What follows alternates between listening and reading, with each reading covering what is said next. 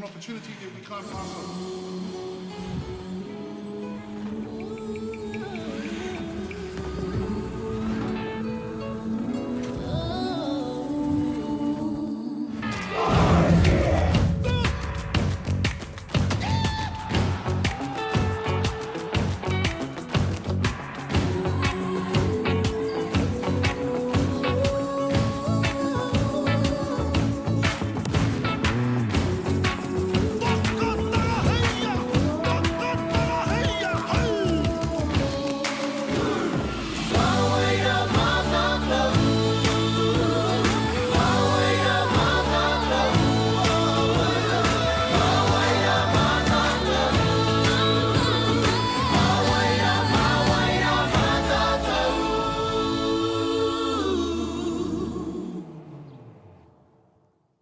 E te iwi nau mai hara mai ki tēnei papa hotanga a whakaata Māori. Ladies and gentlemen, welcome to today in the Tauranga Bay of Plenty. We have Tamaki Makaurau taking on Taranaki today. Exciting times ahead. Finals days coming out today and tomorrow. Stay tuned. Whānau, enjoy the weekend. Glad you're here. E te iwi nau mai hara mai ki tēnei papa hotanga a whakaata Māori. Ka mihi ki ngā maunga ngāwai me ngā ahika o tēnei rohe. Tēnā koutou katoa. Good morning and welcome. We have Tamaki Makaurau versus Taranaki this morning. Lovely game coming up in the Bay. Excited to go, hey Byron? Man, it's so good to be here at the under-20s, especially with you, Dan, and we're going to have an exciting game here with, with Auckland and Taranaki. I saw Taranaki play yesterday, and they got a good win against Waikato, so we're going to have a good game today. Yeah. We've got the team list here. Taranaki consisting of Alexander Moss at number 8, Darcy Stevens number 9, Eli Polgren at 11, Jacob Whitaker at 10, Joey Ruakira 12, Jordan Cooper at 6, Caleb Cronin Norfolk at 13, Lawrence Roldan at 5, Levi Carter at 4, and Quinton Turner at 15.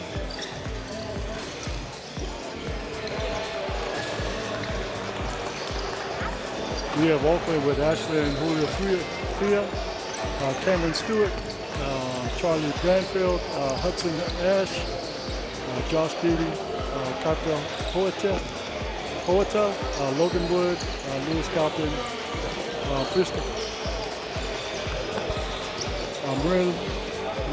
Mario Nola, Mikey Moses, Tamaki Sean Michael. Coached by Martin Gahn.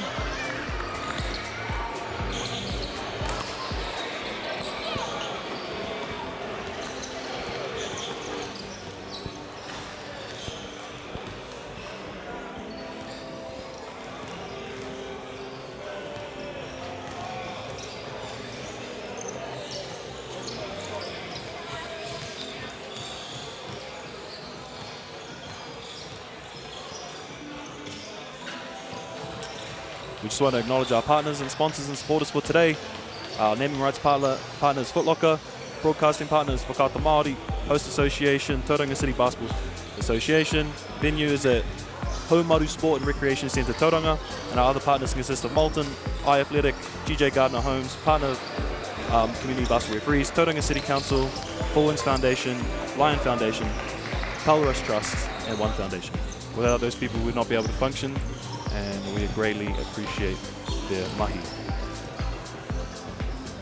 I especially love the Foot Locker sponsorship.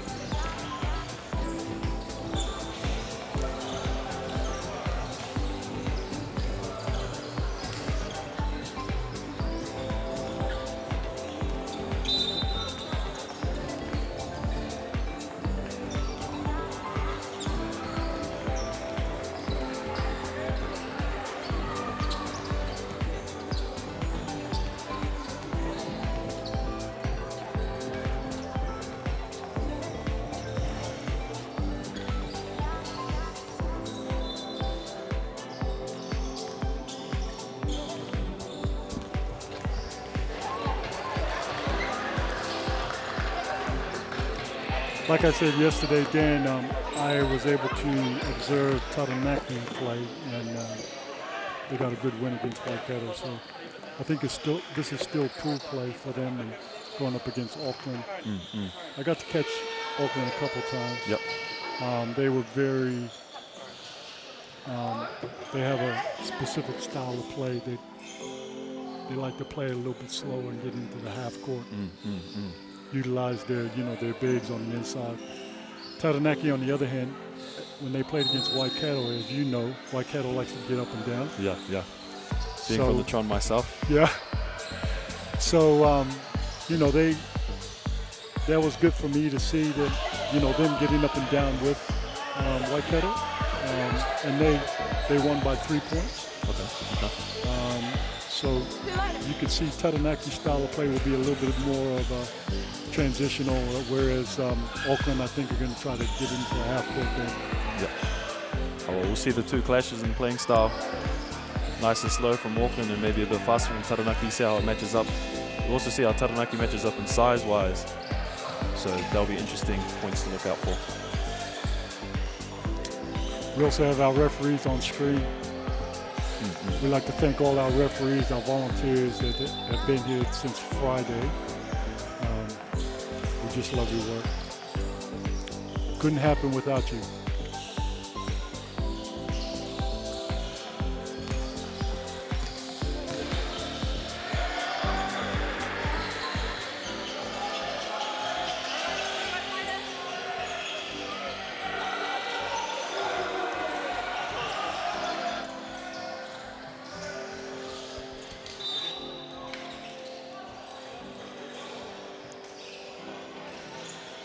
Oh.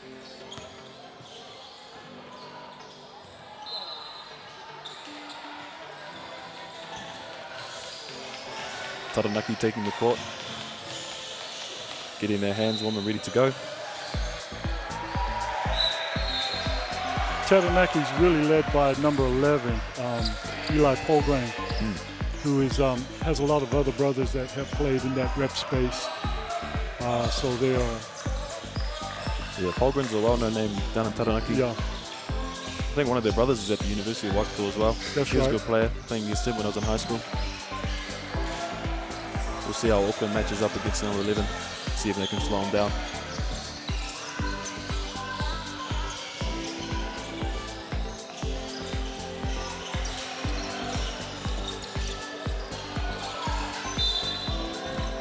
Here we go, first live stream game of the day and of the tournament. Exciting times ahead. Jump ball about to commence. Number 54, Josh Beattie, jumping against number 13, Norfolk. Taranaki with the tip to begin the game. Polgren with the ball, decides to go for a spin move, bump, left-hand finish, just off. 54 with the rebound. Auckland getting into their set. DHO to the corner. Big action. Handoff.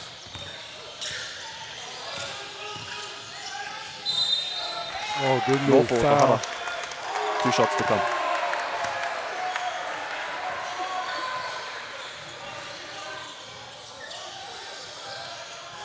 Foul on Darcy Stevens for Taranaki.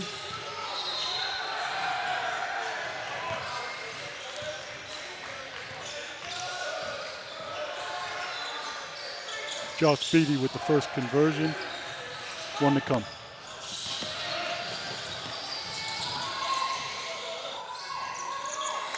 Makes both. Taranaki advancing. See what they run here. A lot of teams running this DH off the set to start. I think it's become a new trend, especially in the NBL, moving towards these. Number 6 with the Poruwhiwhi Toru. Jordan Cooper. Cody Cooper. Tamaki Makoto coming right back. See Taranaki running a 2-3 zone. Big to corner. Another Hara. Auckland ball baseline.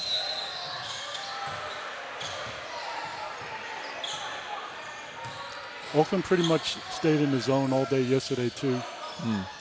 I think that's one of their strengths. I think they just want to utilize their size. Yep. I mean, zone offense. So See what Auckland do here. kicks the corner. 73 the drive. Great dump off. Oh, misses the gimme. It's okay. Great look from Auckland. See what Taranaki come up with now. On the fast break. Oh, shot by Norfolk off. 73 with the ball.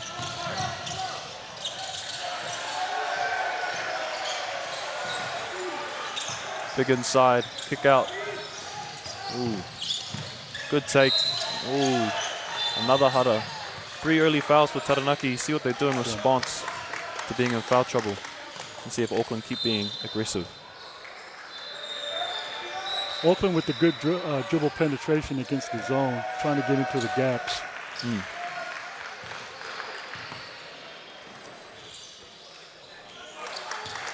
Makes the first. Aish. With 1 more to come.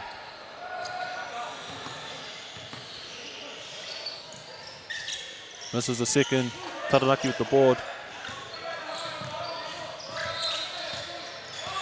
Auckland playing a man.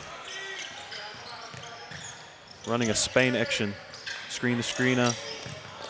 11 with the ball. Kuruwhiwhi Toru again, and it's hits. Beautiful shot, beautiful form. Auckland off to the gate straight away. Another, oh, no DHO. Corner 3. Still box out by 9. A great box out. By Stevens.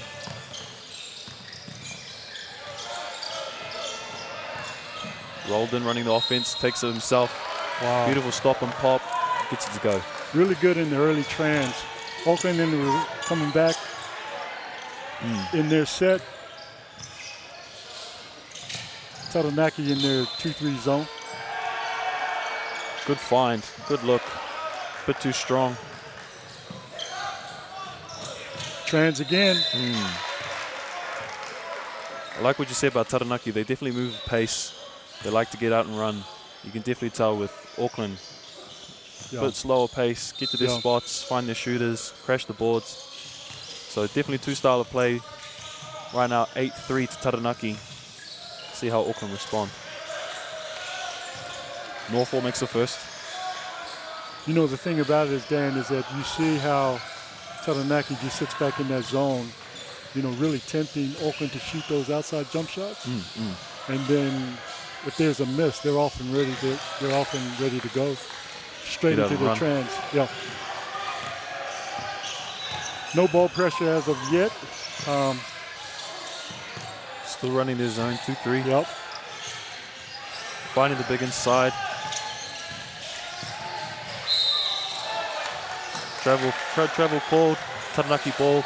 Great defense from Norfolk to keep his feet set, hands up, draw the turnover. Taranaki ball baseline.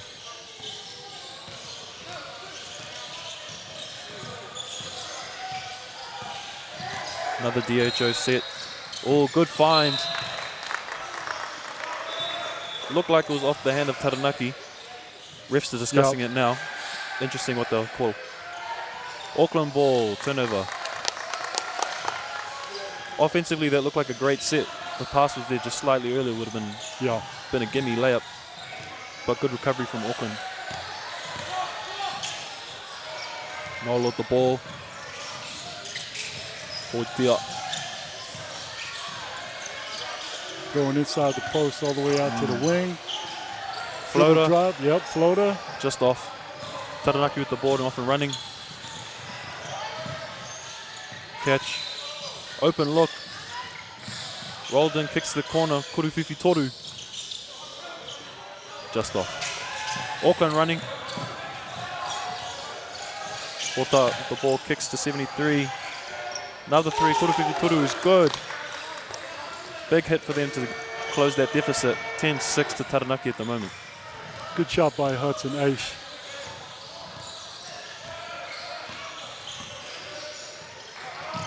Roldan. Maka to Polgren. Polgren, Maka to the corner. Kuruwhiwhi Toru is good. Wow. Way to respond. 3 for 3. Make that gap a 7-point deficit. Taranaki still in this 2-3 zone. Feed to the big man. Big to big. Sorry, corner to big. 37 goes up with the left-hand hook. Just Just a bit too short. Taranaki with the board, off and going again. Getting into their set. See what they run here. Looks like they're setting up for a Spain. Could be wrong. Kyle switching to Spain action there. Looking for that big. Rolled him with the attack. Lovely left. Kiss off the glass. 15-6 Taranaki. Oh, good pick from Holgren. Oh, Ends up being a Hara instead. Auckland ball sideline.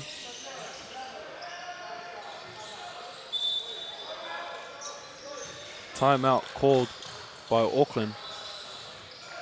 Interesting so far. 15-6 lead from Taranaki. This fast brand of basketball seems to be working well for them. Auckland need to respond here. See what they talk about in the timeout. Offensively, I think Auckland, they're getting to their bigs and they're finding their threes. The shooters open in the corner. It's there. Just need to shoot at a better clip to close this gap. I also like from Auckland when they hit in the post, their top man cuts through, opening up some space for their shooters, which is what they're getting off. Taranaki otherwise off to the races every time. Straight in the rebound, straight in the go. Drawing fouls, hitting threes. I mean, that's just beautiful basketball if you ask me. yeah. And you can see the style of play that Taranaki want to use, right? As soon as the ball goes up, they're already in transition, it seems like. We'll see if Auckland can adapt to something like that and hopefully make some changes. Yeah. See if they get some fresh bodies in there to shake things up a bit. Yep. But Taranaki sitting comfortable with a 9-point lead. 5 minutes to go in the quarter. Still a lot of game to go. Chess match. Set by set, piece by piece, to claw this deficit back for Auckland. Sideline ball. Inbound beginning. Taranaki still running this 2-3 zone. Fighting their shooter. Good drive. Way to draw. And one. Great move. Nola to the line for Kurutautuku. See if you can hit both. Lovely draw there. Good little 1-2 and 1. Makes a shot. Capitalizes on that 3-point play. Well, falls over a little bit. Gathers himself. Taranaki, will they make him pay? He comes back, Nolan with the ball. Up fake. Way to draw another foul. Lovely take. Way to sell that up fake and get to the line. Lawrence Roldan is great at dribble penetration, getting the bigs up in the air. Lefty. Yeah. So He's very quick. Yeah. So Quick on his feet. So uses his size. They're very dangerous, those lefties, man. Yeah. Well, he's got a low center of gravity, so he can get to his spots a lot faster than of Auckland's big fella. So good on him. But needs to capitalize on these free throws to extend this lead. See, Auckland's in the bonus with Taranaki on 5 fouls, Auckland on 2. We'll see if Auckland keeps being aggressive to keep going to this line. Still with this 3, open. Quarter 52, quarter is no good. Good O-board, tip out from the big man. Big man inside. Taranaki are collapsing right now. That's Beatty on the defense. Good D from Norfolk. Way to keep his chest strong. Hands up. Pilgrim with the ball. Drives baseline. Kicks to Nolan. Nolan's open. Drives baseline again. Loses it. Auckland. Taranaki with the turnover. Auckland with the ball. Auckland slowly bringing it up. Getting their set ready. Little cross action for the zone. Change it up a bit. Big to big action, lovely. Big to corner, open look, good help, open 3 right there. 5 seconds left. Shoots the Koruwhiwhi Toru, bit short. Great O-board. Big to big again. See if they get a reset or open hook. Lovely finish. Lovely finish from Beatty. Their big man's holding it down for Auckland right now with the O-boards and tips. Really good at drawing as well. Very methodical with Auckland, the way they ran that offense. Auckland now in a little 2-3 zone.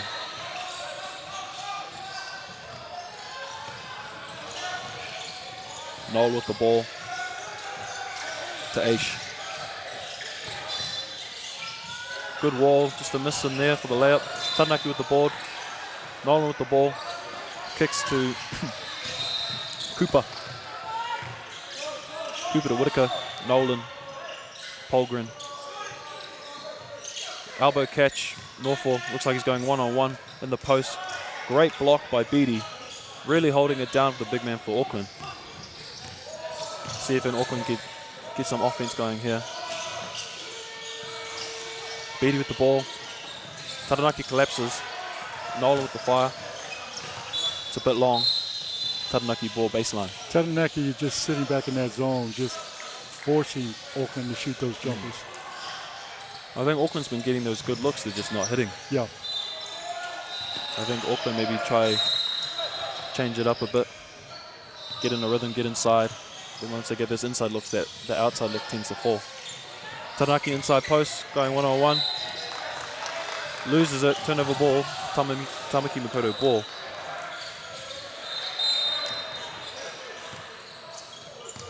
Two minutes 40 left in the game. Taranaki 15, Auckland 11. Little cross action. Back to the top. Top back to the wing. Open three. Oh, there we go. Great hit. Great hit from Nolan. Nola. Mario Nola. Mario Nola's been pretty good for Auckland as well. Him and Beattie seem to be running the show. Little DHO to Nolan for Taranaki. Nolan going ISO, drags it out, kicks to Polgren. Polgren with the up fake, step back. Oh, that's a lovely move. Wow. Look, clean off the hand. Kuruwhiwhi Toru is good. Beautiful. Auckland in response, 18-14, 1 minute 50 to go. Another cross action to start their zone break. Open three, draw to the middle. Beautiful floater from 57. Didn't look like it was missing. Yeah. From Stewart, sorry. That was beautiful. Auckland gaining some momentum here. Oh, Nolan with a good find to Polgren in the corner. Hot hand, and he hits it again. Kuruwhiwhi Toru is good. Polgren is warming up real nice. You got to identify the shooters. You know as well as I do, Dan. You got to identify them. They've really got to switch that matchup. Yeah. You know, stick to that shooter. Make sure he doesn't get another one, because threes are killers in this game. And right now, you need to find the hot hand if you're Taranaki. Again, hot hand. Beautiful. 3 in a row. That's an amazing shot from Polgren again. Heating up even more. See if Taranaki can get a stop to continue the streak. Another 2-3 zone. Pass, good cut down the middle. Nola for 3. Can't get response. Polgren's off to the races. A bit weak on the pass. Nola to steal. Another slow set for Auckland. They're loving this 3. Just can't seem to fall at the moment. Good looks. Open shots.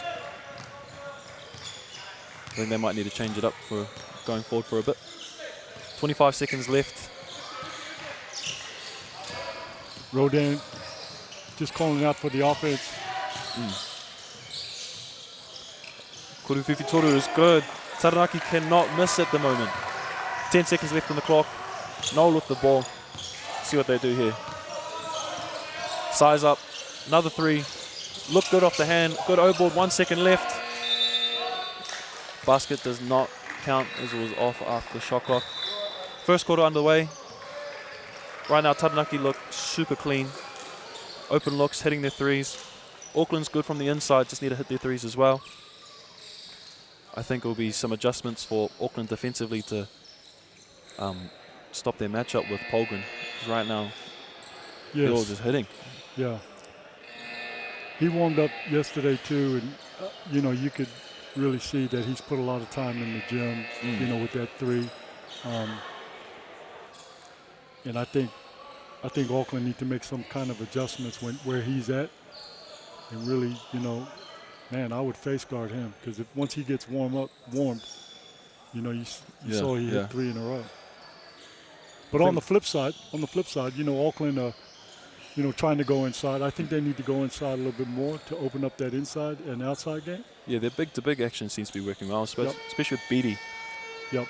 He's just got that size advantage over the Taranaki Taranaki bigs, and it's utilised very well.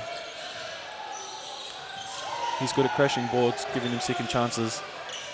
I think Auckland's falling in love with the 3 a little too much, Yeah, I agree. but both teams got some strong players. And 3 quarters to go, so there's a lot of time for Auckland to close this gap. The score at the moment, Taranaki up 27, Auckland 16. As we go into the second quarter.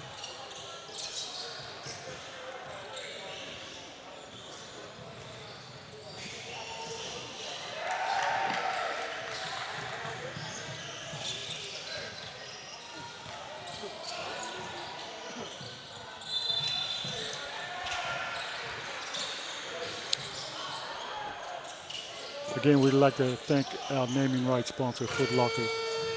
Also with the Foot Locker Under 18 Nationals in Christchurch, June the 30th all the way to July the 3rd. And also Foot Locker Under 16s in Wellington on July the 8th to the 11th.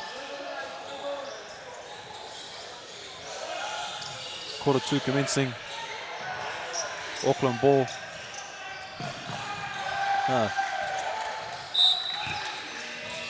See what they run here. Taranaki still staying in that, I think, 2-3 zone. Auckland spacing, shooting the 3. Toru is good. Good shot. Great spark from Wood to come off and get the things going. Logan Wood. Get the quarter going for Auckland.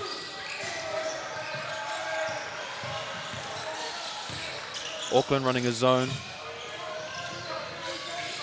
Polgren, up fake. Slow step to the corner. Wood for 3, it's good. Kuruwhiwhi Toru is good. Again, Taranaki shooting at a lovely clip. High percentage. Auckland coming up with the ball.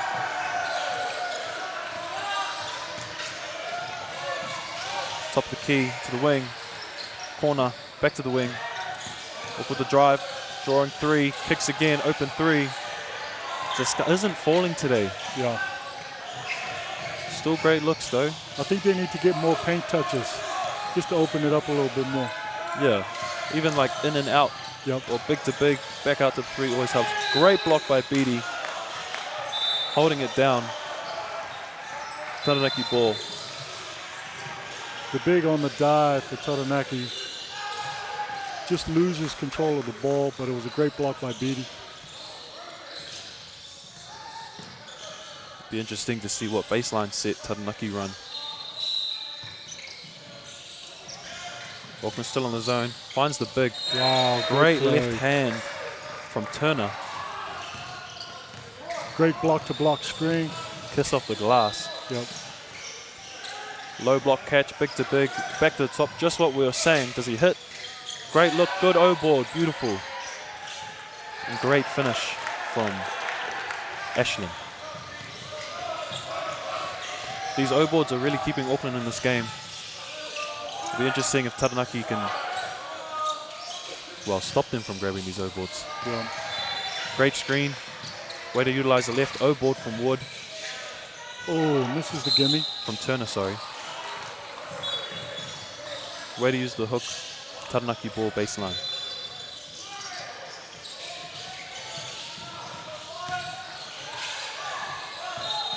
Baseline set.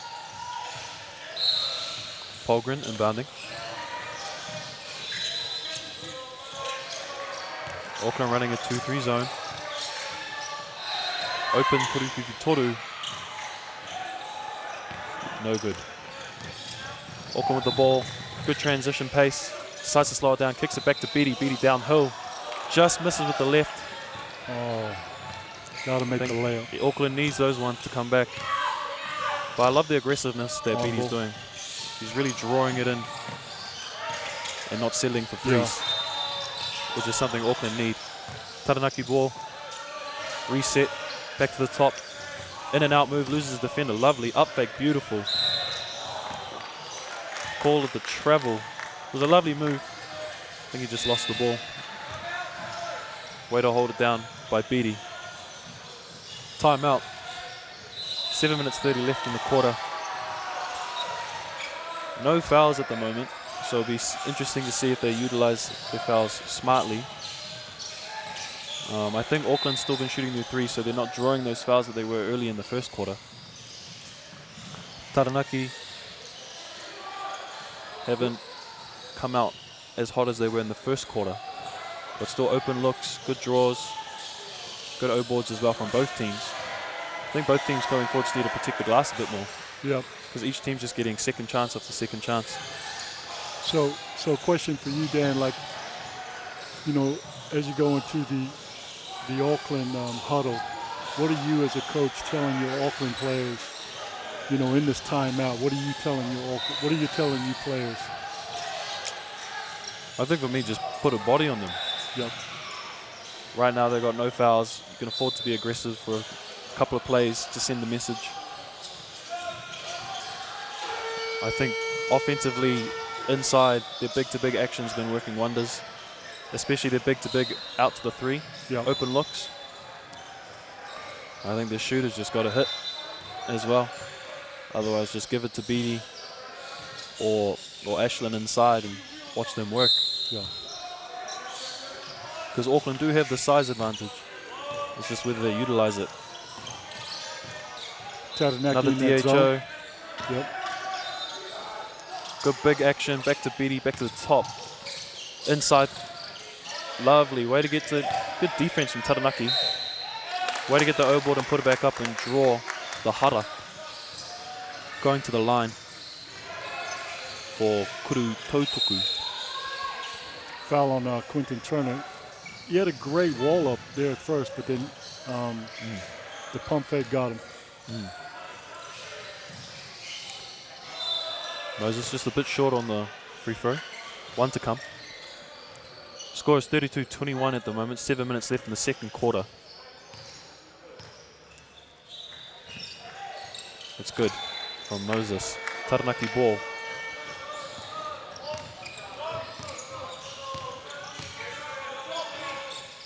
Another DHO. Auckland still in this 2-3 zone. Great screen from Turner. Little floater. Just a bit long. Great rebound from Wood.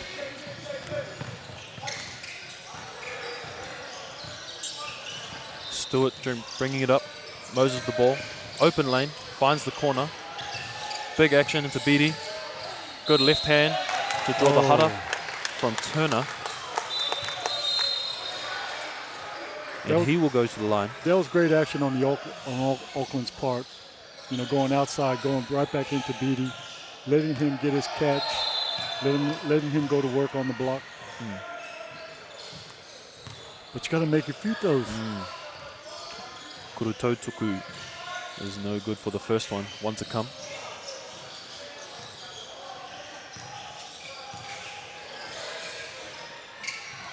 Bit strong on the second free throw. Taranaki grab. Carter advancing. Another 2-3. Open, he's going to let it fly. It's good. Kuru Toru is good. Great confidence. Straight pull. Defense was sagging. He shot it. It went in. Moses with the ball. Good little euro. Swing to the corner. Wide open Kuru Toru. A bit long again. Another O-board. Taranaki got to put a body on that glass. Corner. Oh, lovely little hook. Bit strong. Taranaki off the races. Holgren ahead. Fast break. Oh, misses the gimme. Another miss from Taranaki. Good looks. Auckland ball. Auckland with a lucky miss there from Taranaki. Twice, yes. But way to go for Taranaki to get out there and run. Would have made the lead 15 if they got that. 13-point deficit at the moment for Auckland. It's be interesting to see what they do to close this gap. Beattie with the ball, looking inside, decides to take it himself. Great strong body. Ooh, caught a blocking foul on Norfolk. Way to be aggressive. I think Beattie's aggressiveness is really taking its toll on Taranaki's defense, especially with the size. But they got to hit their free throws. And I think Norfolk was stuck in the 3-point, in the circle. I think he was just slightly late coming to his feet. Yep. I think if he was there a split second earlier, it would have been a charge call. That's got to be one of the toughest calls It ever. is. It is, especially for a referee from. Yeah. Sometimes it's, you know, whatever side the coin flips. 50-50 call. Right now, Taranaki with the ball. Carter advancing. DHO. Oh, bit of a risky pass there. Yeah. Hara called on Tamaki Makoto. Taranaki ball base sideline. Not too sure who the foul was on. 54 on Beatty. Foul on the big man. Alexander Moss with a dangerous entry pass. Lucky that the huddle was caught. Be interesting to see what Taranaki run. Cross cut into a handoff. Fake. Looking inside for the big. Big sets a high pick. Pick and roll. Up to the top. Back to Polgren. Step back. Shot clock violation. Auckland ball. Wow. That's a coach killer. You know, you got to understand, you know, time management. You got to understand. I think also from the bench as well, you got to yell that shot clock. Yeah. Every possession matters, Yes. especially in this game.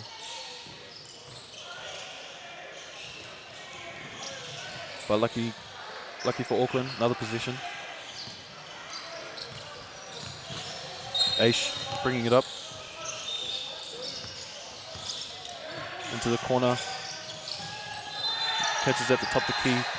To the corner, up fake, rip and go, open three. It's good. Lovely shot from Wood.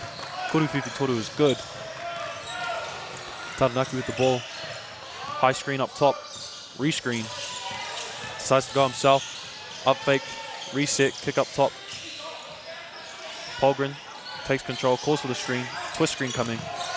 Ooh, good little in and out, draw two. 5 seconds left on the clock, see what he has to put up here, three. Polgren from deep. It's good. This man cannot miss.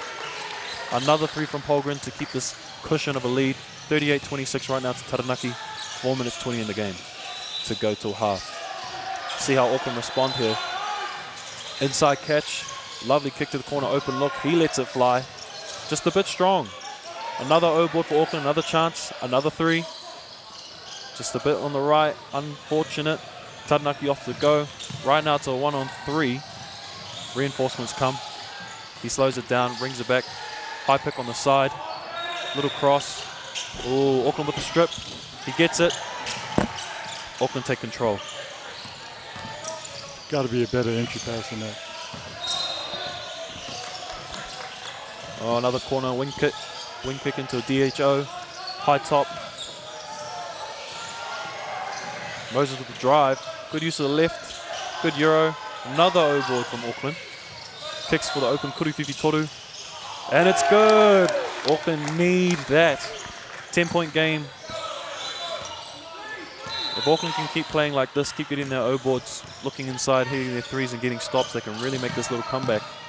But if they can stop Polgren, I think that's their main. But he's been finding buckets for Taranaki. Oh. Another turnover for Taranaki. Moses the ball. He does a little reverse handoff into a Euro and one. Kuru's good. Mario Nola To the line. with the drive and Euro. Here it is on the replay. Kaipara was just reaching there, Yeah. the defender. Got to keep your hands out of the cookie jar unless you know you're going to get it. You can see the momentum swung though. Auckland now are getting back into their sets, and you know they're going up against Taranaki with their own weapon, and that's in transition. But still, those outside shots are open. They just need to knock them down. If Auckland just shoots at a better clip, this game will be a bit tighter than it is. Yep. Still only an 8-point lead for Taranaki, so definitely closable for Auckland. I think right now the momentum's in Auckland's hand in the moment with the and one and a couple turnovers that they've forced. I think for Taranaki, they just need to take control of their ball, limit the turnovers, find Polgren, let him run their sets because he'll draw, kick out, Couple. find the other men, and then see how it goes from there. Very good game to start off the live stream though. Two powerhouse teams in Aotearoa. 3 minutes to go until halftime. Nola with the M1 will be shooting Kuru Tautuku to close off that 3-point play.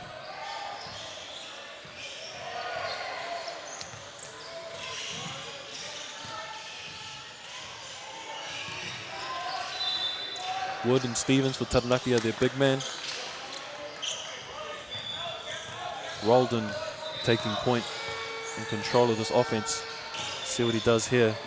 Little DHO from the corner to the wing. Double screen coming from Taranaki. Beautiful find in the inside. Great block from Auckland, however. Great defensive stop. I think that's 3 in a row from Auckland. Mario got called for the travel.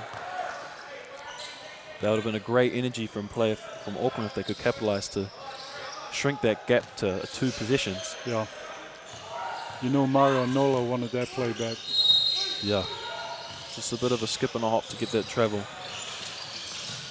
Roldan taking the ball, swings out, another turnover from Taranaki. 1-on-1. Bit long, another O-ball, great putback from Aish. Way to use the left, bring this lead into a 2-possession game with 2 minutes left until half-time. Roldan slowing down the offense, making sure the boys are centered and controlled. High screen coming, little Spain action. Wide open Kurutufi Toru, no good. Great rebound from Auckland. Slowing it down again. Getting into their set. Wide open 3 in the corner. Looked good off the hand, just a bit short. Long rebound, great collection from Taranaki. Off they go.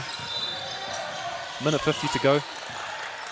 Taranaki have really slowed the game down now. Limit their turnovers. Little double screen. I think it's an elevator play that they're running. Yeah. I love an elevator play. Yeah. That's a 2016 Golden State type of play right there. Ooh, a little up fake to the big. Back to Roldan up top. 2 seconds on the shot clock. He has to let it fly to the right.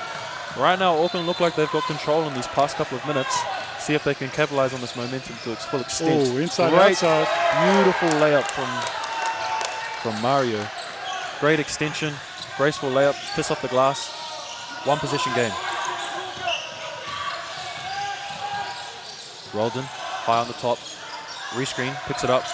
Kicks to the wing, back to the top. Corner wing kick, open. Just a bit short on that one. Auckland with another rebound. Taranaki's falling in love with this 3. They can get some inside looks because it's not hitting at the moment. Back to Auckland. Wing, corner. Great defense from Roldan. Way to get their hands in there and strip the ball. Auckland ball sideline. Subs coming in. Taranaki is just they're just turning the ball over way too much. But that's when Auckland's really got to take advantage of that, those opportunities. I think from that timeout, Auckland made a defensive switch to really get on the board, get on their body, get on their hip, grind it out. I think Taranaki have been falling in love with that 3. It's been hitting up until now. Great take from Mario. This man has been killing it in this past 2 minutes, really taking control for Auckland. See in response for Taranaki. Handoff, jab, back to the top, left screen, good roll from 12. Release from number 9, back to the top, high screen on the right. Picks it up, 7 seconds left on the clock. Roldan takes it into his hand. 3-second call from the referee on Ruokere. Just camping in there a bit too long. See what they do to stop within this last 13 seconds for Tamaki Makaurau. 10 seconds. Nolan with the ball. Oh, back, little turnover 3, 2. He has to let it fly. Oh. Cute little throw. Almost went in. Half-time, 38-37. Taranaki up by 1. Auckland closing that gap in the last 2 minutes of that quarter, especially from Nola. Mario Nola. Really coming in clutch to close that gap. I think with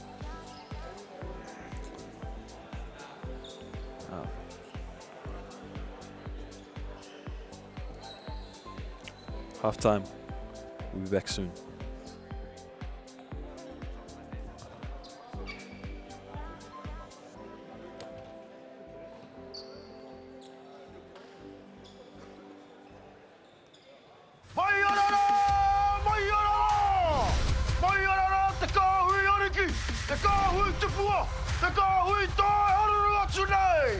Ariki ki whakaata Māori me Māori Plus. E ana te kōrero, e kore te kauri kia piko. Aha ko te aha, turanga tira koe noho haka iti. Kaore anō tēnā tū wairua, kia pā mai ki au, I runga I te tū ki te papatū aiwa. Au taia, tukura mai o kaha hea mātou nei tamariki kia tūranga tira. Ko au taia, haka, whera.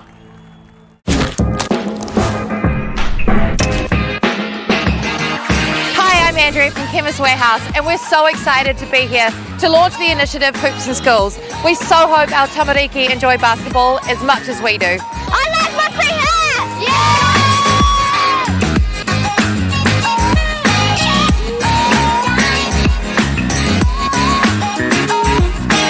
Hi, my name's Riley and I like these hoops because it's a great opportunity for us to learn how to play basketball.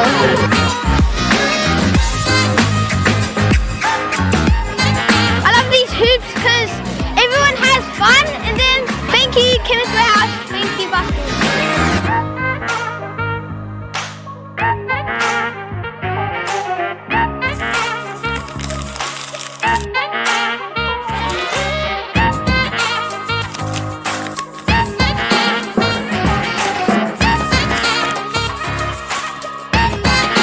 Thank you Chemist Warehouse!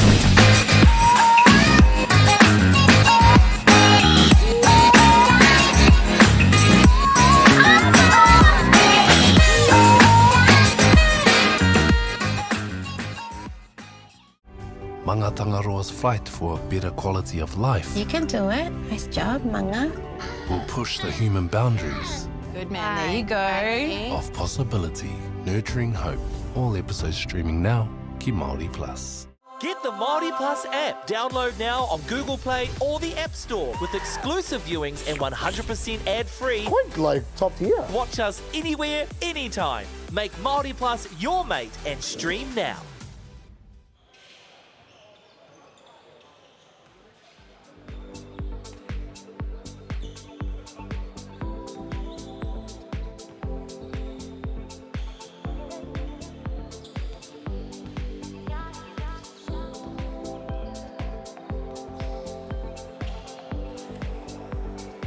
No mai haere mai, and welcome back to the second half.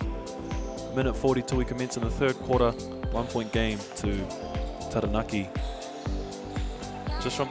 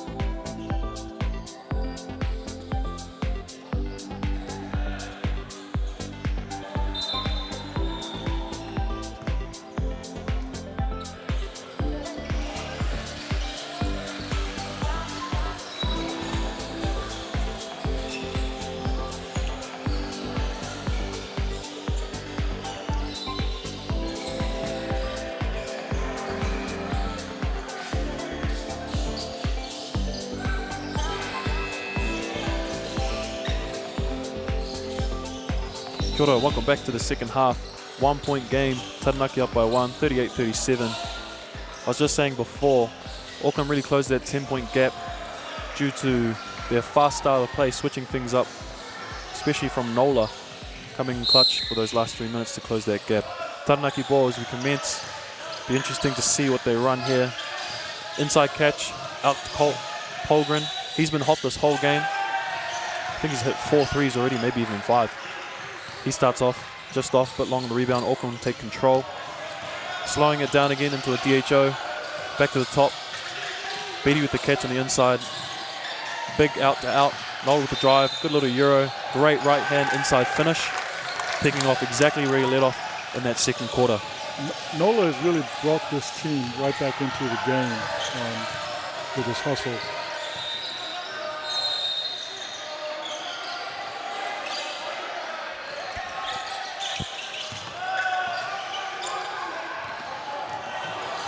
Bit long on there from Taranaki. Auckland with the ball, little cross jab. Great defense from Taranaki, drawing the foul from Auckland on the reach. Taranaki ball. This one.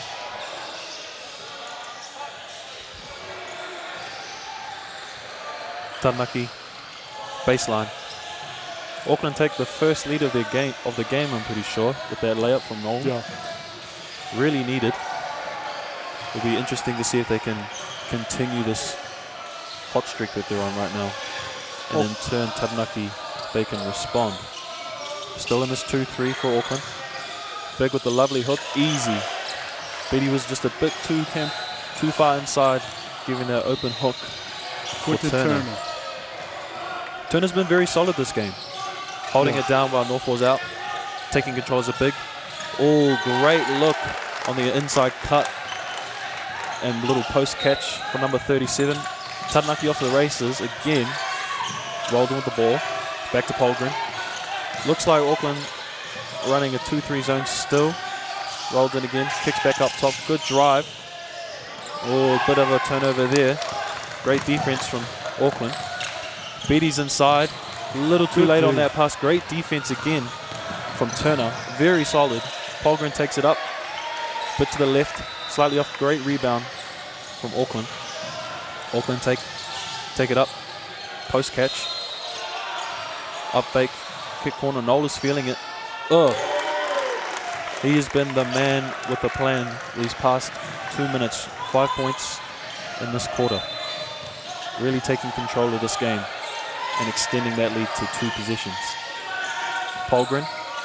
Back to Roldan. It seems like Auckland's come out with a bit more urgency this half. You can see it in the defense. Yep. Great response from Cooper. Much needed. 1 point game. Auckland up 44-43. Nola, DHO again. Back to the top, Moses. Swings it back to the wing. Draw. Nola again. He's the hot hand. You got to get up in him. That's 8 points for Nola in the past 2.5 minutes. Man hasn't missed. They're just leaving him wide open on the wing. You got to put a body on that, man. Taranaki trying to find their hot hand in Polgren. Back to Roldan up top. Settles for the 3. Bit to the right. I think now roles have reversed, to be honest. Now Auckland look like they've got their flow. And Taranaki looked stagnant with the 3-point shot. Yeah. Beatty draws. Gets in the cup. Great draw. Way to be aggressive. And is going to shoot the Kuru Tautuku.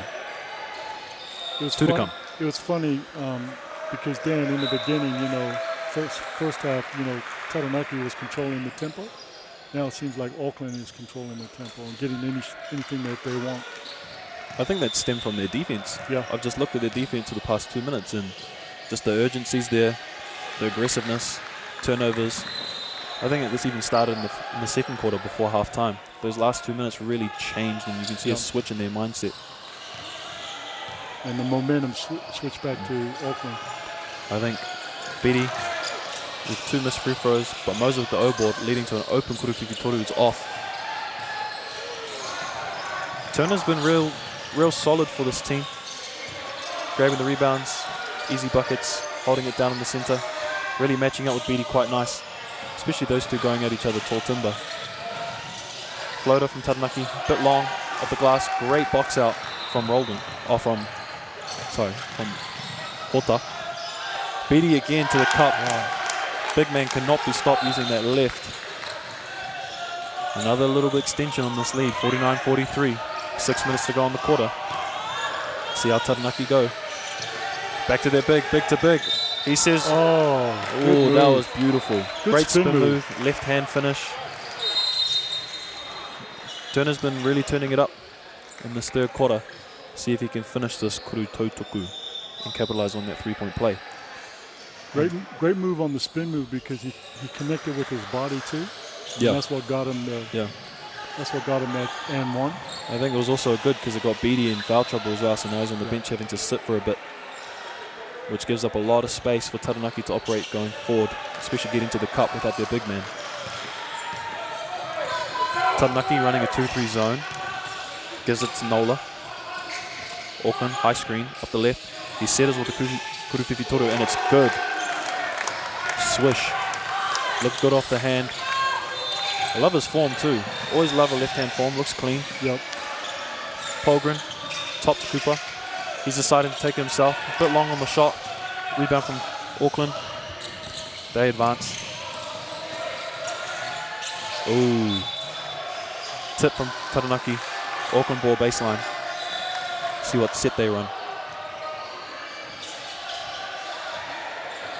See if Taranaki can get a much needed stop to stop the streak from Auckland. Still running that zone. Polgren, Makinola to the corner.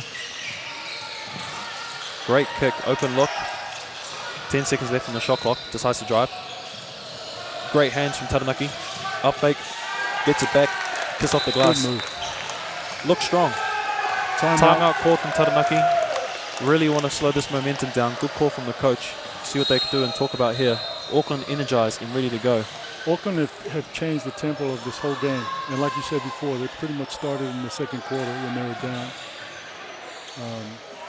Now it's up to Taranaki to make those adjustments. Yeah, I think Taranaki, they're getting good looks. They just need to be a little bit more aggressive. Defensively as well. Get their man off the glass because they're allowing O-boards still. And really attack the cup because now that their big man Beatty from Auckland's out, they can really utilize getting inside. Well, like you said, the big is out, right? So, if that was me, I'm trying to, go get up and down in trans and really exposing the inside game. And just trying to get easy buckets right now, trying to get momentum back. But I think it starts from the defensive end, like you said. If I'm Taranaki, I'm trying to get a kurutopa. Yeah. Get a boom. Get the boys going, get them riled up. Because after energy play, it always transitions into defense too. But still, Taranaki's still a very strong squad. Great shooters on their team. It'll be interesting to see if they can close this gap. 5 minutes to go in quarter three. We haven't seen Nofo here for a while. I know Quentin Turner's doing a great job on the inside. But we haven't seen Nofo. I think he's in foul trouble. Oh, he is? I believe so. Yeah. He got called for that blocking foul earlier on, and then there's a few reachings. I'm pretty sure that happened. But I think he'll be rested up and ready to go. Probably in the end of this quarter. Polgren uses the screen from Cooper. Corner. Uses the screen to Cooper. Back to the top. Handoff. They're sagging. Decides to drive. Loses it. Just off Auckland's ball. Taranaki ball baseline. Good aggressiveness from Cooper. Just good hands from Auckland to get that strip. 2 seconds left on the shot. They've got to put it up real quick. See what they do here. High screen, little baseline punch.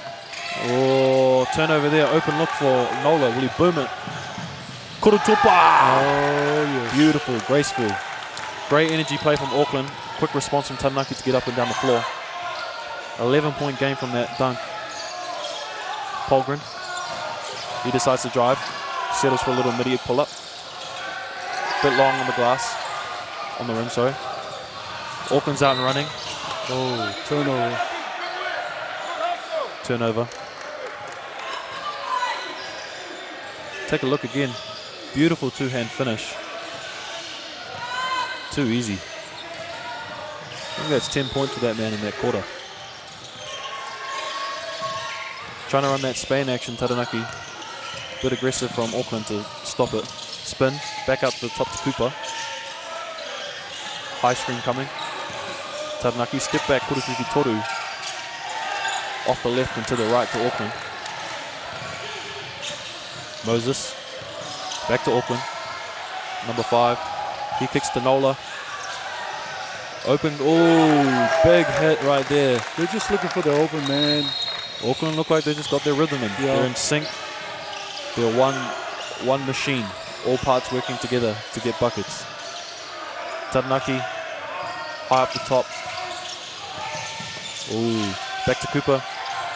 Cooper decides to go ISO, high screen, open look. There we go, much needed for Taranaki to slow this Auckland team down. Nola kicks it right back and starts off high at the top. Handoff coming to the corner. Wood, back to Nola. Good look. Why not let it fly? No good. Hogan with the rebound. He decides to going left. Kick corner. Great hands from Nola to force that baseline. Taranaki ball. 3 minutes left, 12-point game. Walden in Norfolk into the game. Much needed reinforcements for Taranaki. Seem like they're anchors for this team. And Polgren and Turner take a seat. Oh, little corner screen for Cooper. Oi! Great draw from Auckland. That was a great screen to hit that corner. Yeah. Finds Cooper open. And he draws the hara to shoot. Kuritotuku. Two of those. Taranaki and Auckland in their groups huddling, discussing what they're going to do for their next phase. If you can make these free throws, it'll be a 3-possession game. Down 9. Yep. Big free throws here. Great look. Great hit. Closing the gap. 10-point now. 10-point deficit for Taranaki. Cooper's been very solid this game. Hitting shots, getting to the cup defensively as well. Great hit. Way to capitalize, mate, and hit 3 free throws. All the good teams hit their free throws. Yeah. Another handoff out of the corner to the wing. Big coming up. Noel with the ball. He kicks to the corner. Back to the wing. Oh, good strip from Roland. Much needed from Taranaki, and they're off flying. Great drive. Ooh, what a block. Roldan with the O-board. Hustling. Great defense from Auckland to get that chase down. Roldan inside the cup. Back up top. Reset for Taranaki. Get their offense going. 6 seconds left on the shot clock. He swings to the wing. He has to let it fly. If I'm Taranaki, you've got to call out that shot clock. These positions matter, especially in 2 minutes left in the third quarter. No doubt. The bench has got to scream it out too. Even the other players on the court as well. Yeah. They know that shot clock, you got to yell it. Because these positions matter, especially going into the fourth. Because that's where all the momentum comes. Auckland with the ball. Another downhill to start off this set. Back to the top. Big man to the corner again. Travel. Bit of too much of a fancy feat there. Taranaki ball on the sideline. Timeout called. Both teams coming in. Great last 2 minutes for Taranaki. Something they really needed. Good energy bursts. Getting out and running. O-boards. Defensive stops. Much needed.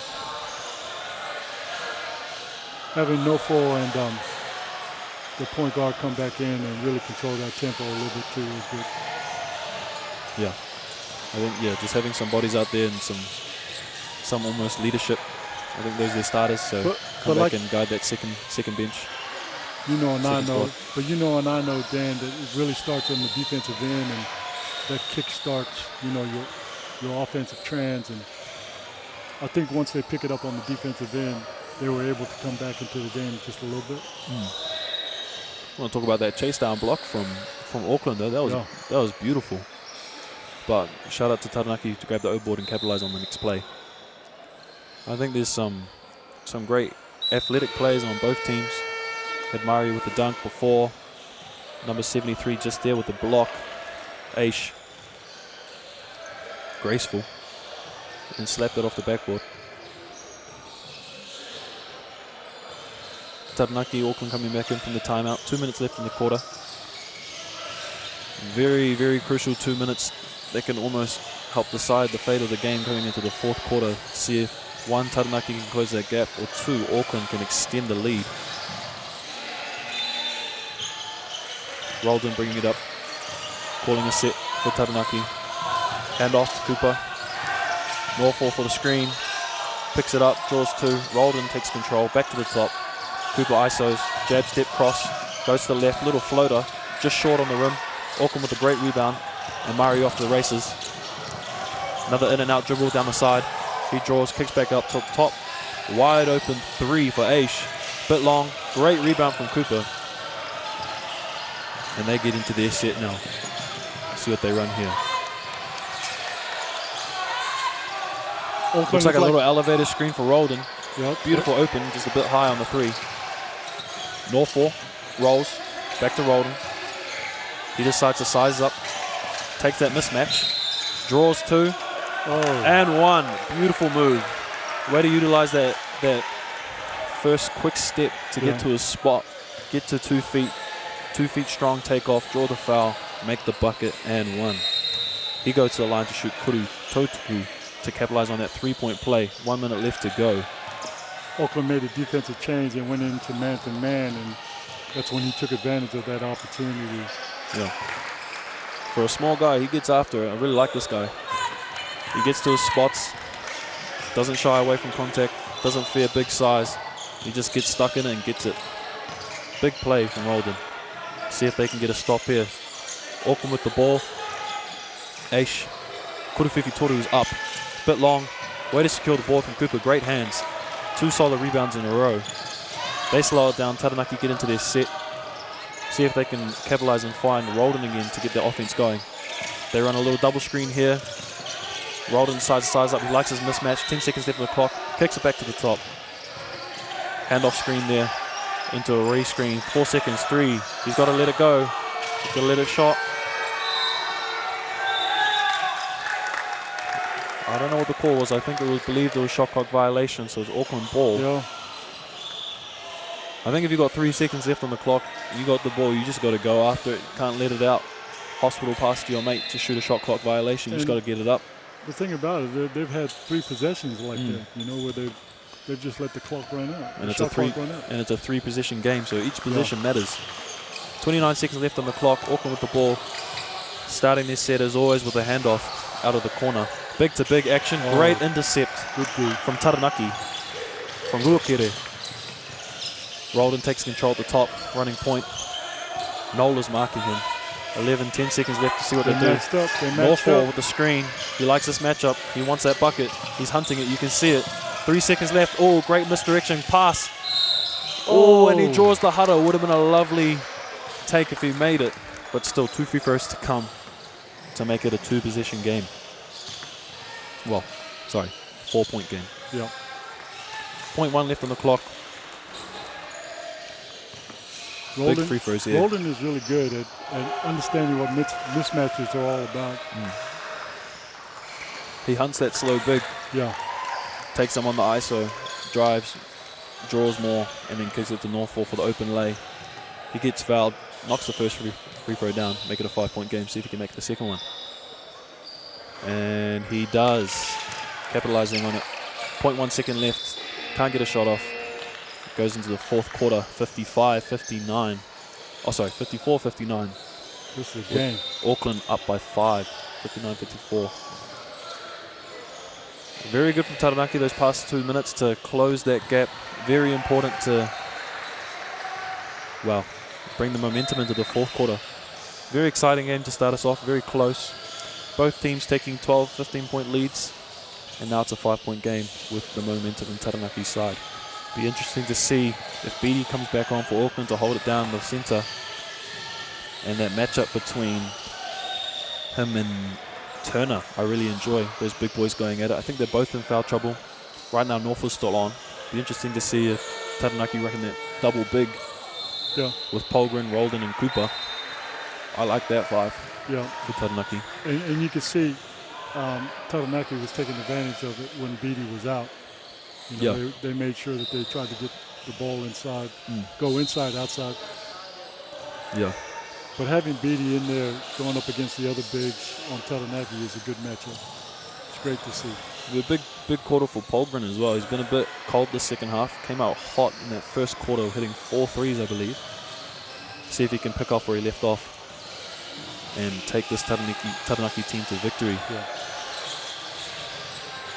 But right now, Roldan been doing really good to hold it down. Auckland as well. Mario being consistent as well. Saw that little 2-hand flush earlier. Lots of scoring, lots of options from Auckland. They've been distributing the ball, working well as a machine. So both teams got their pros going into this fourth quarter. Big 10 minutes coming up. Exciting fourth quarter.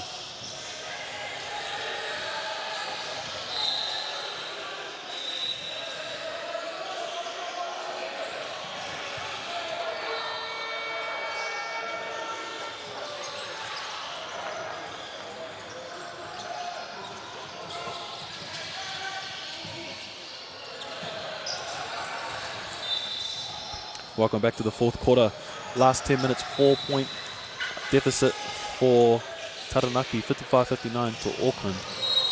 They came back and closed that 10-point lead in the last 2 minutes of that third quarter to make it 5 now. So the momentum is in Taranaki's way. Auckland run a DHO off the set to start as always. Back to Moses up the top. They're looking to find Beatty on the inside to get that big-to-big action. He's getting marked by Norfolk quite well. Aish, little floater. Bit too strong. Good contest from Norfolk. Taranaki with the ball off and going. Cooper with the ball. He finds Roldan. Roldan's open the corner. Baseline drive. Up fake. Draws 2. Back to Norfolk. Great contest.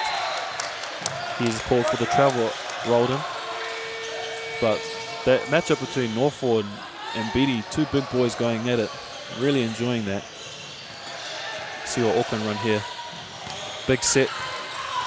Big to guard. Handoff. Back to the top. Back to number 37, Wood.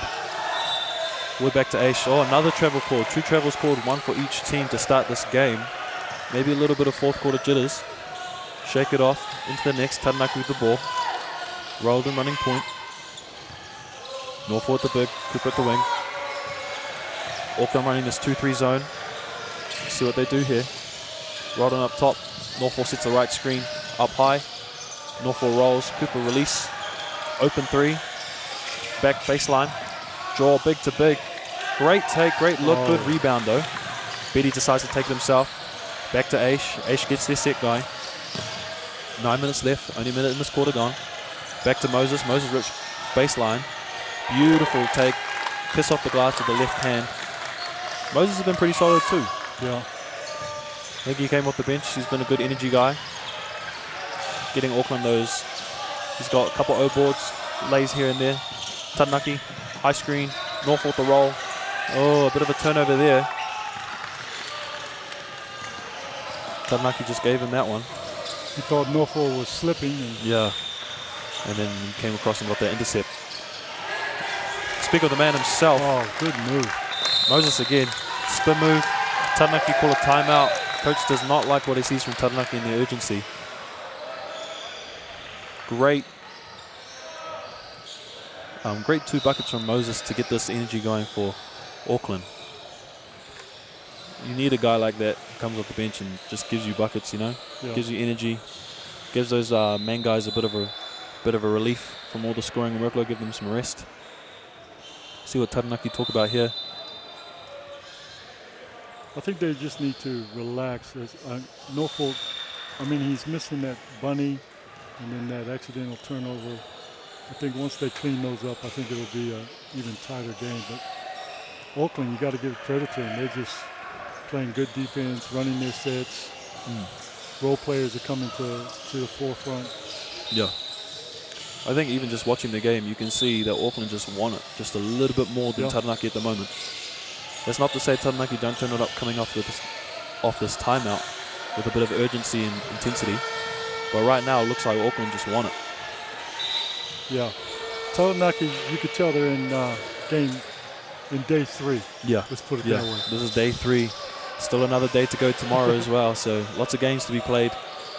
Each game is a chess match, so you got to play your cards right. But if I'm Taranaki, I'm telling the boys, let's go. Let's get it. And we'll see right here if they do just that. Coop with the ball, up fake, back to the top for the release. Looks like Auckland's running a bit of an aggressive 2-3 with their second man coming up high up on that ball. Coop with the baseline drive. Auckland's defense is suffocating. Finds that release to the corner though. Polgren wide open. Good look, just a bit short. And Auckland with the two-upper. Beatty, handoff. Aish. Big to big action, Beatty on the low block. He decides to go himself. Left hand, draws the hara from Taranaki. And he's going to the line to shoot kuru tautuku. Auckland hasn't been hitting their free throws as much as Taranaki at their clip. But big free throws here for Beatty to extend that lead to double digits. He's missed a couple. He's been Shaq. Yeah, he's the Auckland Shaq, but I don't know. I feel like he's still got good touch though. Yeah. He's got a shot. He's got a shot, I believe. Goes 0 from 2 from the line. I love Shaq. Who doesn't? Oh, good draw and pass. Just a bit of a drop from Norfolk. Auckland off to the race. Aish with the ball up top. Oh, another turnover. Both teams just going a little too quick for themselves. Taranaki gathering themselves, ready to go. Turnovers are really crucial, especially in the fourth quarter going down the stretch. Yeah. So they both have to be aware of those turnovers going into this last part of the game. Yeah, because each turnover is a loss of a possession, and each possession is crucial. Ooh, Taranaki drawing the hara on Beatty. Another foul on the big man. That could be 5 if I'm... Let's see what the bench says here. I did not see the paddle, but he might be in foul trouble. Some might be coming in. Got to keep your hands out, especially in your foul trouble, especially at his size as well. You just put your chest up, hands up, and these kids at these level probably won't have the fundamentals to make those shots when it's heavily contested. But anyway, Taranaki, the free throws, makes the first. He's on 4, so him and Norfolk are on 4. Yeah, we'll see if they foul out or not. Hits both, closes the gap. 56-63, 57-63. Sorry, 6-point game, 2 possessions. Auckland with the ball. He rips at the wing, back to Beatty up top. Beatty decides to take it himself. Gets it. Oh, is that offensive? And they caught a charge. I think that might be out for Beatty. Big loss for Auckland. Oh. Great. I think we were talking about it earlier when Norfolk got called for a blocking foul early in the first quarter, and he didn't get there just in time. Well, he was there early. He was there early this time. And he took that through the chest and drew that charge. Big play from Norfolk, especially on the interior defensive side for Auckland. A little bit weaker now that Beatty's out. See what Taranaki do to capitalize on that loss of rim protection. Cooper lets it fly, bit short. Mario with the rebound, kicks it to Aish. Aish takes it up. Decides to go left, spin back right. Kicks to the corner, wide open to Moses. Moses down the line. Great dump off. Just a bit of a miss on the gimme there. Looks like he's asking for a foul, but ref not calling it. Taranaki ball. Great brand of basketball these past minutes. Lots of technical plays. Taranaki down the line, draws the foul and one. Big play to close that gap. 59-63, potentially 60-63 if he capitalizes on this kuru tautuku. Taranaki right back into it. All right. From that timeout, they look like they got a bit more kick in their step, a bit more urgency. Big hit from the free throw. Taranaki's been very good from the clip, shooting at a high percentage, really making the most of these free throws. One possession game. Oh, bit of a long pass from Mario. Cooper off. Great layup. 62-63, 1-point game. Beautiful defense from Taranaki. Taranaki are up and ready to go. Auckland going to gather themselves and talk about it. We'll probably see the replay. The thing about it is when he stole that ball, he used his body to protect, protect himself from the ball in the ring, and if you come was down, able to lay it up. Yeah. When he was coming down the lane here, He does that slow step. Yeah. One right there to draw that cushion so the 55 can't block him. Yeah. Very smart play from Cooper. Auckland on 3 fouls, Taranaki on 1. Auckland in a bit of foul trouble. If I'm Taranaki, I'm going to the cup, getting in that bonus, capitalizing on that lack of interior defense. And if I'm Auckland, I'm keep going big to big. That big to big action's been working quite well. Drive line on base, kick out to the corners have been doing them well, getting them open threes. So both teams, games for the taking. Just depends who wants it more. Taranaki coming in from timeout. Looked a bit fired up and ready to go. 6:12 left to go in the ball game, and Auckland are up by 1, 63-62. We're going to have a great ending to this game. Auckland starting this set. Downhill handoff as per. Nola back to the big, into the corner. Number 65 Gulpin's in. Goes to the big. He swings out to the corner, open look to Aish. Aish decides to drive baseline, draws 2, kicks to the big. Just a short on the rim. Good defense from Taranaki and way to secure the rebound. But great look from Auckland in return. Northall, high screen. Taranaki deciding to go himself. Kicks to Northall. Oh, cheap foul. Northall might be out of the game. If that's his 4th, then that might be his 5th. Could be wrong. Got it, I'm wrong. But oh no, that's his 4th now. It's his 4th now. He's got 1 to give. A bit of an unfortunate foul. He lost the ball on the control and then ended up tripping up. Auckland's big drawing the foul right there. Yeah. Just knee-to-knee action making because he fell over, and Auckland had possession now. 5 minutes 40 left in the game. 1 point play.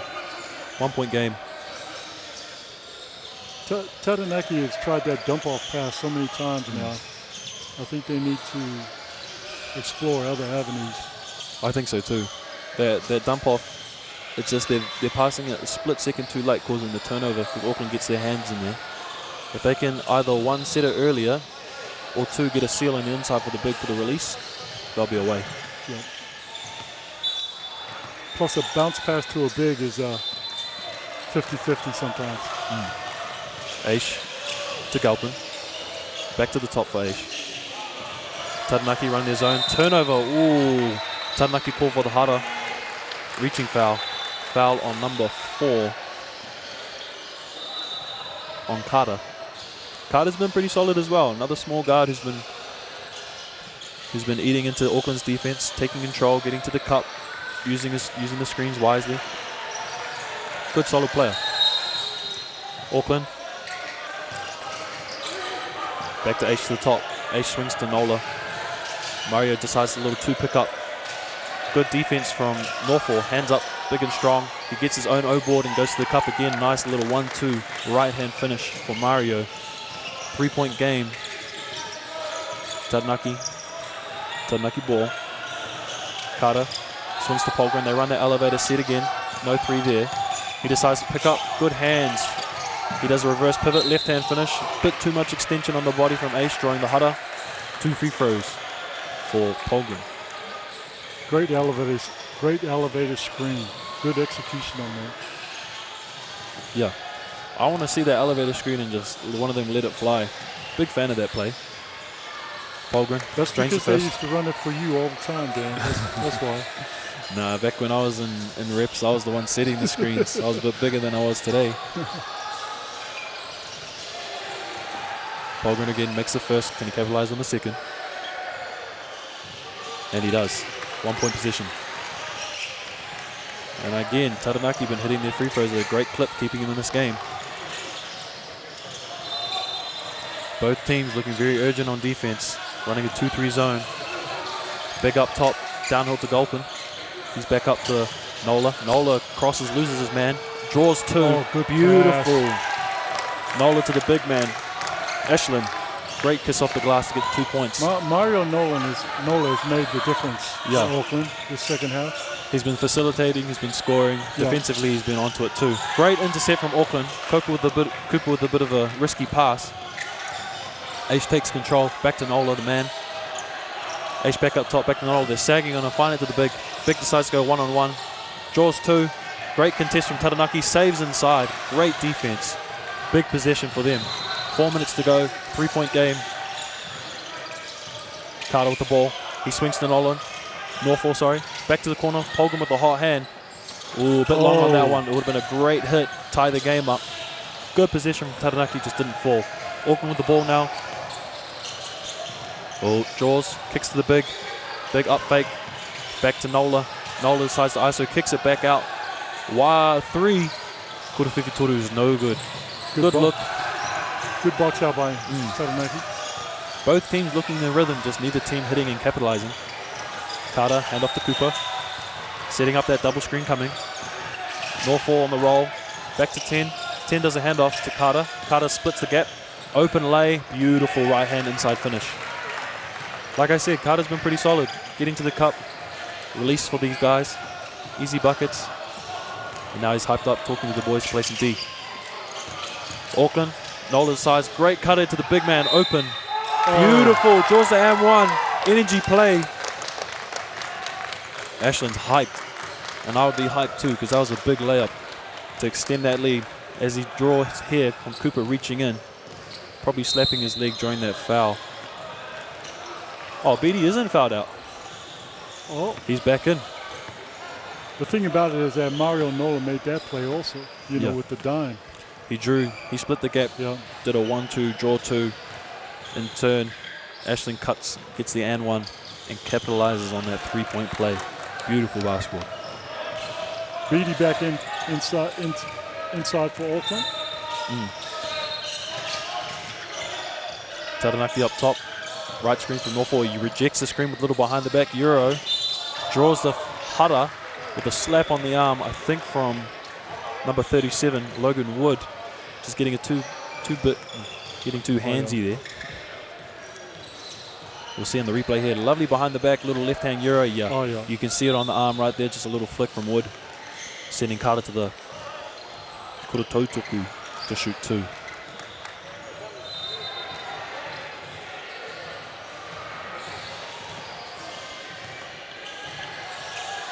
At the line, Carter. Off on the first, 1 to come.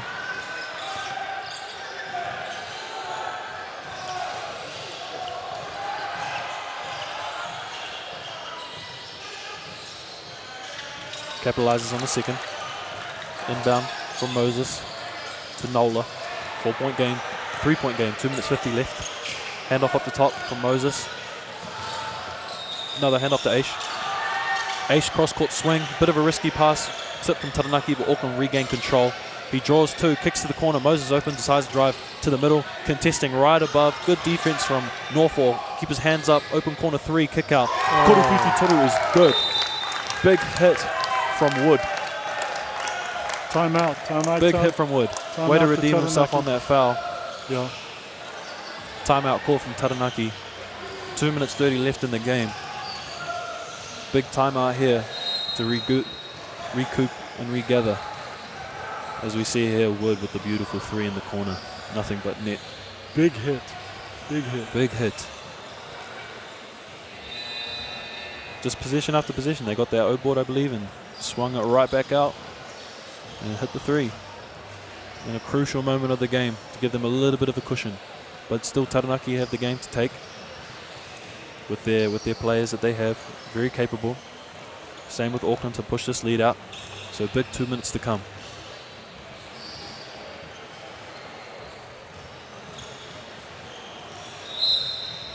It's interesting. I think Beatty's back in the game. They're saving him for the last 2 minutes so he wouldn't foul out on the most crucial part of the game. So now that the interior defense is back up to where it was before, we see if Taranaki rely on that 3 or still get to the cup and do that big-to-big dump-off that they like to do. Yeah, and I know, you know, with the 4th foul, you got to be smart, but you still got to stay aggressive. Yeah. You know what I mean, right? I think we'll see how disciplined Beatty is right now. Just to use his chest and his long arms to contest the shot. He doesn't need to reach forward because that's what he's been getting the call for. Just use your chest, stay vertical, and be big, which he is. Taranaki ball, 2-3 zone from Auckland. See what they do here. Norfolk runs in the middle, sets the outside screen on the left. Carter rejects, decides to go right at Beattie. Does not draw the foul. Tosses it up, just off. Moses with the ball. Hand off to Wood. Wood up fakes. Driving baseline. Tries to draw two. He goes up. No one's there. Draws the hara from Cooper. Kurutotoku. Free throws coming up for Wood. Big free throws here. Extend that lead to a 3-possession game. Right now it's a 2 with 6 points. And especially with time not on Taranaki's side, these are big free throws. Just doesn't seem to fall the back of the net. I don't know if it's commentators' curse or what you think.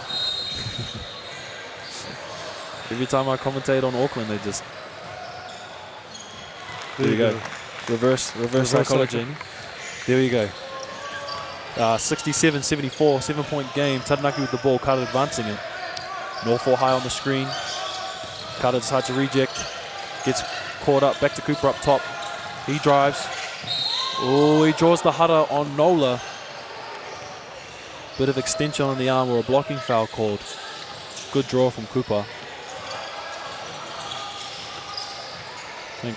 Oh, and Auckland's in the both teams are in the bonus now, so Cooper goes to the line. Big 2 free throws as well. Taranaki been shooting at a very good clip. See if they can continue this to shorten the lead. Maybe it is commentators' curse. 1 to come. 1 minute 47 to go. You could see on that drive he was trying to look for Polgrain out on the wing. Yeah. I think Nola just got his hip or his elbow into his hip a bit too much to draw the foul. 1 minute 47, 6-point game, 68-74, Auckland. Big minute to go. Oh, Roldan back on. Roldan back on, so that's good. Yeah. Bit of a pest offensively. And look at him, straight into it, gets the ball, and he's off to the races and gone. Draws the foul, and they're in the bonus, so he's going to be shooting. Not a smart foul from Moses. Giving them 2 points, an opportunity to score 2 points as well as stopping the clock. Big 2 free throws here to make it a 4-point game if he hits both. Lovely. Been really enjoying watching this kid. Small in size but big in heart. Gets after it. First play, gets back on, gets a steal, draws a foul. Yeah. That's exactly what you need. And he hits both free throws. By my coach, that's the type of player you want. Taranaki now got to get a stop. Hand off, start their set. Back to Nola at the top. Nola kicks to the Wood. Wood sets rejected by Norfolk. The effectuation right there. Boom. Another one, but they're drawing the foul. Hutter's called 2 free throws to the line for Auckland.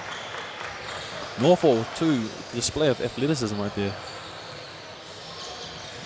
Boy can get up. Big 2 free throws here for Mario, number 56. A bit long. Auckland's missed free throws have really taken its toll on the score. They'd have a big cushion, but just their lack to make has been really affecting them. 5-point game. Way to hit the second. Roldan with the ball. Setting up the play. Polgren in the quarter. Carter in the corner. Cooper up top. Norfolk at the big. High screen coming in the right. Auckland still running their 2-3. Roldan takes it down. Draws 2. Kicks it out to Carter. Carter back up to Cooper. Cooper up fake to Carter. Carter lets it fly. Bit long. Oh, we got a off-ball foul from Wood. Roldan getting pesty, getting for the O-board, and Roldan just giving a bit of a push. Ref calls the hudder. And now since Auckland's in the bonus, there's 2 free throws for my man Roldan. Another one.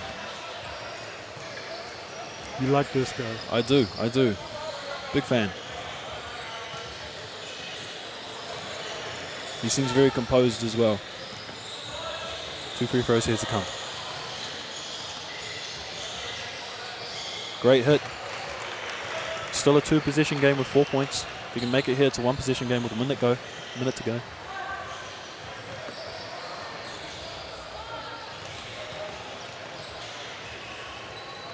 Big Kurutotoku right there. Great hits. Through a 1-possession game, minute to go. Both teams in the bonus. So any foul is a free throw from here on. Wood with the ball. Taranaki running their 2-3 zone. Auckland back to Nola. Nola up the top. Sets it to Beatty. Beatty. Oh, great pass.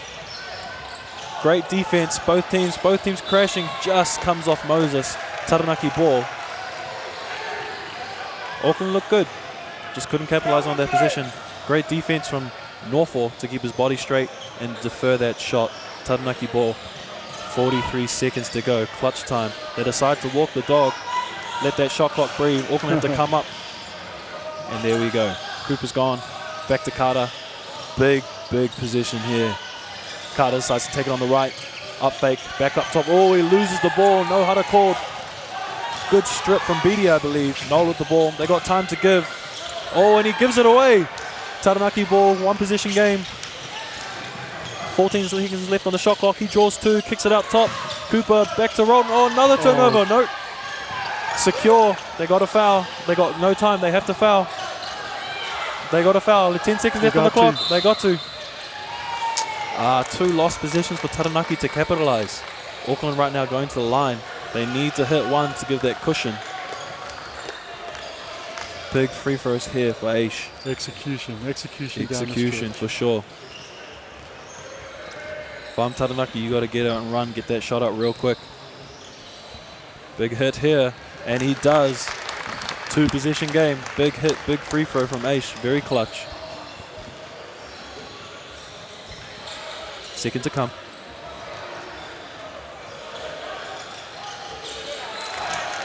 Kuruto Tuku's good. Oh. Taranaki ball, 8 seconds left to go. He has to let it fly. Got to chuck it up. Oh, and they turn it over. 3 seconds to go, and he fouls. 1.7 left to go. I think that might be the game for Auckland. Crucial possession, and it was a turnover. Draws the Hara. Beatty to the line. Anything here will just be the cherry on top to the game. Unless it's he misses the free throw, full court heave, and one full court heave, and then it's a tie overtime. Beatty has not made one free throw today. I'm not pointing that out. I'm trying to use reverse psychology for the young man.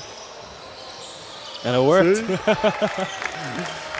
And I believe that is game, ladies and gentlemen. Auckland win the 78-72. Great display of basketball from both teams. Auckland coming out just a little too strong for Taranaki. Thank you again for being with us. Thank you, Dan. Great display of basketball from both teams.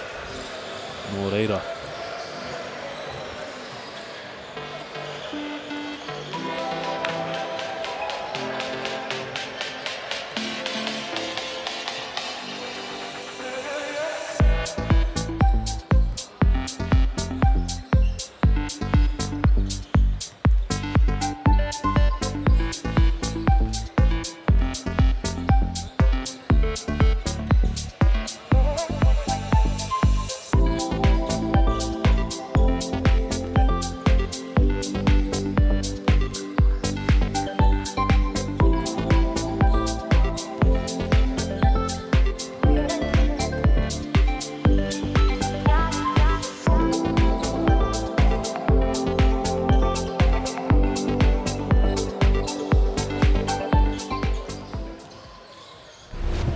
Kaore anō tēnā tū wairua, kia pāmai ki au, I runga I te tū ki te papatū aiwa.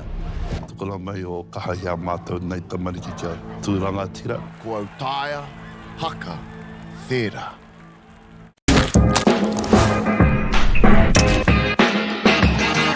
Hi, I'm Andrew from Chemist Warehouse, and we're so excited to be here to launch the initiative Hoops in Schools. We so hope our tamariki enjoy basketball as much as we do. I like my free hat! Yeah!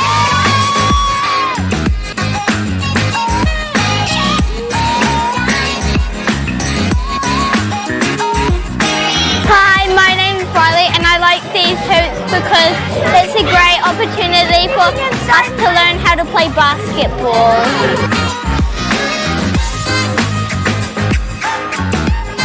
I love these hoops because everyone has fun, and then thank you Chemist Warehouse, thank you basketball.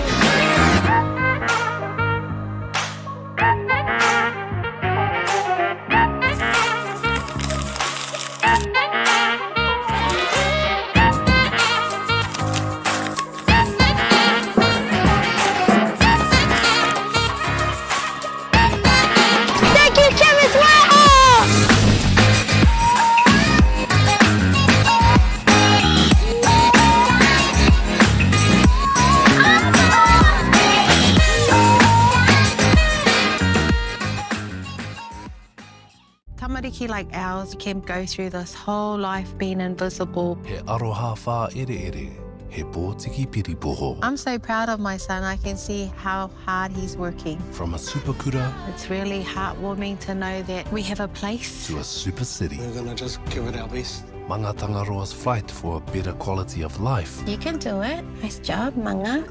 will push the human boundaries Good man, there you go. of possibility. We need to work past that point of comfort to make sure that we actually get the gains that we want to be getting. By week 3, we're not going to even recognize this boy. It's totally different. Nurturing Hope. All episodes streaming now. Ki Māori Plus.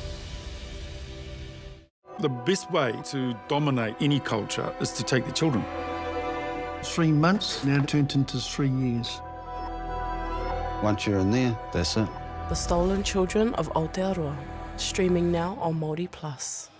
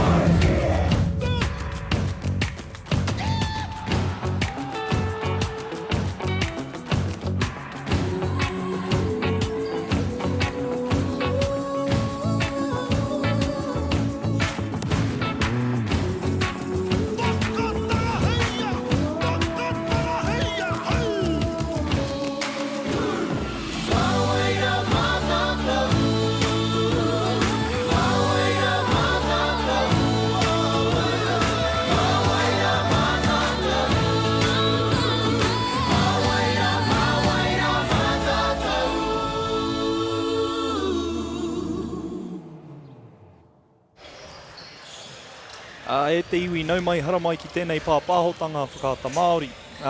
Ka mihi ki ngā maunga, ngā wai, me ngā ahika o tēnei rohe, tēnā koutou katoa.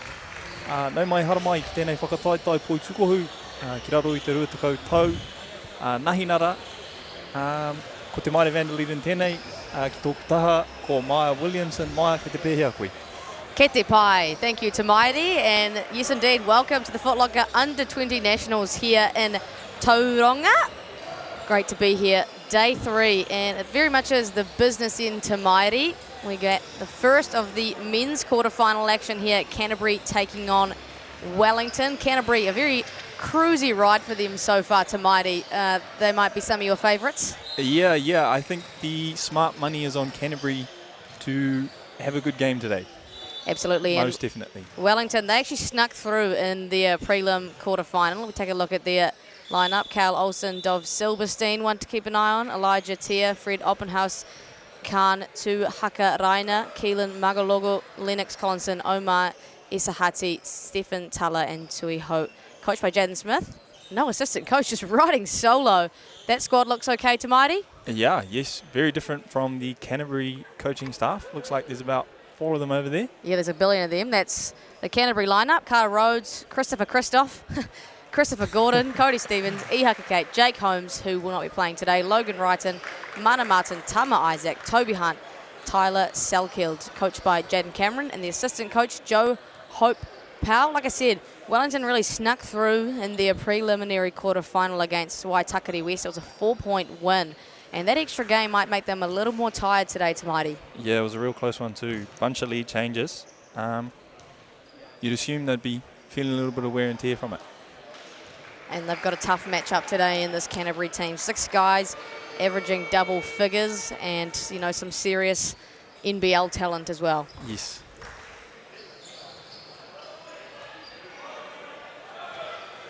It's going to be a great day of action here in Tauranga. And plenty more to come today as well. A women's semi-final up next. Canterbury takes on Tauranga in that one. Plenty more action to come today and tomorrow. Thank you for tuning in here on Whakaata Māori. Almost underway. How about those pinstripes from Canterbury? What are your thoughts, Mairi? Classic, man. Looks great. Yeah, always goes good a bit of pinstripe action. Wellington in black. Yeah, it's not bad. Black and gold. Yeah. Not a bad colour combo. Who are we keeping an eye on here in this Wellington squad, Mairi? I think Dov Silverstein and Kalen Magalogo both had big games last night, and we definitely expect them to have good ones here as well. 29 for Silverstein against Waitakere and 24 for Magalogo. So you're right. 2 guys to keep an eye on, and here we are. Underway. Under-20 Nationals men's first quarterfinal of the day. It'll be Wellington. Picking up where he left off. Keelan Magalogo. Damn, 5 seconds in. He's got such a nice shot. Lovely follow through. First possession here for Canterbury. Tama Isaac, that is a dangerous man. The MVP of Foot Locker Under-20 Nationals last year in his bottom age, and there he is doing Tama Isaac things. Wellington straight into a man-to-man. Quite refreshing to see. Yeah, you were saying just before off here, it's not always easy to watch 40 minutes worth of zone to Mairi. Tama is good on the first kudu toe tuku. This guy has been playing serious minutes off the bench for the Canterbury Rams in the NBL. And here he is, just really toying with the under-20 grade. Now it's Wellington for their second possession. Back-to-back, no way for Keelan Magalogo. It's short, but the offensive two-dupper. Mana Martin makes life difficult, but he's whistled for a foul. And he can't believe that. Tui Ho, the beneficiary of that one.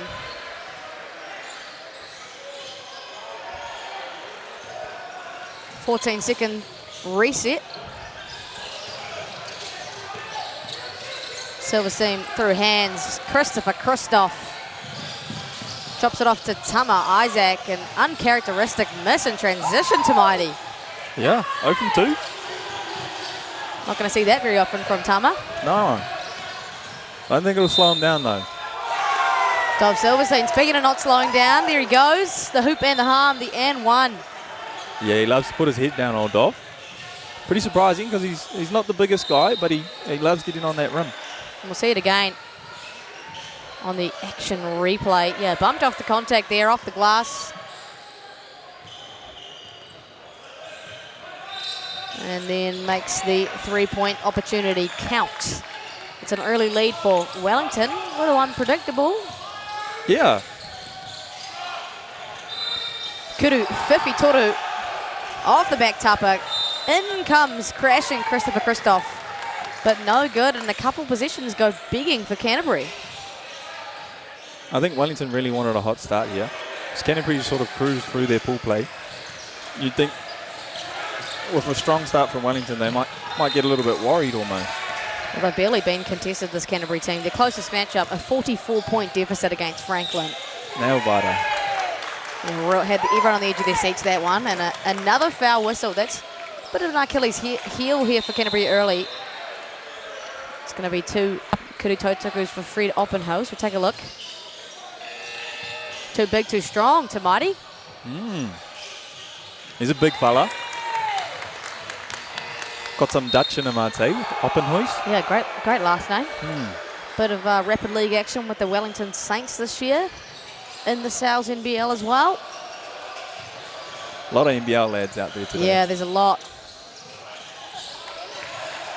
Speaking of which, Haka Kate and Mana Martin. For Canterbury, here goes Mana. And then, yeah, clear foul by almost every member of that Wellington team on that drive.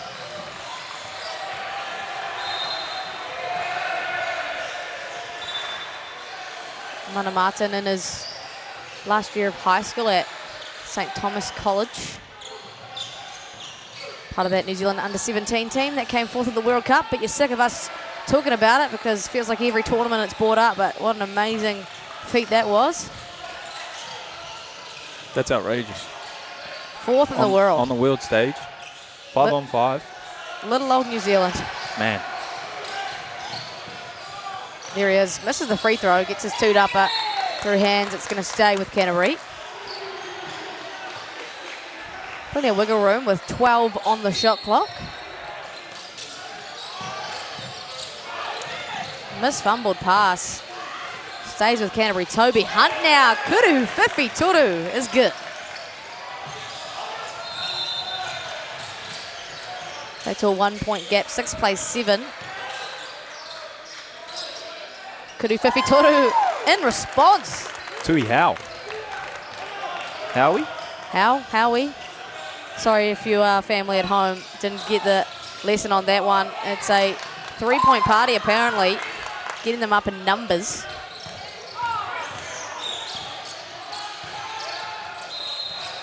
Just ticked under the 8-minute mark. Still plenty of basketball to play in this one. We've been slowed down by the foul count. There he is. Tama Isaac takes a lot of contact there from Dov Silverstein. Just spoke about the sheer amount of fouls we've had already to Mighty. Seems like these guys can't guard each other without fouling. Yeah, I think they're feeling the elimination game pressure and they're really trying to come out physical today. Goes Tama Isaac. He sure is not afraid of contact, that guy. Goes sliding almost to the other court. Just short on that Kuru Totsaku. There's been a few missed free throws so far as well already to Mighty. I think he's 2 from 3, personally. Just committed to UC Irvine as well, Tama Isaac. Congratulations as he goes 0 for 2. The free throw line, believe it or not. Here comes Dov Silverstein looking for a foul of his own. Wellington will slow things down. Lennox Collinson. Hands all over that one. Another one. Another foul. Mana Martin reaches his second foul. He's going to have to take a seat. Again, a lot of fouling going on here to Mighty. Yeah. He didn't look very happy with it either. That's the 4th of the quarter already. And it's been 2.5 minutes of basketball. Something's going to have to change here. Collinson. Keelan Magalogo. Oh, everything but gets the offensive two'd upper, makes that one count. Wellington out by 6. Great start for Kaylin. Christopher Christoph stops, pops, hits everything and the bottom of the net. Back to 4. Open house. Thought he got away with a little bit of a walk there. Ball don't lie with the miss, but right into the hands of Collinson. Back to Cody Stevens. Everything is happening right now. The foul whistled. Cody Stevens to the line.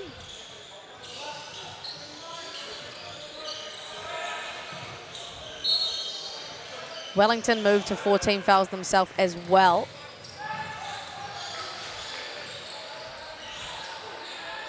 Fontella into the game now as well. As Cody Stevens lines up. Back rim, man, these guys are leaving some points out there, Tamati. Yeah.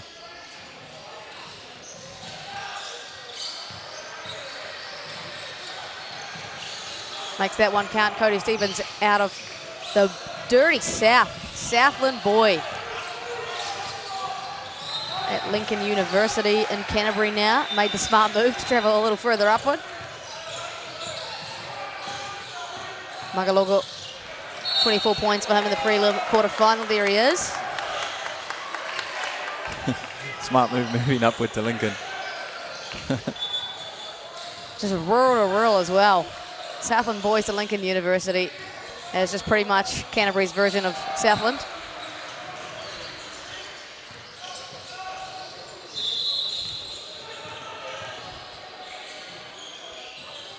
Magalogo, man. Free throws are a very fundamental part of the game of basketball, Tamati, and these guys are really leaving some points out there. Yeah, I think that's a component of those big games. Extra pressure. It's a little bit shaky. Another 0 from 2. Have you missed a few free throws in your life?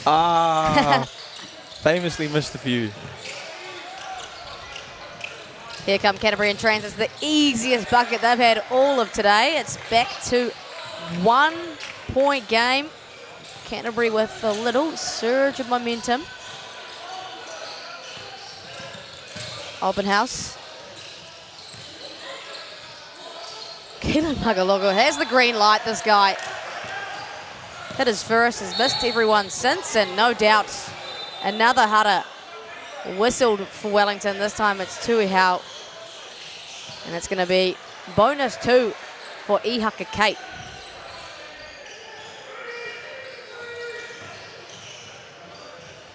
Is he going to go 0 for 2? Or are we going to see our first 2 for 2? There you go, Haka Kate, showing us how it's done. It's got to be 2 from 2. We're due for one. Yeah, I know, right? I don't think we've seen one just yet. Haka Kate. The one to do it, 2 for 2. Ice cold. Ice cold indeed. The head boy of Christ College this year. Haka Kate. Canterbury picking up full court. I think that's quite a smart decision from them. Try to wear out some of these starters of Wellington. Yeah, haven't gone deep in their rotation just yet. Have Wellington's Tui Ho from the corner. Kudu, Fifi, Toru. They are out by 4, 5.5 still to go. Tama Isaac, no foul call there. Short off the tupper. Here come Wellington. And that was, without a doubt, a foul. A Haka there on Christopher Christoph. Just jumped right into him. And Coach Jaden Cameron unhappy so far. The first hit of the game for Canterbury. And you're bound to think that right now the corridor is about the amount of Hakas these guys are giving up. Yeah, I think that'd be an easy one for coaches to dip into. Anything else you'd change about their offensive game? This is a team that has 6 guys that average double figures over the tournament so far. Only 12 points in 5 minutes for them. Yeah, I think they're missing a lot around the rim.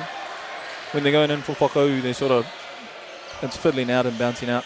And I think you just stay the course and hopefully it comes right. Fingers crossed, eh? Sometimes that can be the nerves, and these guys haven't played in a while and again haven't really been challenged No. at all so far. How about for Wellington? You liking what you're seeing from them? Yeah, I think they've got the right attitude coming up against who I think are sort of the unanimous favourites.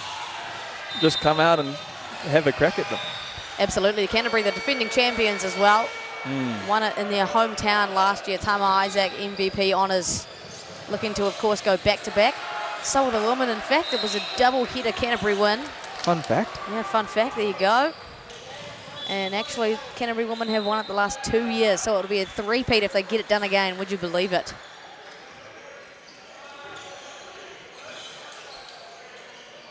Who's looking like they could beat them? Waikato girls are looking pretty good.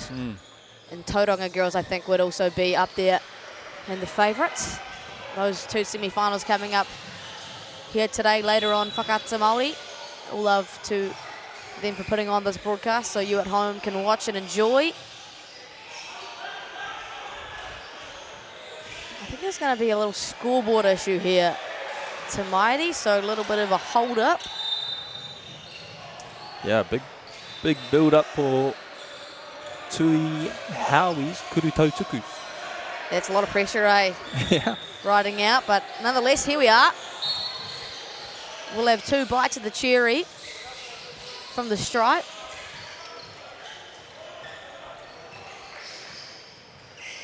They've led for the majority of this quarter, Wellington. They've looked good.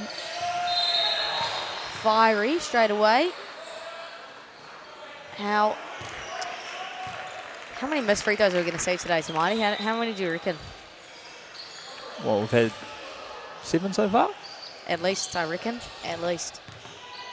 On track for 20? Last night, the Otago Nuggets shot 38% from the free throw line. Far out. So that's an NBL team. These guys can be encouraged. It happens everywhere. Yeah. They're not doing as bad as I thought. Tama Isaac aggressive. Turns the ball over. No. Again. Another Haka. They are stacking up so far. That one on Fred Oppenhaus.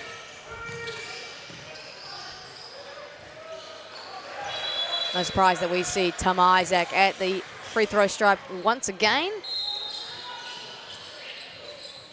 Just named to the junior Tall Blacks squad as he, again, misses the first. And makes the second there, trailing by 1 are Canterbury. This first quarter is moving slowly to Mighty. Silverstein. Ball bouncing for Wellington. Howe has been really good. Magalogo, there he is. No one in this game can drive without being fouled to Mighty. It's another one.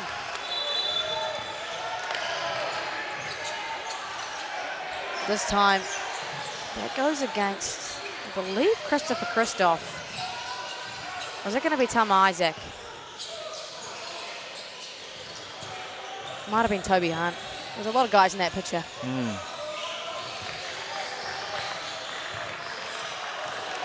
Tama Isaac having a word to TJ Garner, Holmes referee here, just asking questions.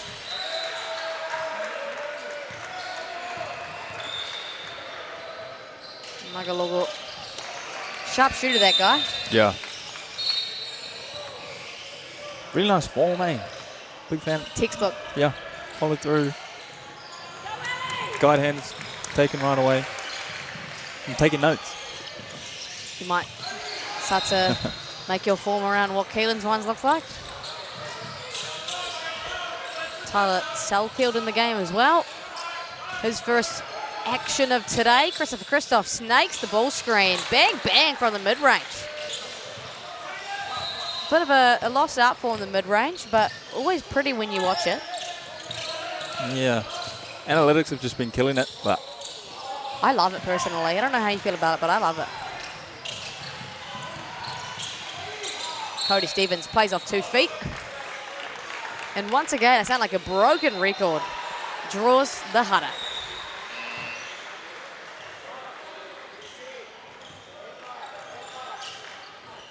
yeah, this game feels like it's slow to get going. All these whakata, these breaks happening every possession. Doesn't help when there's a foul almost every possession.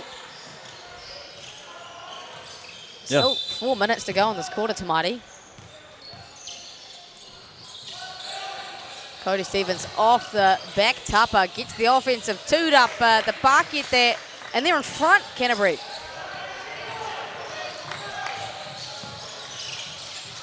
Of Silverstein now. Oh, threads the needle, an absolute dime and a hoop and a half to finish off that one. That was lovely. Far out, Stefan Tala. Lovely pahi. Placed it perfectly, did he? In the end one, just to be the cherry on the top of that possession. Will he make the kuri tautuku though? That's the question. Completes a three-point play. Wellington back out in front. It's a seesaw so far. Hope you're enjoying it at home, and to no surprise, I'm not even going to say it anymore. 2 free throws on way for Haka Kate. Oppenhouse will sit, I believe, with 2 hutters. Yeah, easy hutter call there for Brendan Douglas. Very nice. First name basis with our referees, Tamaiti. Oh, hey, got to play the game. Like that. Like Yep. that. You're getting some calls. Mm-hmm. Do you remember your time ever competing at the under-20 nationals? Might have been under-19s in your time? Yeah, I don't think under 20s was around back in my day. Oh, okay. This old guy, eh? And it's going to be a textbook violation. He stood on the baseline when he was inbounding that one. Man. Unbelievable scenes when you're making a mistake like that. Yeah. Call those coach killers, I think. Great recognition from our referee, of course, Haka Kate. Spinning off 2 feet. Lovely finish from Haka Kate. A lot of pressure being applied in the backcourt here. Keelan Makalogo ain't no thing. Offensive toed up, rimmed out. Another smack at the pinata for Wellington through Dov Silverstein. It's all tied up. I think that defensive pressure from Canterbury is a really smart idea. Trying to up the tempo, up the pace, and tie everyone out, because I think Canterbury would really back their depth in this game. Yeah, take another look at that. We'll glide to the cup there from Dov Silverstein. You're right, though. It's been a deep rotation so far for Canterbury. They've gone 8, even 9 deep already. And there it is. There's that pressure you're talking about, Tamaiti.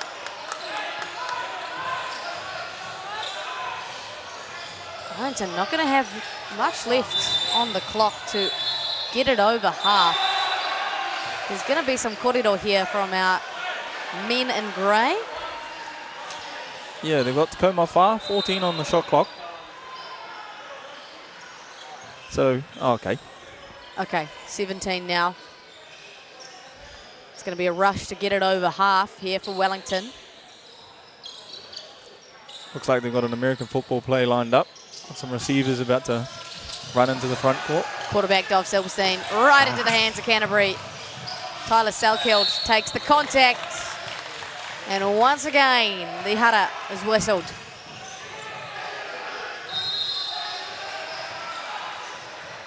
Just chatting about this off here before as well, Tamati. We'll take another look at that. Yeah, just not quite the quarterback you want, I don't think. Tyler Selkild just playing at a Div 2 school in Canterbury. Went there because his mum is a teacher there and has really developed his skills. It's very impressive what he's able to do, performing in a very dangerous Canterbury team as a kid from a small school. You went to a small school yourself? Yeah, I would call it small. I think there was 4 kids in my year. 4? Yep, 4 kids in my year. Yeah, that probably qualifies it for being quite a small school. Yeah. You get to know your classmates pretty well. Yeah, you guys will be besties by the end of that. And look at that, Tamati. That full court pressure starting to in the heads of these Wellington boys. Yeah, and you'd think it'd pay off more and more as the game goes on as well.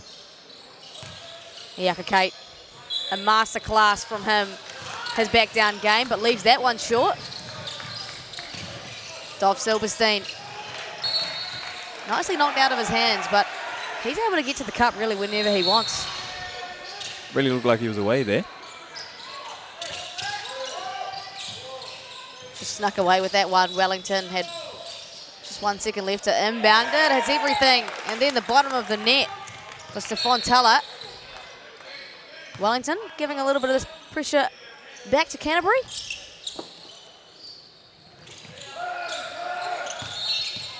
And how about that matchup? Tama Isaac and Dov Silverstein. Some of the best guards in this age group going against each other, but Silverstein gives up the foul. He'll have to take a seat. That's 2 on him.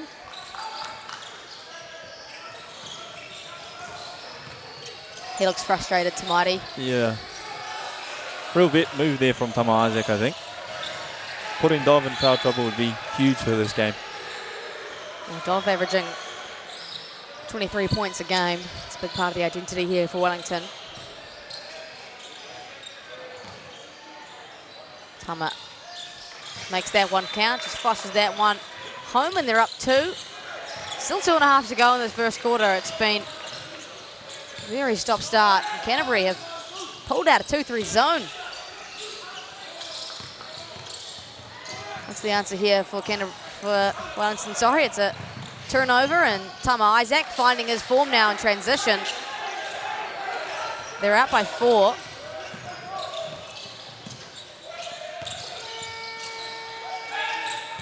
Wellington searching for an answer through Keelan Magalogo. He leaves it long off the tupper. Here come the boys in pinstripes. Tama Isaac. Oh, the athletic offensive two-dupper and putback. These boys are on a roll now, Tamaiti.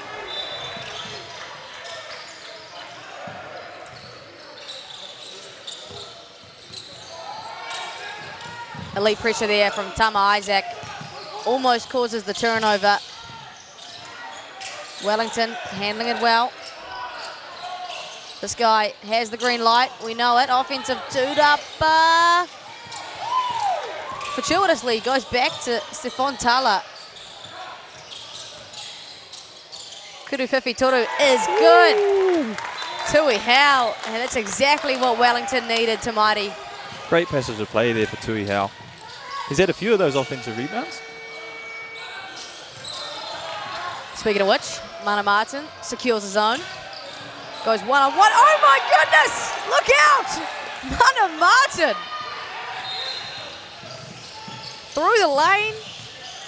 Slams it down.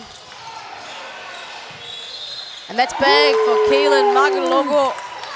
It's exactly what you want when you give up a dunk like that. Tamaiti, that's the answer you need. Yeah, take your 2. I'll grab a 3. Tama Isaac, no foul call on that one. Believe it or not, Mana Martin now, he's on a heater. Hits everything, and these are some really friendly rims going on. Leads at 2. Last possession of this quarter. Not on your screen, but there is. Counting down to 5. Has 4. And has a turnover, unfortunately. Wellington couldn't execute on their last play of the possession.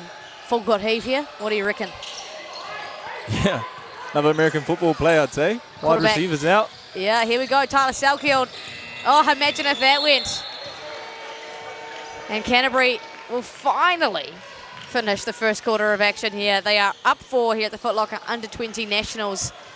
What a seesaw of a first quarter. Lead changes galore, Tamati. Yeah, what a game. Stoked. I think Wellington will be pretty happy with the start they've had. They're really putting some pressure on Canterbury here. Yeah, what have you enjoyed about what Canterbury have done so far? I think it's really smart, this full court pressure they're putting up, trusting in their depth. And then I think they just got to hope some of their layups start falling. Yeah, there's been some uncharacteristic misses for Canterbury, and I think Wellington have really stuck around quite well. They've competed really well in this first quarter, Tamaiti. Yeah, got some real shooters coming up. Tui Howie, I think he's at 3. Yeah, I think so, and there was an opening one from Keelan Magalogo as well. Dov Silverstein's had some success at the rim too. Yeah. But it's going to be the foul trouble, I believe, for both sides, Tamaiti, that might put a halt to this game and really challenge both of these squads. Yeah, I think Canterbury can sort of just eat it because they've got next man up. Yeah, well, look at that Mana Martin poster again. How good was that? What an athlete. Kind of just came out of nowhere. Yeah. Bit of contact, just I'm going to dunk it anyway. Yeah, well, you're talking about this depth of this Canterbury team. You can just see the amount of jerseys that have been taken off already. I believe they've gone 8 deep. Could possibly, I think it's 8. Although I don't think Tama Isaac's taken a seat yet. Yeah, I think you're right. No. And you can probably just afford to play him 40 minutes. I was talking to the manager earlier, and he noted that when they had a abolishing win over Otago, they won, I think it was 100 and something to 30. Their starters only played 14 minutes, so these guys are well rested and ready to go. Yeah. And Otago wasn't a bad team either. Well, they ended up second in that pool. Yeah. Yes. After losing by that much, which is unbelievable scenes. I think it was a 103-point deficit. Which I'm sure they love us bringing up again. Yeah, should we just keep talking about it? They play over there against the Harbour boys, actually, and that Harbour team's making a play for the finals, as that was a dime and a half from Tama Isaac. Haka Kate will open up the bank account for second quarter scoring. Canterbury are up by 6. Collinson short, no tapa whatsoever on that one. Yeah, I think that might be one of the worst types of air balls, I reckon. Benny Collinson, the floater air ball. Oh, it's the worst, eh? You just can't even, there's no excuse for it either. You just can't even defend yourself. Yeah. Second to free throw air balls, I'd say. Oh, yeah, when everyone's watching you. No defender at all. Mana Martin off the Papa Muri. Wellington have the advantage. No good for Tuhaka Karaina, but it's going to be a jump ball on the offensive Tudapa.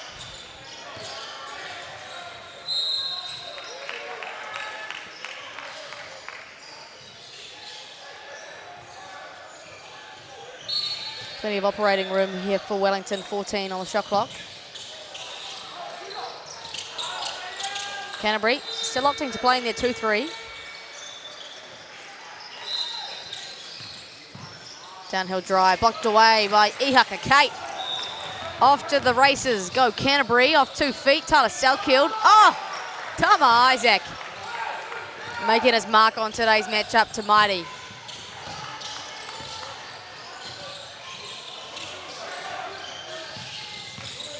Wellington look for an answer once again. This 2-3 causing some issues. Great defense there from Haka Kate. Stayed vertical. And the fruits of their labour come in transition. Just like that, it's a double-digit lead to Mighty. And this is probably a little bit more reflective of what we expected. And it's going to be an offensive foul. The nightmare continues to open this quarter for Wellington. And that's what they need. Dov Silverstein back in the game. We'll take another look at that. That's 2 possessions in a row of good defense by Haka Kate. You were just talking about his last possession, him staying vertical. Like that one as well? Yeah.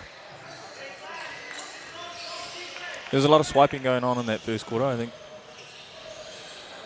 The change to that verticality will be huge for Canterbury. Dov Silverstein has been taken off that matchup with Tama Isaac. Just doesn't want to be vulnerable to getting his 3rd foul. Going to be Keelan Magalogo with the responsibility.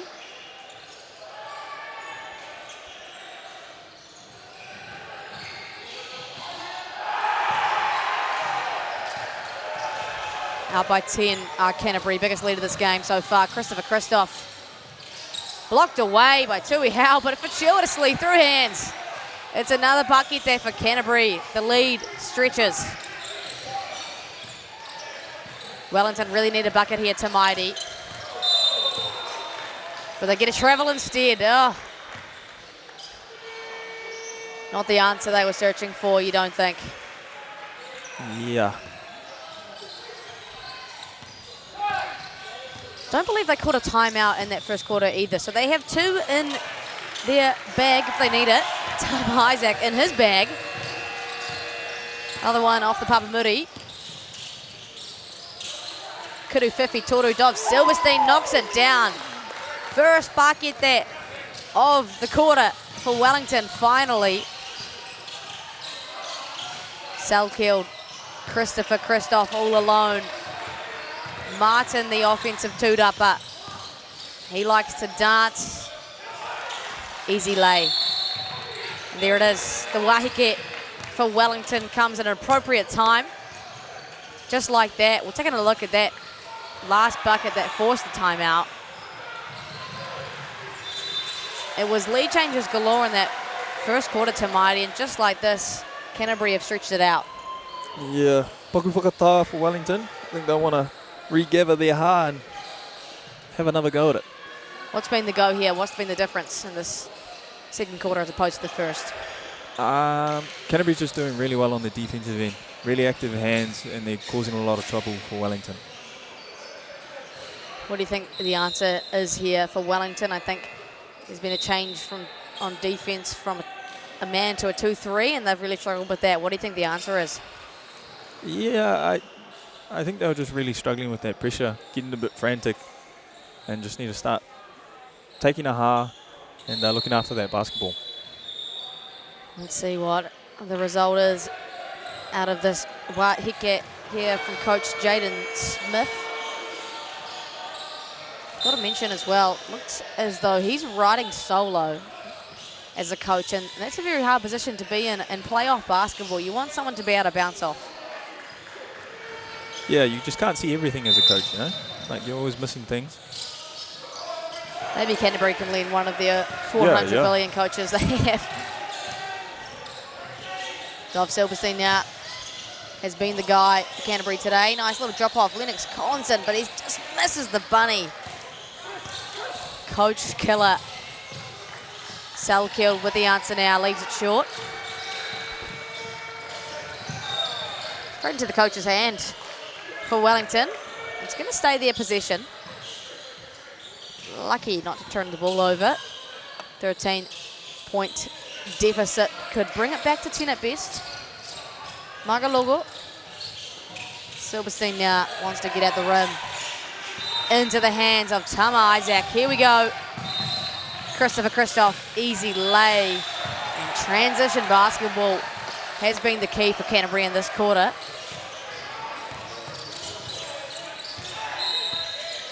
Magalogo. Open house. Silverstein. Who bloody knows? Lane. Misses the bunny once again. Tama Isaac. Athletic, but the miss. Possession's going bigging for both sides. Oh, keeps it in bounds. Keelan Magalogo tops off the highlight play. Great pass there from Dov. How did he manage that one? Straight into the pocket. Mana Martin, the answer right back. Biggest lead of the game. 15 points, and there's a bit of animosity in the air. Tama Isaac getting caught up with Tui Howe just down there. Open house. Silverstein splits the gap. Awarded a travel call. You look confused about that one, Tamati. Yeah, so does Dov. Felt like he got it off before he landed, but Brendan Douglas, man, got to trust him. It's a great referee. Great referee. This guy. I'm assuming it's a bit of personal connection going on. Yeah, he's out at Rotorua. I think he's living in Queenstown these days, though. Oh, what a place. Yeah. Go screen, Mana Martin. The beneficiary, back-to-back Kuru Fifi Torus. You blink, and the lead's out to 18. Yeah. So many weapons in this Canterbury team. Oh, wow, what a catch and release there from Tui Howe. Yeah. All air on that one, though. Quick kuru from Tui. Toby Hunt. That would have been a knife in the chest had he got that one. Wellington can take a deep breath.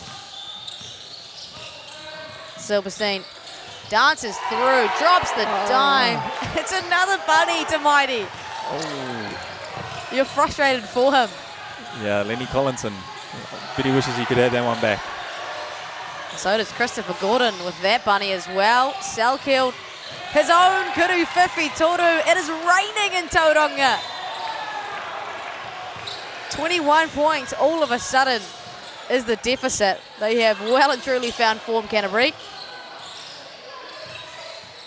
Collinson, Oppenhaus, he has a go now. The bunny missed by Oppenhaus this time, but the Haka whistled against Canterbury. What a dogfight it's been for Wellington.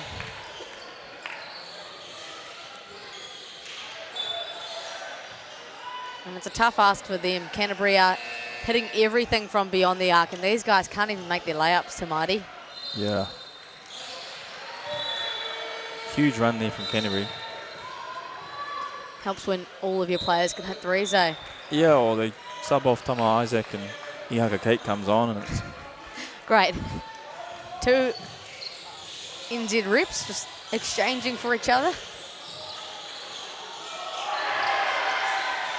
Collinson's good on that one. Back to 20, 4.5 minutes to go in this one. Must say though, it has been a much faster quarter, this one. Yeah. Way less foul trouble. Both teams have adjusted really well to the refereeing. Much more flow, a lot less hudders. Number 7 for Canterbury, Carter Rhodes. His first minutes of the ball game out of St Andrews College. It's going to stay with Canterbury possession. Now the men's quarterfinal you can see on the right of your screen. Waikato and Nelson. Mana Martin, his third triple, rims out. Cody Stevens, Southland connoisseur, 2 offensive, 2 up, Biz can't make it count. Oh, he gets a third. Who's it going to be this time? Toby Hunt finds Ihaka Kate. Back down, masterclass, of course, from Ihaka Kate. The Haka whistled.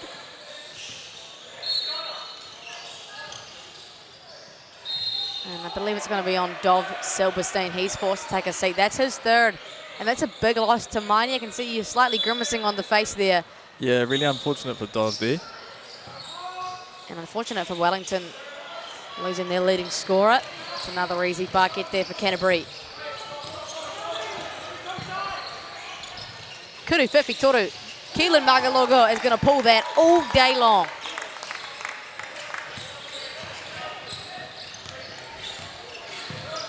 Mana Martin likes that matchup on Fred Oppenhaus.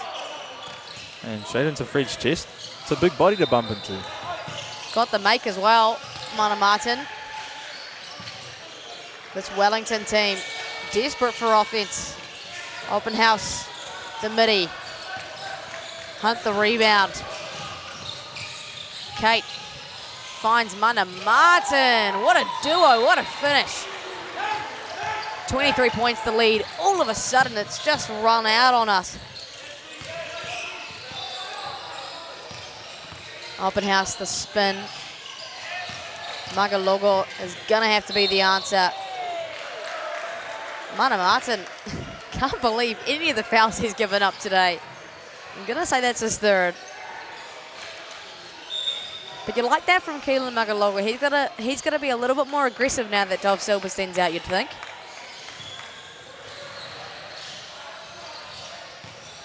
Yeah, absolutely. When Dov's out and so is Tui, I think he really needs to pick up his scoring.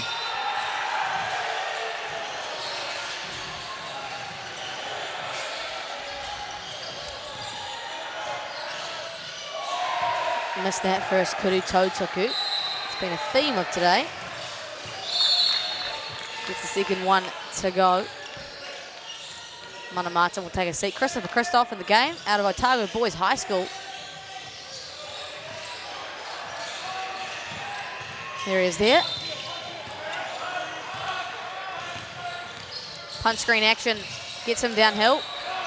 Ihaka Kate has all the time in the world. Off the front of the tupper. Carter Rhodes.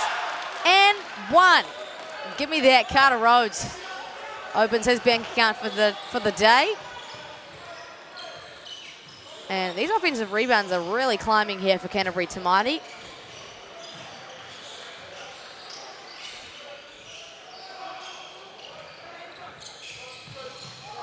Yeah, they were really crashing in for those 2-dopper. Carter Rhodes misses his free throw. I feel like I've said that sentence a million times already. Here comes Stefan Tala. Can't make it count. Big boy block from Toby Hunt. Open house goes at it again. But happy feet for the travel. Saw that open lane, got a little bit excited. Fair enough too. Had a little dance. They don't come around very often against a team like Canterbury. Ball moves well here for Canterbury. Christopher Christoph puts his defender in jail, leaves it short off the tupper though. Keelan Magalogo. Omar Isa Hate with the layup off the Papa Moody. That's his first points of tonight. Sorry, this afternoon, I should say. Yeah, great whakau from him with the left hand. Lovely hoodie on it. Carter Rhodes, back-to-back pakites for Carter Rhodes, making his presence known. And again, that's that depth we speak about. He was 9th off the bench. Man, just comes in and makes an impact. Yeah, true definition of an impact player, that one. Wahike called here for Wellington once again. They trail 67-43. It was a 4-point game at the end of that first quarter, and it's just jumped out. Yeah, where did it go? Well, the foul trouble is one thing for Wellington, but they really just can't find any offense.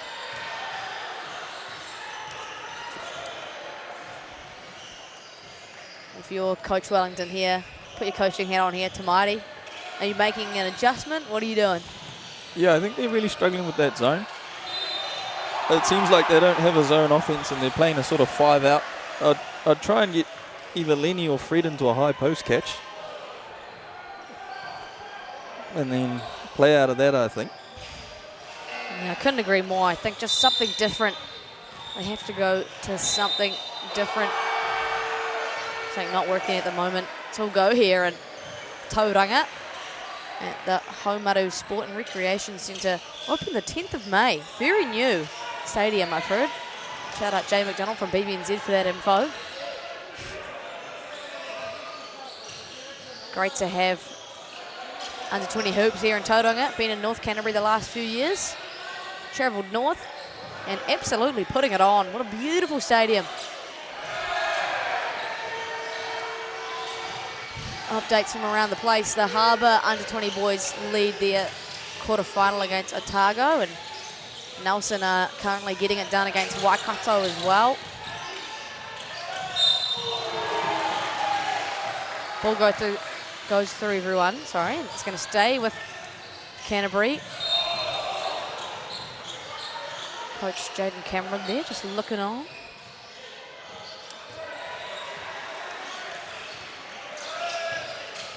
Haka Kate. Short off the tupper. Dealt with some serious physicality there, no call. Just a minute to go in this first half of basketball. Foot Locker under 20 nationals here on Whakata Māori.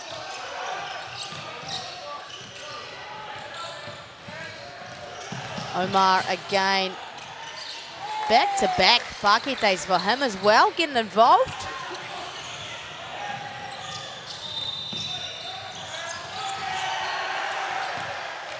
Carter Rhodes, impact player. Christopher Christoph. Oh, the athletic move, no good. Is it another pakete here for Wellington? It is. This is a great surge out of their Wahike.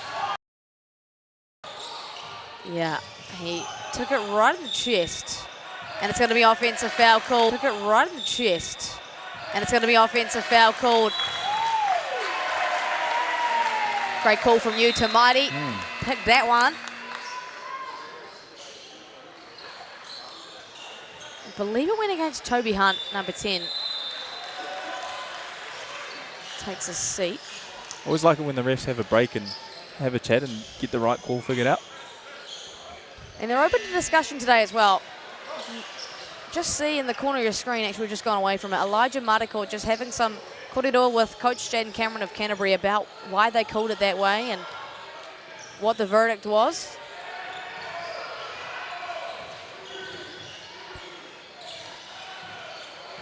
That one's actually going to go against Christopher Christoph, I believe, was the signal. So we're underway, back underway, I should say. It's going to be the last position of the quarter for Wellington.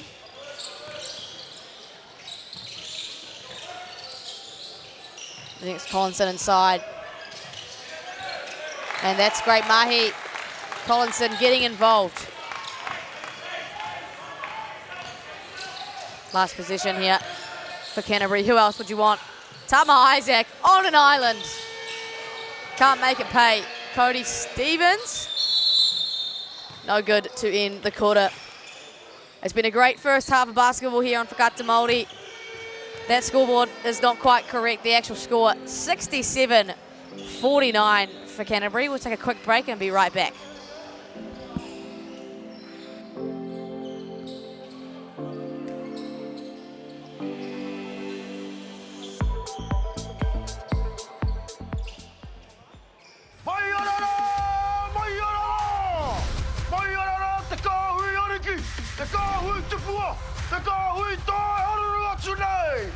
Ariki ki Whakata Māori me Māori Plus. Nā te kōrero, e kore te kauri kia piko. Aha ko te aha, turanga tira koe noho haka iti.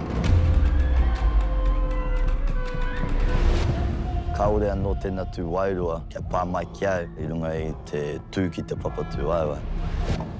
Au taia, tukula mai o kaha hea mātou nei tamariki kia tūranga tira. Ko au taia, haka, thera.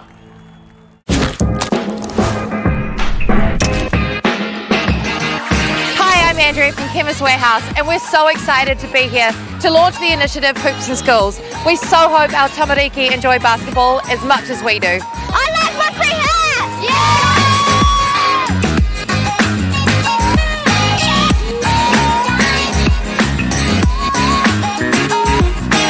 Hi, my name's Riley and I like these hoops because it's a great opportunity for us to learn how to play basketball.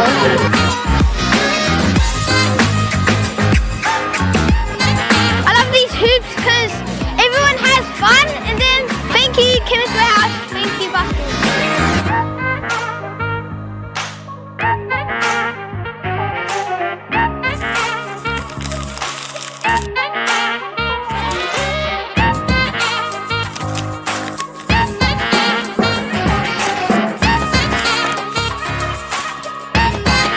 Thank you Chemist Warehouse!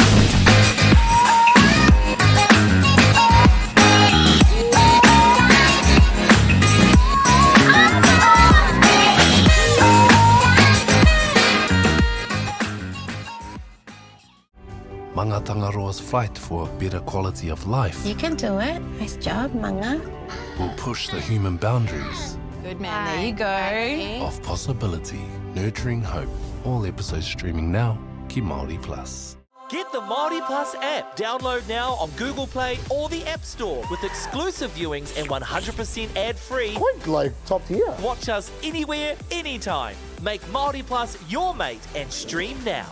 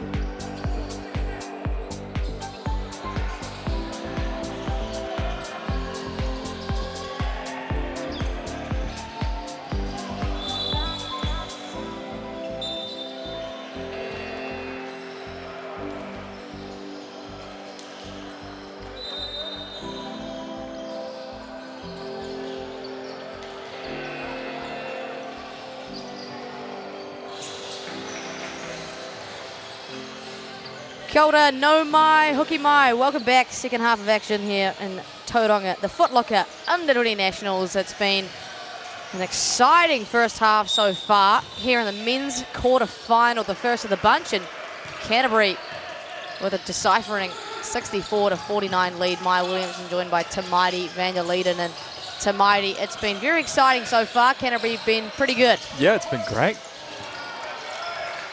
For those of you that have just tuned in, Tamaiti, do you kind of want to talk to what the game has looked like so far from the first to the second quarter and the differences we've had? It's been real close first quarter, and Canterbury has slowly started to edge their way ahead in the second to a 20-point lead now. Yeah, it was just 4 at the end of the first. Foul trouble galore. And then Canterbury really finding their identity here. It's been that has set them apart. Just burying them from beyond the arc. Canterbury, I mean, 73 points in a half of basketball. That is a lot of points, to put it simply. Yeah, they don't struggle to score, this Canterbury team. It's been a theme throughout the entire tournament, really. As forward as Stephen Talar, gets it up, and it's good. He's been really crucial for this Wellington team, stepping up in the absence of Dov Silberstein.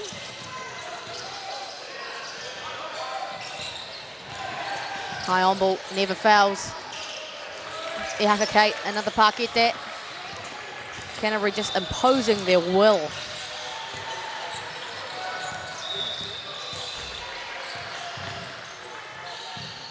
Omar drops it off to Lennox Collinson. Ihaka tried to stay in a cylinder there, but whistled for the hara.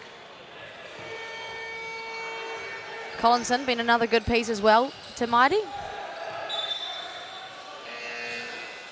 He's had a few great plays, old Lenny. It might not show up on the scoreboard, but he's had an effect on this game on the defensive end as well. Big body, old Lennox Collinson. Misses the first. Kuru Totaku.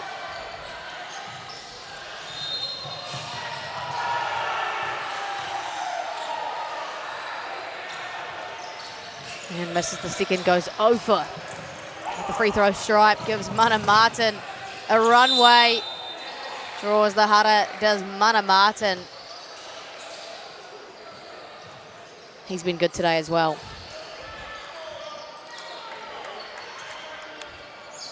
Could see him spot that lane, and his eyes just lit up. He'll take any chance to get downhill, this kid. But misses the Kuru Totaku, and my oh my, we have seen plenty of misses from that stripe today.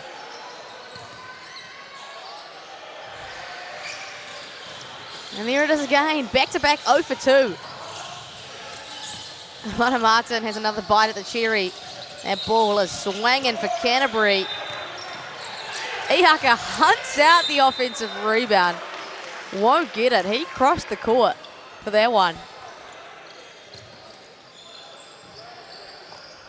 And that's been a thing today as well. Offensive toot-up is mounting for Canterbury.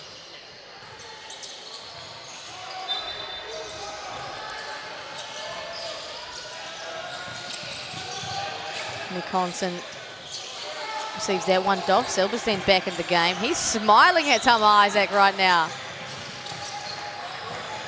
And gets the better of him, but doesn't make it count. It's offensive rebounds, the issue again.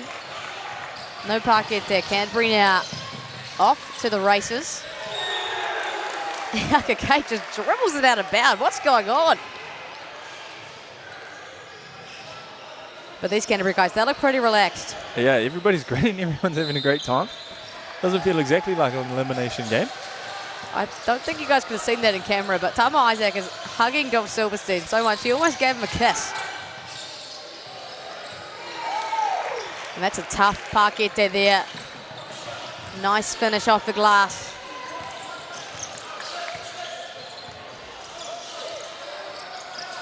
Mana Martin doesn't need much space or time.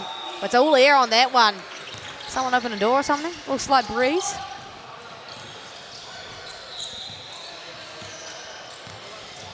Omar Isahante, he's been good. Turns it over though, just as I say that, of course. 3-on-2 situation. Haka Cape in the corner. Bang, bang. Give me that. It's too easy for Canterbury here. 78 plays 53.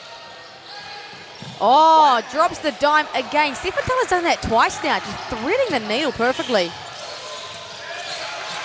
And the answer from the boy from Haumaru, Toby Hunt. Oh, no way.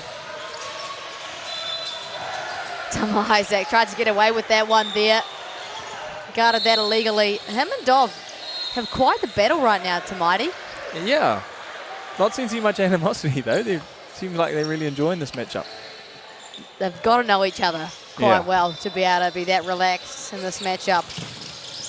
Dov just runs in to the stone-cold wall of Haka Kate. They don't make it count, and they do that time around. 80-53, a masterclass from the boys in pinstripes. Tui Howe, he's been a saving grace for Wellington. Shooting the lights out today. He's played a key role in many assets so far. Downhill for Mana Martin. Tough to guard, easy to foul, off to the free throw stripe. Jaden Smith putting in Fred Oppenhuis. Another key piece for this Wellington side. He's been sitting with a little bit of foul trouble. Yeah, I was starting to think he'd been sitting a bit too long. Canterbury's really been dominating the rebounds. Good on that. Kuru Totoku for Mana Martin, redeeming himself from an 0 for 2 trip just possessions ago. Deep breath and makes that second one count. Christopher Gordon's going to be back in the mix. Toby Hunt to take a seat. And this team has rotated everyone but Logan Wrighton. You got to assume maybe that's an injury thing. Do you reckon? Got some pretty grunty looking strapping on his knee. Dov Silverstein doing what he does best. Head down to the rim. Fred Oppenhouse creates that opportunity for Dov Silverstein. Great play from Fred. Just doing what he's out there to do. Oh, the absolute dime from Tama Isaac, dropping them like a bank teller. Christopher Gordon makes it pay. This Canterbury team has scoring whenever they want it. Oppenhouse blocked away by Christopher Christoph, and it's going to go for Canterbury. They are doing it, both ends of the floor. Take another look at that from Tama Isaac. Wowee.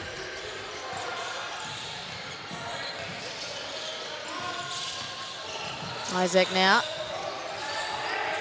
wants the on-ball, thrives out of this opportunity, finds Haka Kate in the corner. That's a spot. Here comes Dov Silverstein going at his preferred Tama Isaac, and it's going to be the offensive foul. Big smile on the face of Tama Isaac. Yeah, Tama Isaac's loving that call. And I believe that is, we'll take another look, and that's a fair call to Marty. What do you reckon? Yeah, I'd say Tama Isaac gave it a little bit of extra to it, but he was definitely feet were set. Yeah, a bit of flair on that one for Tama Isaac for sure. And is that 4 for Dov? Yeah, I was going to say, I believe that is 4. And he's going to sit for, wow, could be almost 10 minutes of basketball. Yeah.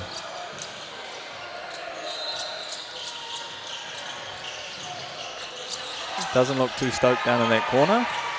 Not at all. And given that he is Wellington's leading scorer, missing a bit of a hole in that. Right in front of Matt Lacey and Doug Courtney, coach and assistant coach for the Junior Tall Blacks. And some coaching legends out of Tauranga. A lot of eyes in here. Yeah, great exposure for some of these young athletes to their New Zealand coaches and even some American scouts looking on. Some NBL coaches, of course, as well. These guys vying for some bench minutes. Yeah, head coach of the Fire as well, Matt Lacey. And Doug Courtney, one of the assistants as well, I believe. So yes, yep. These guys really fighting for a position. Scouting. Yeah, absolutely. And why would you not? Plenty of young hoopers across the motu. Christopher Gordon, he's got a lane. Oh, off the Papa Murray. Christopher Gordon, that's lovely. Yeah, he puts a good spin, putting the ball up on the Papa Murray. That last pass from Tama Isaac was quite a difficult finish there for Christopher Gordon. Oppenhouse, the cut and slide. That's pretty basketball for Wellington. Fruits of their labour. The bucket. Almost a turnover. Canterbury get away with one. Cody Stevens will have a go now. The work rate of this man, Tama Isaac, keeps it alive. Flies into the sign. Here comes Ihaka Kate. So good at that floater, that left-hand floater. It's just unstoppable. Yeah, so tall, so long. Can jump high too. The game's gone out now, 94-60. And remember, it was seesaw in the first quarter. Canterbury asserting their dominance. And here goes Christopher Christoph, quarterback-esque from Tama Isaac. And forced into a wahike. His Wellington, 96-60. Wellington, they need some saving grace. Take another look at that.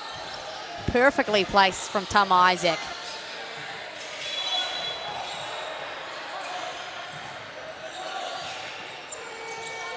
What are you thinking here for Wellington? I mean, at this stage, you can probably be...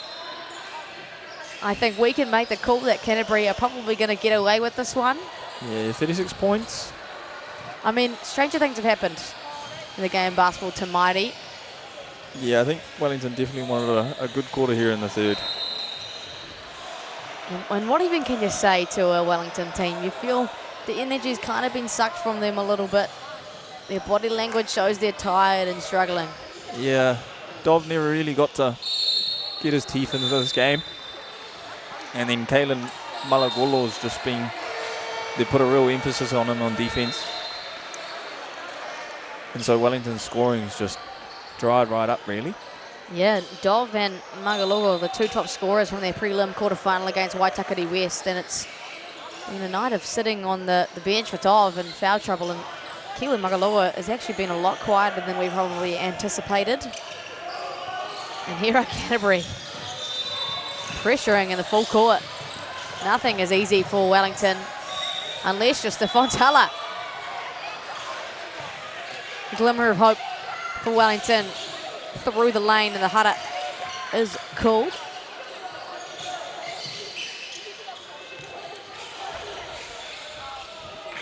Tala, sorry. 2 attempts for him.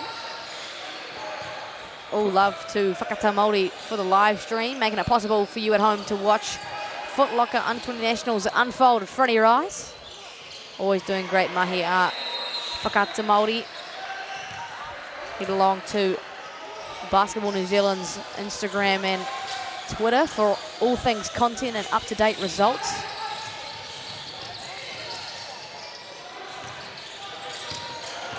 Cody Stevens turns the corner off the dribble handoff, and that's just too easy off the Papa Murray, and they are 2 away from the 100 club.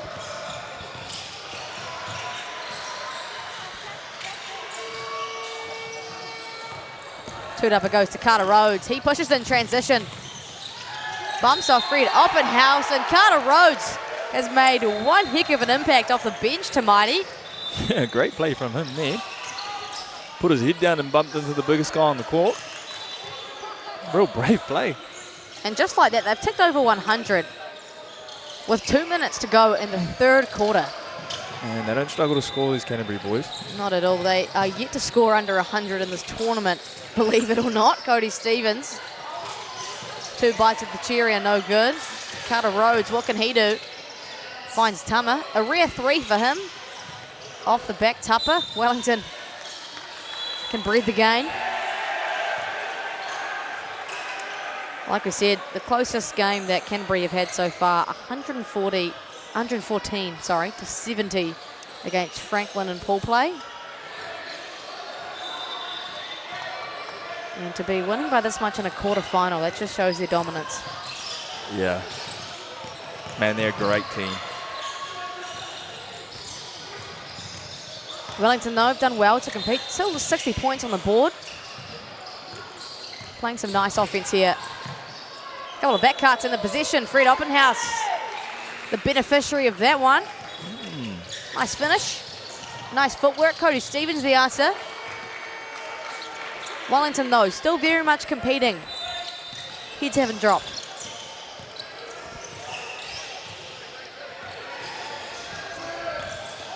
On ball. Wide open in the corner, blocked away by Christopher Gordon. They stay with it, do Wellington. And the Haka is going to be whistled. Logan Wrighton into the ball game and immediately picking up a foul. Elijah Tia. Haven't seen much of this young fella yet. Great impact for Elijah Tia. Comes on, draws a foul. Gets to the Raringi Tautuku.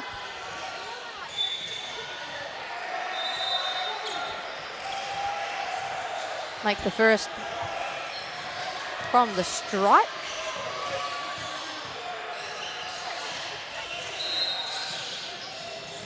And too long on the second. Just over a minute to go here in this third quarter. One more quarter of action still to go. Carter Rhodes attacks the long closeout and draws the Haka. This guy. What a privilege for Canterbury to bring someone like Carter Rhodes off the bench. Before the free throws are shot, it's going to be a Waiuka here for Jaden Cameron and Canterbury. I mean, what do they have to talk about? Yeah, interesting call there from coach, but hey, demanding perfection, I guess. He got his whiteboard out straight away. You kind of feel as though maybe he's drawing up something for the tail end of this quarter, maybe.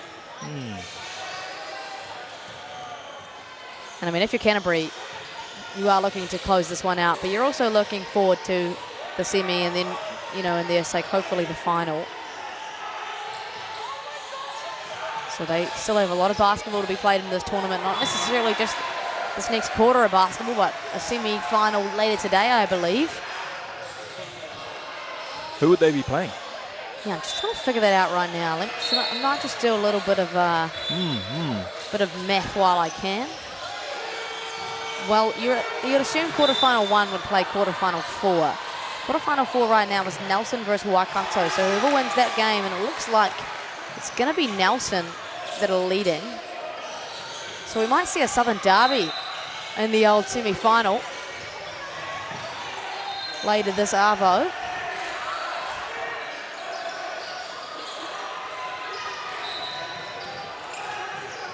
Yeah, 27 points, I think Nelson's going to win that one, I'd say, with 8 minutes to go. Yeah, they can probably be pretty safe in that one. Good to see South Island teams getting it done. Devastating to see. That's not devastating at all, mate. Making our mark. And there you go, Canterbury have drawn up a full court press just when things weren't hard enough already for Wellington. They deal with it well, though. 10 seconds on the shot clock. It's going to count down to 8. And Tama Isaac takes his lunch money, finishes it off beautifully in transition. One more possession in this quarter for Wellington. They're going to want to get a score. Lennox now, he's been nice today, drops it off. Blocked away by Logan Wrighton. Not in Tauranga, you don't. Tom Isaac so relaxed, steps back into a 3. All air on that one for the young gun, and that's going to be it for the third quarter of action here in Tauranga. Foot Locker Under-20 Nationals quarterfinal action, and Canterbury lead 105-64 to Māori. Yeah, that's rough. What have you liked so far from today, though? There's got to be something in there, man. Yeah, definitely. Just overwhelmed with so many options. Canterbury looks great. I feel like we sort of knew that coming in, but I feel like Wellington will have quite a few players would be pretty happy with their individual performance. I think Stephen Tala would be pretty happy as coming in as a six-man, playing a pretty big impact. Tui Howie shot the ball really well today. I think they could be pretty happy with their performance. Yeah, they can definitely be encouraged that they have guys that are willing to be options outside of their main scorers. That is Keelan Magalogo and Dov Silverstein, of course. Still vying for a strong finish. Of course, Wellington might not make it past the quarterfinals, but there are options for them to get the best placing they can. An update, of course, on the other quarterfinals. Harbour right now leading Otago 76-68. Like we mentioned, Nelson, and we have the confirmation, will play the winner of this one later today. And then if you look over to the other court there, I believe that's Hawke's Bay and Carney's Manukau. It's a 5-point game to Māori. So very exciting basketball all around.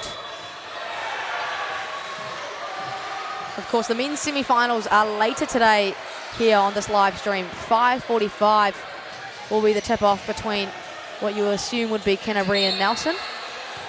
And coming up after this, the wahine of today. Women's semi-final 1 coming up after this, Canterbury and Tauranga. That'll be a great game. Absolutely, and the excitement will still build as Waikato will take on Wellington in an unexpected turn of events. You're really shocked to see that. Yeah, Harbour A have 6 girls, I believe, that are either at D1 colleges or committed, and lost this morning against Wellington. That's an upset that nobody saw coming, but that's the nature of these tournaments. Footlocker Under 20 Nationals never fails to disappoint.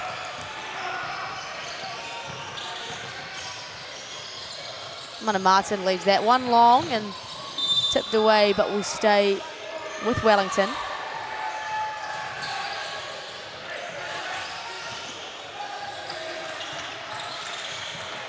Dov Silverstein back out there on 4 fouls.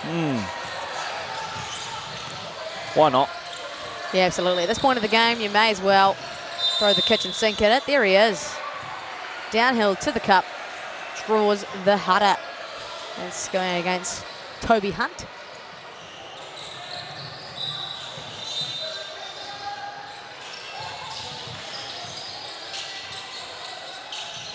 That ball flowing right now for Wellington. Keelan Magalogo off to Fred Uppenhouse, and that is textbook basketball. Just a classic two-man play, pick and roll. Don't want to go over the basics, do you? In this modern game. Toby Hunt, easy park get there.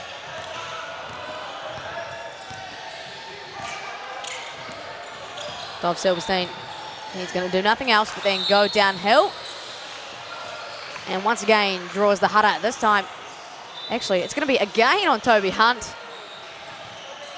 Silverstein liking that matchup. Big fan of Dov. Had the pleasure of being carried by him to a Hoop Nation final. Is that right? I was wondering, you guys were very friendly before the game. I was wondering what the connection there was. Yeah.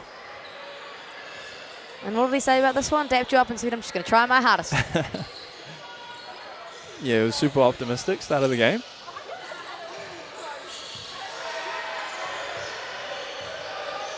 There he is, Dov. From the free throw stripe, makes that first Kuruto Tuku count. Canterbury girls in the corner there watching on. They are undefeated so far, taking on the Tauranga girls in this next game here on Whakata Māori. Big one for those gals. Downhill for Mana Martin. Hits everything but the bottom of the net. Looking at Brendan Douglas like, where's my call? And Brendan's like, I don't care.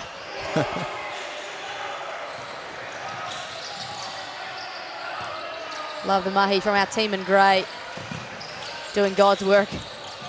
Dov Silverstein, there he is again. He is head down. That is 3 possessions in a row this guy has drawn fouls. Yeah, I was looking at that lead and thinking he might have a shot. Just chip away at it. You might as well, right? Stop the clock. Yeah. 2 opportunities, but can't make the first one count.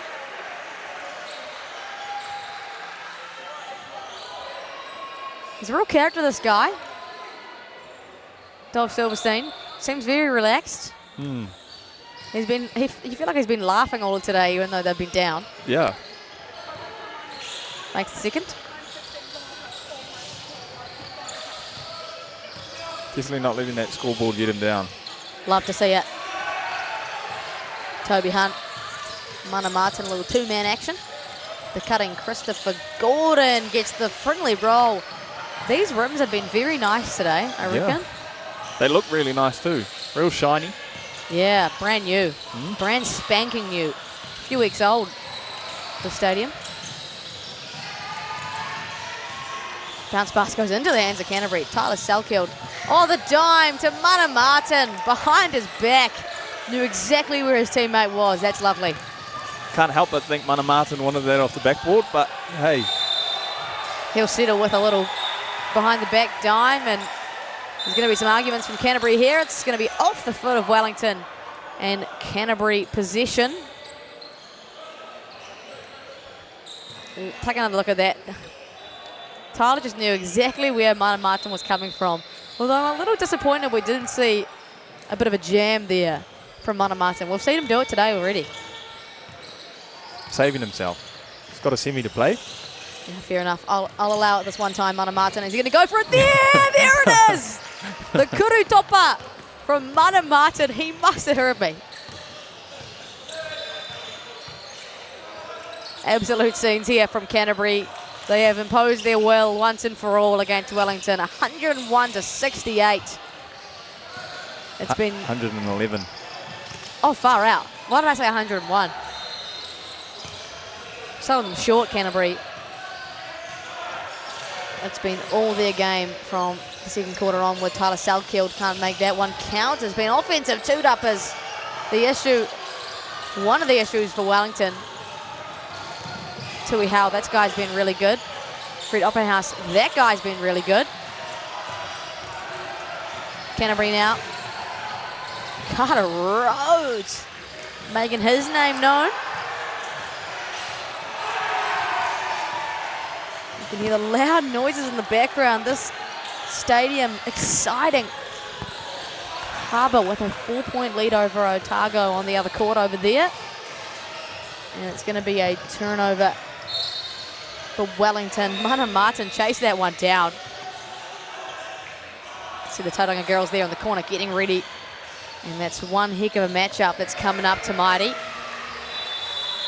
Let's take another look at this. Mana Martin slam right down the lane. His second of the game, in fact. Huge kuru topa. 6.5 minutes still to go. Wellington will want to finish out strong. Canterbury looking to perfect before they play their semi-final later on tonight. Cody Stevens rims out. Yeah, Wellington's taken all their starters off here. A lot more basketball to play for Wellington. Yep, definitely. And like we alluded to before, it's still important that they get the highest placing they can finish with. Cody Stevens will have another go from the corner. No good.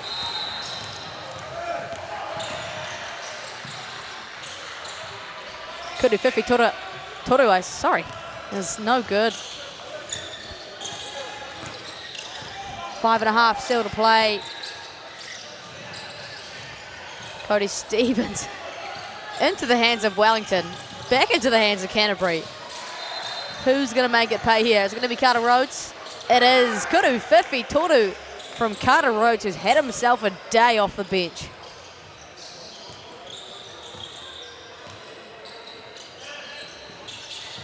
Another dime to Mighty. We've seen that 3 times now, just threading the needle. Yeah, the kid can pass. Stefan Tala. Tyler Selkeld tried to get a dime of his own, but through hands it goes out of bounds. Still 5 minutes to go in this one, of course. Stay tuned here on Whakata Māori, the first of the women's semi-finals coming up after this. Canterbury and Tauranga, and then Waikato will play Wellington following that one at 4 o'clock. And then we'll get into the men's semi-final action here in Tauranga. Stefan Hala Stefan Tala, sorry. Remember that name. That guy's been really good today for Wellington.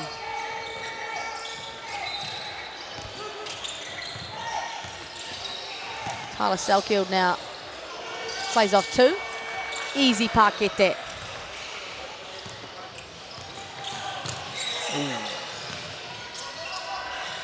A little unsure about that one, are you, Tamati? Yeah, great call. No call there from Brendan Douglas, I reckon. Stefan Tala, I think he just chucked that up as an attempt to get a bucket and got the hutta. So we'll head to the Chemist Warehouse. He looks tired, Tamati. He's been doing some work today.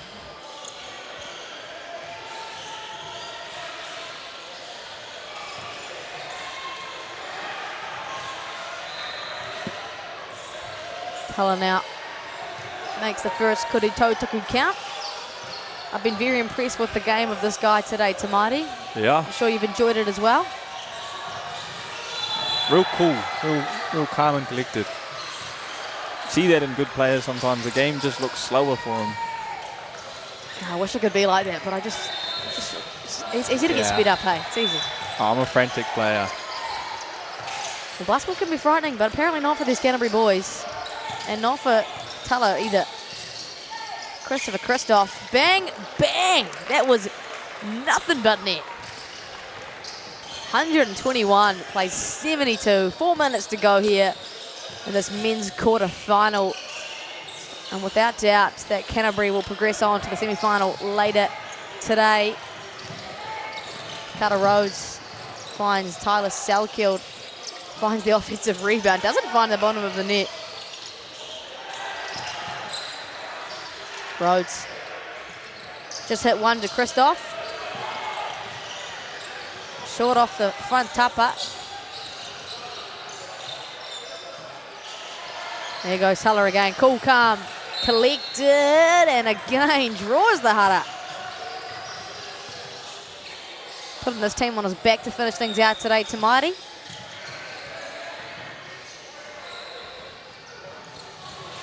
Let's take a look on the replay. You're right, just cool, calm, collected when he's getting downhill. Nonchalant. Nonchalant, just a chill guy. Yeah. You could say. Makes the first kuru tautaku. 121-73.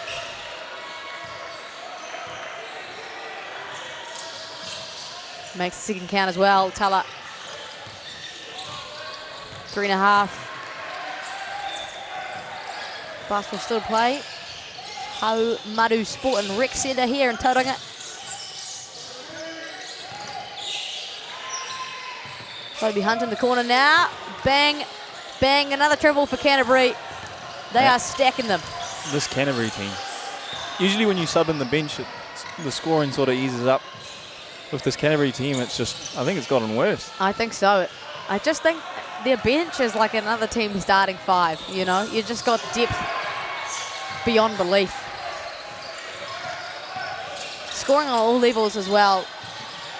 Cody Stevens won't make it count. Another dime dropped off by Tala. Not caught though. It's back the way of Canterbury. What have they got here? Toby Hunt slows it down through Selkield. Cody Stevens, the in and out. Kodashua off the Papamuri.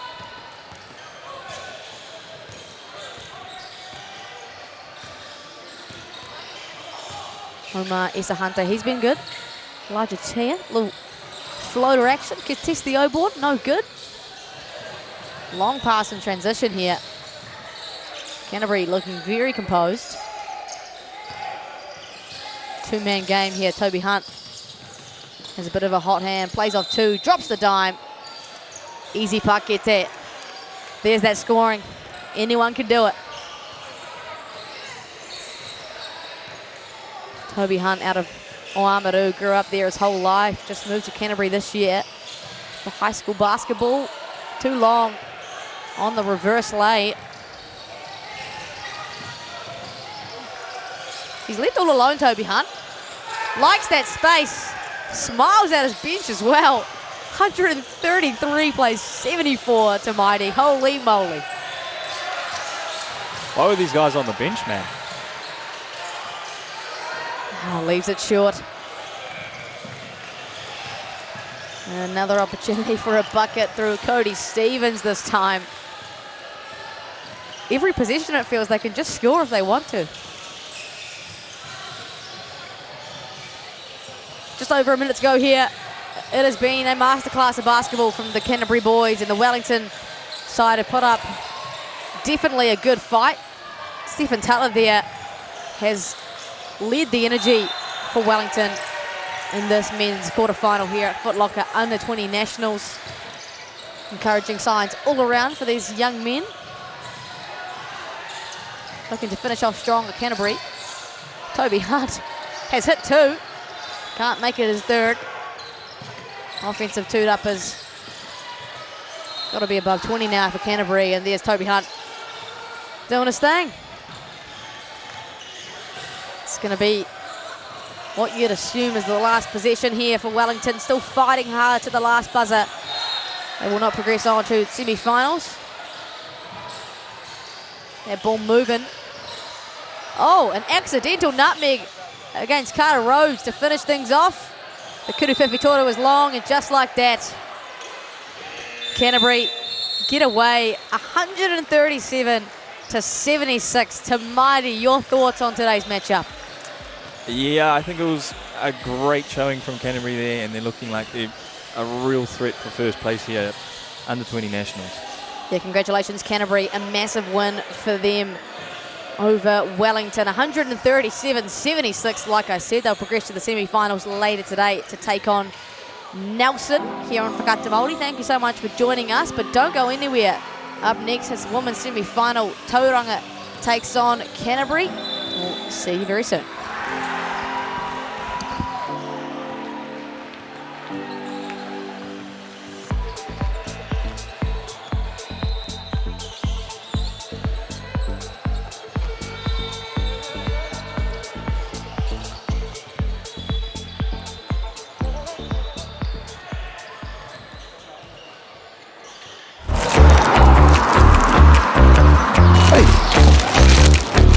What's going on over here?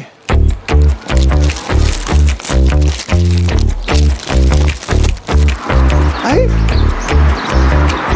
Oh, it's a basketball.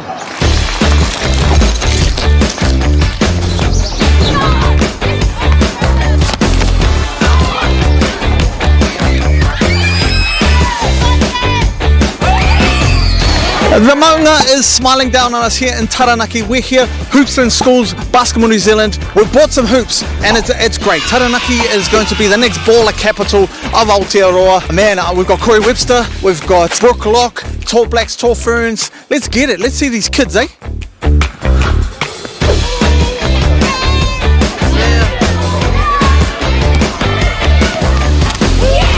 How good is this out, Corey? Well, this is what it's all about, right? To get out here and bring some brand new hoops to the schools. Basketball New Zealand have been doing this, running this initiative. Over 200 hoops in schools all over New Zealand, over the North Island and South Island. So it's an amazing thing already, and we're going to keep adding to that. And seeing just talent, like, you know, these young fellas. Like, I saw a kid who's tall as hell. That dude could be a Tall Black right there. Future Tall Blacks for sure, man. You know, another part of it is coming out here and identifying some of the talent that might get missed. So, you know, you might spot the next Stephen Adams out here, the next Tim Provise. The next Corey Webster. You know what I mean? So it's amazing to see. Honoured to be a part of. Good work, good work. All right, now we're gonna. Could you remember growing up and like that moment when you're like, oh man, I could be a basketball player? I still remember this day in primary school, and it was always me and another girl versing all the boys, and just the fun that it brought me. And ever since then, I just kept playing and grew to love the sport.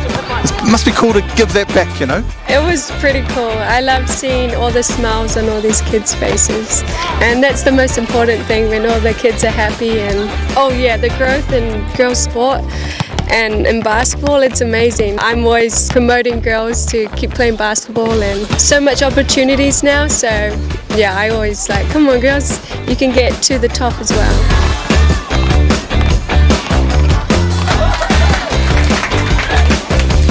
It's really cool, Dan, just to be here and see it happen, you know what I mean? Yep. That's awesome, and that's what Hoops in Schools is all about, is giving the tamariki and rangatahi a chance to have accessible opportunities to play basketball, and that's what we're seeing here today. We want this in every school, correct? Yeah, we want hoops everywhere, North Island, South Island. So we've done over 200 hoops across the motu now, but there's no stopping. And as basketball continues to grow, our biggest challenge is making sure we have those facilities.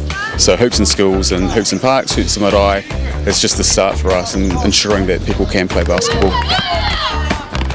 Why are these hoops so important to our tamariki? We need good facilities for our kids to be able to improve their skills in sport. Lots of our community come and use these hoops. Every day there's at least 20 kids trying to share the hoops. So to have good quality hoops like this will mean that our kids will be able to practice, be able to get involved with sport.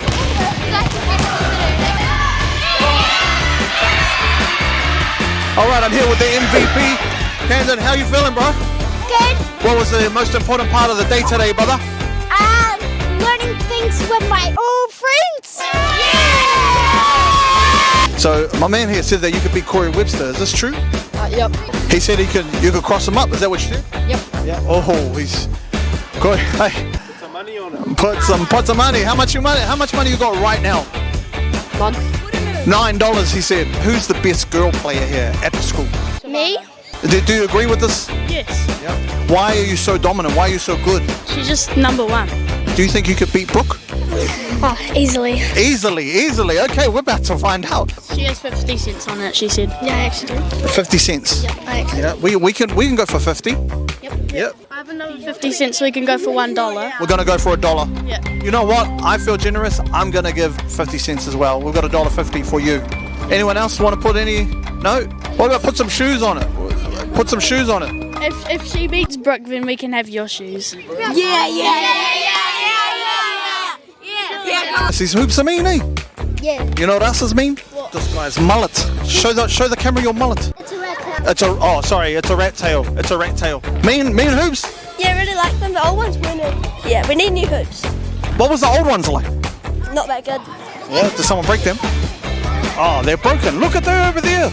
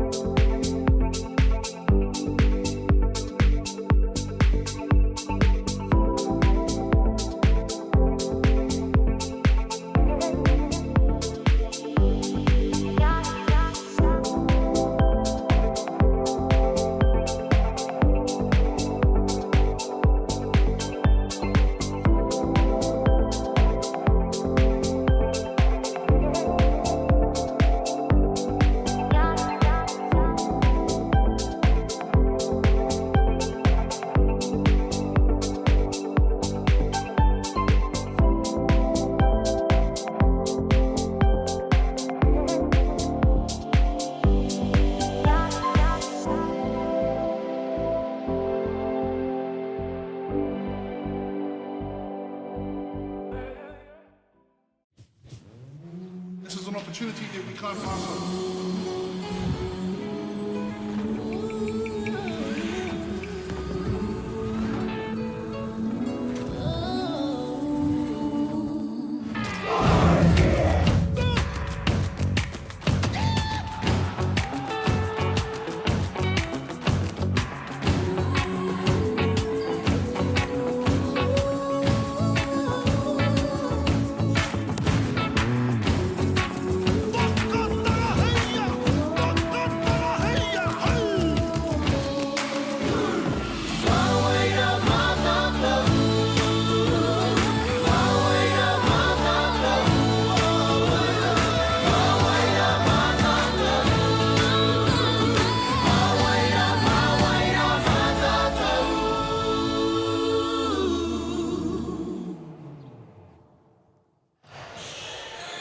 E te iwi nau mai haramai ki tēnei pāpāhotanga o whakāta Māori.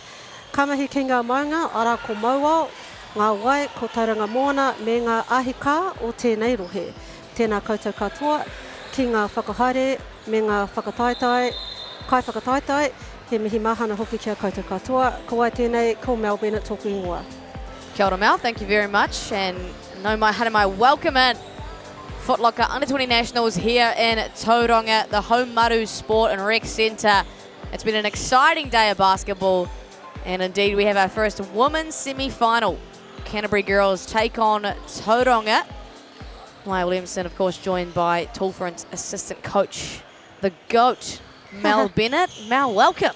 Thank you very much for having me. It's awesome to be in this new whare, this new venue, and also to be back home watching some awesome basketball being displayed, been watching all the way through, and man, there's been some really, really close games. This one's going to be a cooker for sure. Yeah, this is going to be an exciting one. That is one stacked lineup. Anika Shaw, Emma Rogers, Grayson Patahi, Harper McDonald, Cassidy Murray, Lyric Berich, Mariana Maunga, Pali Hokianga, and Sophie Rogers, coached by the new Phi head coach, Tane Bennett, and assistant coach by Ben Taggart. It is a spear-headed starting lineup for Tauranga, and we'll quickly take a look at the Canterbury lineup before we get underway here. No doubt this is going to be a tough one all the way through. We'll take a look at the Canterbury starting lineup there in red, and of course Tauranga in blue. Fairly a power one. Emma Rogers already getting into it. Aaliyah Newton, Evie Leeson, Fenella Chittick, Indy Beeforth, Joe McCaskill, Georgia Abernethy, Kavana or Kiki Lenny as we'll call her today. Yes. Neve Chamberlain, Ophelia and Rafferty Power, and Yasmin Larry, coached by Bob Weatherford, and assistant is Oscar Hooper. So Mel, Canterbury are undefeated so far. Tauranga Yes. just the loss to a strong Waikato team, so we're just going to be head-to-head today, I can imagine. Yeah, we are. I think both teams had a really brilliant semi this morning, overpowering the teams that they played. Kiki with the ball, and too easy for her on that drive down the lane. Patahi's been pulling in a lot of rebounds for Tauranga. Clearly they're only big, playing in that 4-5 spot, and that's what Tauranga have been bringing, is that three-point shot. They hit the lights out this morning. It was incredible.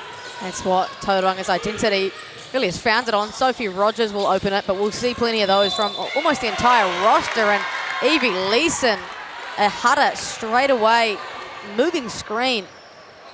You see they went into that DHO, released it back for the mid-pick and roll, and just feet weren't set in time, unfortunately, for Gleeson. It's been all good from Tauranga so far. A bucket and a stop.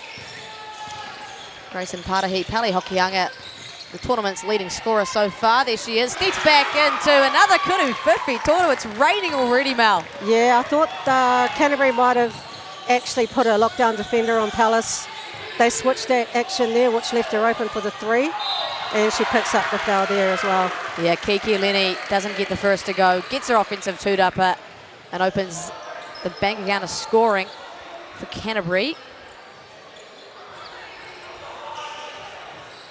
Going to see plenty of action out of Kiki Lenny here. She's super athletic. Yeah, it is freakish athleticism from her. Can jump out of the gym, makes that Kudu Totuku count.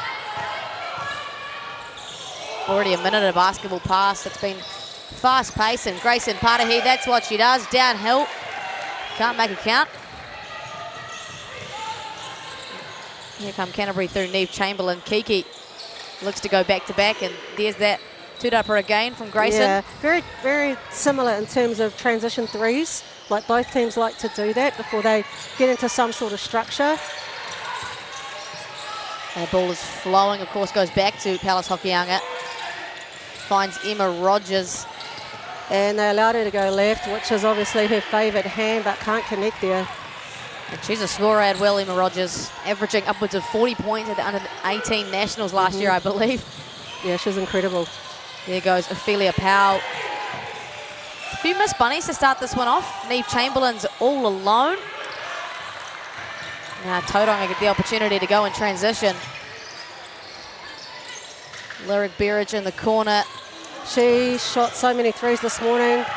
Minimum of 5, I think it was. They were 39 to 15 at the end of the first quarter. Oh my gosh. And most of their shots were 3-point looks. Yep, and they won that game 108 to 58 over Otago. So just a clinic of scoring as Aaliyah Newton gets on the board for Canterbury as well.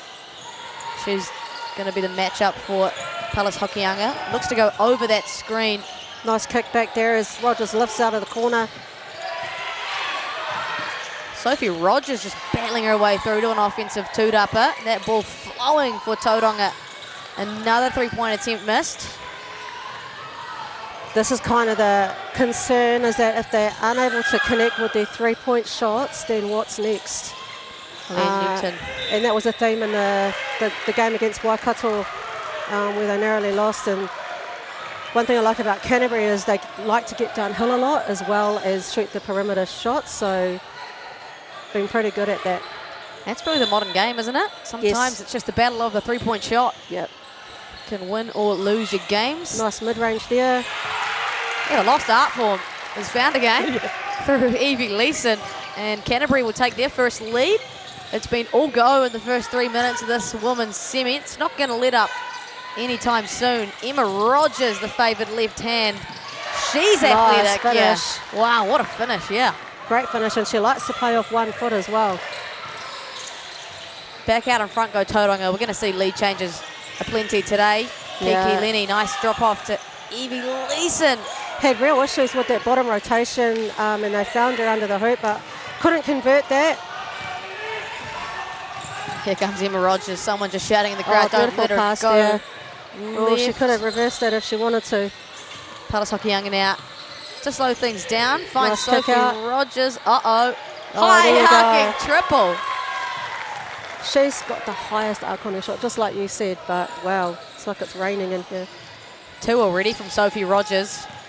4 minutes of basketball. Ophelia Powell gets a two-dupper off an uncharacteristic miss. Finds Neve Chamberlain. They haven't found their success yet from deep. Tauranga need to do a better job of boxing out, obviously. And just on cue there, Mel. Yes. Another offensive two-dupper. It's a jump ball. And it's going to go the way of Tauranga. See a rotation substitution coming in now. Mariana Munga's coming in for Lyric Berridge. Mariana knows what it's like to be in championship kind of pressure situation. She was part of the under-20 team last year that were in the finals, again against Canterbury. Yeah, sad we won't see that as the final matchup again. Turnover for Emma Rogers. And then that ball's going to head off Palace Hokianga. So it'll stay with Canterbury. But, of course, Canterbury defending their throne, back-to-back defending champions. So looking for a three-peat this year. Looking to switch that, but slow on the switch. 3-point come off and connected. They really need to talk better on that defensive coverage. Ophelia Powell gets her scoring underway. Neve Chamberlain, the only starter in this Canterbury team not to score yet. Monga no good from the corner. Canterbury doing a great job of collapsing in to help out on Hokianga's drives, which she's been really good at during the tournament, and she's not able to get her way in there. So great scout from the Canterbury coaches. Yeah, averaging 32 coming into today. Yes. Outrageous from Pele Hokianga. Sophie Rogers goes for a third. Great rebound. Two-dupper there for Ophelia Powell. Richard, her first college season at Bakerfield. Back-to-back. Yes. Second in a row. timeout called by Tani Bennett. He wants to talk to the girls, try and probably get that defence sorted, because it's the second time they've kind of left it open. Yeah. Looking like she's going for the handoff, but she's not, and just like you see there. Well, it's a hard coverage of Ophelia Powell. She's not known for, to be a knockdown shooter. She's very downhill focused, but it is dangerous scenes when she starts to hit 2 of those in a row, right? So he's going to be talking to them about what they need to adjust defensively, and I guess for Canterbury it will be playing much of the same thing, keep doing the job on Hokianga, like keep clogging up the keyhole, but now they need to be wary of the catch and shoot, perimeter shooters, and if they start hitting, then they'll need to run them off the 3-point line. Yeah, different scenes here. Canterbury 2 for 6 now from deep. Tauranga 3 from 7. And a big point of difference. 7 offensive rebounds already for Canterbury. 3 of those for Aaliyah Newton, who's a guard. Yeah, well, this is one of probably concerns about Tauranga, is that they're such a small team in terms of their all guards, pretty much orientated. How do they play big? How do they continue to do the basics like boxing out, tagging out on offense as well, so they can't get scored on in transition? It's just tightening all those little things up. Really short time together as well. You've got 2 players that have come in from North Canterbury to make up the roster, so they have more than 7 players.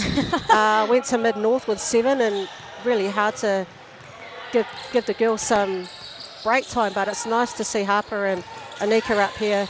Oh, and you can't leave Rogers open like that, because this is what happens. 3 triples already for Sophie Rogers. Not slowing up anytime soon. She's now 3 for 5. Ophelia Powell just doing it all. Bullies her way to the tupper. Canterbury back out in front. Another lead change, of course. Palace Hokianga, she's going to take light of that matchup all day long. And 1. So if she sees just 1 defender in front of her, she's going. Yep, absolutely. Saw a lane there as well. Yeah. Help defense. Hadn't quite set themselves. And that's just what the tall fern does. There she is, no help from Kiki Lenny, and that's a tough situation. Sophie Rogers in the corner, you're not going to help off that. Would you rather give up the 2 or the 3, right? Well, it's a 3 anyway. It's with a 3 the now. One. Yeah. 2-point lead for Tauranga. It's not going to be much more than that for the majority of today. Ophelia Powell is liking it. 10 points. Like, she's the... Yep, she's holding them together. She is their gal, Ophelia Powell. He looks to kick to the corner, but they've got that... Oh, no, not that time. I was just going to say, like, Grayson looked to drive. She drove and looked to kick out, but there was good help from the opposite side as well, that she couldn't make that pass.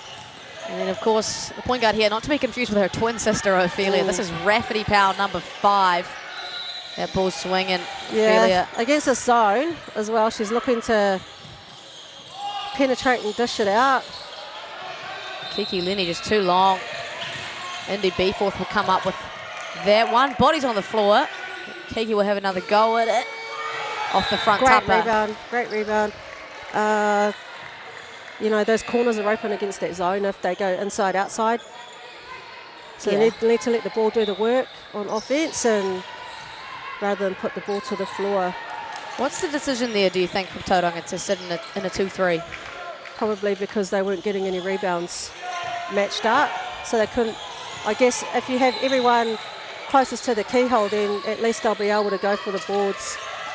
And he may want to send all 5 to the glass as well, I'm not sure. And there is Palace Hokianga doing Palace Hokianga things. Gets to the cup and then to the free throw stripe. Just came back from a really good campaign with the Tall Ferns. She did. Trans-Tasman throwdown. Starting point guard. Starting point guard. She did an incredible job of, being able to absorb pressure against the likes of Rochi and Steph Reed.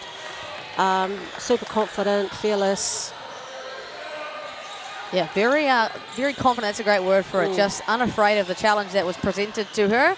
And cool to see a 17-year-old just getting it done on the international stage. We've got some subs in as well. Yasmin Larry, number 15 for Canterbury, and Joanna McCaskill, number 8. Yeah, really running some rotations here in the first quarter. Good signs. Rafferty Powell opts not to take that one. Steps back on a dime. Off the front, Tupper, and there goes those nice offensive chase down. rebounds. 9 already for Canterbury. No call there. And it's going to be Tauranga off to the races. I think it's a good no call from our referees. Yes. Elite pass across. Grayson Parahi, she can hit those. She can. Let it be known. Very streaky shooter. There goes Canterbury in transition. That's what they love to do, Mel. That is their favoured part of offense, transition basketball. Tied ball game. 2 minutes to go in this first quarter. It's been a sprint race already. Oh, it's close to a back over half there. Travel called instead. And that was just Hokianga jumping all over it. And really, Canterbury needs to be very considerate of who they pass the ball to in terms of getting the ball up the floor. Yasmin Larry out of Ashburton College. Nice. Young gun come through that region. Cassidy Murray comes in for Tauranga. Gives Sophie Rogers a well-earned rest. You can imagine these starters are going to play some pretty heavy minutes from here on out in the tournament. Yes, they'll have to. Grayson Parahi. Just do it. Draws the foul. Just part of the Red Sea there is the Grayson Parahi. And she is one heck of an athlete. Mel, you had the... She is. Obviously had her in the New Zealand under-17s. We went to Worlds last year. She's moved from Napier Girls up to Tauranga. She's now at Tauranga Girls College and moved here just for basketball opportunities. And just having a yarn with her and her whānau that she's really loving it up here, but also she's a New Zealand netball player. So she's a dual international. That is outrageous. Yeah. She has one heck of a future ahead of her, whatever she decides that will be. Neve Chamberlain from the corner. And it's a 10th offensive rebound. Yasmin Larry, watch out. Hokianga. Into contact, doesn't get the hutter, although she falls over. Here comes Rafferty Powell. McCaskill had a lot of space and time. Opts to go downhill. Tauranga secure that two-upper. This game's going to be a real grind. Oh, that was... you could see that pass coming a mile away. 100%. Aaliyah Newton applying pressure in that passing lane. Causes the turnover. And just over a minute to go on this one. Canterbury have the lead, but it won't be for long because this game has been one heck of a seesaw. Sophie Rogers back in amongst Marianga Maunga still, subs off. High post catch for Yasmin Larry, just bullies her way through. Looking to double down, but too late on that one on the catch. You know, if you're going to double down on somebody, you really want to do it on the first dribble, not allowing her to have 2 or 3. Hokianga came across a bit late on that. And also she was doubling down from the same side. Some coaches send it from the opposite low. So definitely is a preference thing. Yeah. Has seen both be successful. Well, Canterbury are 2 for 9 from deep. Aggressive switch there. Corner 3, Hokianga, and it's good. Carlos Hokianga, that's her second of the game. She's 2 for 2. In fact, perfect from the field in all regards. There goes Joanna McCaskill. Good job from Emma Rogers, just trying to wall up there. There's been a couple of games where she could have got into some extreme foul trouble, but she's obviously learnt from that. And she's using her IQ and looking at the shot clock. They've got 7 to work with. Yeah, here she goes, Emma Rogers, the score ad will. Palis Hokianga, it's going to have Step to be back her. 3 off the flare. Yeah, nice flare screen there from Sophie Rogers, but couldn't find any room whatsoever, Palis Hokianga. So now Canterbury get to have another bite at the cherry to finish off the quarter. They do. I think Rogers was just questioning the ref about setting that flare screen, and they just ran straight through her. Oh, but there you go, Mel. A turnover for Canterbury. So Tauranga will get another possession. They've got 4 seconds to get something good off here. Let's see what they pull out of the bag of tricks. 4 seconds. You're right. What are they going to reach into their backpack and pull out?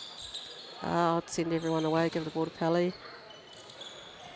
Oh, great job. Yeah, Nice. back to Emma Great job, Rogers. great job. Joe came across just a little bit too late in that help.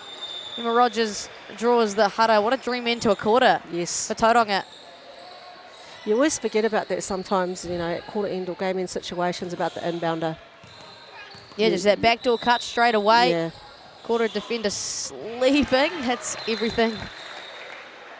Gets that one home. Quite a character, Emma Rogers. You could just see her face. She's one of the that. most competitive athletes. Actually, most of that team are. And misses the second from that free throw stripe. So they'll end the quarter with a 2-point lead, Tauranga. And it has been plenty of lead changes. Both teams just battling it out. And that's going to be the story of today until the end of this one, Mel. Yeah, it is. It's going to be a grind. And that's what you want to see. This is why it comes down to playoff basketball, the business end of the tournament. You want to see the tough teams come through. And, of course, we had a upset earlier today. So Wellington have pushed through to the next semi-final against Waikato. So really interesting to see because Wellington struggled all tournament, and it just shows that if you turn up to the right game, nature of tournament, that you can get through to the top 4.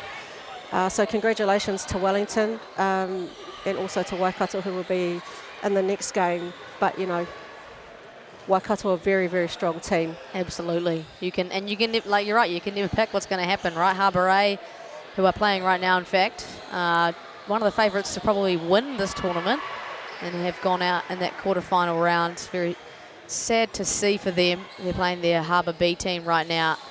Yeah, but I look across there, you know, they need to respond, and obviously they're up by 18 points as it is now, but at the end of the day, you know, that's the nature of sport. Someone's got to win and someone's got to lose. Yep, you're right. And that character building on losses and wins is super important, but more so the losses, because how do you bounce back 2 to 3 hours straight after a massive loss? And, you know, Darcy is super professional, and I'm sure that she'll have her team all sorted to go out and be resilient and respond accordingly. Back to this matchup though. Jeepers, how exciting is this game? So I'm not too sure that the prep-wise for Canterbury, but a lot of the girls have just come back from college. So they've only had a week or two, not even that for some of them to be here. Yeah. But yeah, what's some stats we can have a look at now there? I think a big one is the offensive rebounds. Of course, we're talking about that for Canterbury. 10 offensive rebounds leading to 7 second chance points. They're shooting 2 for 9 from the 3-point line, but 12 points in the paint for them. Clearly a big emphasis on that. And then for Tauranga, of course, they've already put up 13 triples. Yeah. Made 5 of them. So shooting at a 38% clip. Yeah, coach is calling for back over half.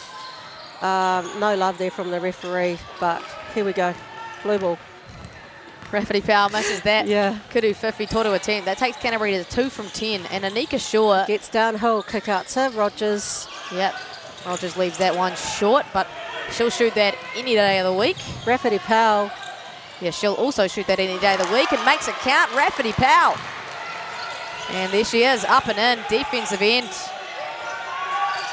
Good start to the quarter for Canterbury. They lead 2 now, and we don't have a stat, but lead changes have been rampant today. Pali Hokianga stops on a dime, hits everything on the tupper, but doesn't reach the bottom of the net.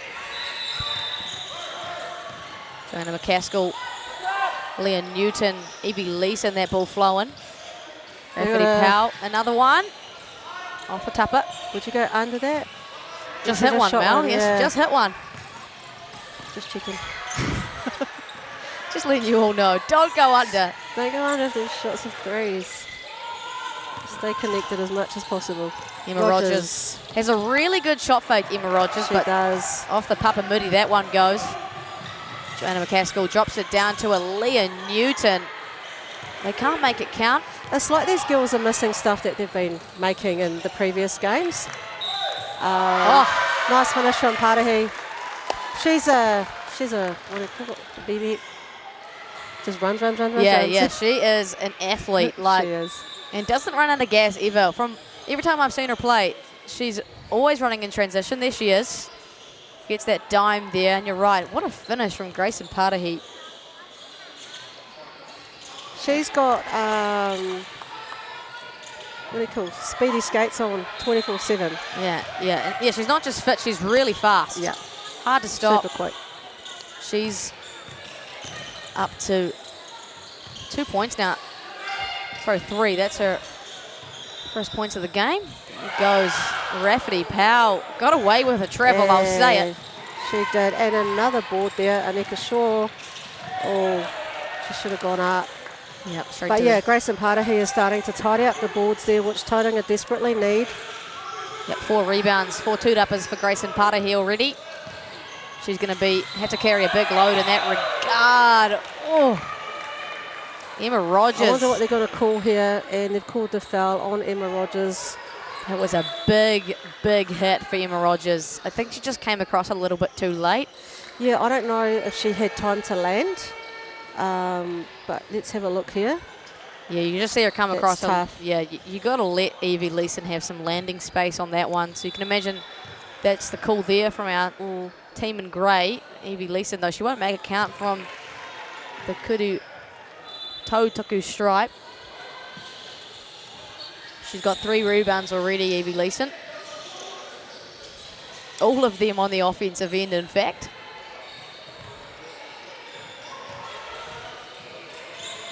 Just transferred to Utah Valley women's basketball.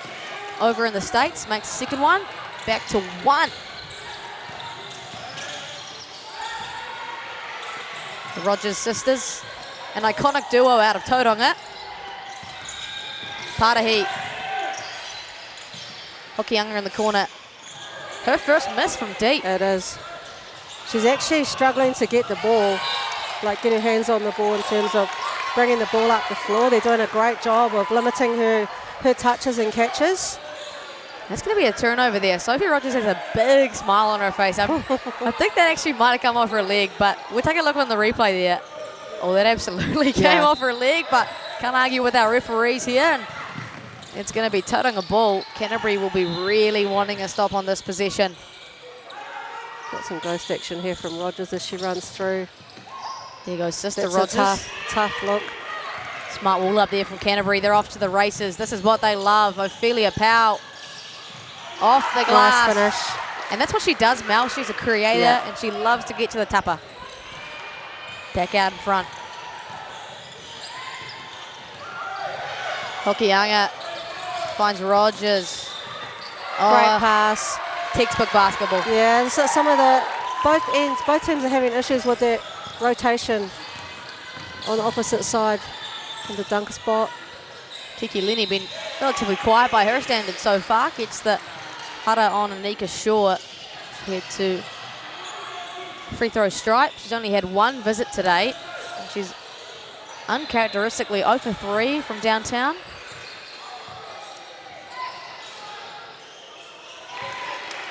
Makes it count. Of course, Canterbury looking for a three-peat this year, Mel. Had some pretty talented rosters across the years. Yeah, they sure have.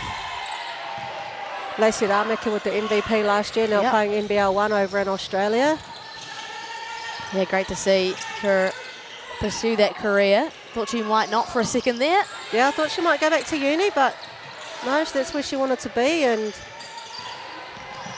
she's currently over there in Wodonga, Albury land. Oh, Evie Leeson did get the swap, but committed the Hara first. And Hokianga just working. That's what she does. She slips and slides through the lane, Hokianga. Evie Leeson, that's her second Hara of the game. Neve Chamberlain also sporting 2 fouls. No foul trouble at all for Tauranga. They need to stay out of foul trouble because they're on a limited rotation at the moment. Like, you know, we've only seen kind of 3 players off the bench and for a very short amount of time. He's choosing to stay with a 4 rotation with Patahi, the Rogers sisters, and Hokianga. Yeah, well, Pally, Emma Rogers and Grayson Patahi have not seen the bench whatsoever at all. They've played. And he would have expected, you know, he would have told them that. Oh, Ophelia Powell blocked that one away, but again, I think just nicked Anika Shaw there on the head. Hara going to go. That's a great job by Anika Shaw, just getting out, running, and having no fear to drive. That was quite contested too when she went in, so gets the foul. She's quick, Anika Shaw, that's for sure, and comes out of North Canterbury. Yeah, currently at Kaiapoi, my understanding. Kaiapoi High, indeed in their year 13 year. Sophie Rogers attacks that long closeout, finds Anika in the corner somehow. Oh, bit of an overpass. 5. 3 seconds left. Sophie Rogers blocked away by Ophelia Powell. And here she goes. She's on a heater today, Ophelia Powell. There she is. She's got 14 points. Drops it off to Yasmin Larry. The bully ball there. Not much Grayson Patahi could have done.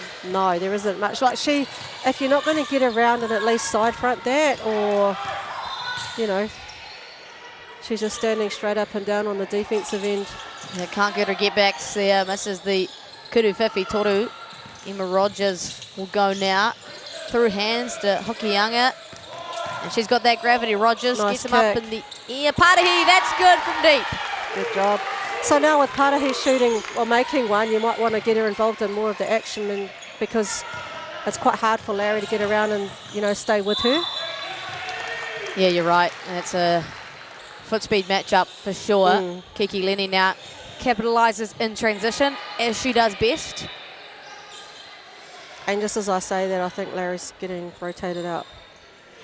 Yeah, is she taking a seat, or is she? I think she might just be having a quick corridor. She's having a yarn to coach. Definitely a hard matchup both ways. Grayson Patahi lacks the size advantage and strength, you could say, but the foot speed definitely. Yeah. Grayson Patahi's advantage. Kiki Lenny off the back tupper.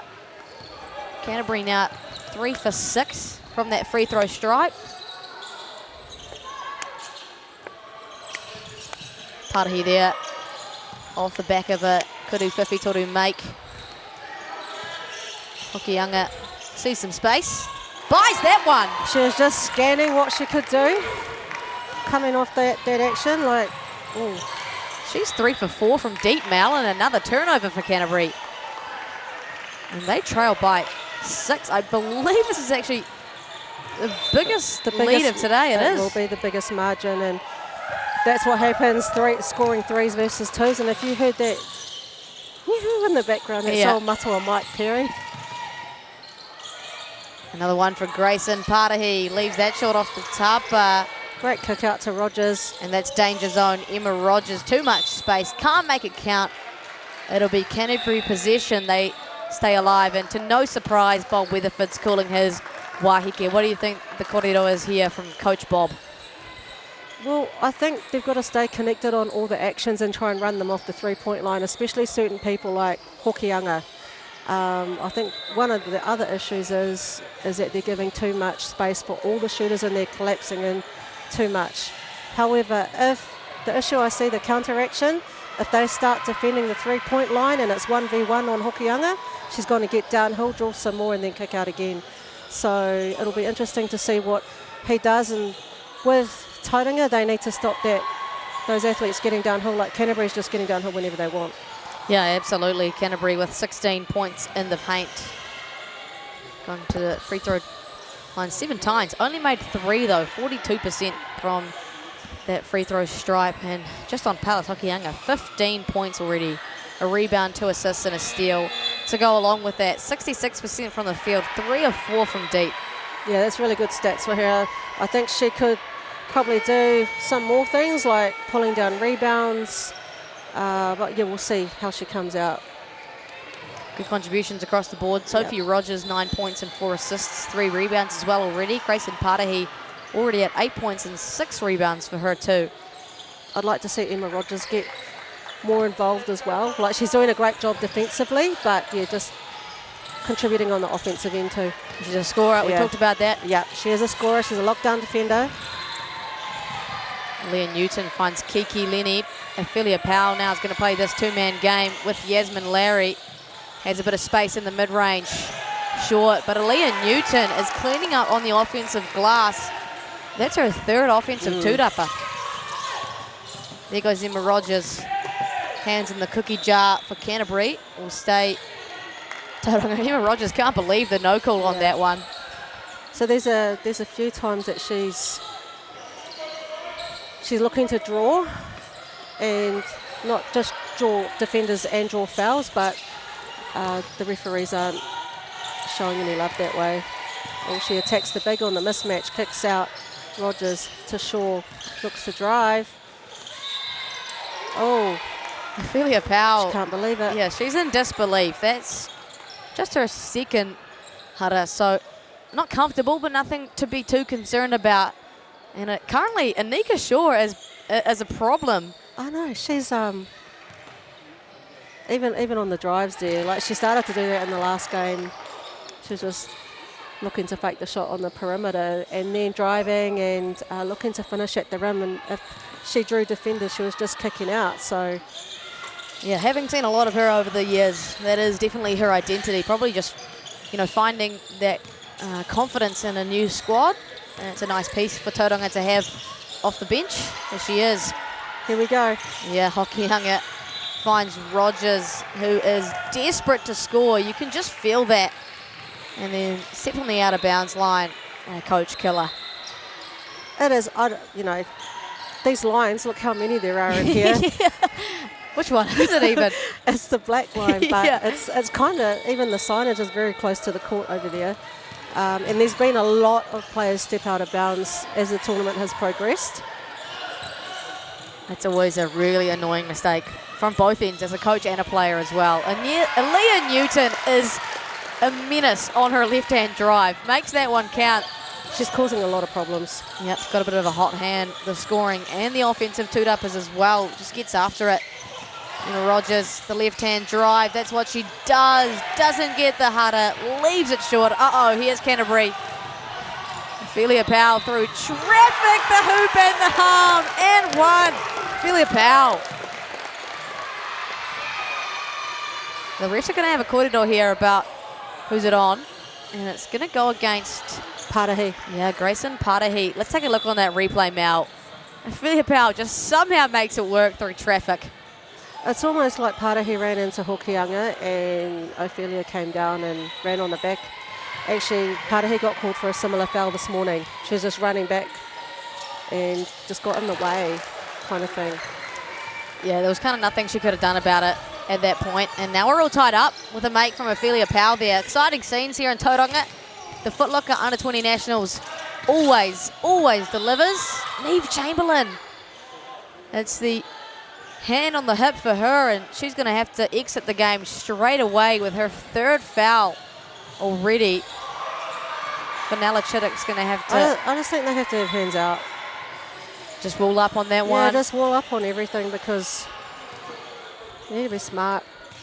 And sometimes you just got to give up the two if it means you're not giving up your third foul. And she's a starter for this Canterbury side, but has been limited to 10 minutes with her foul trouble. Kuru Tautuku rims out for Sophie Rogers. 2.5 minutes to go here in this first half. It has been back and forth seesaw action. That's a great game. Ophelia Powell finds Kiki Lenny.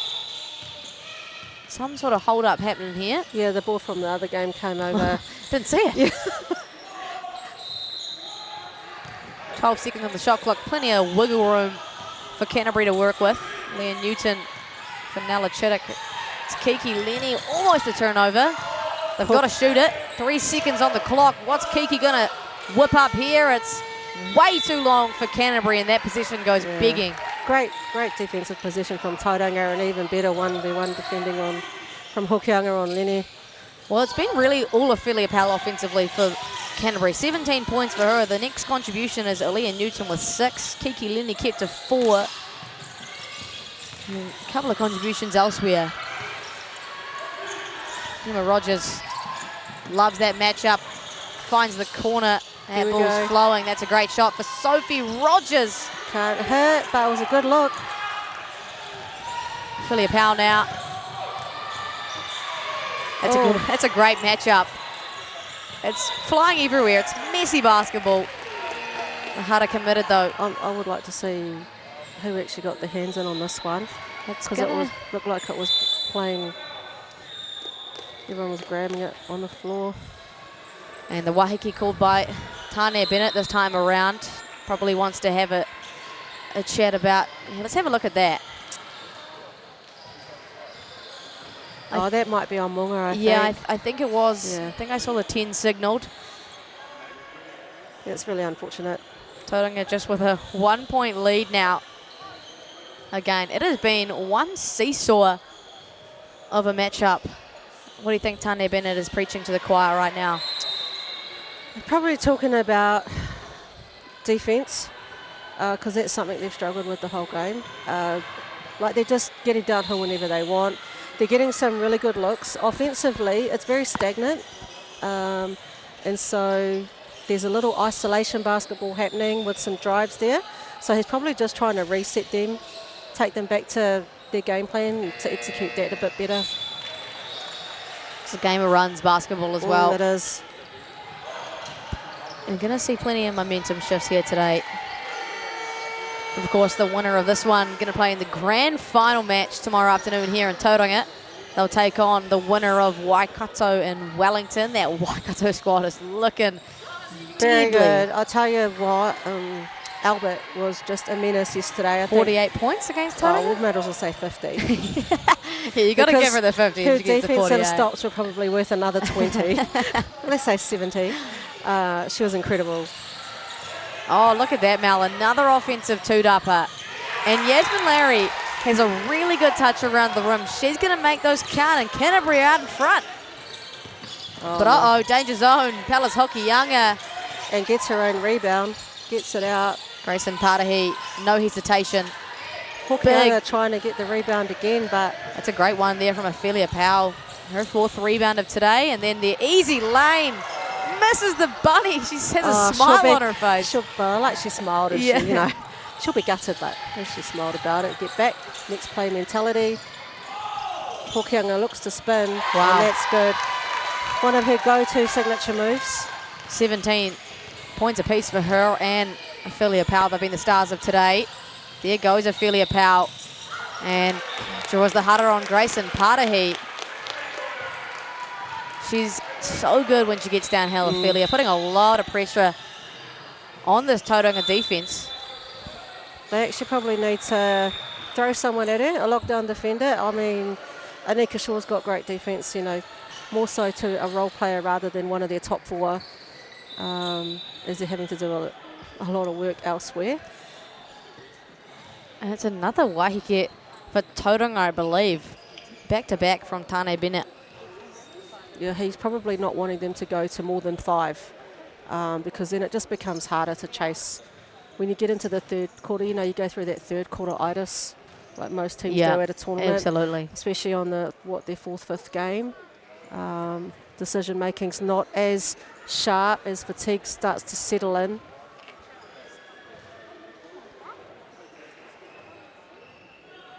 Tauranga still lead by 1.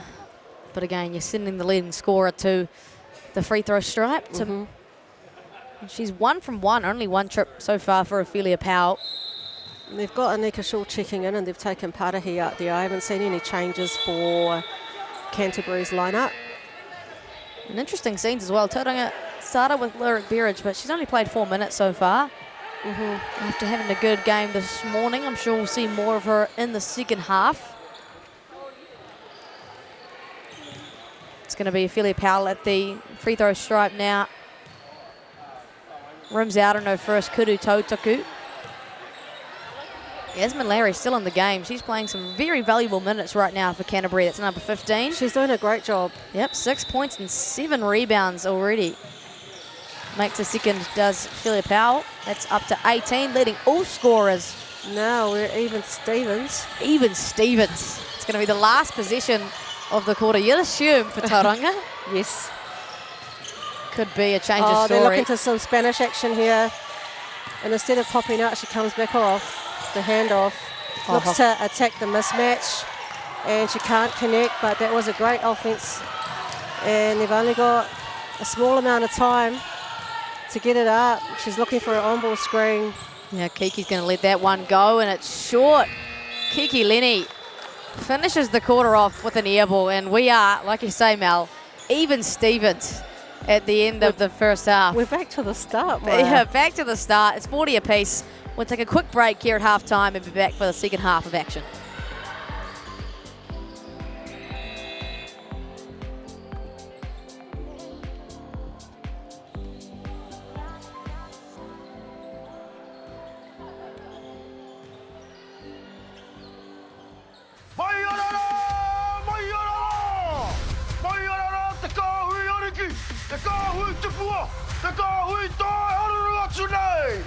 Ariki ki whakaata Māori me Māori Plus. E ana te kōrero, e kore te kauri kia piko. Aha ko te aha, turanga tira koe noho haka iti. Kaore anō tēnā tū wairua, kia pā mai ki au, I runga I te tū ki te papatū aua. Au taia, tukuna mai o kaha hea mātou nei tamariki kia tūranga tira. Ko au taia, haka, thera.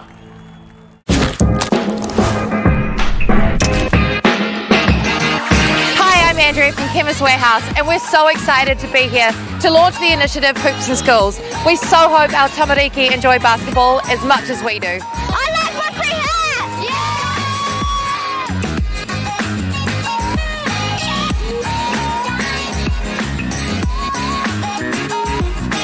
Hi, my name's Riley and I like these hoops because it's a great opportunity for us to learn how to play basketball.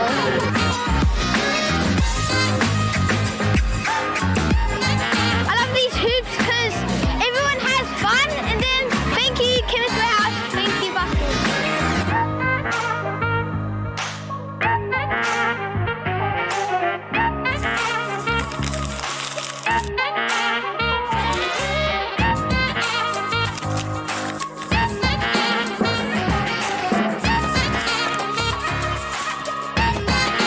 Thank you Chemist Warehouse!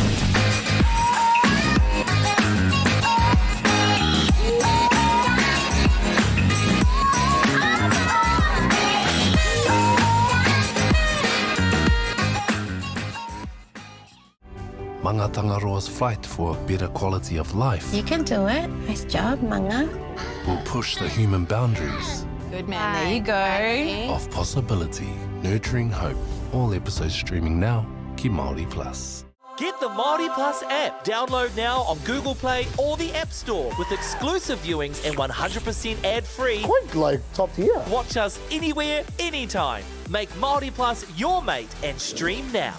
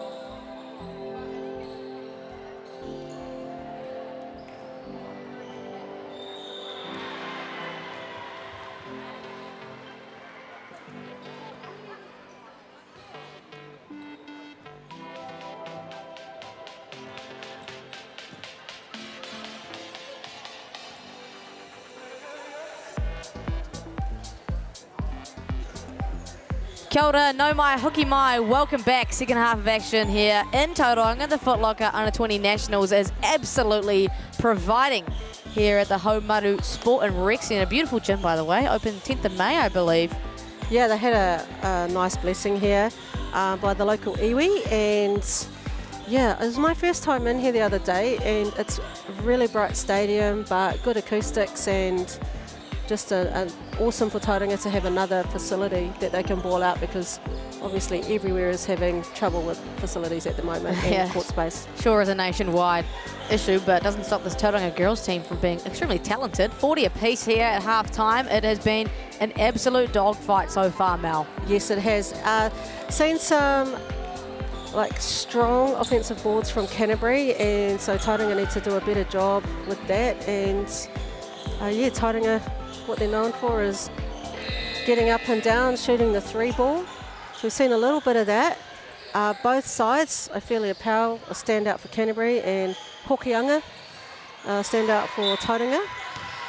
Yeah, Palace Hokianga has played all 20 minutes, 17 points for her, and Ophelia Powell, 18, leading all scorers. And Grayson Patahi has really picked up as well. Misses that off the Papa Muri, but that's far too easy for Grayson. Just needs to be a bit more softer around the rim, and you see the Tauranga under 18 girls have come in force to support. Yeah, have been qualifiers over this weekend, I believe. And yes, 16s and 18s over at the arena. It's one heck of a Tauranga under 18 team. The Broughton Twins, along with Riley McLennan, all named to the New Zealand under 16 girls team. Yes, and Areta Kahura is playing in the under 16s this weekend as well. Emma Rogers. Emma, that was a good look though. Uncharacteristic miss from her. It's been quiet night from her. She's 0 for 3 from downtown, as they get a piece of that one. Fast-paced 50 seconds of basketball we've just witnessed. Yes. Twin-to-twin action. Here's Rafferty Powell. Palace Hokianga making her life hard, but whistle for the Haka. Jasmine Dean thinks she's put her hands in there, and tough call. Hokianga, just her second personal. They've done a good job to avoid foul trouble. Just 2 for Patahi. I was actually interested to see he went back in his zone there on that defensive position, so I wonder how long that will last, or if he's just doing the first possession like that. But let's see how they go in the next possession. Maybe it's to stop the interior domination. 24 points in the paint versus 10. This one, Rafferty Powell, no good on that. Kuru Tautuku. Patahi finds the Tulfern. Palace Hokianga. Kick back extra. That's nice basketball. Nika Shaw too long in the corner. It's going to be off Sophie Rogers, no doubt. Canterbury possession. Sophie Rogers is one of the hardest workers. She's flying out of everywhere. Even if it's only a 5% chance she's going to touch the ball. I think her stats speak to that. 10 points, 3 rebounds and 4 assists, along with a steal and a block. That was close to a treble, I thought. Ophelia Powell. Who else? Ophelia Powell, welcome to the 20-point club. And Canterbury lead by 3. Palace Hokianga takes matters into her own hands. And Nika Shaw from the opposite corner can't make it count. And Hokianga doing the absolute most. The two-dupper unfortunately doesn't get the make, but she is working, Mel. She sure is, climbing over the back of 2 red shirts by the looks of it. 17 points, 2 offensive rebounds now, 2 assists, a steal and just 1 turnover. And then off the back tupper, the free throw goes. She's now 4 from 6. Has done a good job though. That's her 4th foul she's drawn against Canterbury. Splits the 2. Just 8 and some change here in the 3rd quarter. Foot Locker under 20 nationals. All love to Whakaata Māori for making this possible, so you guys at home can watch a masterclass of basketball. Rafferty Powell, the pull-up midi. You don't see that very often. No. Oh. And Rafferty Powell got the assignment on Palace Hokianga. Sophie Rogers much needed 3 from Tauranga. Yeah, absolutely. She's 4 from 8 now, putting on a clinic from beyond the arc. She's wanting her teammates to join her though. 50% is still good. Powell. And that's the issue. They need to rotate on the backside. Ball goes to Hokianga. picks it up. And she's been stroking it from deep. Not sure why She's they're like- leaving her alone. She's like, oh, nah. I want to shoot it. 4 from 5, Mel. 4 from 5 from deep, Palace Hokianga. Great job by Emma Rogers getting over that just before. She's still in the key. Oh, it's been a messy possession for Canterbury. Tauranga will be glad with that stop. Forced the pass from Evie Leeson in the air ball. Let's take another look at this from Palace Hokianga. She was like, is anyone going to guard me? All right, yeah. Thank you. They're in front by 1. She's trying to get in, put her in jail there. Rafferty Powell stays with the hard switch on the handoff. It's an aggressive defense here. Patahi from deep. Too long. Gets Chases the her offensive rebound. two-upper. And Yeah, here we Mel. go. Another 3. Oh, Hokianga is hot. Oh, my goodness. 5 from 6 from deep. Leads all scorers now. Palace Hokianga, a masterclass. Gets over that screen. Chose not to use the twist. Ophelia Powell gets her own offensive two-upper out to her sister, who takes it on Hokianga. Called for the block. And Mel, that's 3 personals now for Palace Hokianga, and probably going to have to take a seat. I doubt whether he'll want to take her out. Yeah. That's you're rolling the dice here. We'll take a look at that on the replay. Yeah. Just got her on the side, probably a little bit too late. And yeah, he's going to roll the dice and keep her on. You can understand the decision there from Tane Bennett. You don't want to take off your leading scorer. I think he's going to take her out. He's got Munga checking in, or otherwise he's going to take someone else out and give her less responsibility. Oh. Big time play. Emma, you can hear it in the stadium, Mel. Yeah.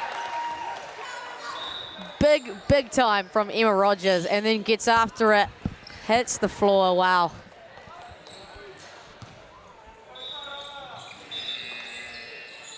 Rafferty Powell's going to see the bench again. Aaliyah Newton in the ball game, and yeah, Hokianga has taken a seat. Interested, was that foul on Rafferty? Is she Oh, is must she have on been. 3, or I didn't see the baton go up. Yeah, she's on 3. Yeah. Cassidy Murray sets that one hard. Rogers lets it launch, and this is what you can't allow them to do. And now that's going to put them out to a 7-point lead. That's the biggest deficit we've seen today. Sophie Rogers, 6 from 9. Sorry, 5 from 9. Good D. And they're going to want to calm it down a little bit. It's a run right now for Tauranga, and they have the crowd to back them. They do. Rogers is going to have to... Here we go. Uh-oh, that's dangerous if it goes. Oh, Canterbury will... Murray's chasing it, but that was a great look from Emma Rogers, and she needs to really find some rhythm, get some baskets, and I like how she's continuing to shoot. She's not just stopping. And this is the least surprising Waiheke of today from Bob Weatherford and Canterbury. They trail by 7. Again, the biggest lead of today. And you can just feel the energy in the arena, Mel. The Tauranga crowd just backing their girls who are on a run right now. What's the answer here for Canterbury? Well, they need to run at them now while Hokianga's off, but I see now she's been put back in. He's put her back in, so they had a short spurt of maybe a minute and a half where Coach Tane Bennett took Palace Hokianga out because she had 3 fouls. Canterbury totally unaware that that was the case. However, they need to run them off the 3-point line because they're finding their groove now.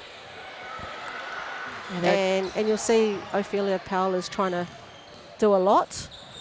Maybe I'd like to see the ball go back into Yasmin Larry if she was to come back in, because they certainly had a mismatch inside when she was on. 100%. Yeah, and she was getting some nice balls and finishing tidily around the rim, so it'll be interesting to see what he comes back out with.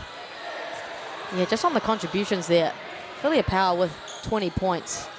Yes, and the next best there is Aaliyah Newton and Yasmin Larry with 6 apiece. Like, there has been some pretty low usage across the board. Yeah. Kiki Lenio, of course, only playing 15 minutes so far and 4 points. I was just going to say though, like, she contributes in other factors, and she's sitting at the moment. So it's kind of, who do you want in these clutch situations, because you do not want Tauranga to get out to, you know, a massive lead. Again, Powell. B4th, that's going to be huge if it goes. And we've got a foul there. So these are things that they need to tidy up. McCaskill's not happy with the call. And look, McCaskill's a silent killer. She doesn't say much, so you know that she's angry when she speaks up. And yeah, Mel, I don't think we've seen Kiki in the second half. Correct me if I'm wrong, but I don't know if I don't think she even started that quarter. So that's surprising scenes. She's been sitting for a while, so I'm just wondering when are they going to get her back in? He's looking at Chamberlain to come in now. Hokianga. Kick out to Rogers. Just off. Yeah, they'll sigh a breath of relief. And I wonder if Rogers will now adjust as she sees people are flying out at her. She can actually get to the rim. That ball's moving a little bit better now for Canterbury. Leah Newton, she's pretty dangerous. B4th, Mr. Last, misses her second in Pātahi. Great rebound there and kind of hands on the ball by Rogers. Hokianga looks to attack at McCaskill, kicks it back out. Rogers finds Hokianga, Pātahi. She's dangerous downhill, Mal. There she is. Doesn't get the hutter. Now Canterbury get to go in transition, and that's what they love to do. Joanna McCaskill. Good. That's nice. Good running from McCaskill and good finish there. Back to 5. A lot more manageable for Canterbury. Kiki and Neve to check in as well. Pātahi there. Emma Rogers is going to continue to put it up. And that's a dangerous side. That's a much needed 3 from Emma. I'm sure she'll find some confidence in that to shoot the ball a lot more. Philia Powell. A runway for her. We'll count it as a pass. Evie Leeson hasn't had a lot of luck. Missed a couple bunnies, but makes that one count. Back to 6. Tauranga needs to be very careful. Powell drove. Open shooters galore on the outside. They're collapsed in, so they need to be wary of that. Oh Rogers. my gosh, Sophie Rogers, stop it. This is the issue, shooting 3s at one end and only 2s down the other. You know, statistically, Tauranga puts an advantage on by doing that. 6 from 11 for Sophie Rogers. Ophelia Powell, though, up to 24 points, just like that. It's back to 7, but like you said, it's 3s and 2s right now. Emma Rogers, that's a 4th shot. And a turnover. Sophie Rogers doing the 1%ers. Another foul. And that arrow must be going up soon. That'll be the 4th team foul. Yep, 4th foul for Canterbury. And that's Anika Shaw getting a lot of time in the rotation in this game. 10 minutes so far for her. And I'd say that's because of her defensive effort. Yeah, matches the identity well, actually, Anika Shaw. They're probably happy to find that little gem out of North Canterbury, and Palace Hokianga, yeah, that's too easy. Takes Lena on the baseline, you know. Another thing too, she likes to go left. If people paid some attention, she's really good at doing that. In front. Oh, and good defense, me, no Mel. touches there, and it's going to go to Tauranga. 9 points is the deficit. It could go to double digits here, and it's really been suffocating defense for Tauranga. They've forced Canterbury into their 9th turnover. Hokianga did a great job of just reading where Powell was going to go. Just jumped in front. Was about to take her with a chest blow. Tauranga very patient in their Fast offense. action. Yeah, you got to keep a hand on Sophie Rogers. Yeah, she's going to look to get downhill here. Rafferty Powell. Yeah, this is have to play really smart now, because now they're going to go to the line. That's the 15th foul. And that's 4 for Rafferty Powell. Immediately she'll take a seat. Her sister will check her out of the ball game. I mean, you're rolling the dice putting her in with 3, Mal. You're rolling the dice with Hokianga too. She's on 3, so makes that one count. Hokianga moves to 27. 3 rebounds, 3 assists and a steal. 61% from the field as well. An extreme night from her. Expected nothing else, and Gets she gets her her own dude up, rebound. and that is a coach killer, Mal. It's out to 12. What is Canterbury's answer here? They haven't had one in this mini stretch, and that's a great position there for Kiki Lenny. You need more of that.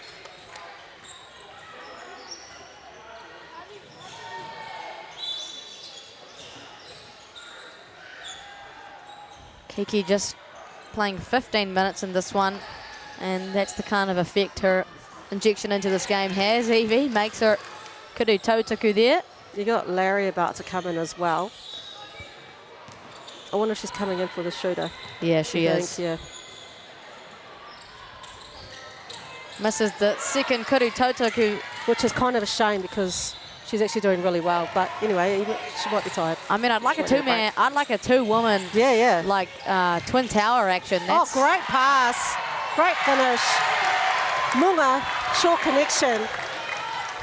And it's 13 points, Mel. This Canterbury team is, I don't want to say crumbling, but this run from Tauranga has been unstoppable. Aaliyah Newton wide open in the corner, just way off.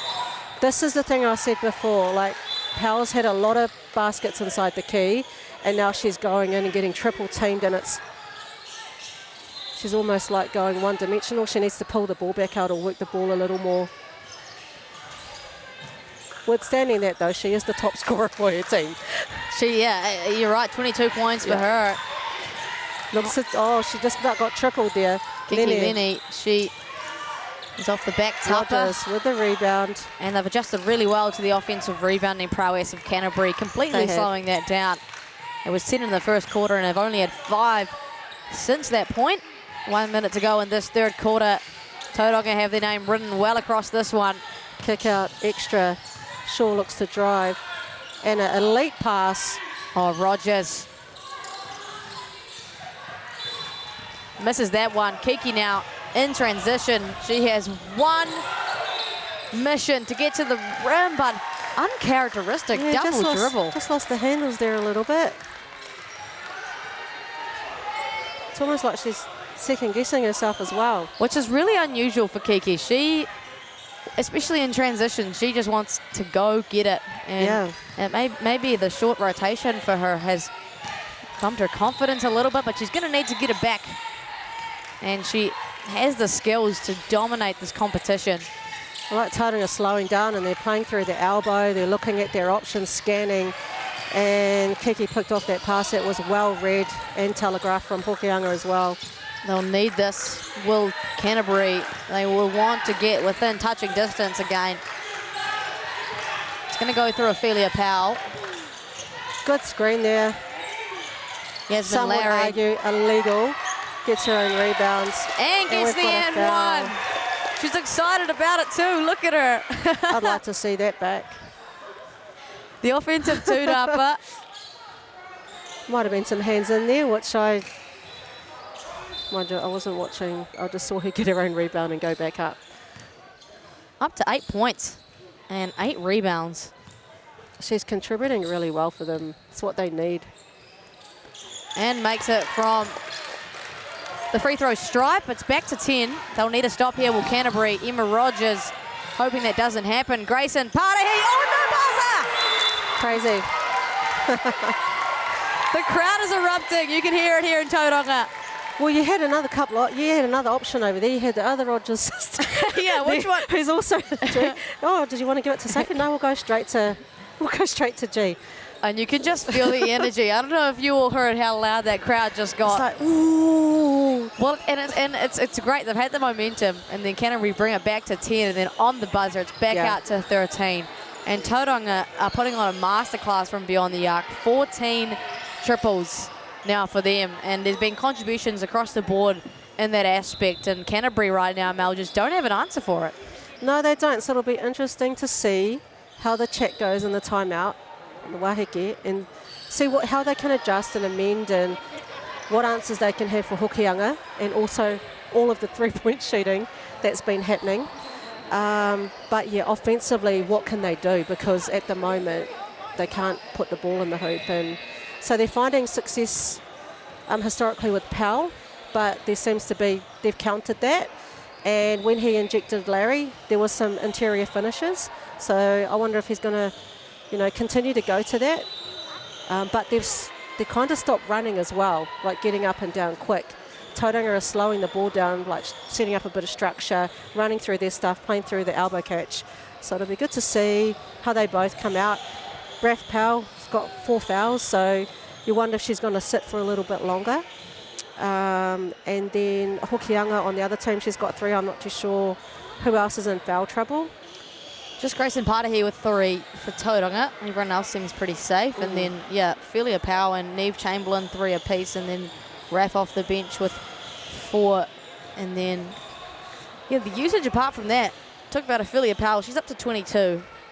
And then the closest contribution is Yasmin Larry with 9 off the bench. And it's just a completely different story for Tauranga. Of course, Pali Hokianga, no sub just yet for her, 29 points. And then 11 for Grayson Patahi and 19 for Sophie Rogers. When you have people scoring in bunches like that, it can be very hard to guard. There's going to be some answer here for Canterbury, you'd hope. Yeah, I think Tauranga will want to be getting at least 4 people in double digits, and then Canterbury need 3 or 4 as well to help contribute on the scoring load. Can't leave it all to O. Neve Chamberlain too long. She's spent some time on the bench with 4 fouls, and that's still there from Hokianga. Yeah. Just grabbed it out of Larry's hands. Massive too, because yeah, Yasmin's pretty hard to stop. As we've seen, 9 points from her. Ghost action. Hokianga splits the double team, finds Patahi. She's been hot. Great rebound from Lenny there. And you're right, Canterbury just not really looking to push as much as they would have liked, I reckon, as Neve in the opposite corner now. Leaves it way too long. Canterbury shooting, they're shooting under 20% from beyond the arc, Mel. That's tough. Tough stats, and I thought Tauranga started with a poor percentage shooting game, and that's where they find their rhythm. And they have multiple people being able to shoot the ball. But yeah, hopefully we get some people stepping up for the Canterbury side on that. Hokianga wheels and deals, looks to Patahi, out to Rogers. Defended well here from Canterbury. Sophie Rogers is going to have to work with. Great pass. They've got everything right now, do Tauranga, and it's a 15-point lead. This game running away from Canterbury. And their energy has been sucked out of them just like that. It does. The bench is looking flat. So we just need to see how they can respond. Larry with the ball inside, she's hard to stop. There she is, gets her own O board. And that's where you think they're going to go. Like, just go inside to her. But if Tauranga come down and score a 3, then statistically it's going to go in Tauranga's favour. 3s versus 2s, and here we go. That's the issue. Yep. 5 out of 6 or 6 out of 7? 6 out of 7 for Hokianga. Up to the 30-point club. She has put on what can only be described as a masterclass, and there's no answer once again for Canterbury. They're settling for outside shots when they're not falling. And we've got 3 on 2. And there you go. Tauranga are running away with this game. It's almost at 20, and Mel, it's not insurmountable for Canterbury, but far out. But this body language and the want to fight and respond has got to come back right now. Grayson Patahi, beautiful finish, great pass from Hokianga. And you see that they're changing the point guard roles as Emma Rogers has stepped into that role to relieve the pressure of Hokianga, probably to keep her out of foul trouble with offensive calls as well. And that's the beauty of having people that, you know, in their group, they know what their role is, and they're switchable as well. It's going to be difficult to pick the girls up, because at the moment the Canterbury girls seem deflated, and I hope that the coach can bring them up, because it's only really 18 points. That's only 9 baskets. Get a stop, score. Get a stop, score. Doesn't help though that they are shooting 4 from 24 from deep, and that's in comparison to a 15 from 39 performance from Tauranga, and then the overall field goal percentage for Canterbury is 33. It just, yeah, you're right, just the flow for them offensively, maybe not there. And the hard thing about the Under-20 tournament is that you do have a lack of preparation time. A lot of these girls returning from overseas not long before the tournament begins. There's not a lot of time to gel as a cohesive. Yeah, you know, there's 5 or 6 players in the Canterbury squad that affects, and Tauranga, they've got no one that has gone to college yet, so most of them are still at school. Yasmin Larry, too big, too strong. Kiki on the O board, need to get her involved. That's only 6 points on the night for Kiki. A great offensive rebound, back to 16. Ghost action. just anything Tauranga wants, they're getting at the moment, and that includes the offensive tūrapa. Great Rogers. job bringing it out, and Rogers looks to shoot, but no, kicks it out. Hokianga now smacks away the hand of Liam Newton. Well defended, and you're right. Gonna have to put it up. And a rare miss from Hokianga from deep. Still a good look though. Liam Newton stolen and away. another steal from Hokianga. Oh, and she gets a big slap in the face to go with it. And Tauranga really settled to just slow down and get a great shot look here. There goes Palace Hokianga doing Palace Hokianga things.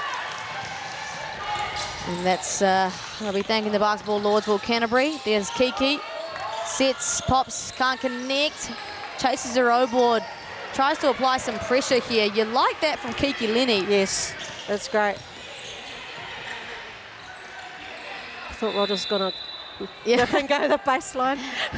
Wouldn't blame her if she did as well. Tauranga very aware of the time and the scenario they're in. Uh-oh, danger Great zone. flare screen though from Rogers. And great pass from the other Rogers coming off. There goes Newton. Likes that transition. That's what Canterbury do. We've got timeout here from Tauranga. And Coach just Tani Bennett. And it's a good timeout, right back to 14 for Canterbury. That becomes much more of a manageable deficit for them. 6 minutes to go. They've got to work fast. And obviously that was a great timeout. You know, they've come out, responded a bit better.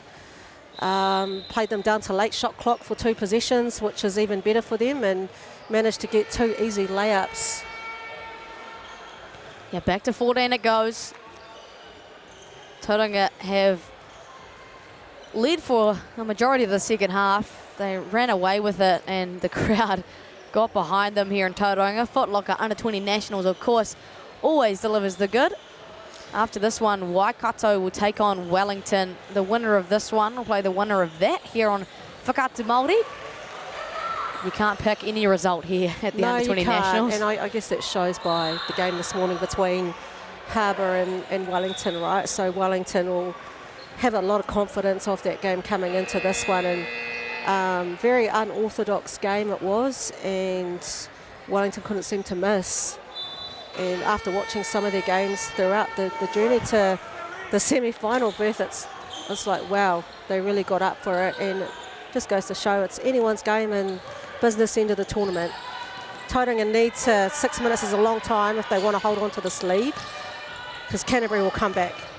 Well, this is the team. They're pegging it back now. Yeah, absolutely. And yeah, this is a moment they have to step up to. Tauranga have done that so far. Canterbury got to step up to the moment now if they want to get back in this one. And it's another saving grace is the defensive stop. Kiki Lenny now will prove to be a force to be reckoned with, but can't finish the bunny. Oh, there goes Aaliyah Newton. Oh, they just can't finish, but there's a great steal there. Oh, Ophelia Powell, the timely Kuru Fifi Toru. It's back to 11. Big bucket from Canterbury's leading scorer. You see they're playing a little bit more of a... Missed fumble from Emma Rogers. Could go back to double digits.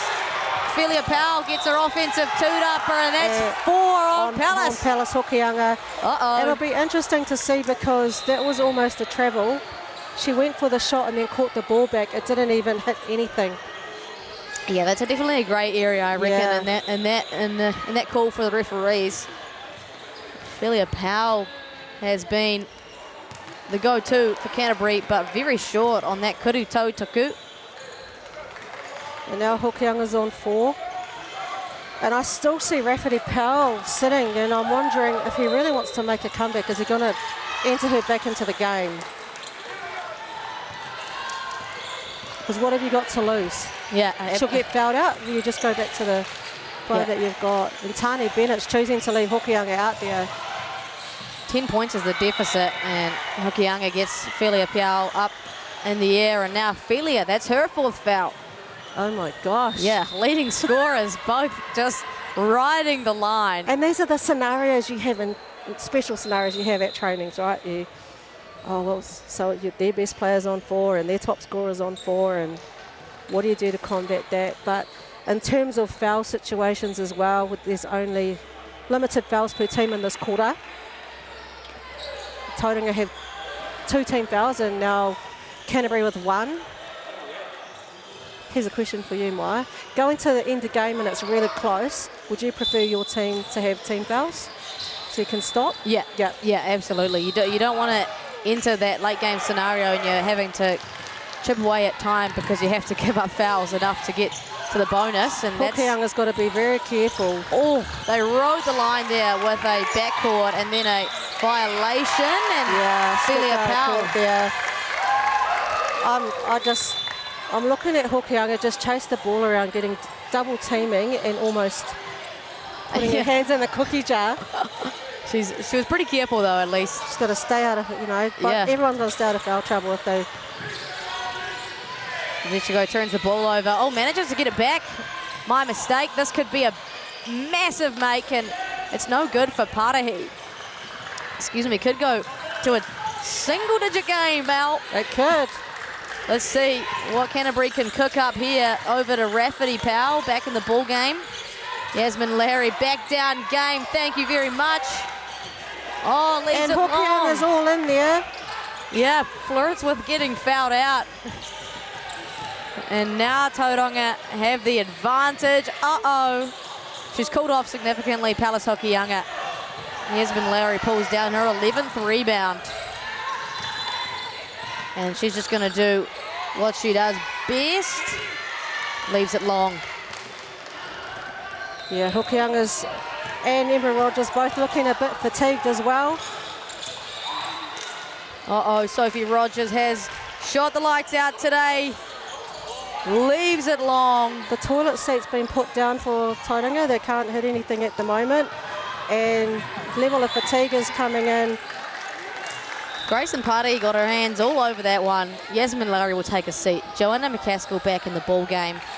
And Kiki Lenny to inbound here again. Could be taken to a single-digit game. The game's going to come down to fitness as well. Yeah, Ophelia Powell playing a really high-volume game as well. 31 minutes for her. She just wipes her face on Emma Rogers' singlet.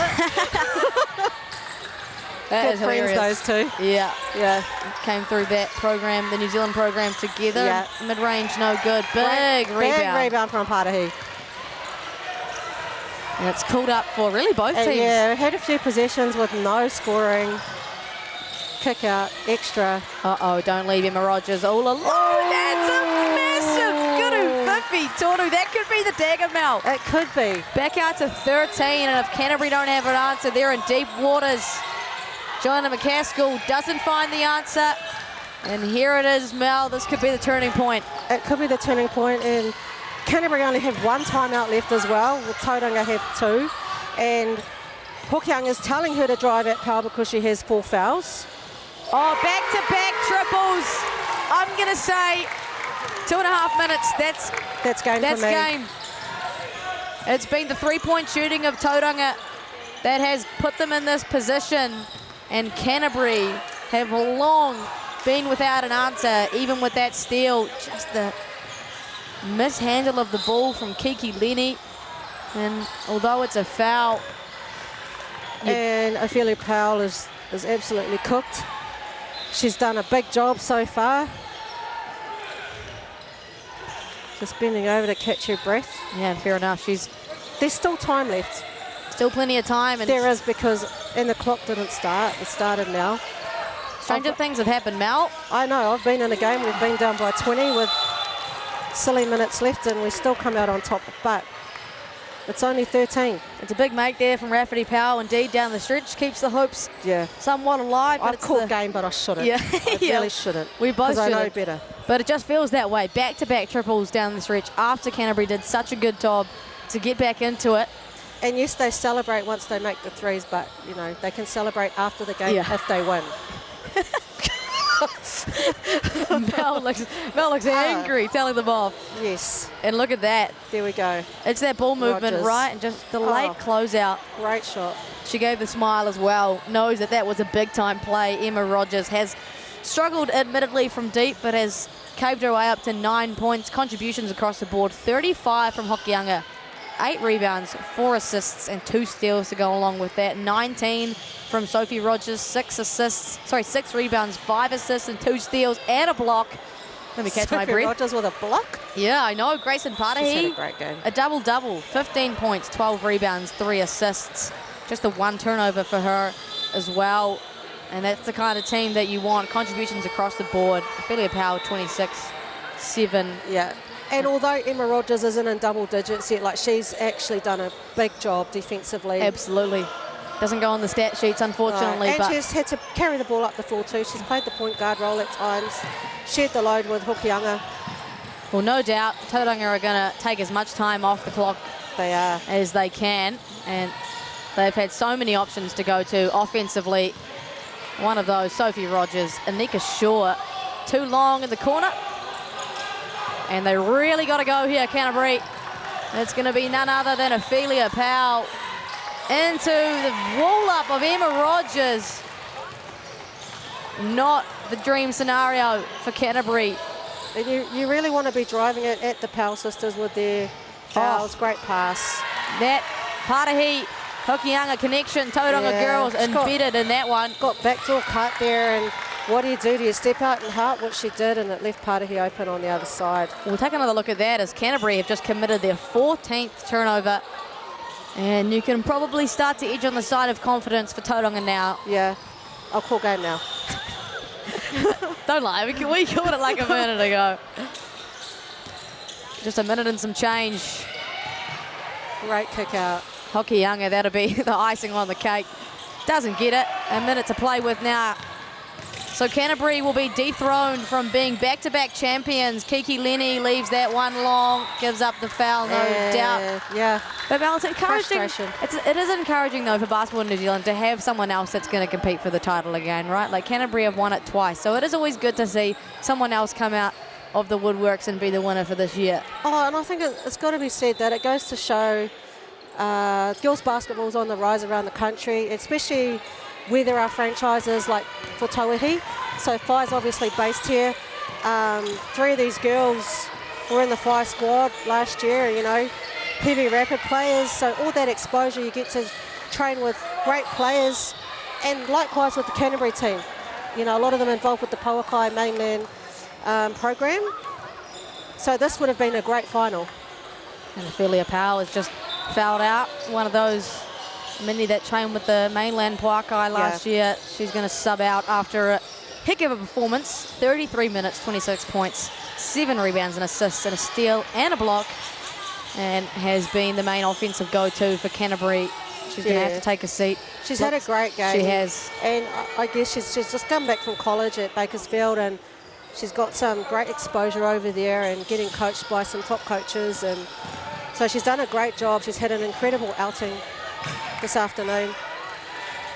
Speaking of incredible outings, Grayson Patahi, she travelled and she knew it. Travelled. Yeah. Just a slight foot drag there. But, you know, Coach Tani Bennett's got to be happy with his group, and they've got to kind of gather around and respond for a big final tomorrow. I think there's only 2 in this group that played in the finals last year. That would be Sophie Rogers and Mariana Munga. Yeah, definitely, like you said before, it just goes to show the level of girls basketball here in the Motu. Yeah. So much talent across the board, and we are lucky to be witnessing it here today.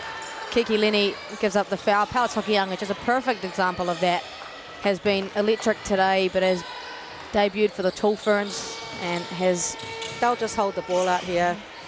They won't look to score, they'll just dribble it out. Dribble it out, and just like that, Tauranga come up victorious in the semi-final here at the Foot Locker Under-20 Nationals. They win 84-71. That was a masterclass of basketball. It was a great game. It was super competitive, right down to the wire. I mean, the scoreline doesn't reflect the tightness of the game and the battle that happened on here, but that's what finals basketball is all about, and can't wait to watch the next semi as well. Thank you so much for joining us here on Whakaata Māori. Next up is Waikato Women's take on Wellington in the second semi-final of today.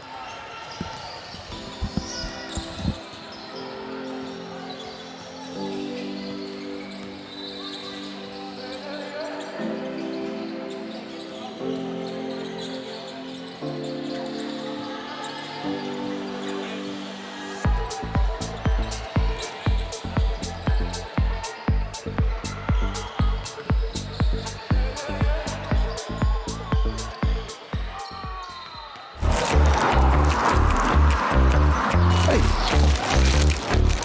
going on over here?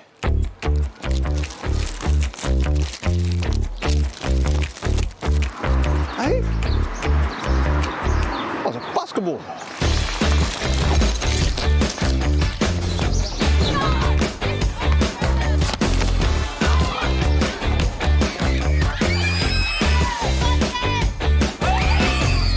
The maunga is smiling down on us here in Taranaki. We're here, Hoops in Schools, Basketball New Zealand. We've bought some hoops and it's great. Taranaki is going to be the next baller capital of Aotearoa. Man, we've got Corey Webster, we've got Brooke Locke, Tall Blacks, Tall Ferns. Let's get it. Let's see these kids, eh?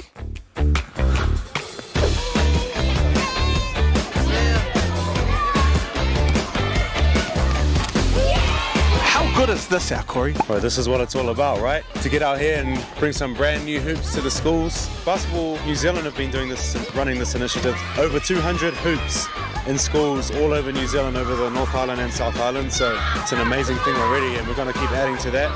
And seeing just talent, like, you know, these young fellas. Like, I saw a kid who's tall as hell. That dude could be a Tall Black right there. Future Tall Blacks for sure, man. You know, another part of it is coming out here and identifying some of the talent that might get missed. So, you know, you might spot the next Stephen Adams out here, the next Tim Provide. The next Corey Webster. You know what I mean? So it's amazing to see, honoured to be a part of.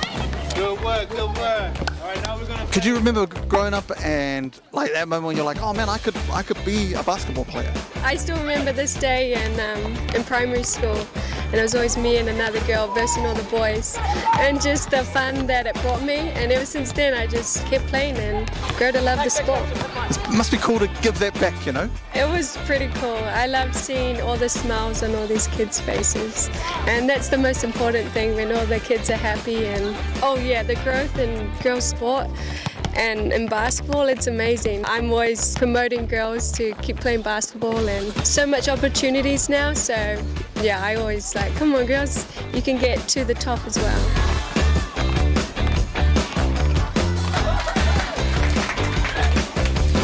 It's really cool, Dan, just to be here and see it happen, you know what I mean? Yeah, that's awesome. And that's what Hoops in Schools is all about, is giving the tamariki and rangatahi a chance to have accessible opportunities to play basketball, and that's what we're seeing here today. We want this in every school, correct? Yeah, we want hoops everywhere, North Island, South Island. So we've done over 200 hoops across the motu now, but there's no stopping. And as basketball continues to grow, our biggest challenge is making sure we have those facilities.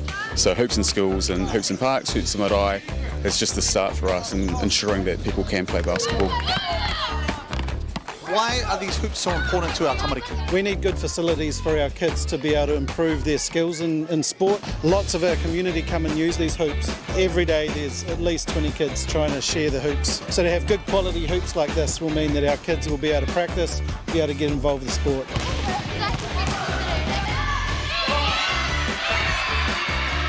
All right, I'm here with the MVP. Camden, how you feeling, bro? Good. What was the most important part of the day today, brother? Learning things with my old friends. Yeah! So my man here said that you could beat Corey Webster. Is this true? Yep. He said you could cross him up. Is that what you said? Yep. Yeah. Oh, he's Corey. Hey. Put some money on it. Put some money. How much money you got right now? None. $9. He said. Who's the best girl player here at the school? Me? Do you agree with this? Yes. Yeah. Why are you so dominant? Why are you so good? She's just number one. Do you think you could beat Brooke? Oh, easily. Easily. Okay, we're about to find out. She has 50 cents on it, she said. Yeah, I actually do. 50 cents. Yeah, I actually Yeah, we can go for 50. Yep. I have another 50 cents, so we can go for $1. We're gonna go for $1. Yeah. You know what? I feel generous. I'm gonna give 50 cents as well. We've got $1.50 for you. Anyone else want to put any? No? What about put some shoes on it? Put some shoes on it. If she beats Brooke, then we can have your shoes. Yeah. These hoops are mean, eh? Yeah. You know what else is mean? What? This guy's mullet. Show the camera your mullet. It's a rat tail. It's a rat tail. It's a rat tail. Mean hoops. Yeah, I really like them. The old ones weren't. Yeah, we need new hoops. What was the old ones like? Not that good. Yeah, did someone break them? Oh, they're broken. Look at them over there.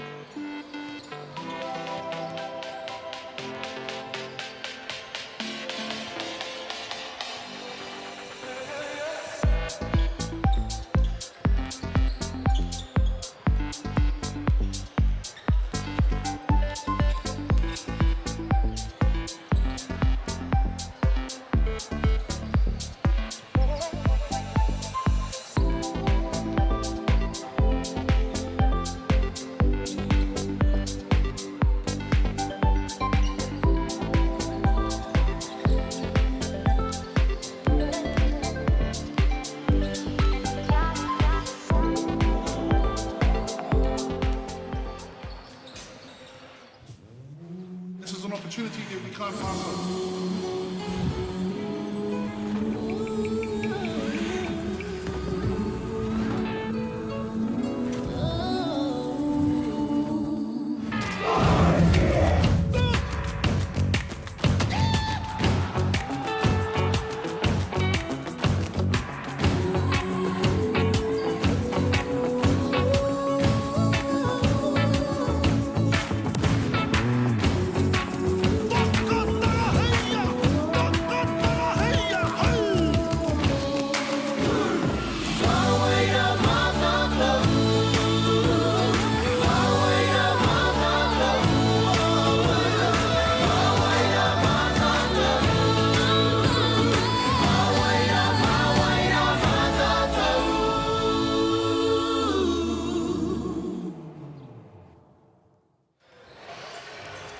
E te iwi nau mai hara mai ki tēnei pāpāhotanga a whakaata Māori. Ka mihi ki ngā maunga, ngā wai me ngā ahika o tēnei rohe o Tauranga. Te whakataetai e whaia ke nei. Ki Wainganui o Wellington, rāua ko Waikato, te Māre Vanderliden toku ingoa. Ki tōku taha ko Daniel Dobson. Daniel, how are we? We are good. We're here in the Bay of Plenty in Tauranga at the new arena as we take on the semi-final between Wellington and Waikato. Big matchup. Wellington with the upset win against Harbour A, snatching that semi-final spot. Be a good matchup between the two. Lots of experience. Exciting times ahead. I think the team list is going to come up. With Wellington, we have Asher Young at 2, Brooke Te Mehani Tongia at 5, Imogen Veal at 3, Isabel Toya at 4, Leah Akin at 7, number 57 at Maya Taylor, who's injured unfortunately. Paige Taylor at 8, Ryan Daly at 9, and Tatiana Mariko at 6, who is also injured. So a 7-team deep team for Wellington. Coached by Salo Taufale as well. And manager Brenda Hughes. And for Waikato, we have at number 13, Elise Gilbert, number 4, Keilani Albert Neha, number 2, Roy Mata Harap, number 1, Tanika Leja Walker, number 9, Teia Kōpu, number 5, Temepara Walker, number 16, Teresa Biladi, number 6, Waiheke Kohunui Rio, and number 15, Waikimi here, Douglas Corona. Coached by assistant coach Leanne Walker. Cheers.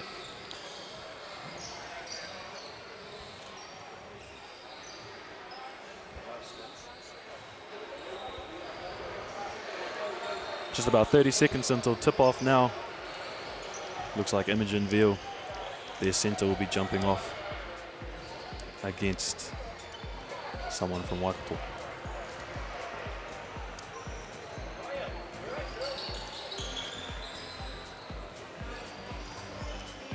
Just a quick shout out to Foot Locker, broadcast partner Whakaata Māori, host association Tauranga City Basketball Association, venue at Haumaru Sports and Recreation Centre Tauranga. Our other partners include Molten, ball sponsor High Athletic, GJ Gardner Homes, Tauranga City Council, Four Winds Foundation, Lion Foundation, Pelorus Trust and One Foundation. We thank you to all those who have been able to support and up and run this tournament, as well as to referees, parents and athletes. We can't do it without you as well. Mahi is much appreciated. Shout out the refs. Yeah, and the refs and the cameraman. Shout out them. Waikato just taking the court now. Definitely a size advantage from first matchup and look between Wellington and Waikato, with Wellington having the size there and height. Wellington winning the tip, but Waikato securing the ball, starting off with our first possession. Waikato up top, head to the elbow catch for Belandi. Fake handoff up top. Back kick out, open mid-range, no one's got her there, she's wide open, she knocks it down. Great start for Waikato. Looks like Waikato's running an early press. Wellington's off to the races, another easy look to the cup. Misses, gets her own O-board, kicks out to Ryan. Passing the screen, top. Kuruwhiwhi Toru's up to the right, and Waikato with the rebound. Leja Walker takes control, advancing. Behind the back, takes it to his cup. A little floater, kiss off the glass, and it's good. Waikato again, really the liking high this press pressure from Waikato here. I think it's a great idea for them. With Wellington only having 7 players, I think they're going to try and make this a real fast-paced game and really lift the tempo. So I think we'll Wellington do them really answers well. right back with a Koruwhiwhi Toru 4-3 with 1 minute gone into the game, 9 minutes remaining in the quarter. 4-3. Live score will be up soon. Bounce pass, downhill, up. Ooh. Wellington fast break, wide open. Easy lay. Ashley Young to Paige Taylor. Great connection there. Great running. Ledger Way to walk run with the ball. Open lane. Pull back up fake. Risky pass. Tip from Wellington. Waikato ball baseline. Be interesting to see what set they run out the baseline. Walker to the wing. Up top. High screen coming in. She decides to take it herself. And the hara is called on number 9 from Wellington, Ryan Daly, where I believe it is Douglas going to the line for 2.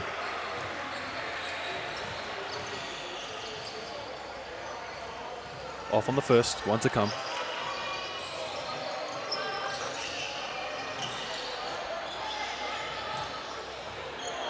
Looks like both teams are just getting out and running offensively. Waikato take back from this press. A 3-quarter press instead now. They're looking at trapping. Good steal, great defense. Slow step, off on the layup. Hara is called. And Waikato are back to the line for 2. Great aggressiveness from Kailani Albert-Neha.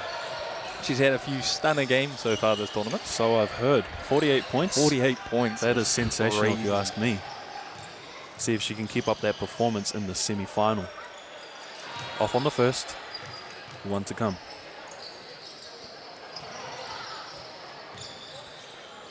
Score right now is 5-5, even though you cannot see it on the score with 8 minutes to go. Yeah, sorry, Fano, a little bit of technical difficulty. Yeah, Can't get a score up, but we'll keep you updated. Posted. 6-5 right now. Wellington to the cup. A little bit of a euro, slightly off. Good defense from Waikato. Steal again from Wellington. They're on the fast break. Imogen Veal on the ball.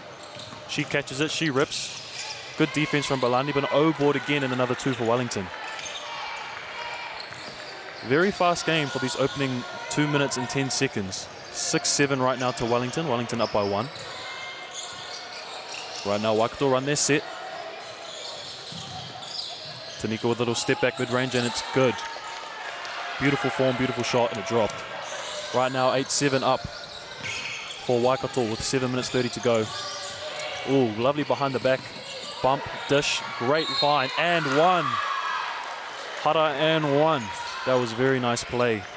And good setup from... Straight to the Rarangi. What is it? What's a free throw? Kurutautuku. Kurutautuku. Great setup from Asher Young to find Paige Taylor. Yeah, she's a really good player, Ashley Young. I got to see her at the 3-on-3 high school nationals. Wow. She made the tournament team. Shout out to her. Just a baller, man. She just gets after it. Very exciting game so far. Tight game, 1 point, lots of scoring, lots of running. And she does not convert on the free throw. Waikato secure the ball. And they are off and ready to go. Decides to take it herself, kicks it out high. Koruwhiwhi Toru's up to the right. O-board set and grab. Kick out. And it is a turnover Wellington ball. Subs coming in for Waikato. Elise Gilbert is checking in for Baladi.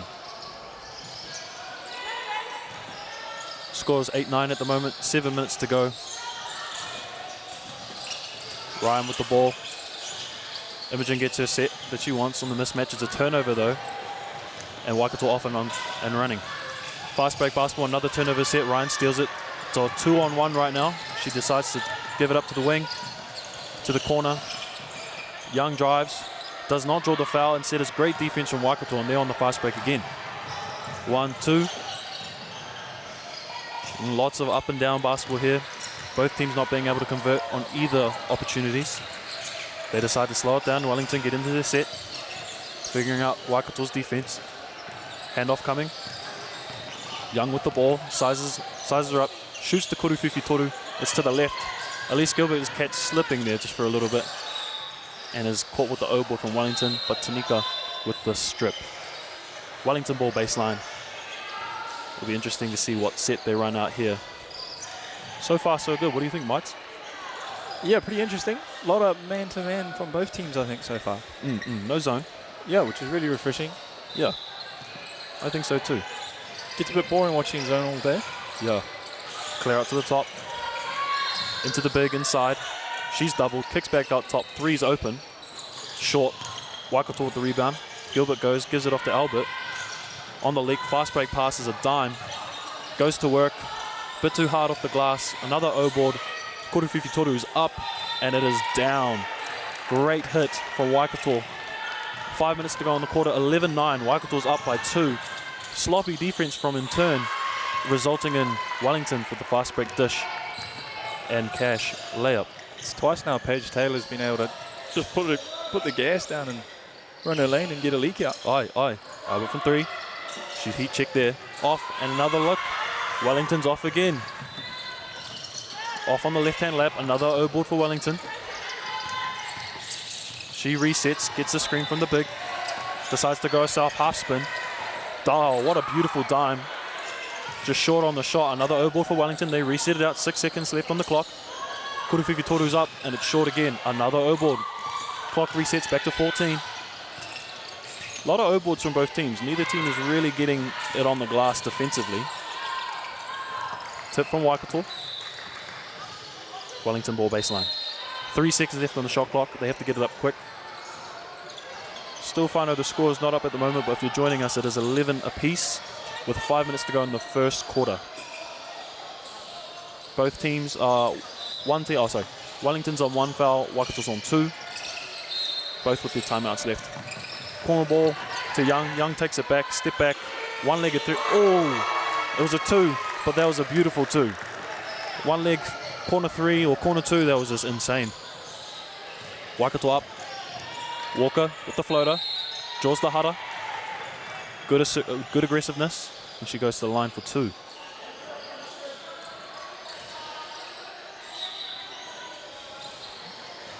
I think this Waikato squad has been getting after it offensively, but defensively there's been a bit of lapse in terms of letting Wellington get to their fast break sets, and in turn Wellington, as soon as they get the board, they're off and running. It'll be interesting to see what each team does to accommodate the fast break pace that both are playing at. Yeah, I think that's sort of playing into Waikato's game plan really though. I think Wellington should really come out in this game trying to slow everything down. Wise words. 13 apiece right now, 4 minutes 30 left. Wellington running a DHO off the corner, back to the corner. Decides to take it herself. 2-man game's not there, 8 seconds left on the shot clock. Sideline ball, Wellington ball. 6 seconds left on the shot clock. Wellington have got to get it up quick. Leo with the ball. Almost caught for the 5 second, just gets it in. Ryan's got the ball, decides to spin, takes herself, kicks it out to top, and is called for the travel. Waikato ball sideline.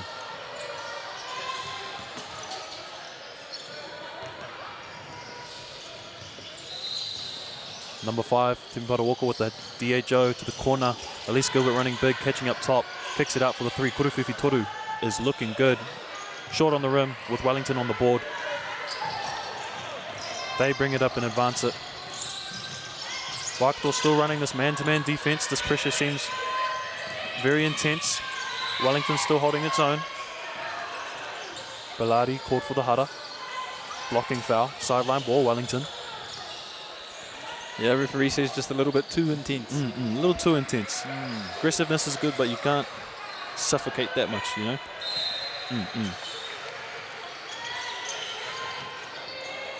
Wellington inbound to the corner. Drives left.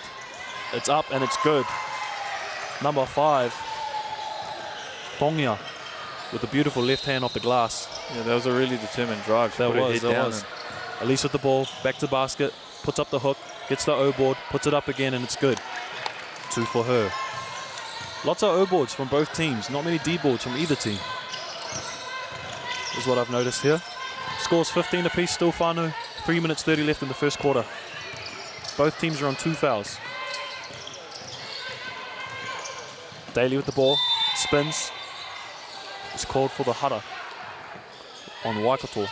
Waikato are currently at 3 fouls.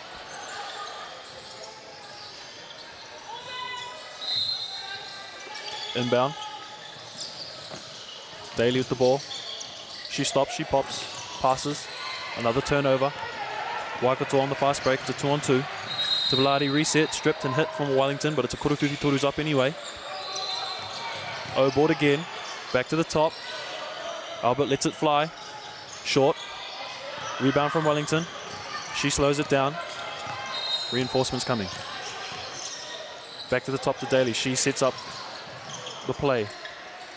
To the wing. High screen up top. Kuruwhiwhi Toru's up. And it's to the left and with air.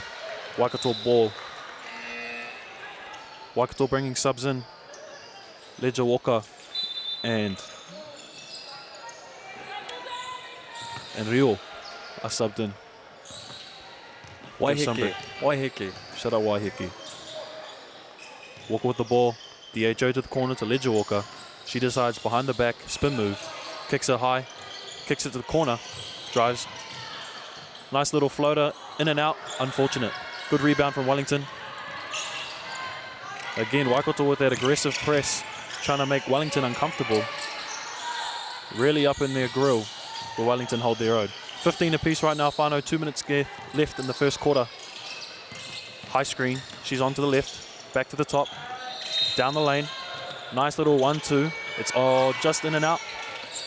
And Waikato scoot the ball. Fast break coming along. Ledger Walker's running the lane beautifully. Great scoop with the right hand, right finish. Didn't even use her left to catch it. Elegant. Back again, Waikato on defense. Wellington with the ball. 17-15 to Waikato. Waikato seemed to be back a bit, less aggressive, looked a little bit tired. They still get the steal here. They advance. DHO out the corner. Albert decides to go one-on-one, and she gets that spot. Little crossover at the elbow to get that left-hand lay. Looked good. And again, Waikato on the press. Wellington here, making it tough. Refs called jump ball. Great hands from Ledger, from Walker, sorry. Timupara at number 5. Wellington ball inbound. Thoughts on the defense right now? Oh, I think it's going to pay off. Going to pay dividends later in the game. It's already shown some good signs for Waikato here. Right now, oh, what a swing pass. No look. Straight to the 3. Kuruwhiwhi Toru's up and it's down. What a shot from number 9. Kopu. Up and in. And another steal. Oh, and another turnover. Fast break. Wellington's on the break. And has drawn the hara on the foul. And will go to shoot Kuru Tautuku. Man, Paige Taylor's really earning some piro running those lanes today. Aye. 8 points so far and draws a foul. Gets into the Tarangi Tautuku. Aye. She's doing a lot of scoring. But she needs to reward herself by hitting this free throw here for all her hard work that she's put in. Right now the score is 22-15 to Wellington. Oh, to Waikato, sorry. Fast break happening. Little fake Euro, misses the lay. Rebound by Wellington and they're trying to go off to the races. Slows it down. Back to the top, high screen coming. Uses her left wise. Veal with the ball. Hand off to the corner, Taylor. Back up top. With the ball, goes right, spins left. 1-2, great hands. And is called for the travel. That is great defense from Roimata at number 2 from Waikato. 23 seconds left in the quarterfinal. I think Waikato will draw it out before they get sent into the second quarter. Ledger Walker with the ball, waits. 10 seconds left on the clock. She's waiting, she goes. Right, left floater. Little bounce off the glass. 3 seconds left. Wellington still have a chance to make it 2-1. Does she let it go on time? She does. Is it good? Great attempt. That was a great attempt. 24-15 to Waikato. 4 fouls at the quarter to 3 fouls. 9-point deficit. I think what we're seeing is this Waikato pressure is being a bit much for Wellington. There's about a lot of turnovers from both teams. If they can both tidy it up, might be able to see a closer game. Yeah, it's a great start from Waikato, I think. They'll be really happy with that. I think their game plan is to tire out Wellington with their unfortunate lack of players due to injury. Yeah, it's looking pretty rough, the back of that Wellington bench. I think they got both players strapped up ankles. Yeah, it's unfortunate. Crutches. We hate to see it. But it's a part of the game and a game plan that Waikato seem to be wanting to run and gun and make their players tired. Yeah, well, these two teams have played each other in pool play earlier in the tournament. Right. So they were all in the same pool, and I think Waikato won that one 56-78. Okay, okay. Tanika Ledger-Walker, 20 points. At the moment, for Waikato, Tanika Ledger-Walker has 8 points. Albert has 9. Timupara Walker has 2, and Elise Gilbert has 2. And for Wellington, Asher Young has 5, Paige Taylor has 8, and Brooke has 2. So still a lot of basketball to go. Yeah, still a lot of basketball to go. 30 seconds till the second quarter. Big team talk here for Wellington to see how they can adjust to Waikato's aggressive defense.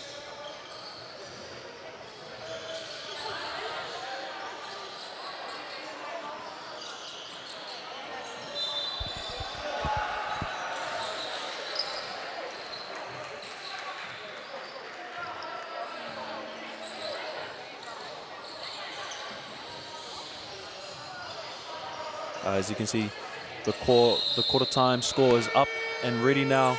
Waikato at 24, Wellington at 15. We're just about to commence the second quarter. Ball's checked in, Albert on the sideline. Top for Ledger-Walker. High screen on the side. Mid-range pull-up, short. Wellington with the board and off to the races. Daly with the ball, slows it down, gets Wellington into their set. Veal looks like she wants to seal. Fake, and it's nothing but net. Score. Still have some technical difficulties at the moment with our scoreboard. At the moment, it is 9 minutes to go in the second quarter.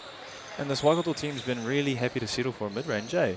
Something you don't see too often these days. Everyone loves the 3 and an easy lay. Yeah, yeah. But right now, this Waikato squad is going to that mid-range and they are hitting. I'm a fan. That statistical basketball, it's ruining the game. Do you think SGA is bringing that culture back from the OKC Thunder? It could be, could be. It's a hell of a shout. Become a wave now. Drawing fouls and shooting middies. Back to the 80s, are we? Wellington on the baseline, trying to break this press. Young with the ball, she's taking control. Dribbles over half, gets tipped by Albert. Wellington ball, good hands from Albert. See what sideline press Wellington has to run.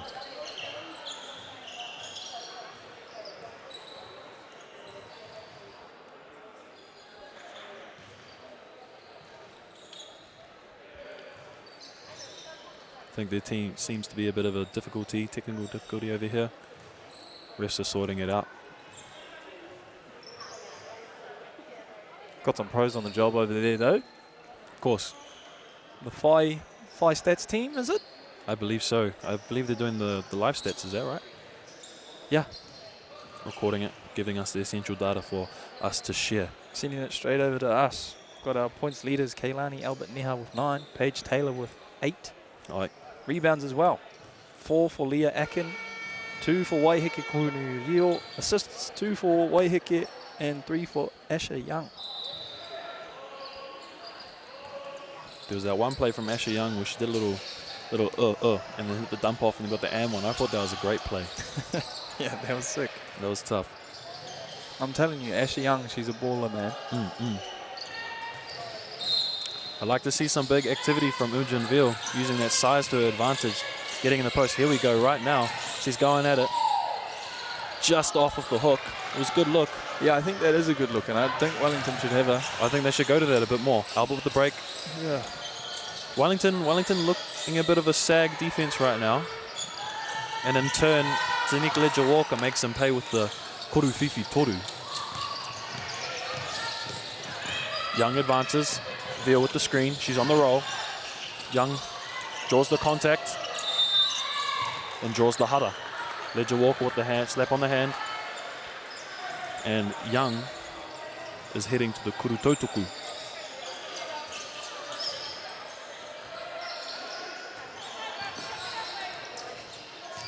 Young's been very solid this game. Facilitating, scoring, getting to the cup, drawing fouls. Great player. She hit this insane corner, one leg, 2-point shot with like 2 seconds left on the shot clock, and I thought that was an amazing shot. One to come. Score right now is 29-15 to Waikato. Still working on the scoreboard now, whānau, so bear with us. But we got the best team on it anyway, so don't worry about it.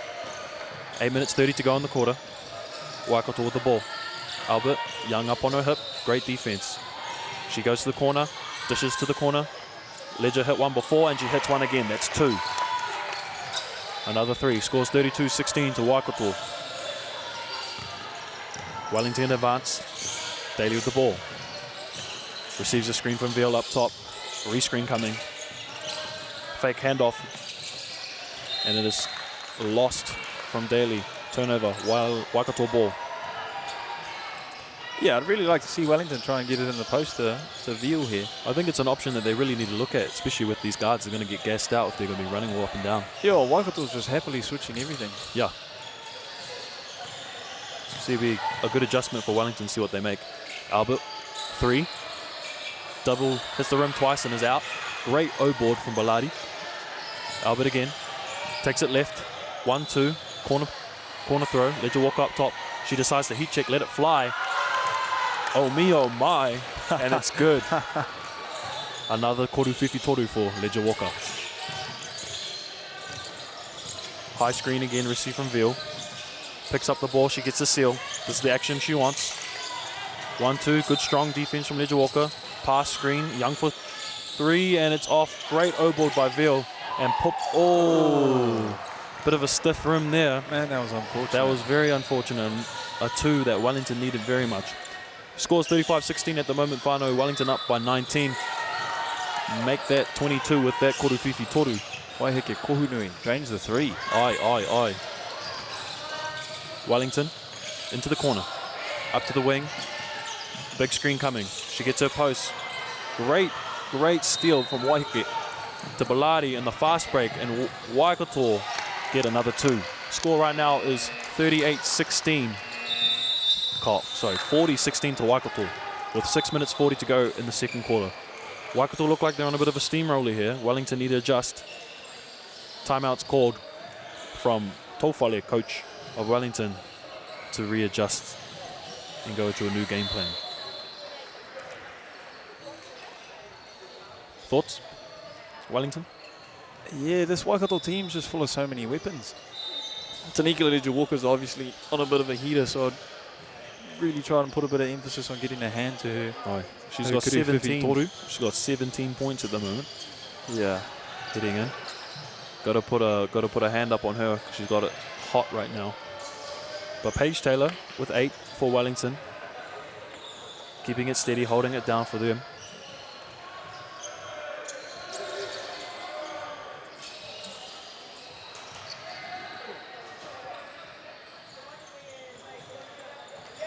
Also, with Wellington, they're allowing so many O-boards that when Waikato get to the cup, they miss some layups or a mid-range, they'll just get the O-board and go again. I think if they can get some bodies on that glass, yeah, definitely eliminate those points. But I think it's just a lungs thing. Playing with 7 players at a tournament, it takes a toll on your body. We've been there. Second game of the day. Yep. Second game of the day, third day of the tournament. Yeah. Bodies are sore. And you gotta. Knees are sore. Heart's pumping. Wellington inbound. Scores 40-16 at the moment. Waikato up by 24. 6 minutes 40 left in the quarter of quarter 2. Open 3, quarter 50 torus up, and it's dropped. Nice. Great shot by Ryan Daly, number 9. Waiheke dribbling the ball up to Ledger Walker. Into the post, big to big, cut action, and one from Baladi, Teresa, number 16. Looked like she had some aerial on that layup, taking the contact and finishing with a nice touch off the glass.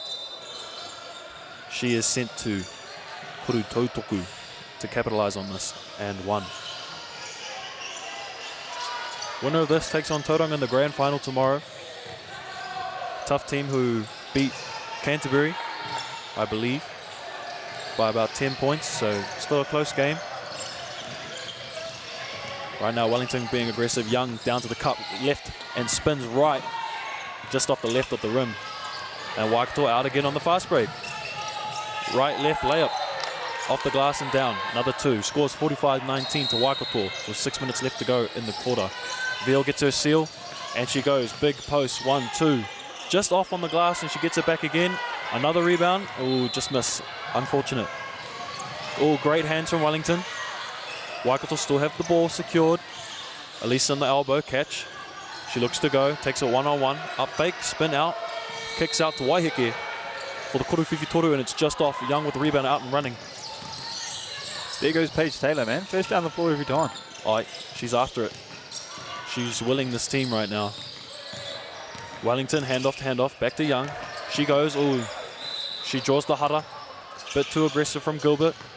And she's sent to the Kuru Tautoku again. Right now, Young has 6 points with the opportunity to get to 8. Score right now is 45-19 to Waikato with 5 minutes 20 to go. Waikato on 2 fouls for the quarter. Wellington on 1. Bonus at 5. Young does not convert on the first. 1 to come. I think free throws too is a bit of a killer.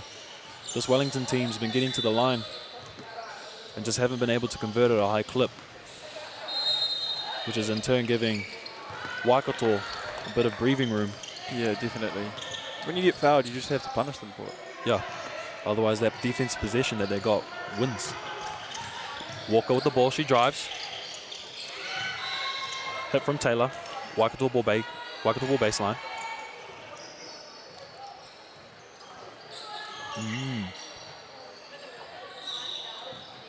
Waikato here. Wellington still running a one-on-one defense. Great catch on the inside from Gilbert. She decides to do it uphill. Screen from Walker. Waiheke with the ball. Shimmy right. Baseline. Cutters high. Gilbert's open for the Kuruwhiwhi Toru. It's left. O-board again from Walker. Back to Gilbert. She's in the post. Spin. Right. Left. Right. Oh, and just off. Great rebound from Taylor. Jump ball's called. Great hands from Ledger Walker. Wellington ball, I'd say. Wellington ball. 45-20 at the moment to Waikato with 4 minutes 56 left in the quarter. Sideline ball.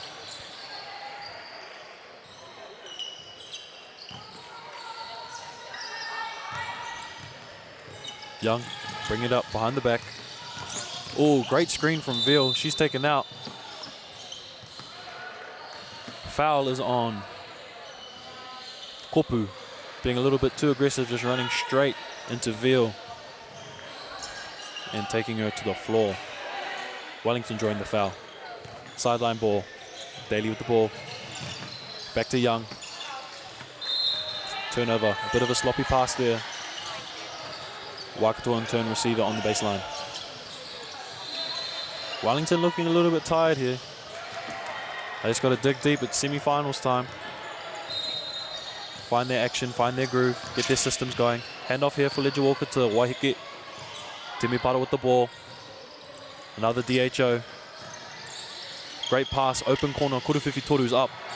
Short. Young with the rebound and she's out and going. Legs are churning. 1, 2. Ooh. A lot of contact going on. A lot of contact on in there.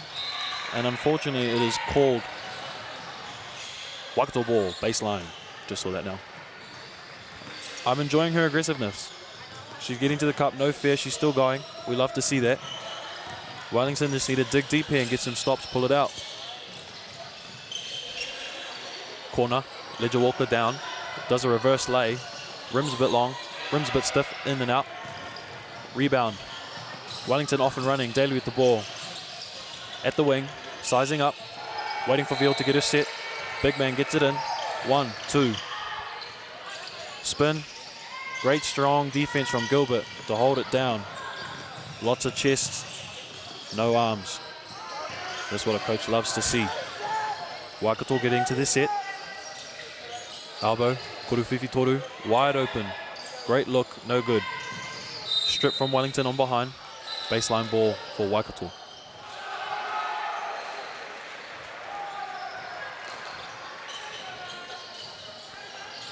Walker inbounding. Waikato on a box set up. Wellington in a man. Double screen coming. Nope. Post screen 3. Kicks out. Back to the mid-range. And a mid-range is hit again. I think we're watching 80s basketball hits, mighty. Love to see it. Yeah, Mid-range. They're loving those mid-range. Aye. Haven't seen Anthony Corbin mention anything about it either. He's happy to let it play out. He is. Defense is strong with Waikato. Young's getting it in. Great corner dish out. And she drives. And short on the layup. Unfortunate. These Wellington's just missing some little easy shots here to really help them out get past this lead and dig into this deficit. Gilbert drives left, draws one, kicks out. Timmy Potter off just slightly. Another O ball by Gilbert. Catches in the post, takes the post work to work. Veal with the block. Great defense on the inside from their center, Imogen. Waikato ball. Inbound player coming again. 47-20 right now to Waikato with 2 minutes 48 to go in the quarter. Cross screen coming. Teresa wants to seal. Gilbert gets the ball. Post action here. Mid-range again. Bit long. Rebound by Wellington. They secure the ball and a steal by Teresa. Quick, agile, layup. Ooh, she's got some foot speed, that girl. Yeah, really good passes of play there. Defense. Get a steal, get a lay. Great defense from Waikato as well. All chest, no arms. And they're off and running. Post play out the post and another mid-range. Bit to the left this time. Wellington secure and Waikato receive.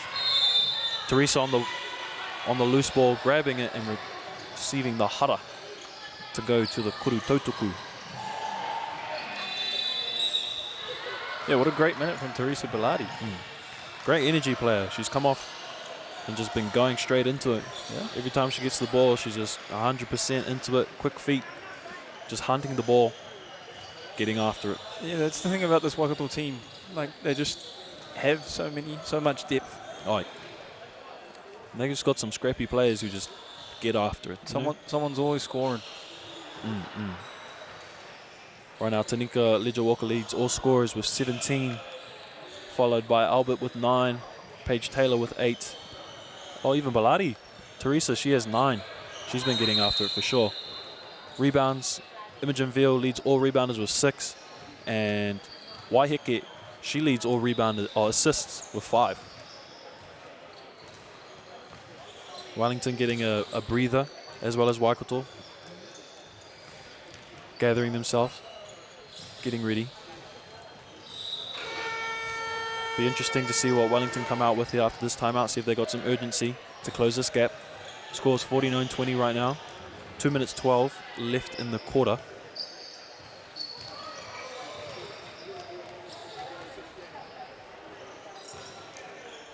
Teresa with 2 free throws to come.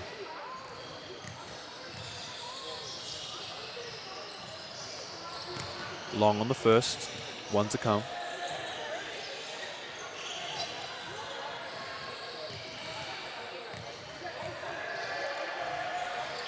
It's up and it's down. 1 from 2 for Teresa, putting her in double digits with 10 points. 11 actually. Young with the ball, Teresa on her. Behind the back, tries to lose the defender. Draws the hara. Sideline ball, Wellington. It's looking like this defense that you were talking about earlier in the first quarter is paying dividends, where Waikato is enhancing this lead and growing it. I think it's really looking like it was a game plan from the start. get up and pressure the ball. Great three, open, and it's down. Kuruwhiwhi Toru is good for Young. Looked clean off the hand, and it was clean in the rim. DHO to Teresa. To the corner, Roimata. Right, left, back to Gilbert. Gilbert back top. Handoff coming to Timupara. Teresa with the ball. Corner, Roimata. Kuruwhiwhi Toru is short. Rebound and suffocated by Waikato, and they get that early, close jump shot. I don't think it left her. She didn't jump. Yeah, that was a real nonchalant like shot from Timupara Walker there. No jump, just catch and form shooting right there. Just a chill shot. And the hara is caught on Waikato with Wellington ball on baseline. 1 minute to go in this quarter where half-time we proceed.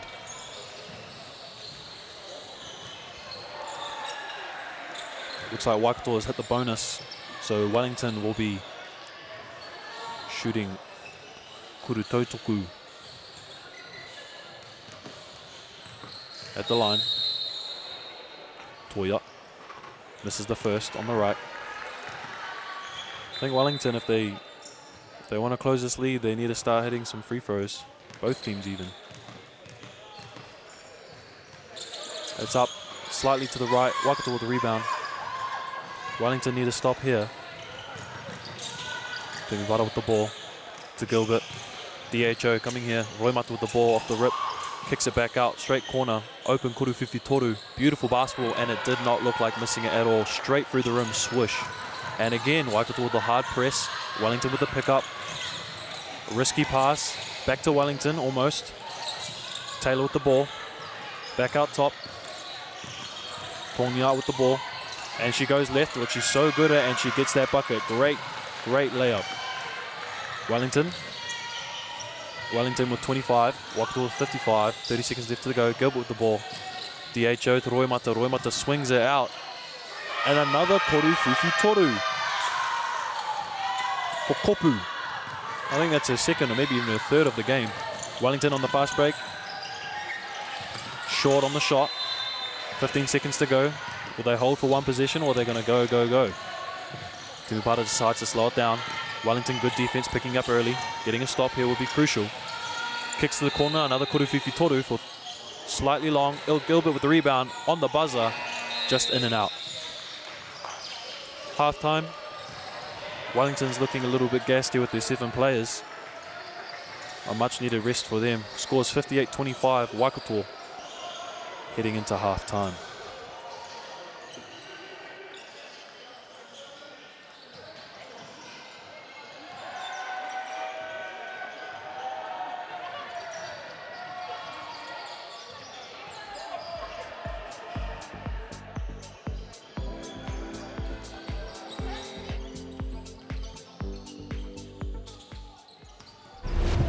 Kaore anō tēnā tū wairua, kia pā mai ki au, I runga I te tū ki te papa tū aiwa.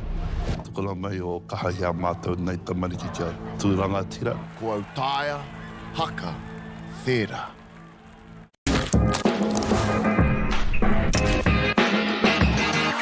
Hi, I'm Andrea from Chemist Warehouse, and we're so excited to be here to launch the initiative Hoops in Schools. We so hope our tamariki enjoy basketball as much as we do. I like my free hat!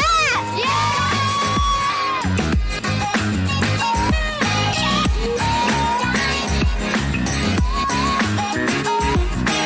Hi, my name is Riley, and I like these hoops because it's a great opportunity for us to learn how to play basketball.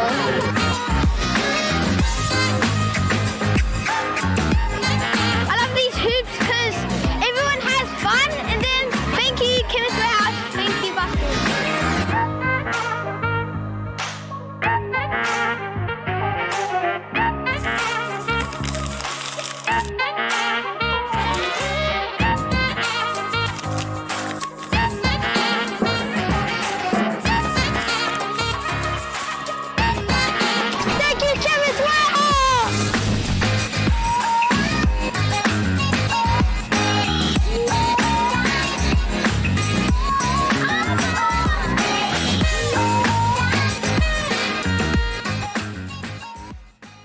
Tamariki like ours can go through this whole life being invisible. He aroha wha ere ere, he pōtiki piripoho. I'm so proud of my son. I can see how hard he's working. From a super kura It's really heartwarming to know that we have a place. to a super city. We're going to just give it our best. Manga Tangaroa's fight for a better quality of life You can do it. Nice job, Manga.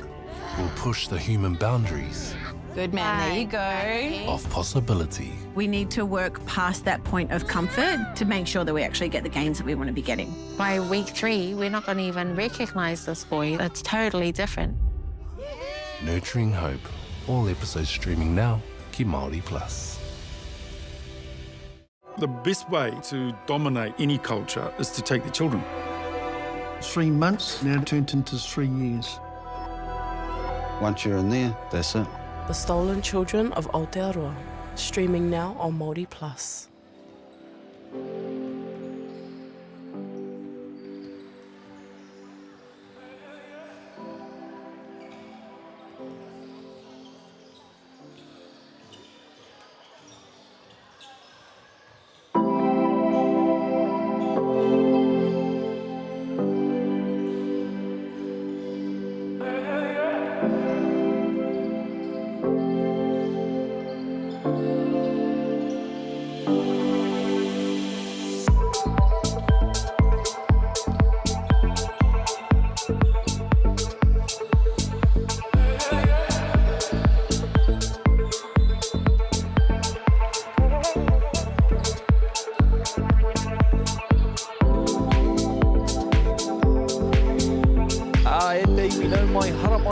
Ki tēnei whakataitai ki Wainui a Waikato a Wellington. We've got a really exciting semi-final here between Waikato and Wellington.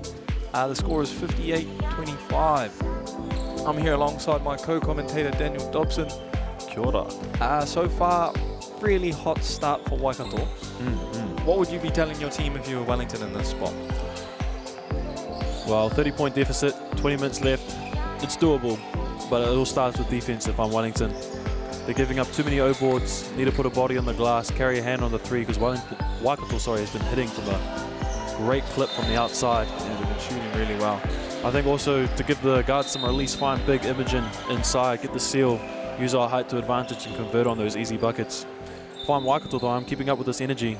Fresh legs off the bench, sprinting in and out, everyone taking their turn, getting to the cup, open threes, and extending this lead. Yeah, they do look fresh, this Waikato squad.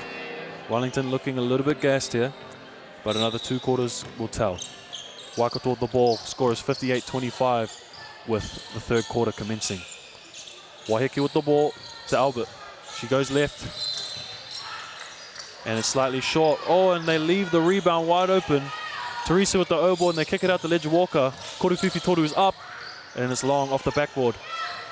Young was out and running. Wellington didn't see, but Daly with the ball, taking control. Picks it up. Waikato defense suffocating this Wellington squad. Young receives, sets up her squad, hits it to Taylor. Back to Young. High screen on the side. Teresa with great defense, and no one's there with her on this fast break. Good use of the left to finish, and a great way to start for Waikato to continue this defensive intensity that's been killing this Wellington team. Daly with the pickup, back to Young. High screen coming, she sends the big away.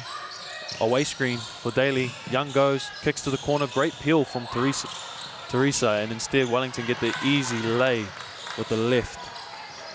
Waikato up and running. Wellington coming back on D. They're getting into this set. Albert holds, kicks to Waiheke. Teresa on the curl. Kicks it back up top. A little hezzy shimmy for that mid-range pull. In, out, unfortunate. Teresa with the O-board, and she draws the hara. I'm really enjoying Teresa's game. She seems to be a magnet to this ball. Every time the shot's up, it just falls to her hands for this O-board. She gets it and puts it back up. Lots of energy from her. Yeah, a lot of hustle plays as well. She's crashing all the rebounds. She's really keeping this lead at bay. And now she's sent to the line for 2. Converts the first.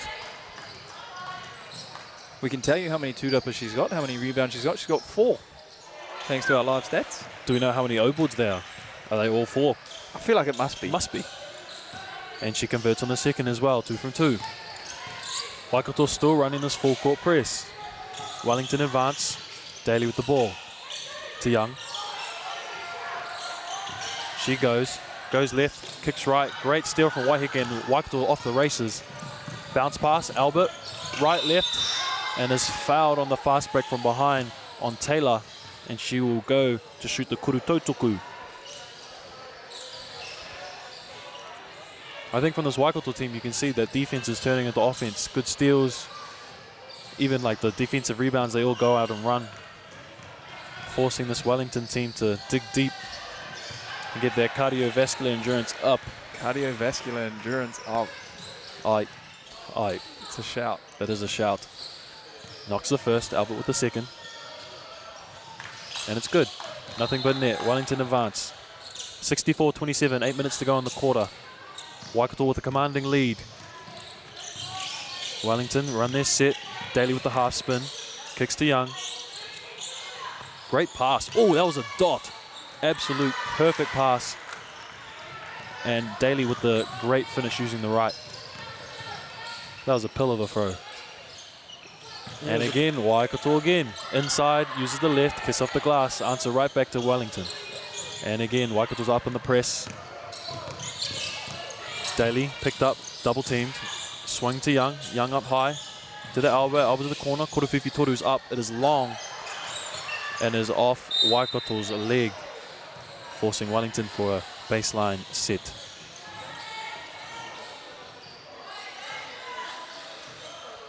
See what Wellington run here. Looks like a double screen at the bottom. Taylor with the receive. She goes right. It puts up a bit too strong. Waikato with the rebound. Fast break is on. Waiheke going. Kicks to the right. Just a bit too long. I saw the vision there. Just wasn't executed to the way she liked. Timeout is called. Wellington. Just the classic miscommunication. You're going to stay in that corner or are you cutting? The worst. All right. Wellington with the timeout. Regathering here. Rallying the troops. Getting them fired up to continue for this game. Bit of a lead here for Waikato. Wellington's got to dig deep to work away at it 1 minute at a time. Yeah, paku whakatā for Wellington. Let them get their heart, get their breath back. All right. But the arai from Waikato, just intense. It's looking like a tough trek back into this game for Wellington here.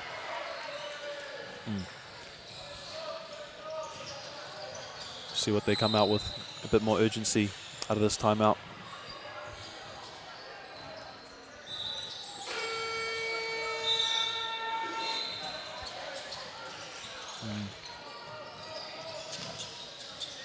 Be interesting to see if Paige Taylor picks up from her first quarter, where she scored, I think, all her points in that first quarter.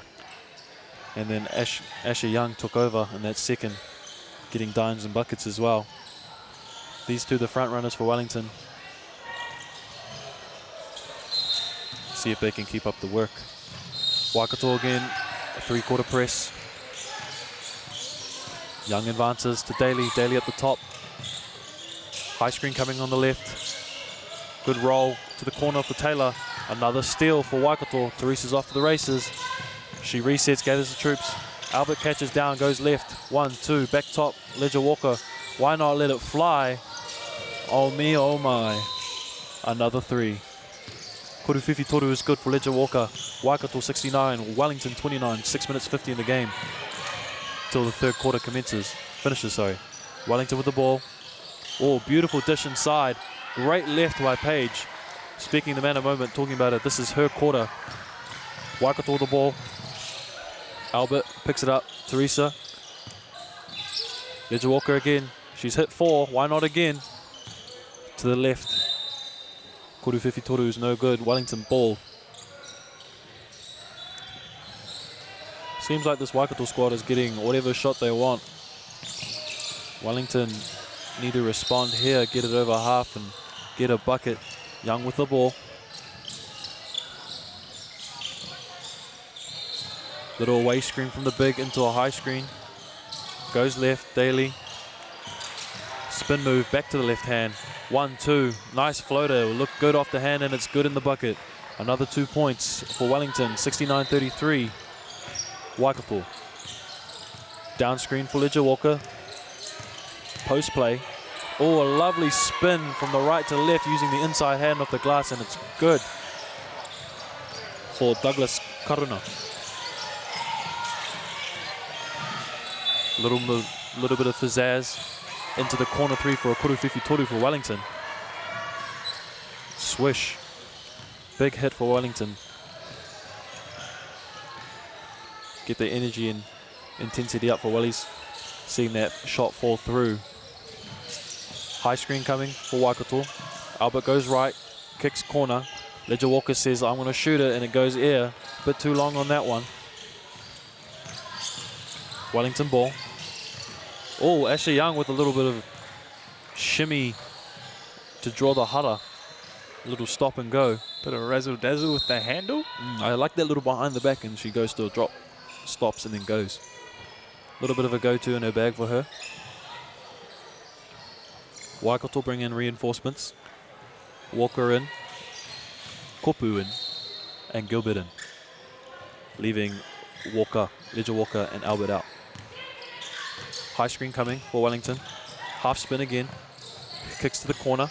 Step back kuruwhiwhi toru off the glass, a little bit short. Waikato off and running, fast break. Ledger Walker with the ball, taking control. She's in the paint, 2 feet, stop, and it drops.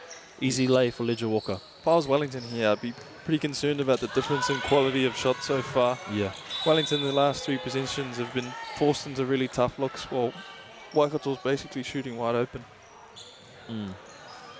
Wellington on the fast break, drawing the Hara. Isabel to the line. Isabel's doing very well, running that big position, playing big, setting screens, rolling hard. First free throw is off, second to come.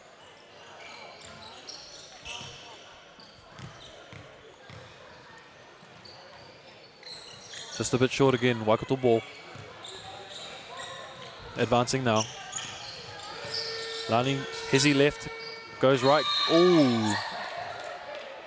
And is called for the Hara. Isabel.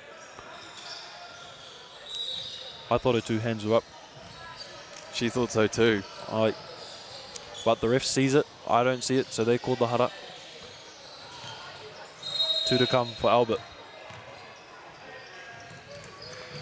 Drops the first.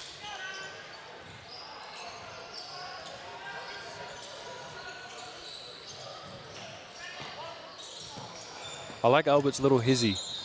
She's got a little hip twist in her hizzy, and it gets to her dominant hand, her left side. And then she gets easy lays off that. Bit of a force there. And look at, speaking of, gets a steal, gets that left and gets the lay. Extends the lead by 40 right now. Waikato still being aggressive on this defense. Not letting up. Imogen with a lovely spin, left hand finish. That was graceful. Way to go from the big. Waikato right back up with speed. Albert sizes up, shot fake, draws 2, kicks out. Kuruwhiwhi toru is up, in and out. Gilbert again with the O-board. They run a set, Ledger Walker catches off the screen. Pulls, long again. Another O-board for Gilbert, up fake. Back to Ledger Walker, steal from Isabel, and she's off. It's a one-on-one. Comes to a stop. Beautiful move. Way to get to 2 feet and use the left hand off the glass. Waikato up. Ledger Walker running the lane. Bit of a risky pass from Albert in turn, resulting in a turnover. But it doesn't matter. Albert gets the steal and tries to save it, and then Isabel gets the ball back from the tip. They kick it to the corner for Young. Young lets it fly. Kuruwhiwhi toru is short. Back to Waikato ball. Good closeout there by Elise Gilbert. I think she's made some pretty valuable plays. Might not be showing up on the scoreboard, but she's... So her work ethic. Yeah, her and Teresa, I believe. Offensive rebounds. Yeah. Getting the boards, finding the handoffs, hitting the cutters. To be part of a 3. Bit short here Might be windy for both teams. Yeah, those automatic doors, man, they just pop open at the worst time. Yeah, a bit of a breeze, gust. Anyway, Wellington ball, handoff at the top. Big at the center. Imogen, great hands from Albert to get the cookie. She's off. Timi Pata's looking at her. You can see it coming. Backdoor's there. Albert goes up to Roimata at the mid-range. Ledger Walker lets it fly up top, off the front. Elise with the rebound, and it's tipped out by a young Waikato ball baseline. I think it's just his O-boards. I think Waikato each possession gets maybe 2 or 3 O-boards for every miss they get. Wellington really need to put a body and be disciplined. It's really hard to beat a team when they're shooting twice as many shots as you are, that's for sure. Aye. Great tip from Wellington from Isabel. Gilbert wide open for the Kuruwhiwhi Toru to the left. Rebound from Leah. She's taking control. Isabel brings the ball up. Another turnover, unfortunate from Wellington. Waikato off to the race, 3-1.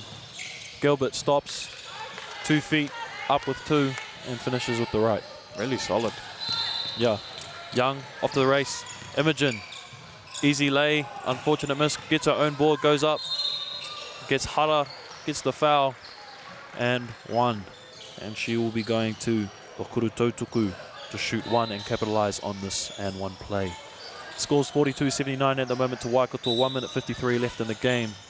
Waikato on 2 fouls, Wellington on 3. Timeout called by Waikato. Anthony Corbin and Leanne Walker discussing what they do not like and what they like to come into this next bit until the quarter is done.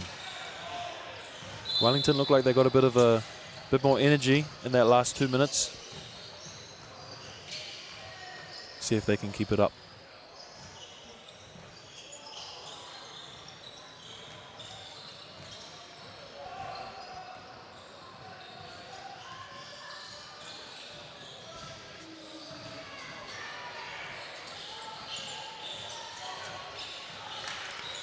Again, we want to thank Foot Locker, Whakaata Māori and Tauranga City Basketball Association, as well as the Haumaru Sport and Recreation Centre Tauranga for hosting, and the other partners including Moulton High Athletic, GJ Gardner, Tauranga City Council, Four Winds Foundation, Lion Foundation, Polaris Trust, and One Foundation for making it happen, as well as all the parents, the athletes, referees, and all those that make this tournament possible. It is much appreciated. 1 minute 53 to go in the quarter, where Imogen has just received the and 1 and is going to the line to shoot 1.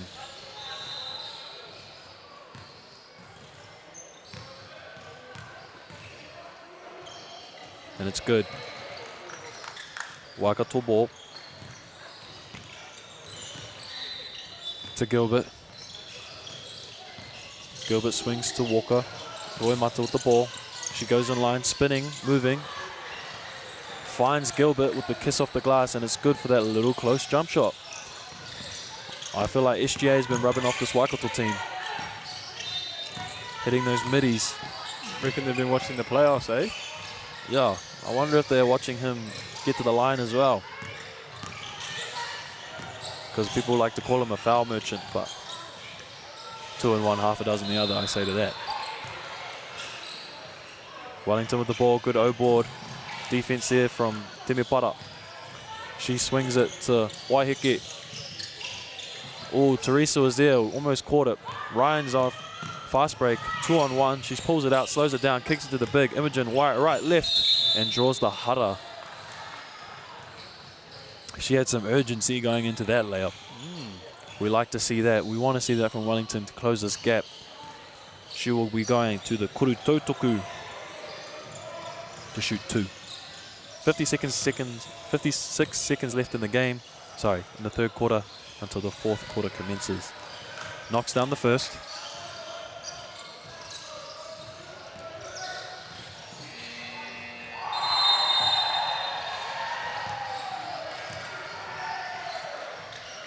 Makes a second. I think that's 3 from 3 from her.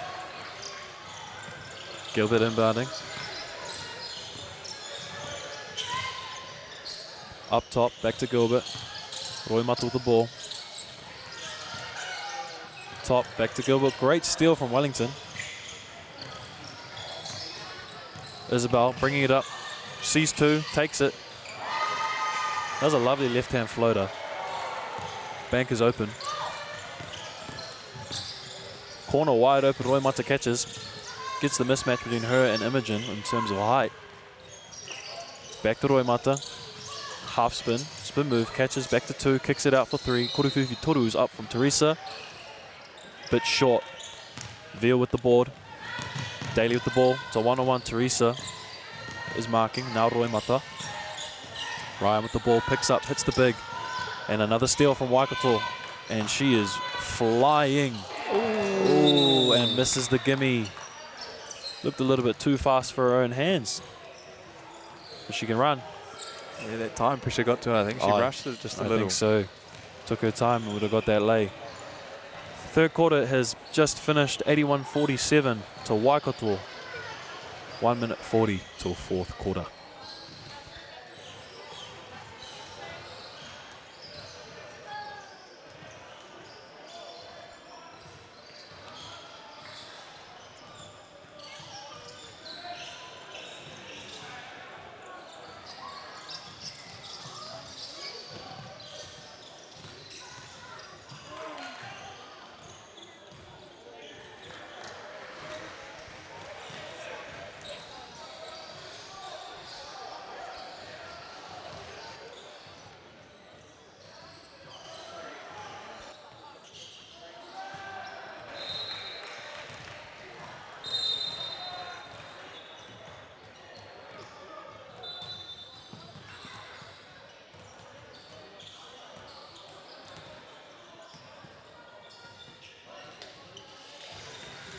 If you're just joining us, the fourth quarter is just about to commence. We have 81-47 to Waikato, Wellington with 47. Yeah, winner of this game will go on to play Tauranga tomorrow in the grand final. Tauranga just beat the Canterbury Women's, who are the reigning champs. I think they won the year prior as well. Yeah, last two. I could be wrong. Yeah, I think they were on a 2-game win streak, 2-year win streak. Trying to make a three-peat. It'll be interesting to see what that matchup will be in the final. Wellington's inbound, 8 seconds to go till the quarter starts.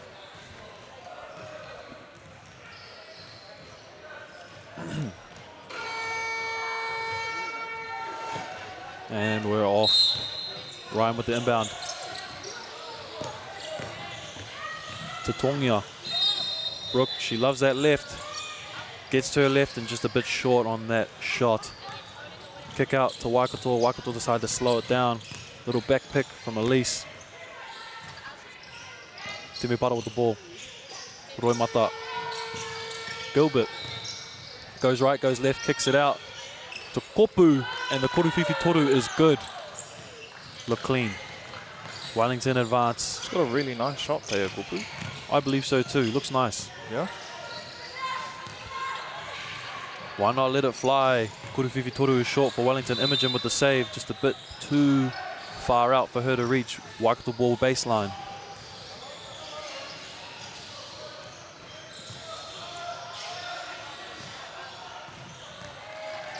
Timipara advances. DHO with the backdoor cut from Roimata. Lovely floater, just a bit too strong off the glass. With Kopu coming in for the O-board and just hitting it a little too far. So Wellington ball baseline. Get some subs in. Paige Taylor subbed in for Ryan. And Young is subbed in for Tongia. Young with the ball behind the back, in and out. Bit of a handle, this one. Hell of a handle, actually. Hell of a handle, yeah. The Arkin can dribble the ball all right. Little floater, a bit too strong. Gilbert secures the Turapa. Kicks out. Kopu had the open look, decides not to shoot it. Back to Teresa. Kopu kicks it out to Roimata. Roimata to Gilbert at the elbow. Trying to find, settles for that mid-range and gets her own board. Waikato aggressive on these O-boards. Another mid-range. Bit long for Teresa. Wellington secure. They advance. Taylor taking it, using the left. Teresa all over her. Young takes control, calls for the screen. Imogen's there in the low block. Young has the ball, calls a screen. Ooh, lovely little fake screen from Paige. Receives the ball down low. 3 seconds to go. They got to put it up. 2, 1. Great block from Temepara to secure the block and the rebound. Kicks to Kopu. Kopu decides to pull the midi. And Waikato again with the O-board. Relentless. Gilbert left wide open. Koruwhiwhi Toru's off. And Teresa's call for the off-ball Hara. Too aggressive trying to get that rebound. The Turupa. Turapa.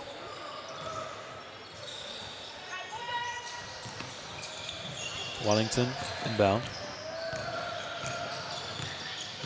Arkin with the ball. Swings to Young. Young calls for the screen. Little behind the back. Spin move. Ooh, 1-2. Draws the Hara and 1. She's a hooper. This one. She a hooper. She's got that behind the back spin move down to the tee. And in turn, will go to the line to draw the M1 and shoot the Kurutotoku. Getting a little bit inspired there, Dan. Yeah, big fan. Big fan of just people with a bag, you know. Bit of dribble, bit of spin, bit of pizzazz. Bit of flash to it, huh? Yeah, yeah.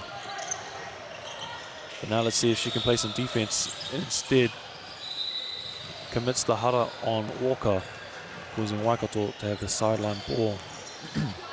It is 84-49 to Waikato with 7 minutes, 20 seconds to go. Waikato on 2 fouls, Wellington on 1. Remember, 5 fouls is the bonus. Kopu the ball, decides to shoot. Goes left, there's a bit of contact there. I don't think Kopu enjoyed that. Wellington ball.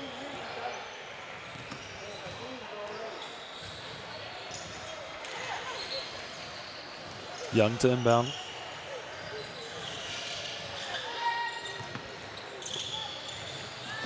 Arkin dribbles up, right hand. Resets, calls for the screen from Imogen. She comes up, Gilbert's pressuring, so she cannot set the screen, forcing Arkin to go, and in turn, draws the Hara. Foul call, baseline, Wellington ball. That is Waikato's 3rd foul of the quarter.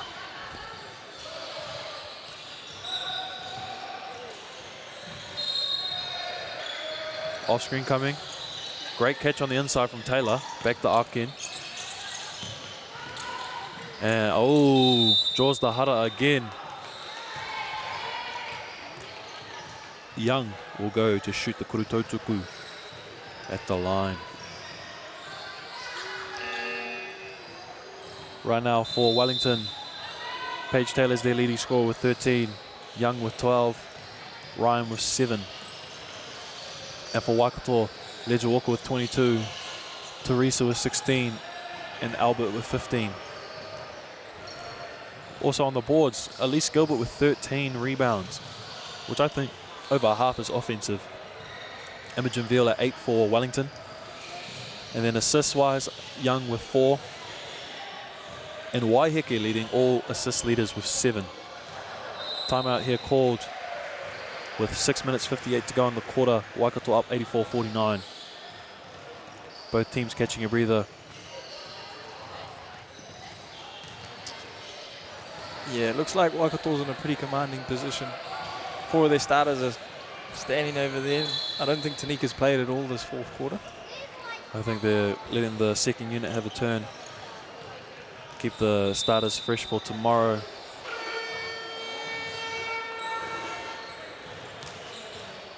See if Wellington can come out with a bit more grunt, close this gap.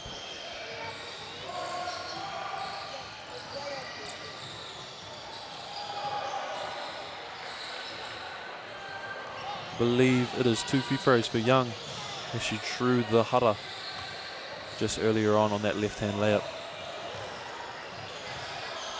Yeah, a couple Haras there from Waikato real quick. Past minute, I'd say. Well, Waikato on 4 fouls, so if they foul again, Wellington will be in the bonus. Will be automatic free throws for the rest of this quarter. Young converts both. Walker advances. To Kopu. To Gilbert. Teresa on the cut. Roimata on the top. Elbow. Catch to Kopu. Kopu lets it fly. Bit short on the rebound. Teresa with the rebound. Just hustle plays. Energy player. She's only got 8 rebounds, but they all seem to be offensive. They do. I don't think I've seen her grab a defensive rebound, and she hasn't needed to. She's been really giving that Waikato team a second life for all these possessions. Defensively as well, she's been a pest, getting steals and fast break layups. Screen to the left. Young with the ball. Pulls. Backboard on that one. Waikato advance. Roimata with the DHO to Kopu. Kopu to Gilbert on the inside for the big. Wellington playing a bit of a little bit of a space defense. Lots of open space for Waikato to operate, leaving in the open mid-range, double rim and out. Wellington secure the board, and Temepara with the steal from Young, giving her cookies, and Teresa with that and one. Looks like she's having herself a hell of a game. Another O board for her and an and one. Was that a Jordan shrug? I believe it was. Little celebration. I don't know if they'll come with the replay. Little shrug there. Jordan-esque. She's to the line. Does she convert? She does. 3-point play is good. Wellington on 2 fouls. Waikato on 4. 89-51. 5 minutes 42 to go in the game. Young with the ball. She's operating the system for Wellington. Big coming up for the screen. She rejects it. Goes left. Wide open lay. Draws the Hada. Hard Hada on the foul. Waikato is now on 5 fouls, which means Wellington will be heading to the line. She will be going to shoot her kuru tautoku. Young with 14 in the game. Potentially 16 if she hits both. Short on the first. What's your thoughts on commentator's curse? Do you believe that's a real thing? Yeah. Yep, I definitely do. Every time I missed a free throw, I'm sure it was someone else's fault. Couldn't have been mine. Off on the second. Biladi with the ball, advancing. Hand off to Roimata. To top to Gilbert. Gilbert swings to Walker. Walker to Kopu. Kopu decides to go right. Right, left, off the backboard. Just stiff rims, I think these are. Lots of missed layups from a lot of players in this tournament. Yeah, they're brand new. They are. This is true. First tournament. All right. Koru Fifi Toru from Lea. Look good. Straight through the net, no rim. DHO to Roimata for Waikato. Back to the Biladi. Good with the ball. She decides to split. Does not. Hand off back to Walker. Kopu with the ball. Teresa receives. Pulls up for the midi. SGA is not there for her. Wellington advance. Back to Young. Gets her set going. Waves away Toya. Toya with the ball. Fake handoff. That was lovely. Off the backboard. A bit too strong. Taylor with the miss on the O board. Great rebound. Waikato advance. Go with the ball. Fake handoff. Spins right. Off the right hand, off the glass and in. Great move by Gilbert to convert. Score is 91-54, 4 minutes left to go. Wellington bringing the ball up. Goes right, goes left, down the lane. Off the backboard, a bit too strong. Gilbert with the hit on the head on Imogen Veal. She will go to the line for kuru tautoku.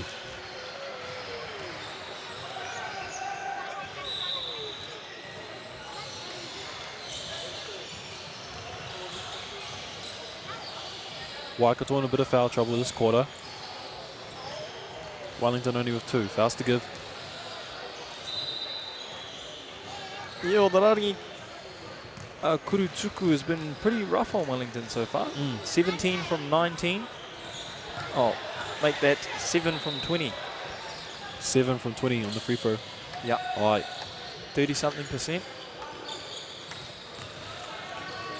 Yeah, it's a bit hard to close this deficit when shooting at a low percentage on the free throw line. She hits and converts a second. Ryan subs in for her. Reinforcements in. Waikato advancing. Temepara Walker with the ball.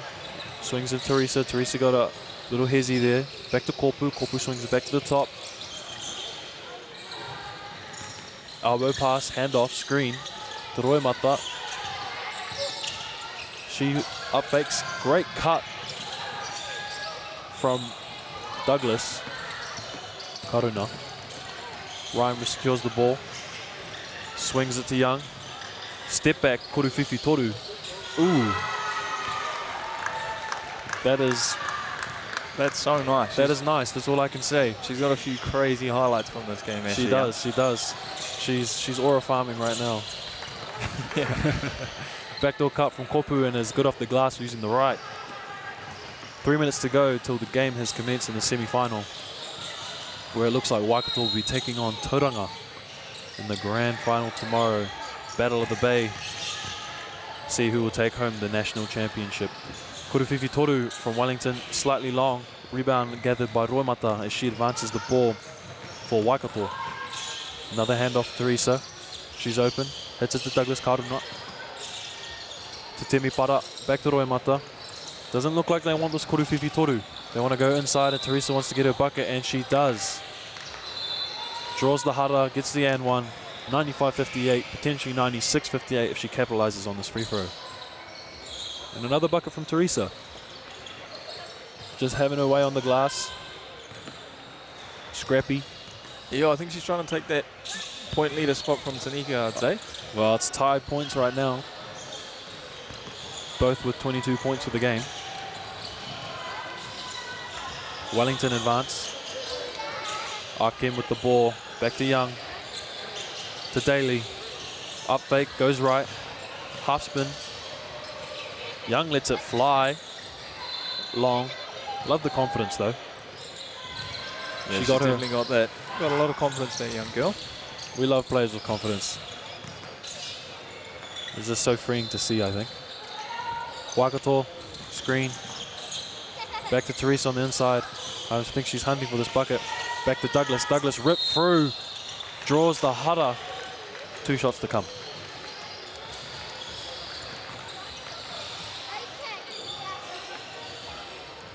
This Waikato squad looks very strong, very deep in terms, especially their second unit. Yeah, I feel like they almost don't even have a second unit. It's just non-stop from this team. Right, especially when you got players like Teresa off the bench who's dropping 24 points and your leading scorer. I think, yeah. I think she started. I think she started. My bad. I could be wrong on that one. Or you got players like Gilbert coming off the bench and grabbing like 14, 13 rebounds. Oh, I think at least Gilbert has had an outstanding game so far. I believe so too. Koruwhiwhi Toru to the right. Waikato advance. At least a double-double. At least. Behind the back from Douglas. Oh, left-hand spin. Ooh, and it doesn't drop. Look clean. Great pass. Oh my. That was a dot of a pass. Straight to the hands. Just missed the gimme there, Wellington. But they secure the board and draw the hara. 2 to come.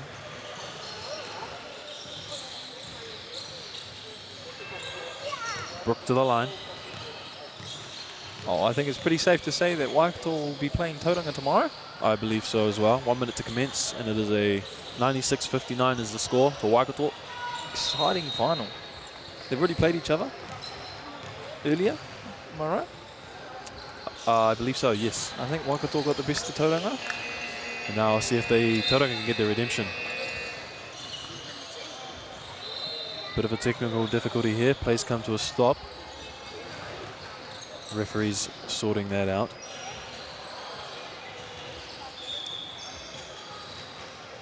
I believe Temepara Walker has fouled out And now one of the players who look like they've been sitting on the bench for a while from the starters, not keen to get back in. Yeah, no one's racing to get on the floor. No one's racing to get back in. Looks like Ledger Walker is going to have to step up.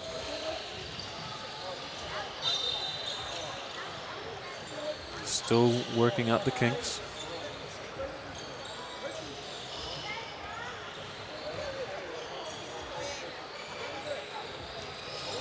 What's going on? Are they contesting the 5,000? I'm not too sure. Looks like it.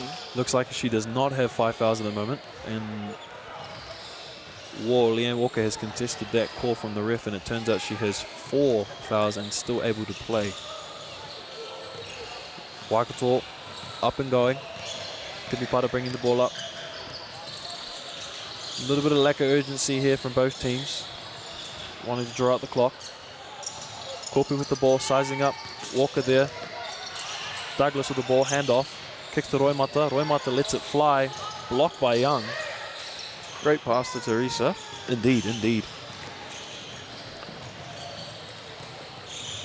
Oh, great fake handoff. Yeah. Just unfortunate with the miss. Still Wellington ball though, off Waikato. That was a great little fake handoff from Brooke.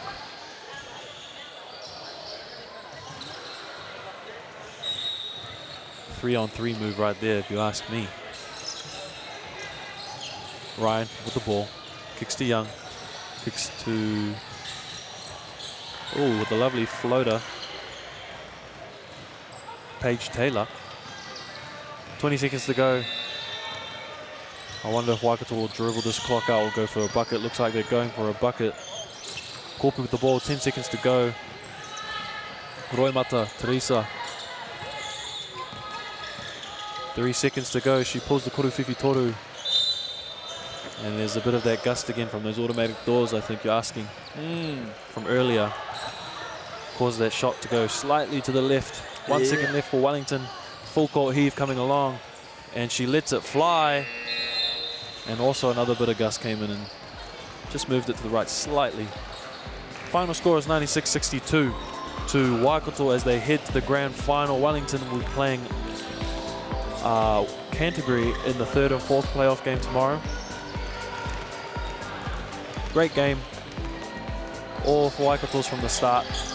Defensive pressure was too much for Wellington. Yeah, Wellington did well. Really happy with that. Wellington did well with their seven players and a bit of an injury. So yeah. Mo reira, ko tiwa mātou mahi I tēnei rā. Huri noa, tēnā koutou katoa.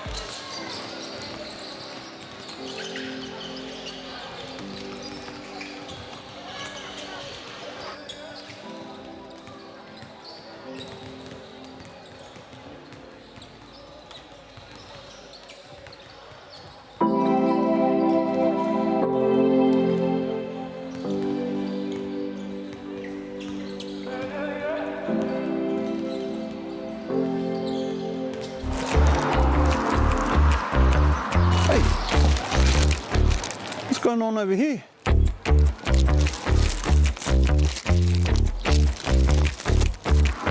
Hey? Oh, it's a basketball.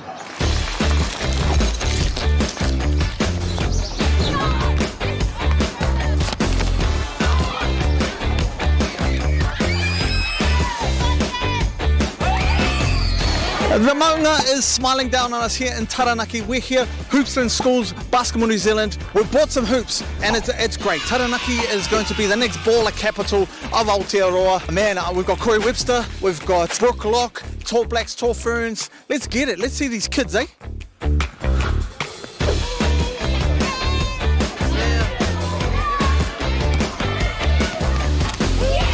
How good is this out, Corey? Well, this is what it's all about, right? To get out here and bring some brand new hoops to the schools. Basketball New Zealand have been doing this, running this initiative. Over 200 hoops in schools all over New Zealand, over the North Island and South Island. So it's an amazing thing already, and we're going to keep adding to that. And seeing just talent, like, you know, these young fellas. Like, I saw a kid who's tall as hell. That dude could be a Tall Black right there. Future Tall Blacks for sure, man. You know, another part of it is coming out here and identifying some of the talent that might get missed So, you know, you might spot the next Stephen Adams out here, the next Tim Provide. The next Corey Webster. You know what I mean? So it's amazing to see. Honoured to be a part of. Good work, good work. All right, now we're going to... Could you remember growing up and like that moment when you're like, oh man, I could be a basketball player? I still remember this day in primary school, and it was always me and another girl versus all the boys, and just the fun that it brought me. And ever since then, I just kept playing and grew to love the sport. It must be cool to give that back, you know? It was pretty cool. I loved seeing all the smiles on all these kids' faces, and that's the most important thing, when all the kids are happy. And oh yeah, the growth in girls' sport and in basketball, it's amazing. I'm always promoting girls to keep playing basketball, and so much opportunities now. So yeah, I always like, come on girls, you can get to the top as well.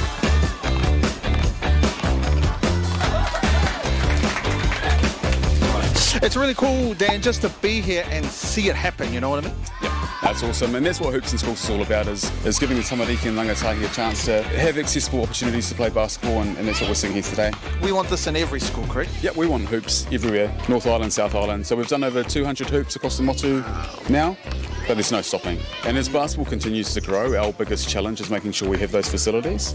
So Hoops in Schools and Hoops in Parks, Hoops in Marae, it's just the start for us in ensuring that people can play basketball. Why are these hoops so important to our tamariki? We need good facilities for our kids to be able to improve their skills in sport. Lots of our community come and use these hoops. Every day there's at least 20 kids trying to share the hoops. So to have good quality hoops like this will mean that our kids will be able to practice, be able to get involved with sport.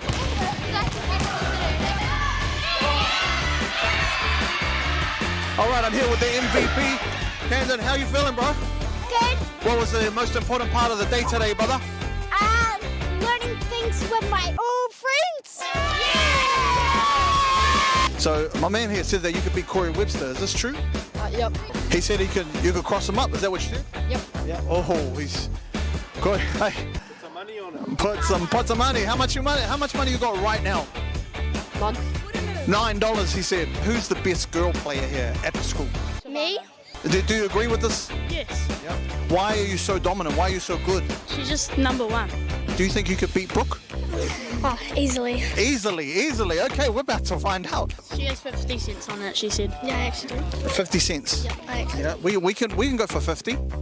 Yep. I have another 50 cents, so we can go for $1. We're gonna go for $1. Yeah. You know what? I feel generous. I'm gonna give 50 cents as well. We've got $1.50 for you. Anyone else want to put any? No? What about put some shoes on it? Put some shoes on it.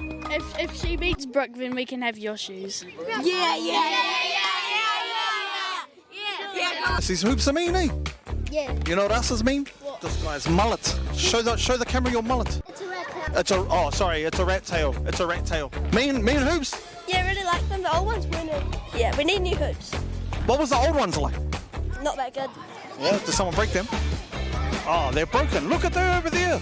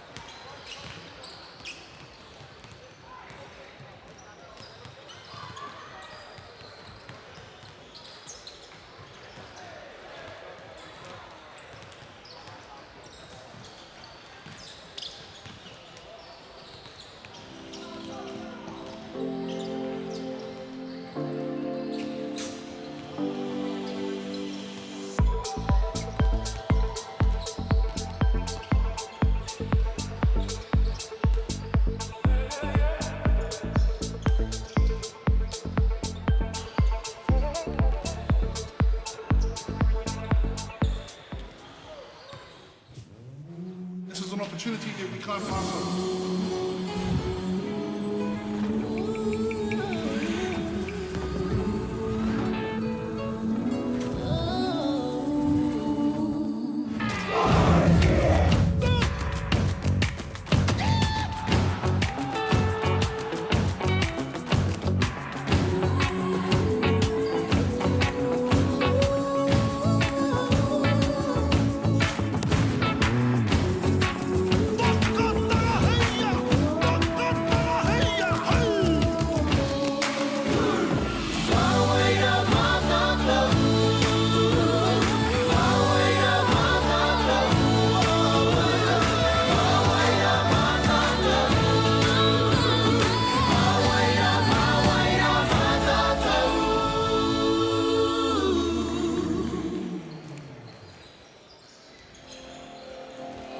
E te iwi nau mai hara mai ki tēnei pāpāhotanga a whakaata Māori. Ka mihi ki ngā maunga, ngā wai me ngā ahi kā o tēnei rohe o Tauranga. Ko te whakataetae e whai ake nei ki Wainganui a Nelson me a Canterbury. Ko te Māori Vanuli Mtuku Ingoa ki tōku taha ko Maya Williamson. Maya, how are you? Good, mate. How are you? I can't complain. Thanks for that Had a intro. great day so far. It's been a great day here in Tauranga. Yeah, Foot Locker Under-20 Nationals always puts it on, and in a beautiful new venue as well, Haumaru Sport and Recreation Centre. And like you said, Tamaiti semi-final action. We're at the business end of Foot Locker Under-20 Nationals, and Canterbury are coming off a heck of a win against Wellington this morning. We were on that one, and wow. Yeah, I think they'll be pretty confident coming off that one. Absolutely. Nelson had a good win also this morning against Waikato to be in this position. 104-84 was that win, and you can imagine these teams are pretty comfortable with each other. Tamaiti after playing, you know, the Southern Derby for a lot of years. Yeah, you'd think they would have grown up playing against each other, and it should be a good match, I think. Here's the Nelson lineup. Colin Williams, Elijah Inwood, Ikaro, Tex Skeria, Jack Malla, Jerome Sinclair, Luke Inglis, Rico Verrecchio, Toby Baker, and Truman Heath, coached by Carlo Verrecchio, and their assistant coach is Anthony Williams. You were just saying Rico Verrecchio, saw him get up in the warm-up. He's got some bounce on him. Not a tall guy either. Not a tall guy whatsoever. Probably worth mentioning that as well. He's not a big fella, but he can get up. And this Canterbury lineup is absolutely stacked. Carter Rhodes, Christopher Christoph, Christopher Gordon, Cody Stevens, Haka Kate, Jake Holmes is not playing, Logan Wrighton, Mana Martin, Tama Isaac, Toby Hunt, Tyler Selkeld, coached by Jaden Cameron, and assistant coach Joe Hope Powell. This team absolutely put it on this morning. They had a 136-76 win. Their smallest deficit still remains at 44, but this is going to be a challenge for them. Yeah, I think so. I hope so. This Canterbury squad is just so deep, though. Good through from 1 till 12. They've all got players. You see their bench come on, and just the scoring goes up from the starters. Yep, they have a few guys on their bench that would definitely be starters in other squads. This Nelson team, though, has been solid all the way through, and of course had a pretty dominant quarterfinal win themselves. Almost ready to get underway here in Tauranga. All love, of course, to Whakaata Māori for making this broadcast possible and letting you at home watch this from the comfort of your home. There are your referees, Olivia Murray, Willie John Manigo, and Grishka Lau.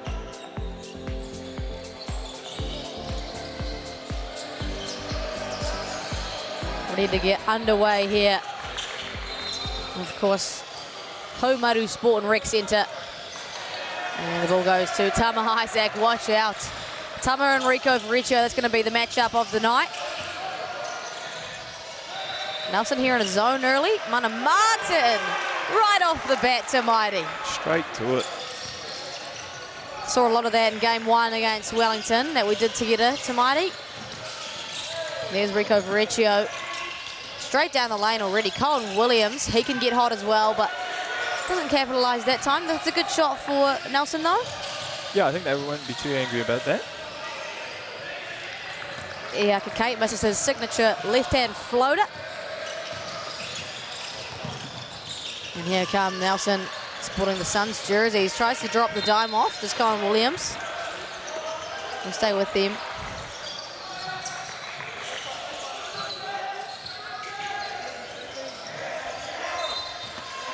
Cohen Williams to inbound. Elijah Inwood. Rico Verrecchio will take anyone in front of him. There he goes. Oh, just leaves it long on the tupper. The two tupper falls to both Tama and Jack Mallett. They'll stay with Nelson. So they'll get another bite at the sherry here.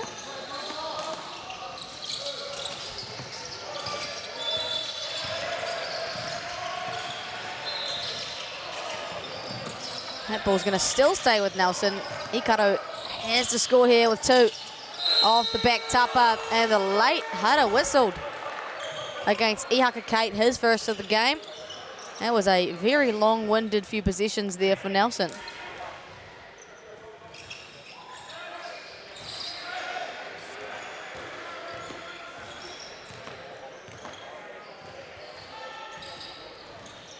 First Kurito Tuku was good for Hikaru. He's actually out of Canterbury himself. Might be on a loan to Nelson. Put long on that second off the Papa Miri. Here goes Mana Martin.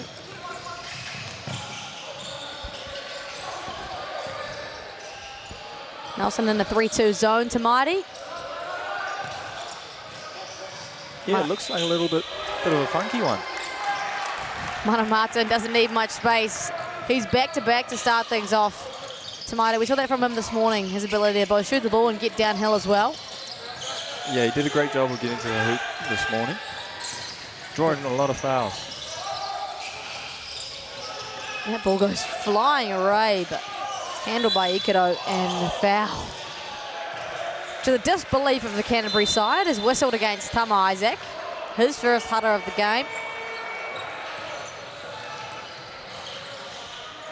Were you impressed with what you saw from Tama Isaac this morning as well? Yeah, I felt like he struggled to convert quite a few of his layups. Like he did a great job of getting there, but just couldn't quite get them in. Yeah, without a doubt, offensive two-dupper. Tama has some words to say after that as well. To go like a champ. That was probably the clearest hutter of the day. We'll see that again. Oh my.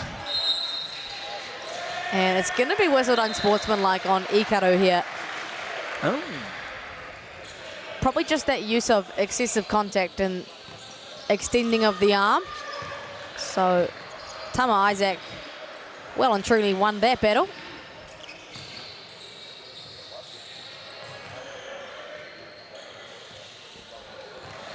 Makes a count at the free throw stripe. Took that like a champ though. That was a lot of contact. Yeah, he popped straight up. 2 for 2. Like it ain't no thing, Tama Isaac, and it's an 8-1 lead already for Canterbury. Hasn't even been 2 minutes of basketball yet. Tama, two-man action, immediately gets a hard show. That ball is swinging. Christopher Christoph, the connoisseur of the mid-range game, no good. Riccio, that is one heck of a crossover to Mighty. But the answer straight away, not converted for Canterbury. And then they are going to give up the hutter. So can we just go back to that crossover from Verrecchio? I don't think anyone in this gym is guarding that. Yeah, no, I don't think so. He's Look at nifty that. all right. Oh. Eat my dust, he says. Ricardo Silva now. Inwood, that ball moving nicely for Nelson. 3 balls up off the front of the rim, and here come Canterbury. Tama Isaac loves the matchup now. Knows that Silva can't foul.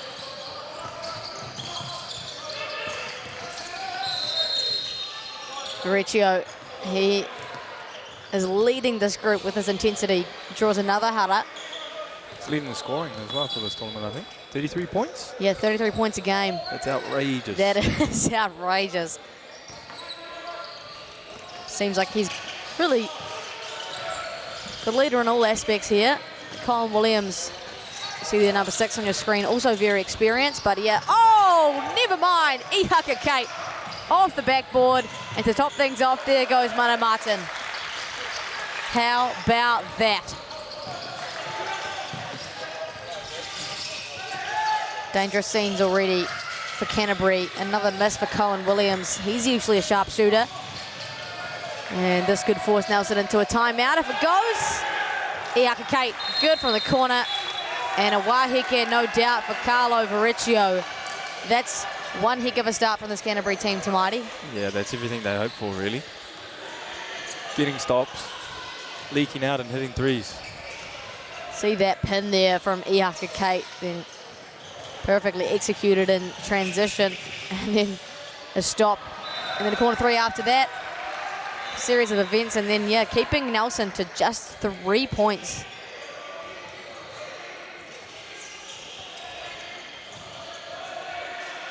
Still plenty of basketball to be played in this first quarter here, but something's got to change here for Nelson. Tamati, what do you reckon that is? Yeah, I mean, they've got to score some more. That does help, you know. When you put the ball through the bottom of the net, you can help win basketball games.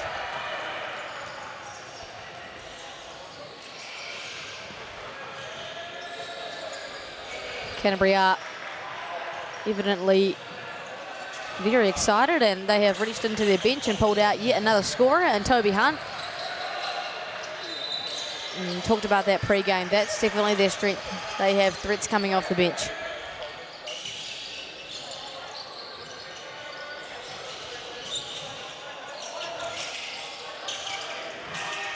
We've got a full court press coming up here too. These guys like to apply pressure. We saw that in the game against Wellington this morning as well.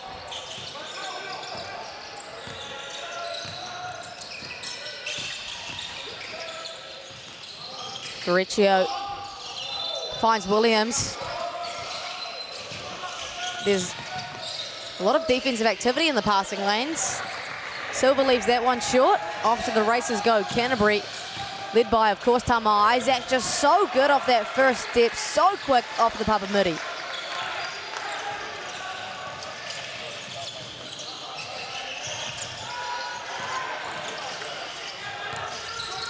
Vericchio now slows things down for Nelson. He's so quick, so shifty.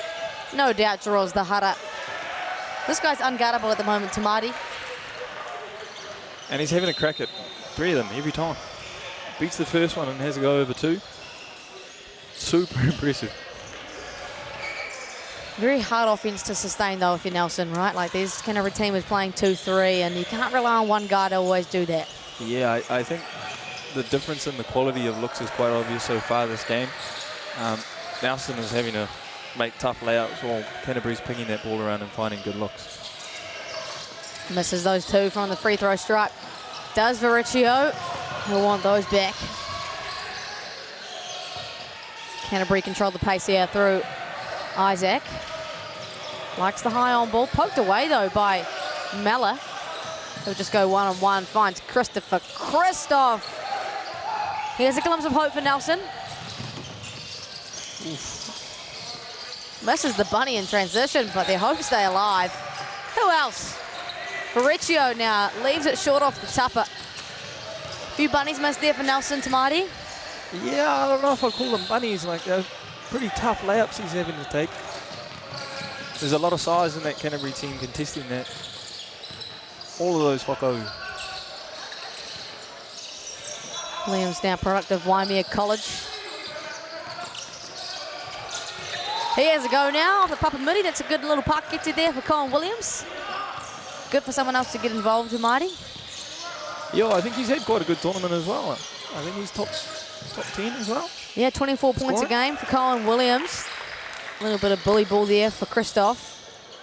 He's really good. He's a product of some really high quality Phil Jones coaching. Came up through the Nelson system. A couple of wins with Nelson under 17 teams. Here goes Elijah Inwood, older brother Aston Inwood playing for the Giants, and he passed to someone in the corner that was not there. Aston Inwood. Yeah, that's his brother. over in Qatar at the moment, representing New Zealand. Yeah, there you go. Yeah, you want to speak to that team a little bit? That's 3-on-3 the Under-23 Nations League, if I'm not wrong. Yeah, I don't think they've started playing yet, but Aiden Tonge, Tutuhi Lewis, Josh Book, Christian Martin. Yep. And Aston Wood, is that right? That's them. You should have been close, right? Were you close to that score? Yeah. No, I don't think I was. Daniel Dobson definitely would have been. Yeah. Under-23s was a little while ago for me. Oh, true. Sorry to bring that up on the broadcast. Just completely exposing you. Great to have our nation representing on the 3-on-3 stage is Cody Stevens. Southland boys product gets it done in the corner, and this lead has not lit up. 22-9. Riccio thought about a 3. Cody Stevens finally gets his chest in front. Jack Mallett rattles that one home. A couple of good possessions here for Nelson, and then they get a stop as well. It's going to be a turnover. No, it's not. Done a better job out of that Waiheke to kind of just settle things a little bit. Yeah. Definitely killed some of that Canterbury momentum.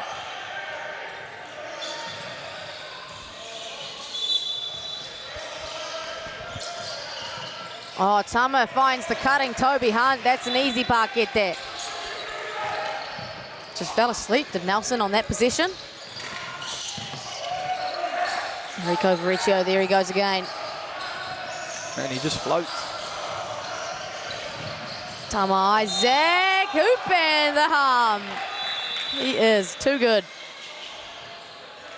That score was just corrected for Nelson. They were given 2 when they shouldn't have, but it is 26-11. We'll take another look at that. Just proving his dominance, Tama Isaac. That was a good job to jump over the sign as well. 8 points, 3 rebounds and 3 assists already for him. Far out. And then perfect from the stripe, 3 for 3 now.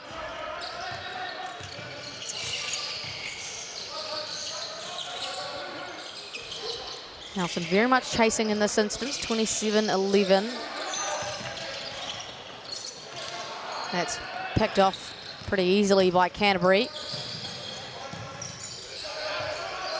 Back down game for Tama Isaac, and he's just showing why he's last year's MVP, Tamati.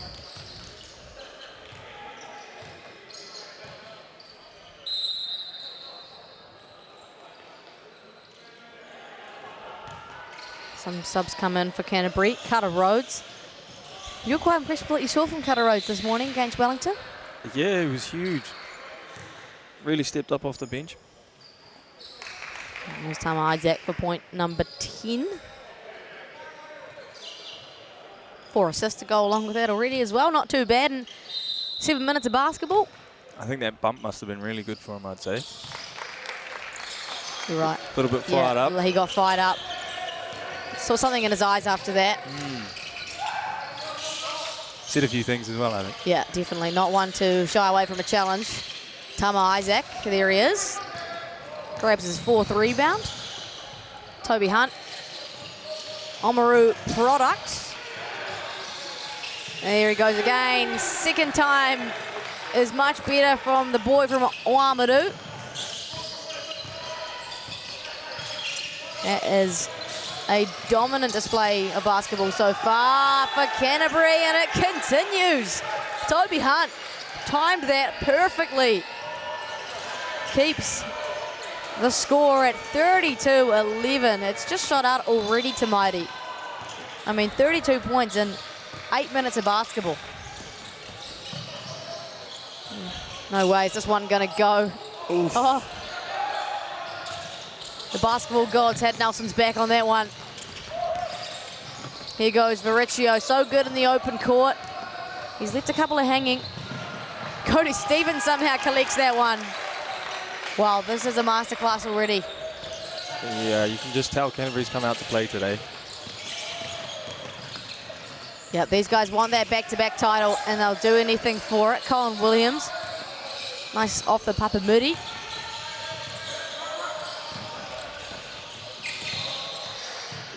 Isaac stops on a dime, and of course, he has not missed yet. Hasn't missed a single shot He's up to 13, 4 rebounds, 4 assists. That's a stat line. First quarter hasn't even finished. Yeah, that's a good game. Kuru Whawhitoru is good. For Jerome Sinclair.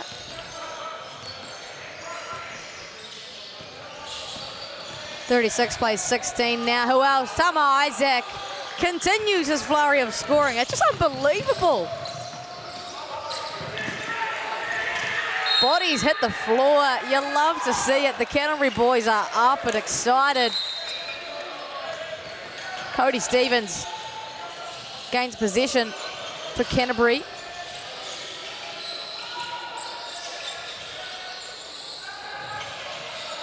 We'll see that again. Oh, that looks sore. Yeah. Both walked it off though. Both took it like champs. There goes Tama Isaac. He's just having a game. Cody Stevens cutting in the corner.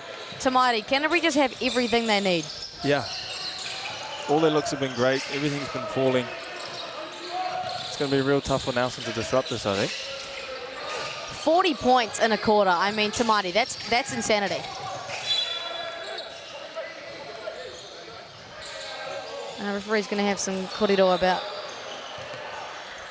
who that really came off. Anything jumping off the statue at you, Tamati? I love it when refs do that, though. Yeah. Like, hey, I don't know what's going on. You see anything? Yeah, love it. Especially 3 referees, you know, you got... Yeah. Let's get it right. It's stop clock.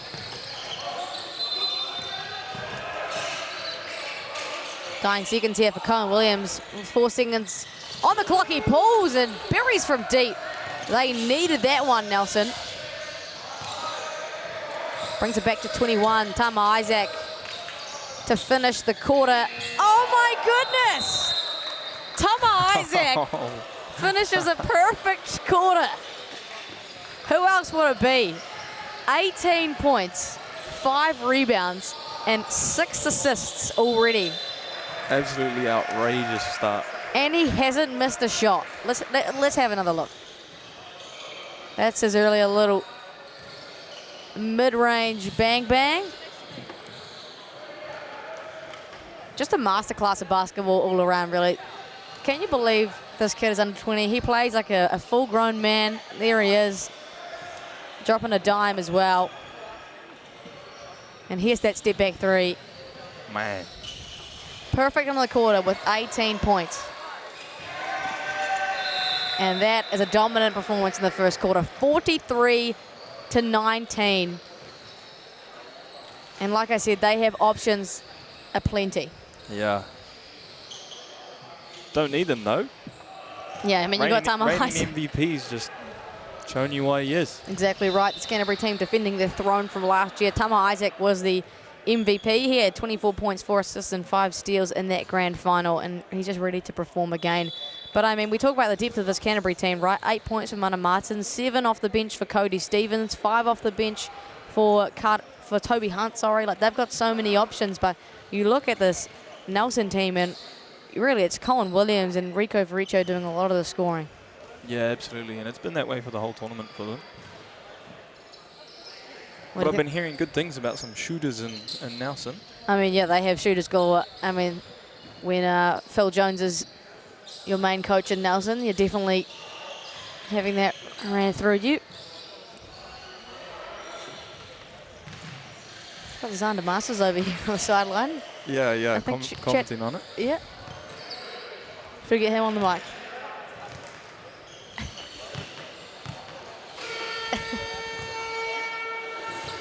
Yeah, I think he's in disbelief after that step-back 3 from Tama. Look, I think we all are. I think we're all in just disbelief at how good at basketball Tama Isaac is, playing some legitimate minutes off the bench for Canterbury Rams. There's a bit of smack talk going on, I think, between some Fire players and some Canterbury Rams boys at the moment. Back underway here in Tauranga. Foot Locker under 20 Nationals has been a treat so far. Thank you so much for joining us here on Whakata Māori. Nelson will start the second quarter with a miss, and you know, what else can you do than just kind of run straight at him? Yeah, I think I'm here for it. If all else fails, just throw your body at Tama Isaac. That's one way to stop him. Yeah, if he's on a run like that, got to do something, you know. Throw the kitchen sink. Tama Isaac tries for the bully ball, finds Christopher Gordon. It'll stay Canterbury ball. Yeah, we'll stay with Canterbury with the operating room of 14 seconds.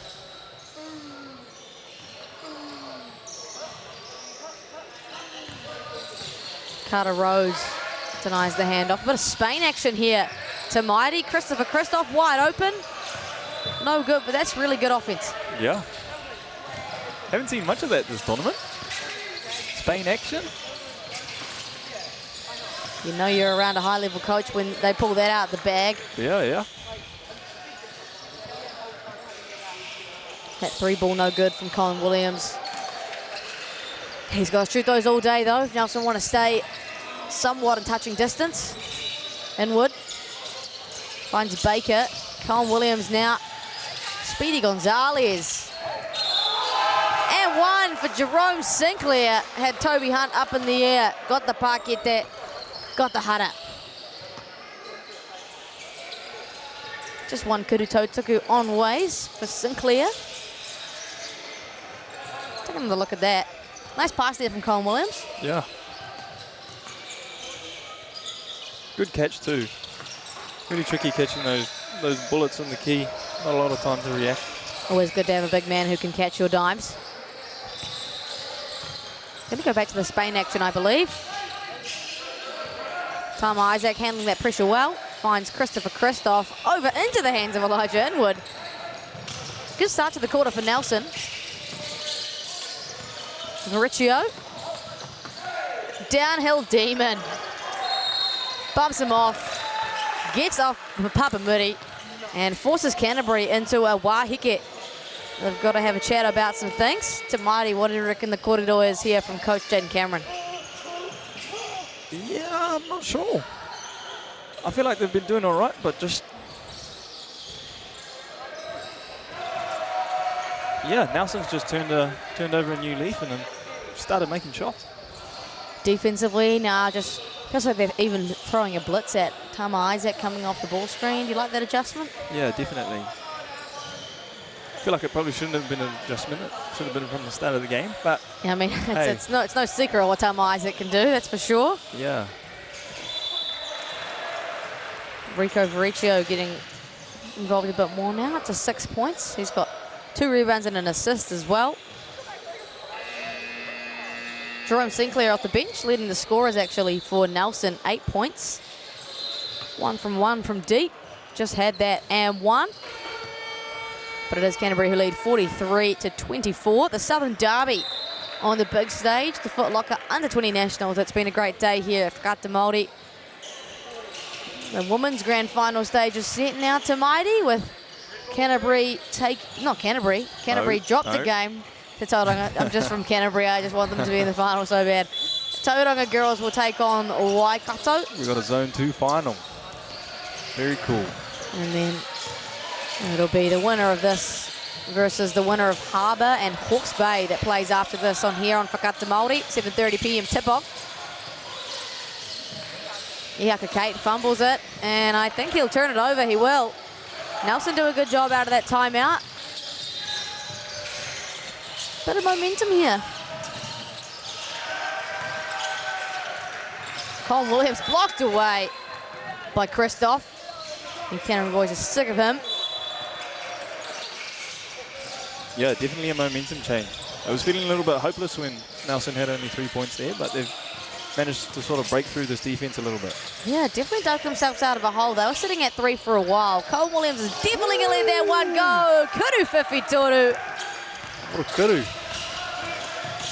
And he's up to 10 points now, double digits, the first of them for Nelson. And Haka Kate can't respond with one of his own. And just like that, it's a 43-27 lead. Nelson very much surging towards Canterbury. No hara whistled there. Recchio hit the floor pretty hard, and it's finally a whistle from referee Kobe Lucas. He hit the floor pretty hard. Yeah, he's looking pretty shaken up. Tyler SoundCloud in the game as well. We'll see that again.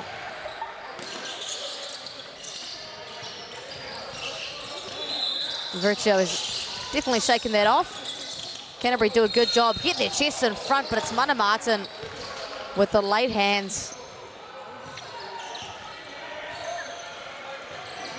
He can't believe his luck either. Mana Martin, that's going to be his second personal.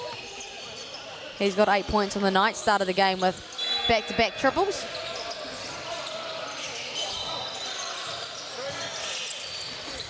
Inwood.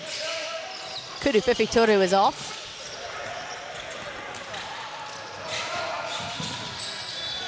Tama Isaac finds Haka Kate's feet.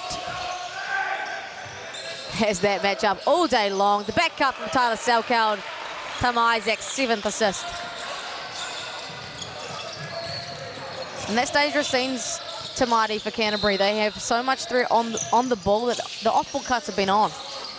Yeah, Colin Williams just caught lacking a little bit there, just fell asleep. Canterbury capitalised. Colin Williams so quick off that first step. Drops the dime to Inwood. Dare I say Butterfingers. Yeah, you think so too, brushing the hands off. Yeah, that's always a good move, eh? Just to let everyone in the crowd know. Ball's a little slippery, just so you guys know.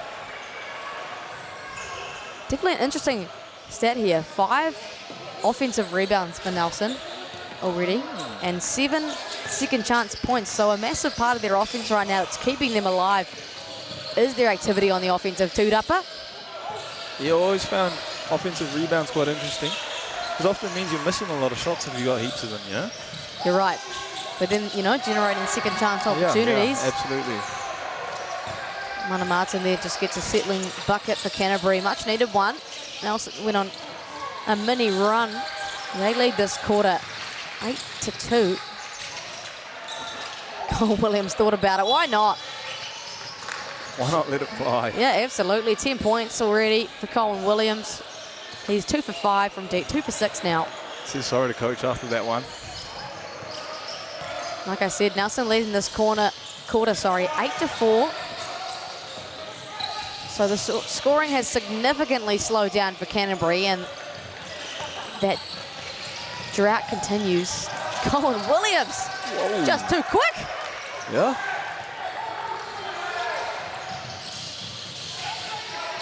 Martin now, he's been good so far, but Nelson are all over it. Oh, he retains the possession somehow. Toby Hunt finds the cutting Tama Isaac, and his perfect streak continues. He already has 20 points. All right. We haven't even had 15 minutes of basketball. Had 2 guys jumping at him as well. You looking a little bit in disbelief, Tamati? It's impressive how he's playing today.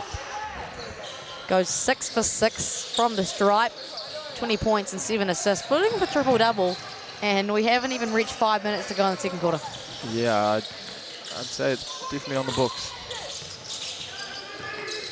Colin Williams been the star of Nelson so far as well. Elijah Inwood doing his piece. Back to 19. Christoph doesn't need much space. Really early Kudu Whiwhituru there for Nelson, for Canterbury, sorry. Sinclair, a bit of Riccio. Set up for Baker, now Riccio attacks. He's so fast, so speedy, can't make it count. Mana Martin, oh, I thought he might put it on his head. Another bite of the cherry for Canterbury through SoundCloud.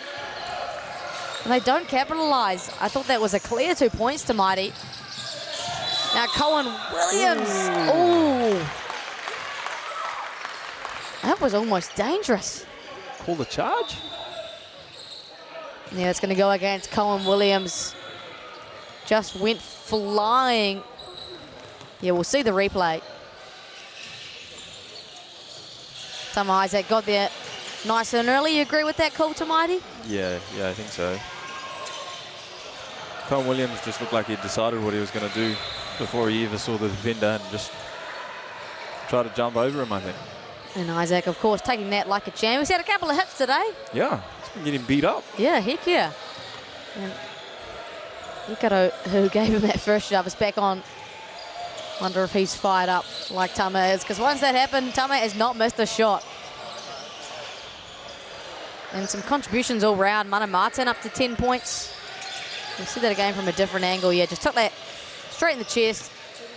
And I don't think Colin Williams even disagreed whatsoever. He kind of just nodded his head, yeah, fair enough. Yep, my bad. Doing his piece though, Colin Williams, 12 points. 2 from 6 from deep, 3 rebounds, 2 assists so far. There goes Mana Martin, likes that downhill catch. Nice little English off the Papa Moody. 52 plays 31, they've been pretty comfortable, but this quarter has been a lot closer than the first. It was a 43-19 first quarter. Now it's 12 plays 9. Riccio draws the Haka.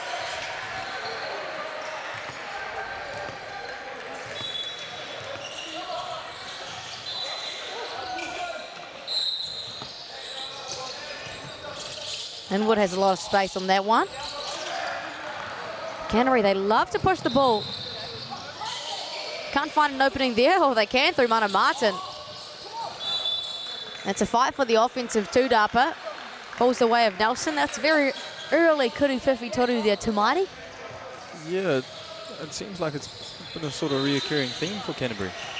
Really happy to pull those kuru whiwhi toru all the time. 6 for 15 now from deep. Not a bad way to start the ball game. Riccio, again, just can't be guarded without a foul. It just looks like he's got another gear from everyone else. He's just a little bit quicker than everybody else out there. The only thing that shot himself in the foot, he's left a couple of layups out there, Tumaini.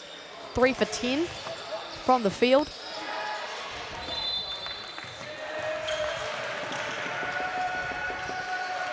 Yeah, going to be tough to beat Canterbury shooting 30%, I'd say. Yeah, absolutely there. Got sharpshooters coming off the bench as well. Toby Hunt had 1 off the bench. Cody Stevens had 1 off the bench. 2 from Mana Martin and 1 apiece for the starters of Haka and Tama. Kudu Totsukus are good. Little punch screen action to get Tama going downhill. Back out to Gordon. He had a lot of space. Martin turns the ball over. No, he doesn't. He gets the Haka instead. It's going to be on Riccio. 2 personals for him. Just keep in mind, 2 personals on Riccio and 2 on Williams. So definitely the 2 guys you do not want in foul trouble.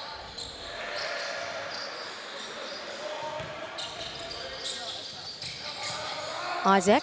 Still putting him on Tama though. SoundCloud now. Kuru whiwhi toru is no good. 2-dapper for Cody Stevens. Falls away and hits nothing. So Nelson can definitely be happy with their production in this quarter, I think. Tumaini. Oh! Akara! Something lit a fire inside that young man. Goes for the kuru topa. He had some impressive ones in the warm-up, I'll tell ya. Yeah, he's a pure athlete, that guy. And then off the back of a miss. Oh, a great block from Elijah Inwood in transition. Don't let this guy go off to the races. He's just too damn quick. Rico Riccio. And there's the athleticism from Hikaru. And the passion as well, of course. He's fired up. He is fired up. And you'll have to see it here at the Foot Locker Under-20 Nationals. Big semi-final matchup, of course, the Southern Derby. Mana Martin falls away and buries it. His 14th points of the night.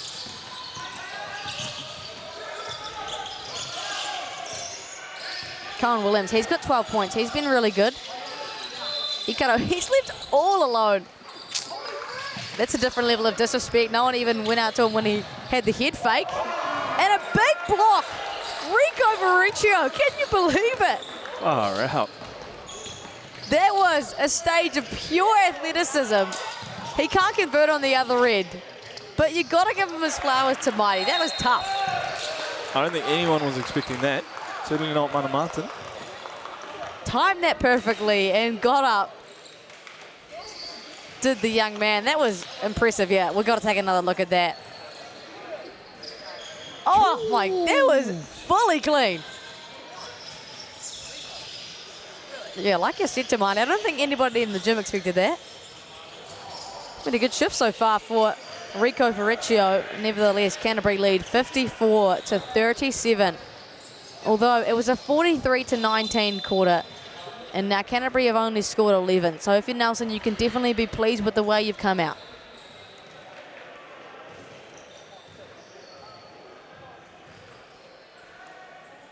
So the brains trust there of Canterbury having a bit of a corridor.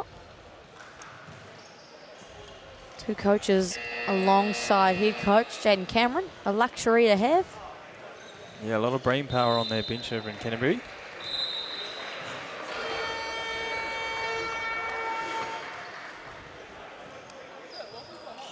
Nelson winning this quarter 18-11. Lots to thank for Colin Williams, Verrecchio, and good contributions from Jerome Sinclair off the bench as well.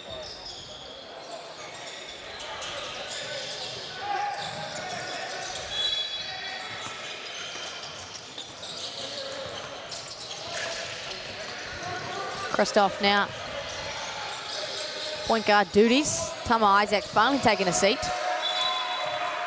It's going to be a turnover again for Canterbury, number 4 for them.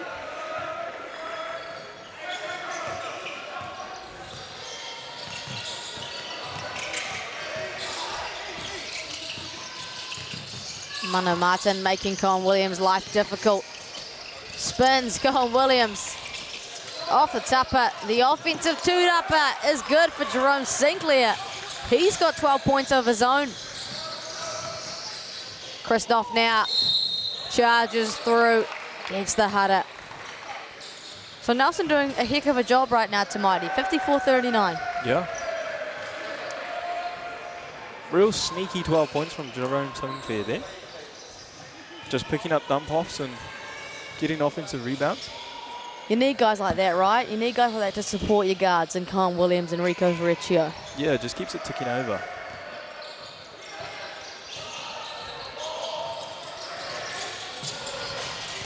Turapa off the Kudu Tautoku. It's going to be on Ikaro Silva. Just 2 personal fouls for him. No one in serious foul trouble aside from Haka Kate from Canterbury. He's got 3. Mana Martin hits everything on the tupper. Can't find the first one go through. He's got 14 tonight. Development player, of course, for the Canterbury Rams. Plays a lot of Rapid League and was part of the New Zealand Under-17 World Cup squad that, yes, I'll say it again, came forth at the World Cup. Oh, there goes Colin Williams. Speedmeister. Now Mana Martin. And 1. The hoop and the harm for Mana Martin. And it's going to be the free throws for him. That's the important thing here. 56 plays 39. This quarter evening up a little bit. How have you liked the transition game today from Canterbury? Yeah, they've been really good at running out there. Mana Martin in particular, as well as Haka Kate. I think it's a lot to do with the defensive end, though, that's allowing them to leak out like that. Getting stops and being able to push the ball has been really good for Canterbury so far. Inward as well to keep the ball in bounds. Keep the hopes alive for Rico Verrecchio. He's just been unstoppable, this young man. Like you said to Marty, just has another level of speed that nobody else on the floor has. Yeah.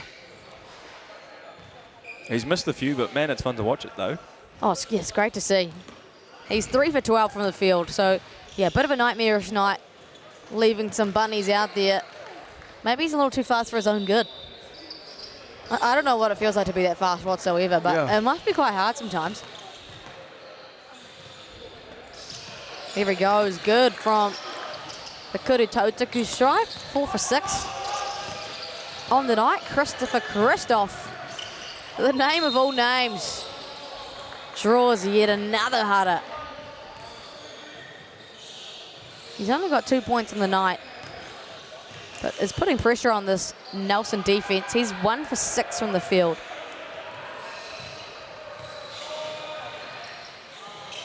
makes his first kuru tau tuku.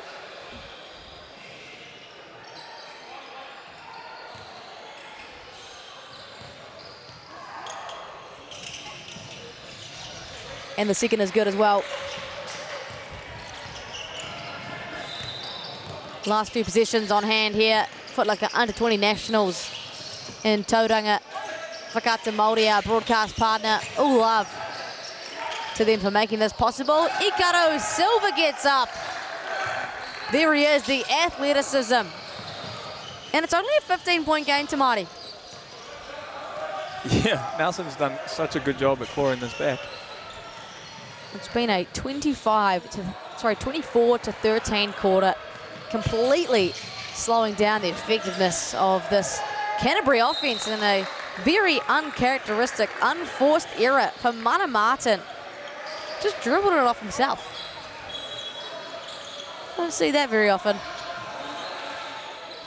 He didn't get pulled just for that mistake. Yeah, and get subbed out Tough too. gig. Well, he's got 3 of the Canterbury's 5 turnovers. And that's a great find. Rico Riccio, and on the buzzer, Canterbury give up the foul. Talk about a coach killer to Mighty.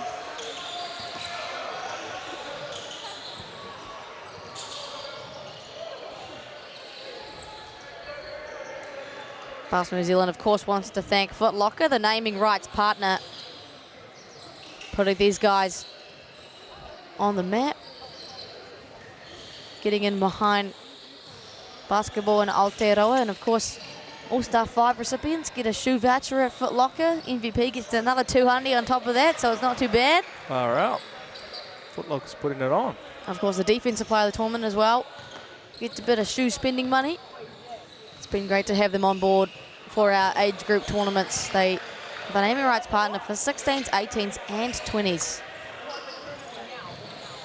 Of course, Moulton, iAthletic, GJ Gardner, Holmes, Tauranga City Council, Four Winds Foundation, Lion Foundation, One Foundation as well.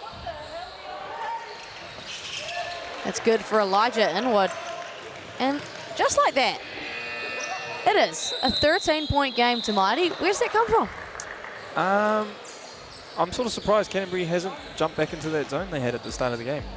And they switched it to a man and Nelson started scoring, and they just haven't adjusted back to what I felt was working really well for them at the start. Exactly right. It's been one heck of a quarter for Nelson, and they've brought it back 58 to 45 at half-time. We'll take a quick break and be back on the other side.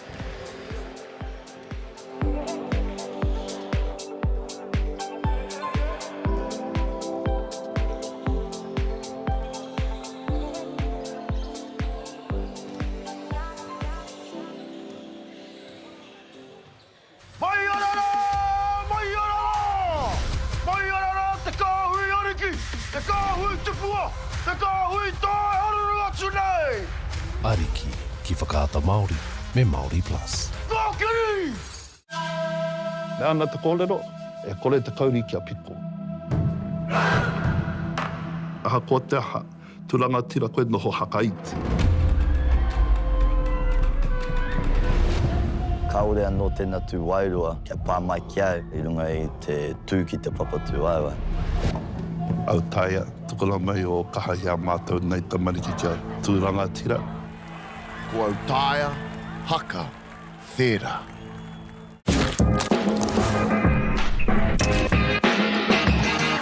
Hi, I'm Andrea from Chemist Warehouse, and we're so excited to be here to launch the initiative Hoops in Schools. We so hope our tamariki enjoy basketball as much as we do. I like what we have! Yeah!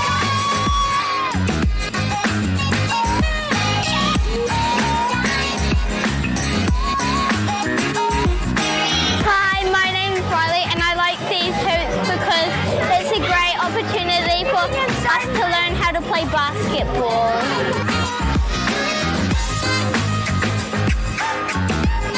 I love these hoops because everyone has fun, and then thank you, Chemist Warehouse, thank you,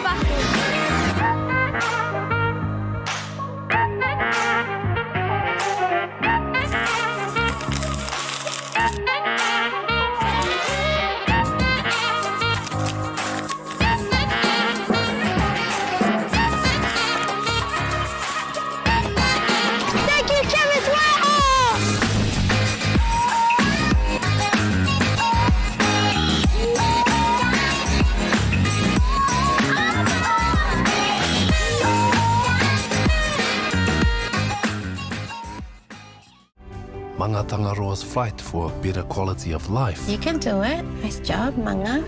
will push the human boundaries Good man, there you go. of possibility, nurturing hope. All episodes streaming now. Ki Māori Plus.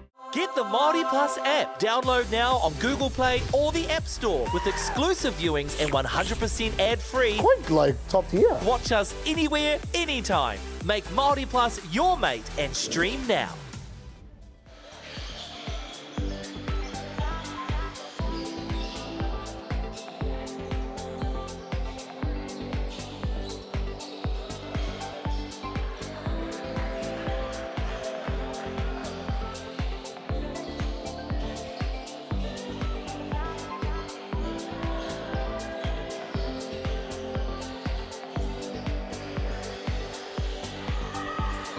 Kei aku nui, kei aku rahi.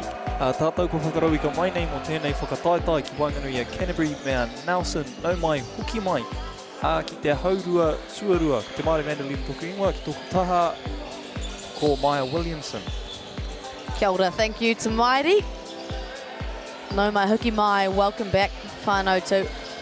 Second half of action here, Foot Locker Under 20 Nationals has been a blinder today. Plenty of entertainment brought to you by Whakata Māori, our broadcast partner. In particular this one, Canterbury, with a slim 58-45 lead over Nelson. It was a 43-19 effort after the first quarter. Could have been run away with from there, but Nelson came back and won the second quarter 26-15. Now they're within 13. Tamati, you must be very impressed with the effort so far from Nelson. Yeah, there was a lot of numbers there, but... Sorry, yeah, that was a lot. Nelson started slow, but they've come out and started playing second quarter. It's been great.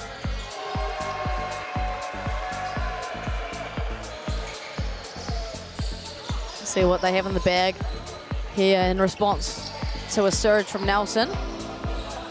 Don't forget, Tama Isaac is perfect on the night and already flirting with a triple-double. He has 21 points, is 7 from 7 from the field, and he's got 7 boards and 7 assists in 18 minutes. Just outrageous. Yeah, pretty good first quarter for him.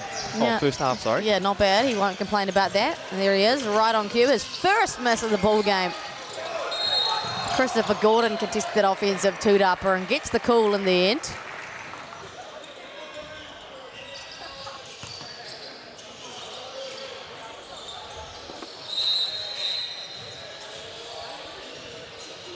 Coach Carlo Riccio just can't believe it. He's got his hands on his head.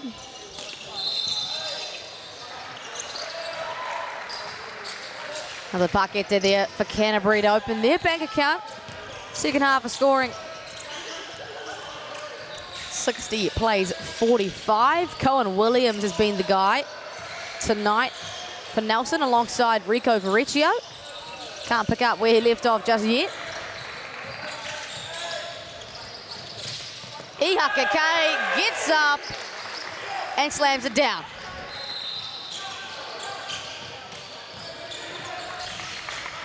Easy. Real nonchalant dunk there from him. Yeah, real chill guy. There goes Akato. A little bit of happy feet. Like that aggression from him though, Tamati. Yeah, I think Nelson's going to need him to do that. 12 points off the bench, of course, for Sinclair. Colin Williams has 12, Verrecchio has 10, and that's really the most meaningful contribution so far for Nelson. That ball moving for Canterbury. Back into the hands of point guard Tama Isaac. The skip over to Christopher Christoph. Thought he turned the ball over there, but a late Haka whistled. That's going to go against Colin Williams, I believe. His third personal.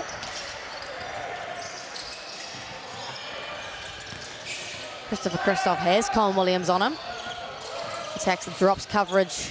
Gets a little floater too long.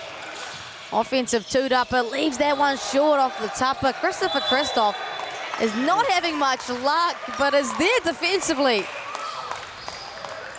It's a tough night when you're getting calls like that, Tamaiti. Yeah, just a bit of frustration from number 9.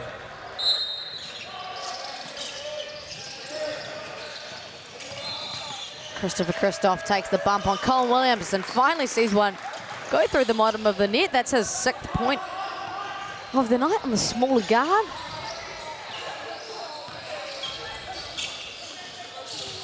There is Colin Williams, leading scorer Rico Verrecchio stops on a dime.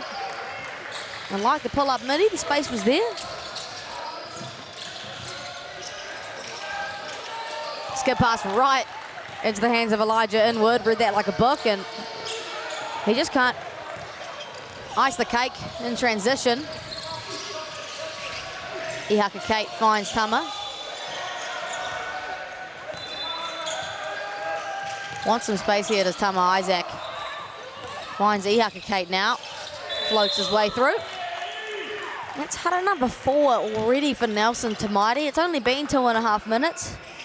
Yeah, it's been a pretty tough quarter for Nelson so far.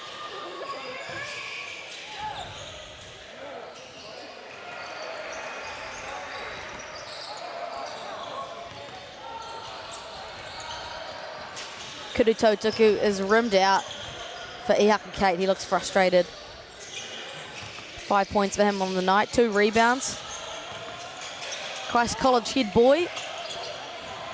Also part of the New Zealand under-17 4th placing World Cup team. It's impressive though, you got 2 fellas that were on that squad. Tama Isaac has been named to the Junior Tall Black squad. Matt Lacey, in fact, the head coach, is here in the building watching this one. Yeah, the thing is, Nelson could have had a few of the players that played in that team too, which was a bit of a shame. Yeah, Hayden Jones, Lockie Crate with the Nelson Giants and not released for this tournament. Christopher Christoph, my favourite name to say.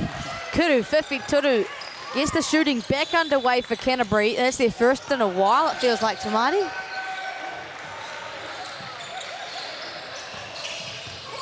Verrecchio, he is just lightning quick, this guy, but is not having a lot of luck around the tupper. Great find, Tama Isaac. Christopher Gordon leaves it long, and it's a fight for the two-dupper, and it'll end up with Nelson, actually. Thought that might stay with Canterbury, and it does. I think our referee just pointed the wrong way. Got me good. Toby Hunt's into the ball game now, as well as Truman Heath. He's a product actually of Christ College himself. Won the championship with them last year. Could be a lone player as well. Tama Isaac on the smaller Rico Verrecchio finds Mana Martin. This Canterbury team's dried up a little bit from downtown.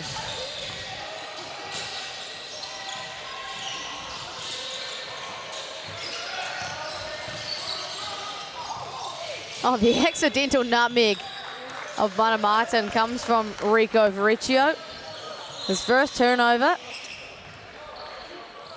That's Nelson's 8th of the game.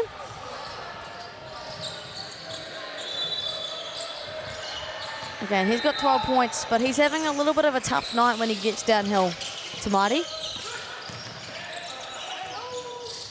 Yeah, just struggling to... Great move to get to the basket, but just struggling to finish it off. Terepe Pakua Wanga Wanga Wana. Just a little bit worried about those bigs coming across the lane. Mana Martin draws Nelson's 5th hara of the quarter. So it'll be free throws from this point onward. And Karakau e Tahima Canterbury, none for Canterbury. Yeah, there you go. It's a difference in discipline. Martin, deep breath. Looks frustrated with himself. Look, I'll tell you this, that quarterfinal, there was a lot of missed free throws across the board. So I think Mana Martin is just glad to see 2 go through. That's actually his first 2 free throws made. He was 0 for 3 before that. Love the energy here from Tama Isaac. He slid right into Evie Leeson from the Canterbury girls side. You can see them now on the baseline, just sitting away from the sweat he created. We'll take another look at that. Right in between them. But how about that elevated pressure from Canterbury? Makes life a little hard.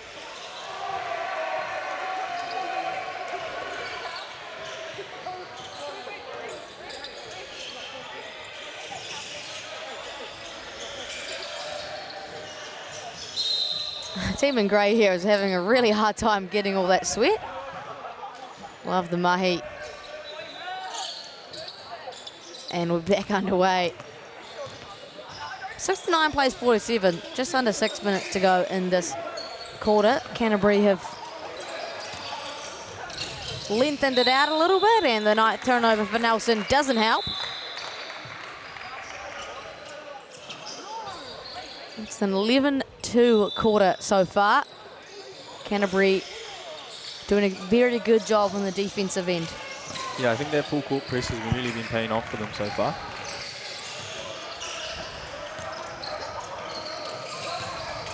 Tom Isaac, the back down game on the smaller guard. Now finds Mana Martin, but he's got some happy feet. And he disagrees with that, but I think that's the right call. I think he shuffled his foot a little bit. Tamati, your thoughts? Yeah, I'm always with the rest, man. Never wrong. Well, look at it here. And yeah, he just shuffles his feet a little bit there. So Yeah. unfortunate, probably felt like he didn't, but the replay tells all, of course. Hyjin, we're struggling a little bit there with the pressure like you spoke about, Tamaiti. Pretty tough scenes when you got Canterbury up the floor. Yeah, I think this is the right adjustment from Canterbury. Having that 2-2-1 full court press, then falling back into a zone. Worked really well for them in the first quarter. Yeah, Tom Isaac there, that defensive activity that leads to drawing the Haka. Lead to the free throw stripe, of course. Let's take another look at that. Talking about nonchalant, this guy is so chill about the way he operates. And it's going to be a wahike for Nelson. They had a really good surge and a great second quarter, but it's just 2 points for them in this one. And they're back out to trailing. What do you think the adjustment's going to be from them? For Nelson? Yeah, indeed. I just haven't been able to see them do very well against the zone. They sort of carry on playing their man-to-man offense where they're doing a bunch of handoffs, and I think they need to get a high post catch or find ways to get the ball inside and draw that zone right in and then kick it out a bit. Love the analysis there from you, Tamati, putting a coaching hat on. Yeah, easier said than done though. Yeah, I know it's hard. Wish Can them imagine luck. these guys are putting in an absolute shift. These coaches, it is not an easy feat. Yeah, doing it by yourself rough as well. Yeah, absolutely. Carlo Riccio, just himself, no assistant coach even listed. Well and truly riding solo.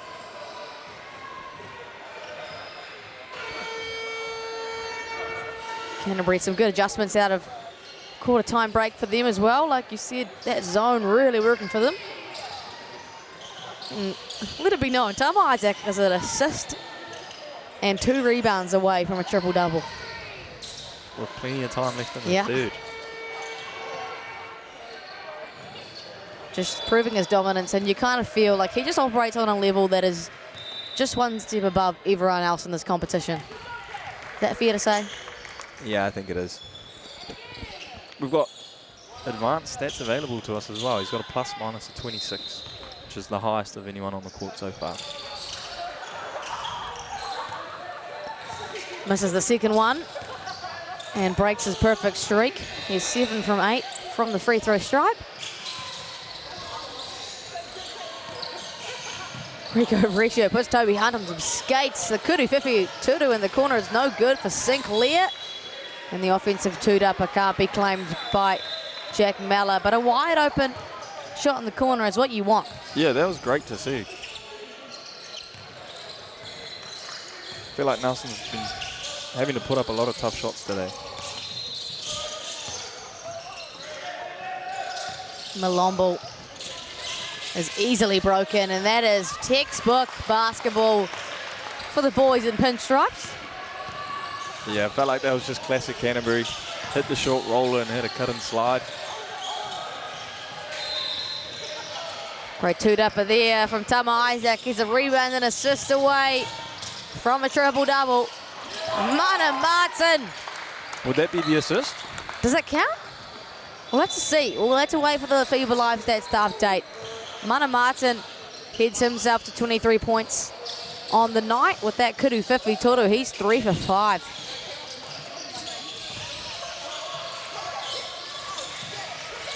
Truman Heath against his former Christ College teammate Elijah Inwood. That never looked like missing from our seat.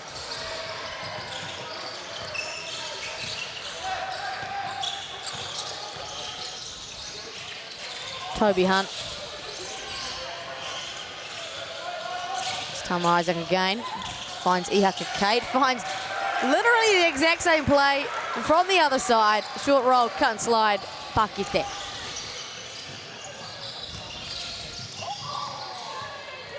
And I can confirm Tama Isaac did get an assist on that last play. So he is a rebound away from a triple-double.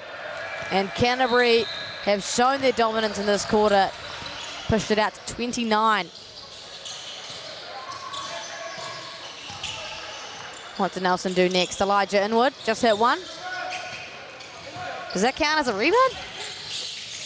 Look, folks, I think we might have just seen a triple-double by Tama Isaac. I won't get too ahead of myself, and it's a good stop for Nelson. They get to go in transition. Jerome Sinclair, he's been silent killer for Nelson today. Truman Heath in the corner off the back tupper. Been getting some great looks here, Nelson. These last few passages of play. Oh, Mana Martin puts it on his head. Mana Martin is here to win. 25 points on the night for him. He leads all scorers. Two guys up in the air for a block. Won't get it. It's going to go against Toby Hunt. And I can confirm, ladies and gentlemen, Tama Isaac, he will take a seat. 22 points, 10 rebounds, 10 assists. And not Gotta feel good. Not a single turnover. That is some basketball. That is some pretty basketball. Doing it all in 25 minutes, of course. Rico Verrecchio sinks that one. 13 points on the night for him, 4 rebounds, 2 assists, 3 blocks as well. Yeah. Just quietly. Huge blocks. Carter Rhodes, he's been really good off the bench. Here he goes, draws the foul.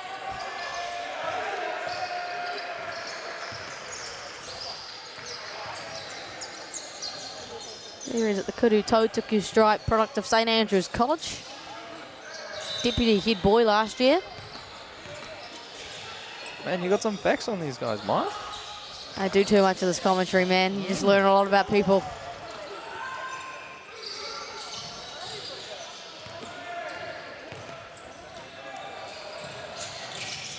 Makes second is Carter Rhodes, 82-51. They've really shot out in this quarter after a good performance.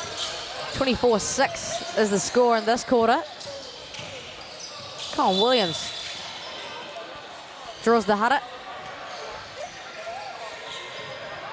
So he scored really well in the first half, but he hasn't really been able to get going in this one.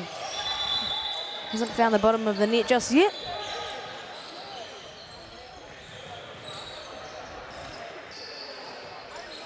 Yeah, they haven't been scoring, Nelson, but they've been getting some really good locks. Just haven't been able to convert them.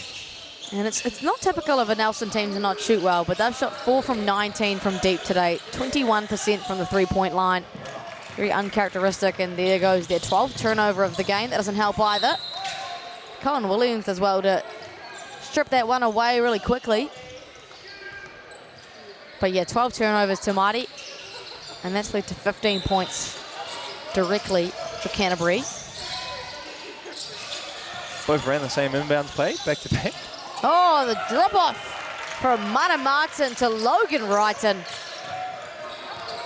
It is raining assists for Canterbury. That's 21 assists for them. That ball is flowing. Rico Verrecchio, a great answer. 15 points for him. He leads scoring for Nelson.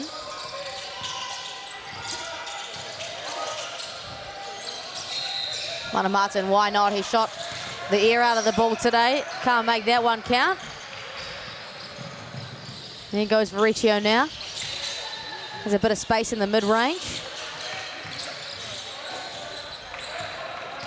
Canterbury to push, a minute and a half to go in this quarter. Oh, Toby Hunt, the toilet bowl of a dunk. And Cohen Williams, the downhill demon himself.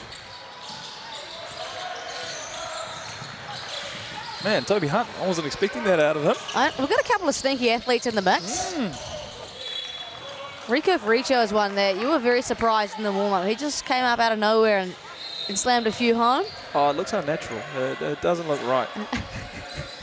I don't think that's really the compliment you think it is to Mike. He just gets so much higher than you're supposed to. It's just...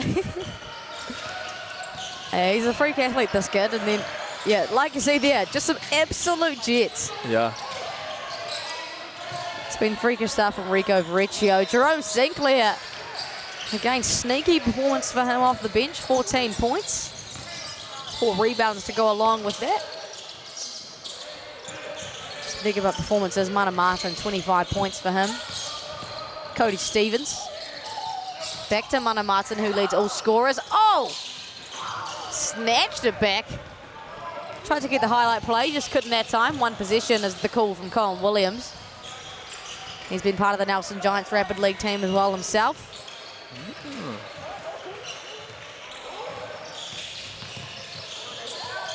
There he goes. He's got the mismatch that he wants. Got the switch. Step back. Bobby Jack just too short. And that'll end the quarter. After 30 minutes of basketball here in Tauranga, the Foot Locker Under-20 Nationals men's semi-final. Canterbury lead 84-57. And you felt like it was touching distance for Nelson at the end of the first half. They trailed by only 13, but it's well and truly stretched out again to Mighty. Yeah, Canterbury's just turned it up a notch. Started to blow them out, really. Yeah, what have you enjoyed from them? What do you think has been the key difference here? I think that zone's just been a killer. When they picked that paint in, I think Nelson's really struggled to shoot the 3-ball tonight. And I was saying it earlier, it's very uncharacteristic, especially in my experience of watching Nelson. I don't know about you, but that 3-ball they live and die by. Yeah. And I think that was sort of the idea coming out tonight. You're going to put up a bunch of shots, and if we hit them, we're away. And they have not done that, unfortunately. They are 4 from 19 from deep. That's just 21%. Shooting at 37% from the field overall. And they've got 12 turnovers to go along with that. In fact, 8 assists, so 4 more turnovers than assists. And then you look at Canterbury, 21 assists. Yeah, and it shows. Shows on the scoreboard. Still hope for Nelson. Might not be a win for them, but to compete with this Canterbury team and push them a little bit is always good, and then a chance to take a medal tomorrow. Who will winner be playing? Well, next on Whakataori is Haumaru taking on Hawke's Bay. That'll be a goodie. Couple of Rapid League rotation guys in both sides. So it's going to be an interesting one, and the winner of that will play the winner of this. Yeah, that's how semi-final works. Great breakdown. Thank you so much. I felt like that was quite analytical from me.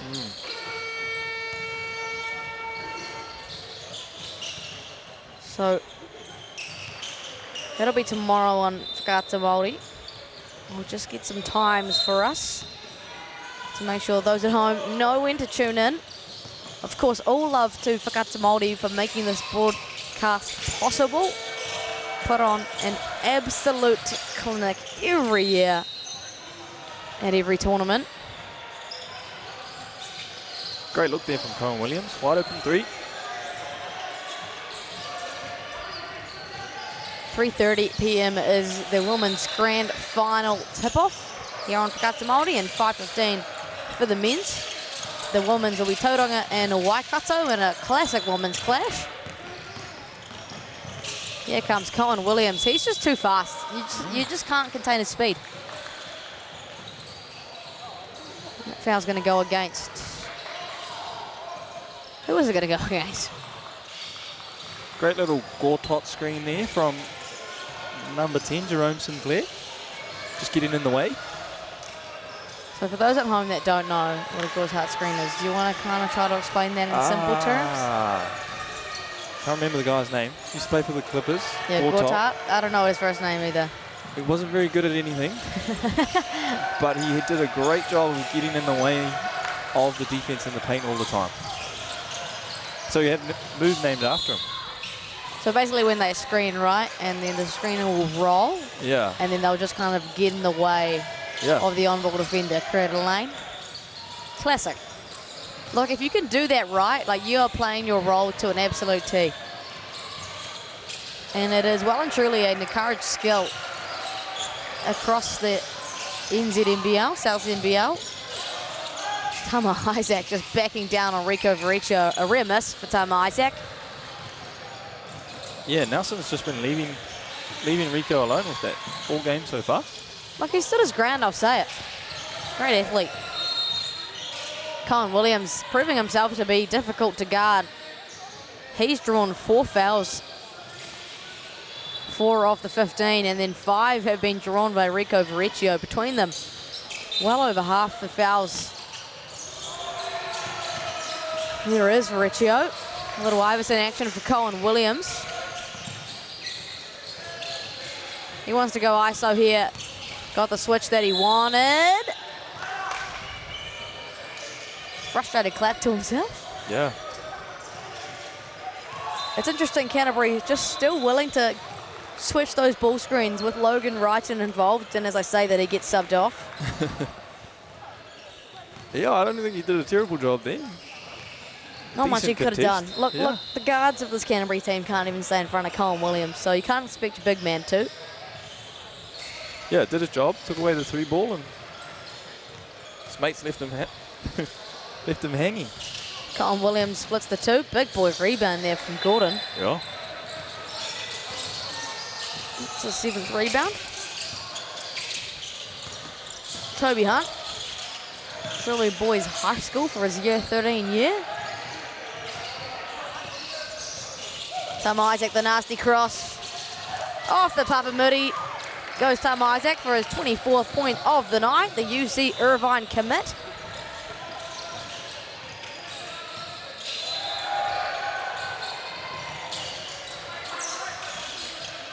It's going to go through Colin Williams for the majority of this quarter. Steps back off the front tupper. There's going to be a rebounding Hara here, and it's going to go against Toby Baker. And SoundCloud will check in the game for Rhodes. He's been nice off the bench, SoundCloud. Just 6 minutes for him in this one. Tama Isaac gets the ball back. He's just going to go ISO on this guy. Oh, never mind. He's going to find Haka Kate. Call for the ISO, then pass the ball straight away.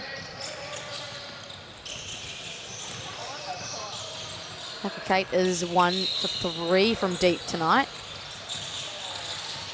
Verreccio inward in the corner. That's a great look in the corner, and they finally find the bottom of the net.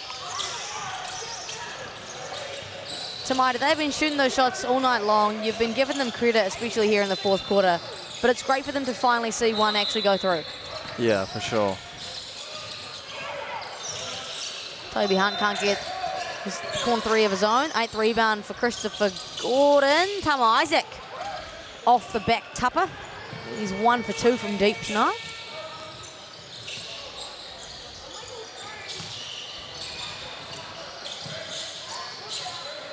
Verreccio. Colin Williams is just going to pull those all day. And bodies hit the floor. That was a very hard thud. Tyler SoundCloud. He's going to be pretty slow to get up here. Seems all right. Jerome Sinclair. Oof. We'll take another look at that. Oh my goodness. I think it was just unfortunate. Yeah. They call the unsportsmanlike there. I don't think he called Or was it unsportsmanlike. I think he just called a holding. I think everyone thought he called unsportsmanlike. I don't think there was any ill intent there from Jerome Sinclair. Just a pure contest for the ball. And he's got 5 rebounds, 2 of them offensive as well. So he clearly is a guy that hunts those boards. 86 plays 62. This quarter feels a little more even than the rest. In fact, Canterbury with, Kudu Whiwhitoro is good from Gordon, and with that make it evens the scoring of this quarter. Only 5 apiece for either side. Wow. Yeah, really slowed down from the 43-point first quarter that Canterbury had. Inwood now, up and under. Does a great job to avoid the contact, gets the lay. Back to 25.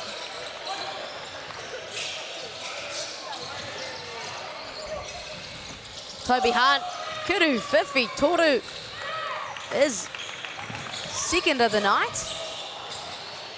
He's up to 10 points off the bench. Man, he plays so well coming off the bench. Like, you can't even tell, he's just so confident in himself. Kudu Whiwhitoro for Jerome Sinclair. You're exactly right. He's a guy that has been a star for Otago throughout his age group, so he knows what it takes to be a scorer. And good of him to be able to come off the bench, take that reserve role, and then just do his thing when he needs to. That's the thing with this Canterbury team, just so much talent. And to think they don't have Jake Holmes, who was in the All-Star 5 for their under-18 nationals last year, as a rapid league guy for the Canterbury Rams. Imagine, not to mention he's 6'7". Would have been good to have another piece like that. Not that Canterbury needs it. Yeah, I feel like they're doing all right without him. Not doing too bad, eh? Just winning a semi-final by almost 30 points. Yeah. It's all right. Not a bad night for Canterbury. Underrated hand on Rico Verrecchio as well. Takes all that contact and goes at that pace, just to keep the handle. Inwood, the skip to Verrecchio. Long closeout attack. Mid-range pull-up is no bueno. 5 minutes basketball still to be played. Foot Locker Under-20 Nationals has well and truly delivered today. Tamati, you've enjoyed your time? Yeah, it's been great. Been a couple great games. You've obviously seen a lot of friendly faces here in Tauranga. Yeah. Definitely. Just every basketball tournament. I feel like Basketball New Zealand's got quite a close-knit community. You absolutely feel like you just see a million people you know in 5 minutes of walking in the building. Then you walk past them for the rest of the day and you have to say hi every time. Every single time. But there's always something to talk about. Yeah. A lot of action going on here. Of course, Tauranga Whai men's head coach, Matt Lacey, in the building. Also, junior tall black head coach. So watching some of his prospects that are going to head away to the World Cup later this year. Doug Courtney in the building as well. Yeah, both right next to us. Yeah, so we've got to say good things about them, eh? Yeah, the Whai are doing great. Rapid League at top of the table. Am I right there? I think top of the table, but I reckon they're up there. Oh, okay, I was talking to Xander Masters and you were saying something about them being the best Rapid League team. Probably just a bit of a Yeah. inflated confidence. I think Nelson Giants are still at the top. To no surprise, they have a pretty stacked Rapid League roster. When you put Hayden Jones, Lockie Crate and James Matthews playing Rapid League together, it's pretty scary. But Whai are doing really well this season, making a playoff run. Xander Masters and Carter Hawkboy, 2 Whai members that we're here watching on. And talk about Carter Hawkboy's development. That kid is a serious starter for Tauranga Whai. Yeah, absolutely. He's going to go as far as he wants to, really, I think. He's got all the natural gifts to take him as far as he wants, really. Taking a massive step up between last year and this year as well for the Tauranga Whai. So big future ahead for him. It's been exciting to see some of these young stars doing well on the Sal's NBL stage. Tama Isaac, one of those, of course, in front of us. Mana Martin and Haka Kate, as well as Colin Williams for this Nelson side. Oh, that pass going into the hands of Ikaro. He's been a real athlete today. And speaking of real athletes, Rico Verrecchio. He has put in an absolute shift. He has worked so hard. 17 points on the night for him, 4 rebounds, 3 assists. There he is. The end, 1-5 from 22 before that shot there. Man. I don't think he's come off either. He hasn't even had a sub. Dad's the coach, so he's like, you get on your way, you'll be fine. Need to keep those averages up, son. Christopher Christoph just steps back into a kudu 50 turu. It's no good, and here comes Colin Williams. Don't come near him. Get out of his way. Ooh. Oh, the English off the Papamuri. That's nice. Great takahuri. A lot of good spin on that. Just ticked down under the 3-minute mark. If you're on this ball game, you can probably be pretty confident that Canterbury will advance to the grand final game. Oh my gosh. Colin Williams and Rico Verreccio were battling over who was going to get that layup. So Rico Verreccio joins the 20-point club alongside Tama Isaac and Mana Martin. Look at that. No, I want it. No, I want it. No, I want it. Rico Verreccio, 20 points for him tonight. High volume as well. He's now 7 for 24 from the field.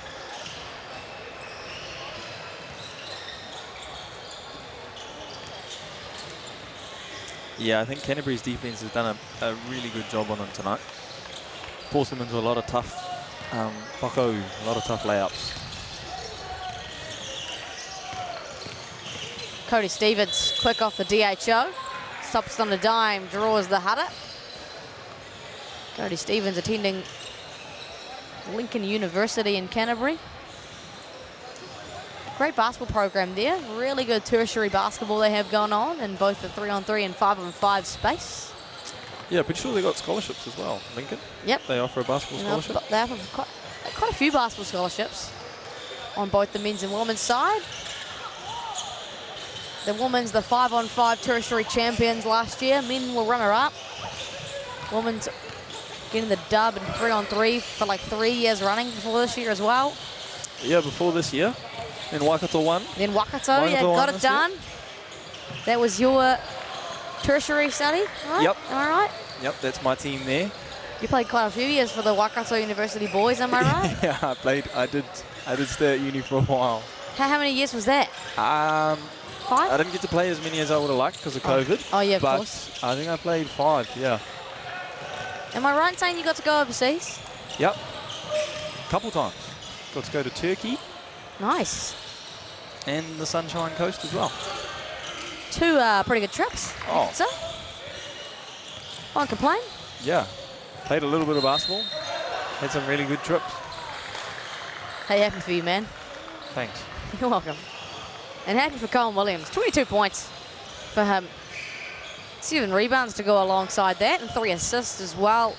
He's 2 of 11 from deep, but has found other ways to score, of course. One of those being an M1. 23 points. Mana Martin still leads all scorers. And don't forget, Tama Isaac, a 24-point triple-double with 10 rebounds and 11 assists in 28 minutes. Carter Rhodes. That's points number 2 and 3 for him. It's gone out to 20, but Nelson have done a really good job as Rico Verreccio gets the hoop in the harm. They've done a good job to actually just keep in this one. Yeah. They haven't let the score blow out any further than about, I think, 29. Biggest lead 33. But it hasn't kept at that point. They've really been able to stay intact. Yeah, I'd say this would be the closest game Canterbury's had all tournament. Yeah, well, the closest game they had coming into this, 44 points at the end of the game.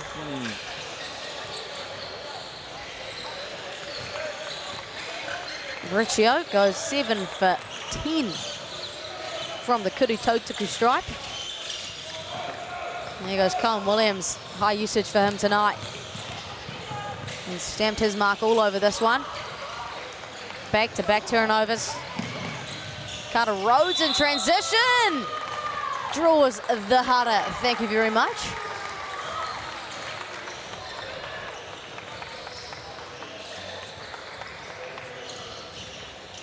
Again, impact player off the bench. Carter Rhodes. And that's 29 bench points for Canterbury. What a treat to have 30 points come out of your bench. Yeah, and it's not an anomaly either. This Canterbury squad's just so deep. They've been doing it all tournament. And really cool to see these guys get some burn. It'll be a tighter rotation, you can imagine, tomorrow in the grand final. But these guys getting some seriously valuable minutes here down the stretch. Just one guy out of Canterbury who hasn't played double-digit minutes.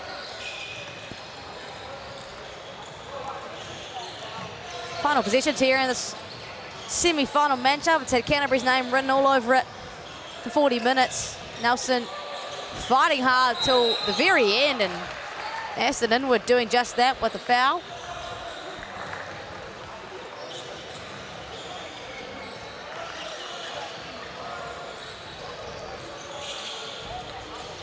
Did I say Aston Inwood? Yeah, you did. Yeah. Is that why you're looking at me funny? Yeah, yeah. It's Elijah out there, man. I'm just, oh yeah, my bad, guys. I'm sure he won't mind getting confused with his brother. That's a compliment. So I was like, why is he looking at me like that? Elijah Inwood, he's had a good night. 14 points for him. 9 rebounds, 4 steals as well. Not a bad shift. Elijah Inwood.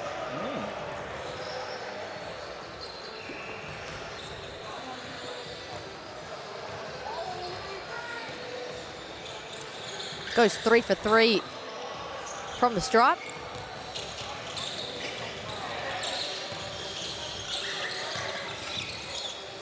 Cutter Rhodes and Helm with point guard duties here. Canterbury shot clock inside game clock, but are they going to dribble this one out, or is he just waiting?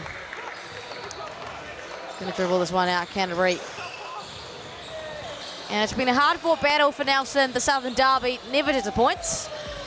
But Canterbury are the beneficiary of a win, 101 to 84 for Canterbury. They continue to dominate all the way through to the grand final. To Mighty, your thoughts on today's matchup? Yeah, just another impressive performance from Canterbury. I think they really hang their head on defense, and Nelson really struggled to score today. Exciting for the final. Yeah, it's going to be an exciting one tomorrow, the grand final matchup. They've booked their ticket, have the Canterbury boys, and who do they match up against tomorrow? It's going to be Harbour A taking on the Hawke's Bay boys up next here on Whakaata Māori. Thanks so much for joining us.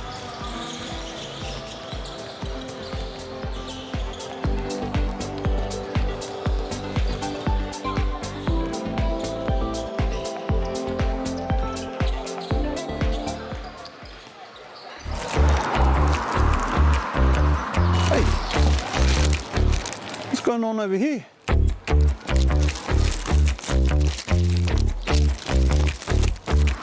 Hey? Oh, it's a basketball.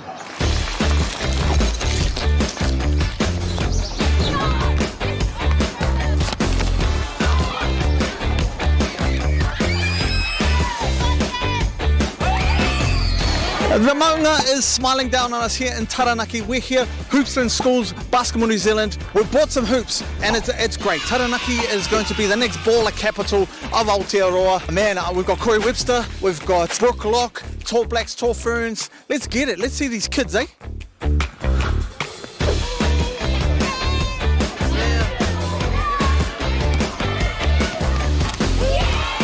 Good is this out, Corey? Well, this is what it's all about, right? To get out here and bring some brand new hoops to the schools. Basketball New Zealand have been doing this, running this initiative. Over 200 hoops in schools all over New Zealand, over the North Island and South Island. So it's an amazing thing already, and we're going to keep adding to that. And seeing just talent, like, you know, these young fellas. Like, I saw a kid who's tall as hell. That dude could be a Tall Black right there. Future Tall Blacks for sure, man. You know, another part of it is coming out here and identifying some of the talent that might get missed. So, you know, you might spot the next Stephen Adams out here, the next Tim Provide. The next Corey Webster. You know what I mean? So it's amazing to see, honoured to be a part of. Good work, good work. All right, now we're going to... Could you remember growing up and like that moment when you're like, oh man, I could be a basketball player? I still remember this day in primary school. and it was always me and another girl versus all the boys, and just the fun that it brought me. And ever since then, I just kept playing and grew to love the sport. It must be cool to give that back, you know? It was pretty cool. I loved seeing all the smiles on all these kids' faces, and that's the most important thing, when all the kids are happy. And oh yeah, the growth in girls sport and in basketball, it's amazing. I'm always promoting girls to keep playing basketball, and so much opportunities now, so yeah, I always like, come on girls, you can get to the top as well.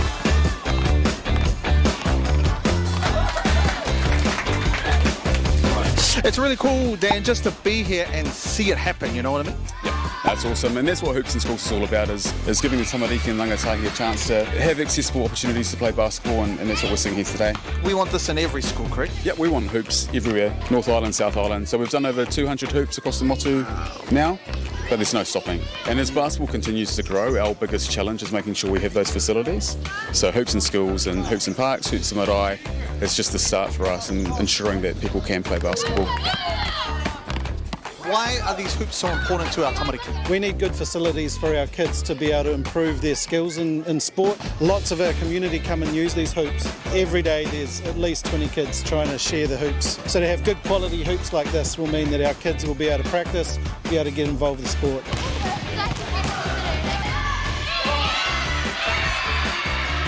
All right, I'm here with the MVP. Camden, how you feeling, bro? Good. What was the most important part of the day today, brother?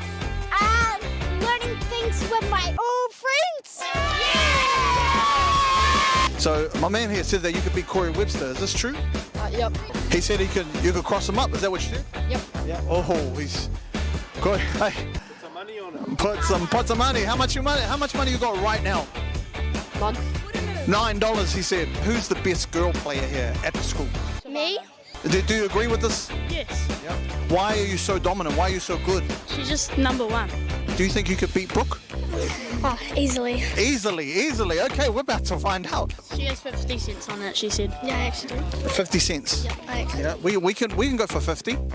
Yep. I have another 50 cents, so we can go for $1. We're gonna go for $1. Yeah. You know what? I feel generous. I'm gonna give 50 cents as well. We've got $1.50 for you. Anyone else want to put any? No? What about put some shoes on it? Put some shoes on it. If she beats Brooke, then we can have your shoes. These hoops are mean, eh? Yeah. You know what else is mean? What? This guy's mullet. Show the camera your mullet. It's a rat tail. It's a rat tail. It's a rat tail. Mean hoops. Yeah, I really like them. The old ones weren't. Yeah, we need new hoops. What was the old ones like? Not that good. Yeah, did someone break them? Oh, they're broken. Look at them over there.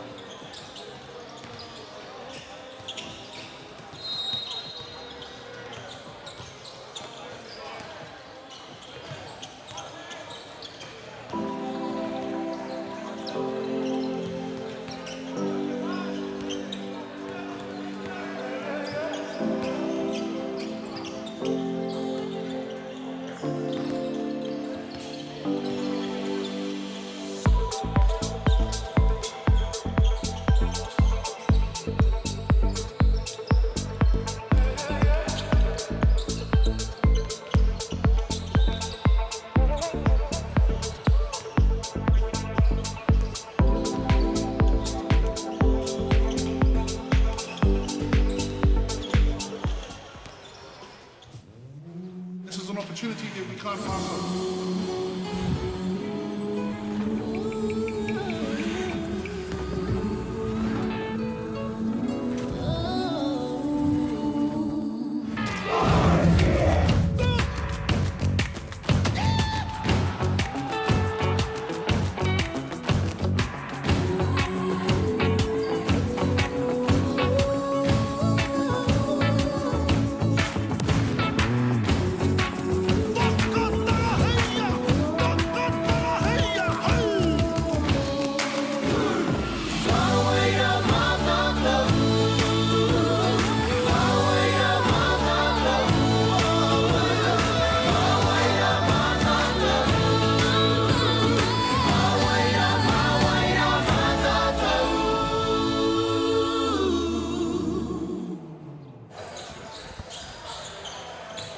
Kia ora, hello, no mai, haere mai, welcome in. Foot Locker Under-20 Nationals here in Tauranga. It's been an exciting day of basketball here on Whakata Māori so far, and it is the last of the bunch for today. The men's semi-final 2. Haumaru Sport and Rec Centre here in Tauranga, the host for today. Lovely building. Maya Williamson joined by one of the greats of 3-on-3 in this country, Dan Dobson. Dan, welcome, hello. Kia ora, thank you for having me. Right now we've got the semi-final number 2 between Hawke's Bay Harbour. Two high-flying teams. We'll see how it goes from here heading on. We've seen a lot of ferocious dunks already in the warm-up from Harbour. It's a telling sign of some athleticism. Hopefully we see it in game, get some excitement going. Yeah, it's all good and well in the warm-up. Look at Hawke's Bay. First, they won their quarter-final this morning against Counties Manukau, 80-66. Just snuck in there.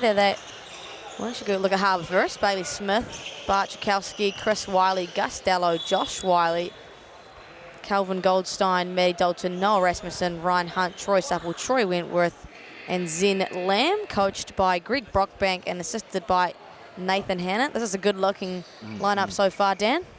It is a very good-looking lineup, and definitely look forward to their team up against Hawke's Bay.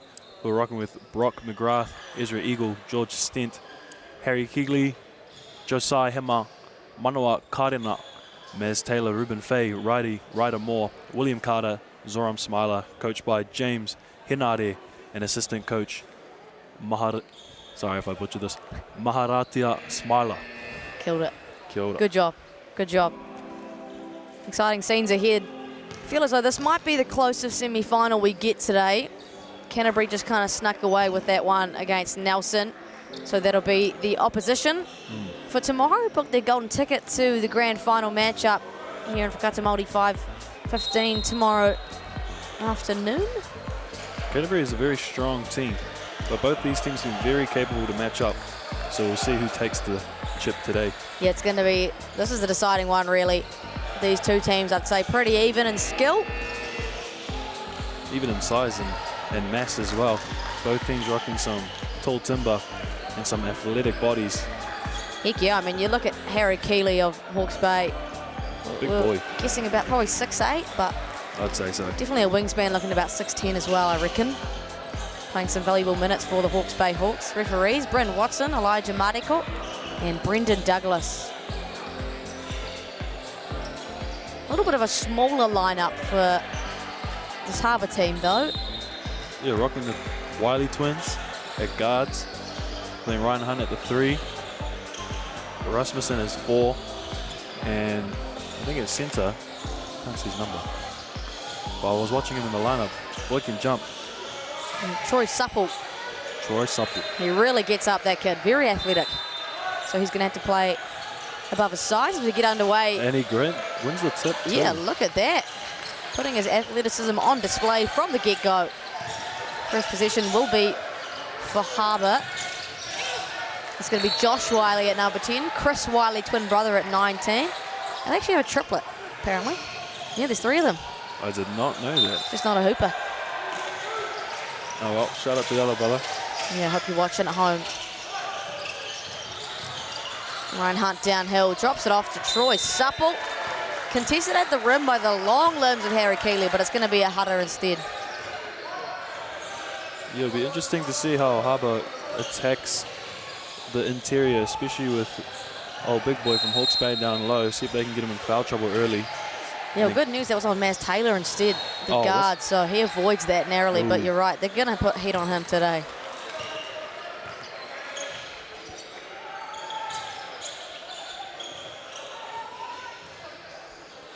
This is the first kudu toe tucker does Troy Supple. I don't know about you, but I've seen plenty of missed free throws here today. Yeah, me and Maidie were talking about this in the women's semi. We almost thought it was like commentator's curse. Every time we spoke, we were just in and out. Yeah, it's fundamentals. You're a young gun watching at home, get your free throw reps up. For sure, all the best teams in the world, they knock down their free throws at a high clip. Maz Taylor, talk about a high clip. Oh, boy, is ready. Kudu, Fifi Toru. Big boom.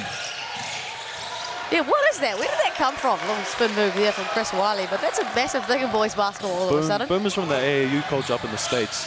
It started, I think, a few years ago. A couple of teams just yell boom, and then I think it's caught down to NZ culture a few years later. That's how it works. NZ gets it every 2 years later than America. Oh, there you go. It's going to be a turnover there. The Wiley brother just riding him all the way down. And it was Ryder Moore. Draws the Hutter. A couple of quick ones. We'll take a look at that. Thought he initially did a good job to stay in front, but turned his body a little bit. Gave up the Hutter.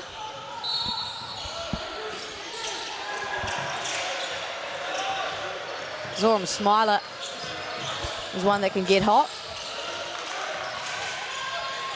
Ezra Eagle out to Maz Taylor. Off the front tupper. It's a good shot for him. Well, he hit one before. Get a heat check, why not? Start the game off hot. And there's Ryan Hunt. Easy pocket there.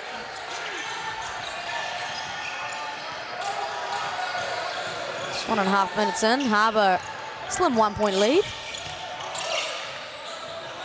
Keeley, there's those long limbs and a beautifully placed pass to Ezra Eagle. Ooh, a bit of aggressive there. Yeah, to far out. Boys getting into it, we love to see that. I think Ezra Eagle was just trying to get out the way, poor guy. I think so too, but I think both teams come here to play. Neither team want to concede. That ball's flying for Harbour. It's going to be Chris Wiley off the tupper, and it's going to be a rebounding two-dupper. Going against Troy Supple, will it be? My apologies, that's going to be... It was an off-the-ball foul on Rasmussen. Yeah, Rasmussen, you're right. Didn't quite see that one. Did you catch that? I did not. I had a poor angle, but it looks like these two are getting chippy. So it'll be interesting to see what goes on in the future of this game between those two. Yeah, keep an eye on that matchup. Ezra Eagle, Noah Rasmussen. Two strong bodies going at it. Great matchup. Zoram Smiler drops it off to Harry Keeley. Hits everything on the tupper. Can't find the bottom of the net. It's a good look, though. You want those kind of looks for Harry Keeley. I think, yeah, if you get him going early, definitely helps later into the game, finding his touch and easy hooks, especially when those guards drive into the lane for dump-offs for the big fella. And you've got a clear advantage height-wise over anybody in this Harbour squad, of course.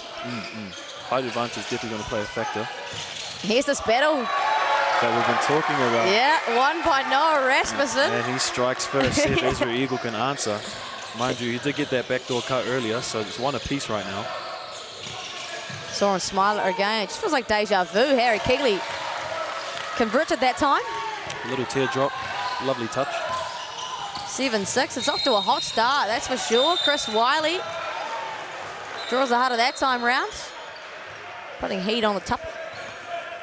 I like looking at the two brothers, you know, one has a little bit of a melee going on, the other one's got a clean cut. Clean cut. Helpful for us, that's how we tell them apart.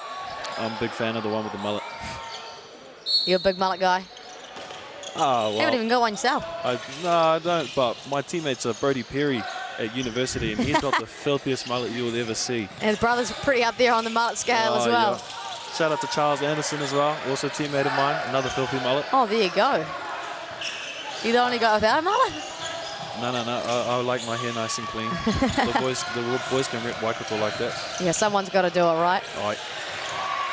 Maz Taylor leaves that one short. Heavy contest at the rim. Harbour putting absolute heat on the tupper. Ezra Eagle strikes back. Great stop and a great tip, leading to a fast break and a huddle. Ryder Moore, yeah, draws the header there. There is some passion in this game early. I'm really enjoying this game. It's got my energy going too. Yeah, I don't know if there's some kind of animosity or tension here, but these teams seem pretty invested. And Chris Wiley's going to have to sit with 2 early fouls. I wonder if there's an underlying little beef going on. It feels like it, eh? You can feel it. These guys feel angry. Feel the white. Yeah. Yeah, Noel Rasmussen came out firing against Ezra Eagle for whatever reason. Maybe there's a chip on his shoulder he's trying to prove. Only time will tell, in this game. Yeah, we'll have to see. And at the end of the day, it's just going to be the winner that really has the last laugh. Couldn't pick it, though, from this point. Well, yeah, it's a 1-point game right now, 4 minutes. Ryder Moore just runs out on that Kuru Tautuku. Hawke's Bay lead by 1. Ryan Hunt, all yeah. And that Kuru Fifi Toru wipes his face a little bit with his singlet in frustration. Keeping his composure. I think it's good just to get a rep up, get a feel for the rim, get a feel for the ball and the game. Just setting himself up. I like that shot, confident too.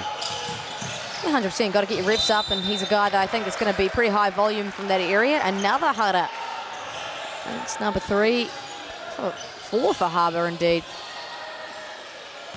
Bit of foul trouble early for Harbour. I think for Hawke's Bay, just keep going at him, see if they can get in the bonus.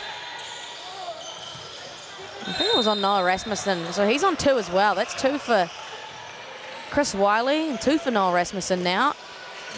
2 starters, racking up a couple of fouls. If I'm Hawke's Bay, I'm loving that. Keep attacking those guys, force them to use their Harbour's bench. Here's Eagle getting a little teardrop floater of his own on Matty Dalton. Enjoy that move. I love a fake handoff into a floater. One of my go-tos. Ezra Eagle's been studying your game. No, that's an Aiden Tom special right there. And transition basketball plenty for Hawke's Bay. Ezra Eagle, can he do it all? Not this time, off the tupper. I don't mind that shot. He's scored 4, he's got 2 layups already. Why not get a 3-up, get that stroke going too? Matty Dalton into traffic, turn around too far. Troy Supple, we talked about his athleticism, Dan, there it is. I think he's just the energy guy, you know, all hustle, all muscle, all go. You can see that right there as he drew that header off the O-board. All hustle, all muscle, that's a good little bar. Good job. Came to the top of my head, can't lie. Felt pretty good when I said it. 2 Kuru Tautuku's on way for Troy Supple, playing the undersized 5. Off the Papa Muri. I wonder if he shoots his free throws like the Koreans, who they utilize that backboard, what he just did there. It was a bit hard on the shot, so I wonder if he does it a second time. That would be an interesting technique. The purposeful bank off the free throw. I've seen it a lot, especially in Asia. If you can perfect it, it's pretty... Well, yeah, I saw a stat somewhere, like over in Korea, the free throw league percentage is higher than those in Europe or something like that. Could Really? be wrong. Wow, interesting. There you go. I don't know why that works, but it does. Well, if you can perfect it, it's probably pretty good, but it's a hard skill to perfect. Front on back. Yeah. Just got to chuck it slightly past that back rim, so... Have you been getting up reps, like trying to... No, that's not me. Free throws, I like to see it swish. No backboard for me. Yeah, nothing like a clean swish from the Kuru Tautuku stripe. Right. Oh, but only 6 points in this contest so far, 5 minutes in. We trail by 3. Ryan Hunt looks to bully ball, turns it over straight into the hands of Ryder Moore. He's quick, but Wiley's got those nice hands to save the day. Quick tip. Yeah, breath of fresh air for Harbour. Could have gotten out a little bit further than they would have liked. Greg Brockbank, though, coach, looks pretty chill on the sideline there. Yeah, both teams look very composed. Both teams look like they've been in these situations before. So we'll see who comes down, who's got the smarter wisdom out of the 2 coaches. Barczykowski in the ball game now off the bench, number 8.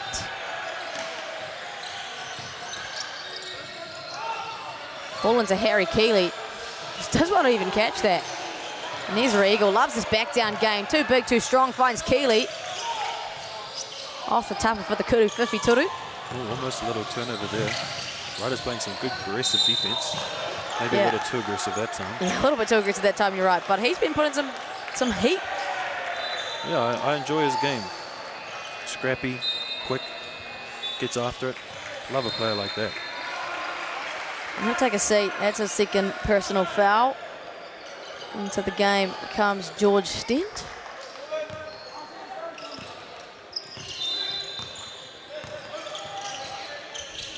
Josh Wiley, a double on ball for him. Big shoulder there. Enjoy that from the little fella. Plays off 2 feet, finds Troy Supple. The O board is contested. I'm going to say it's going to stay with Harbour. Yeah, it is. I feel like there might be a 14 reset. Did it hit the rim? Am I wrong? I believe it did, yes. Interesting. See if... I think Greg Rockrank is asking the same question. Yeah, if I'm a Harbour coach, I'm definitely challenging that. Maybe at 12, possibly. I know there was a tip out of bounds off of that Kuru Whiwhi Toru attempt. Yeah, it could be like 12, 13 seconds after the tip.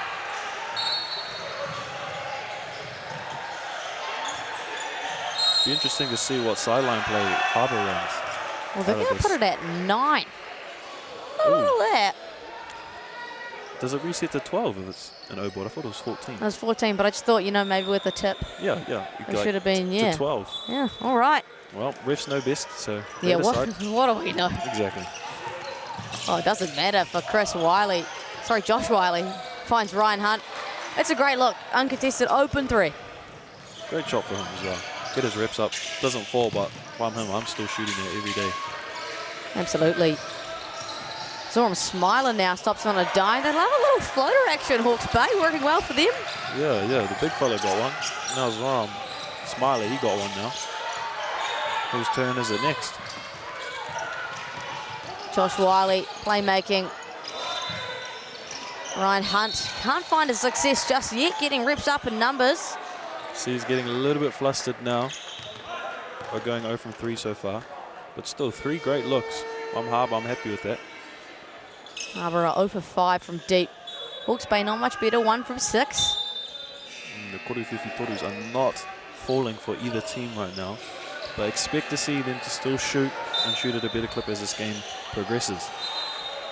Hawke's Bay have reached the bonus, so it's going to be 2 Kuru Tautukus for Harbour through Maddie Dalton. Interesting. At the start of the game, we saw Harbour was in the foul trouble with 4, and now it's quickly switched as Hawke's Bay have picked up a few quick fouls. See how they adjust here for these next 3 minutes until the quarter's finished. Maddie Dalton, of course, younger brother of Charlie and Taylor Dalton. Great players, aren't they? Yeah, Taylor just completing her collegiate career at Gonzaga University. Big name. Surprised old Charlie Dalton isn't here giving a bit of commentary.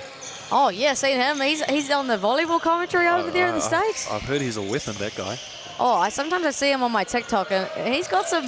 Got some bars. Yeah, he'd be easily one of the best commentators here in Aotearoa. Might need to steal a few from him as I progress in my commentating career. Yeah, first day for you, Dan. How you feeling? Yeah, this is my 3rd game I've ever commentated, and I feel like I'm right at home. Bit of fun, eh? Loves a bit of a yarn. Nothing better than a yarn about hoops, I'll tell you that. It's definitely interesting being on the other side of it, though. Great floater again from Hawke's Bay. Yeah, these guys must get reps up in training of their floaters. That feels like almost all 13 points have come from a little teardrop. Oh, there you go. That's a nice answer there for Josh Wiley off the Papamuri. Great touch. Little kiss off the glass. Went straight through. Looked lovely off the hand. Gets his scoring underway. Another fake handoff. Hawke's Bay very patient offensively. Ball up to Zoram Smiler now. Little give and go. These guys are flying around. Ezra Eagle off the back tupper. It's a great look. It's a good look. I think with the shot clock running down, it's nice. Great take from Ryan as well. Little gather, 1-2. Use the inside finish. Like that from Ryan Hunt, up to 4 points now. Not a lot of luck from beyond the arc. Puts heat on the tupper instead. A lot of these teams are running that flow offense with the DHO starting the set. I think I've seen it from almost every team here. I wonder if it's just a wave. Yeah, You see it a lot of NZNBL. Yeah, see a lot of NZNBL. I think it's trickled down both sides. The women's game running it a lot as well. Coaches just adapting to that offense and then throwing in their little wrinkles. Yeah. Each team's got its own slight variation, but all in all, it's the same type of patterns and movements. Oh, that's a... I was going to say clear offensive foul, but George Stender's unhappy about that. That boy must be made of steel because that little man sent that boy flying. Yeah, holy. Let's take another look, of course. See if there's an extension. Well, there's no really extension. He's just, I think the rule is if you extend the arm, it's a clear offensive foul. I think that's a 50-50 call depending on the ref, and the ref scored a Haka against Hawke's Bay, which is unfortunate for them. Now they're going back to the line. Trust Brendan Douglas' opinion way more than my own, for sure. Yeah, I'm glad I'm not being the one to make those type of calls. That's got to be the hardest job in basketball, being a referee. I believe so. I believe so. They catch a lot of heat because if they make the right call, the other team's going to complain. If they make the wrong call, the team's going to complain. You can't win, really, as a referee. Can't win as a ref. No, you can't. But we appreciate your guys and all the mahi you get up to. So talk to them. Tied ball game, 1.5 to go in this quarter. George then just a little bit of a happy feet, saw that one coming from a mile away. But every possession it feels like, able to get a paint touch for Hawke's Bay.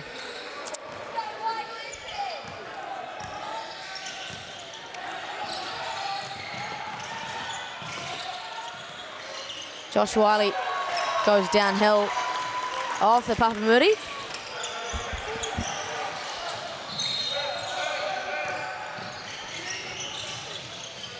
Zoram Smiler finds Stent back to Smiler. Almost lost it there. Yeah, lucky to keep that possession alive. Great Gus steal. Della takes Maz Taylor's lunch money. Easy pickings, and he wants to get his. Gets it back though, Maz Taylor.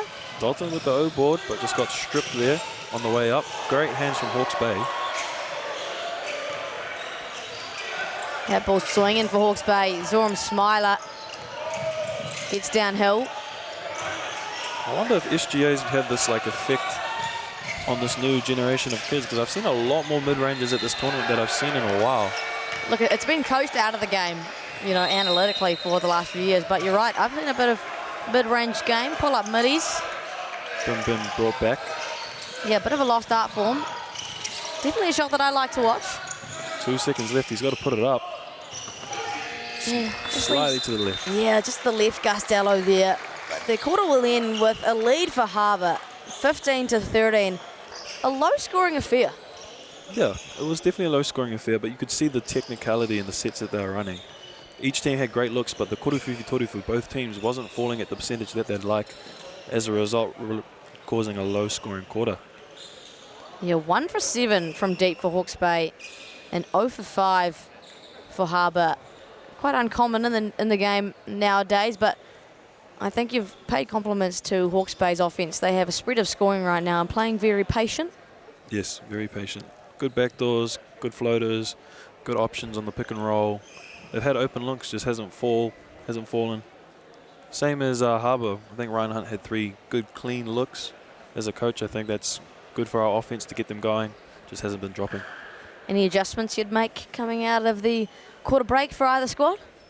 I think Harbour just keep running their same sets, to be honest. They're on the O board, they're hustling hard. Defensive pressure could be a little bit better in terms of intensity. Getting really stuck into that hip, but otherwise I'm pretty happy. Hawke's Bay, same thing. I'm really enjoying Ryder. His defensive prowess at the start of the game to set the tone for Hawke's Bay has been a real good thing. Their big man inside contesting shots really well. So I think if they can keep at their sets, and I think all they can do is just hit their shots, and then Bob's your uncle from there. Bob's your uncle indeed. Yeah, you're right. The field goal percentage has been the Achilles heel for both sides. 30% for Harbour and only 37% for Hawke's Bay. Not much better. 5 offensive rebounds for Harbour though. Like you said, they're putting a lot of pressure on the glass. No offensive rebounds at all for the Hawke's Bay. Point of difference there. Yeah, I guess Hawke's Bay just got to tag. Got to tag nice and early. Keep these athletic Harbour boys off the rim. And secure those extra possessions. Athletic are they what? We just saw them in their warm-up. I think almost every one of them throw a dunk down. Besides the Wiley twins, but Yeah. no, just kidding. They just did a nice little floater. They Nothing wrong tried. with that. Yeah, one of the boys I seen do a two-hand windmill, and I was like, oh my goodness. Yeah, you were almost out of your seat at that one. Oh, yeah. Second quarter about to get underway. Harbour with a slim 2-point lead. Both teams struggling to shoot the ball. So it's a low-scoring affair. It's going to be a grind all the way through. Elijah Mariko keeping them accountable. Chuck the mouth guards in, boys. Yeah, what's your thoughts on the mouthguard rule here at under 20s? I just hated wearing a mouthguard as a player, so I just hate the mouthguard rule. I'm one for that as well. I understand. Look after the teeth. I reckon if they're under 20s, you know, they're adults, they can choose. But shout out to BBNZ for protecting players. Yeah, keeping our guys safe. I think it's a good thing. It's a good thing. As a player, I don't like it. As a player, it's just frustrating, yeah. Yeah. And look at that athleticism right off the bat for Supple. Floats through. Easy pakete. Great start to the quarter for Harbour just to get that PNR going.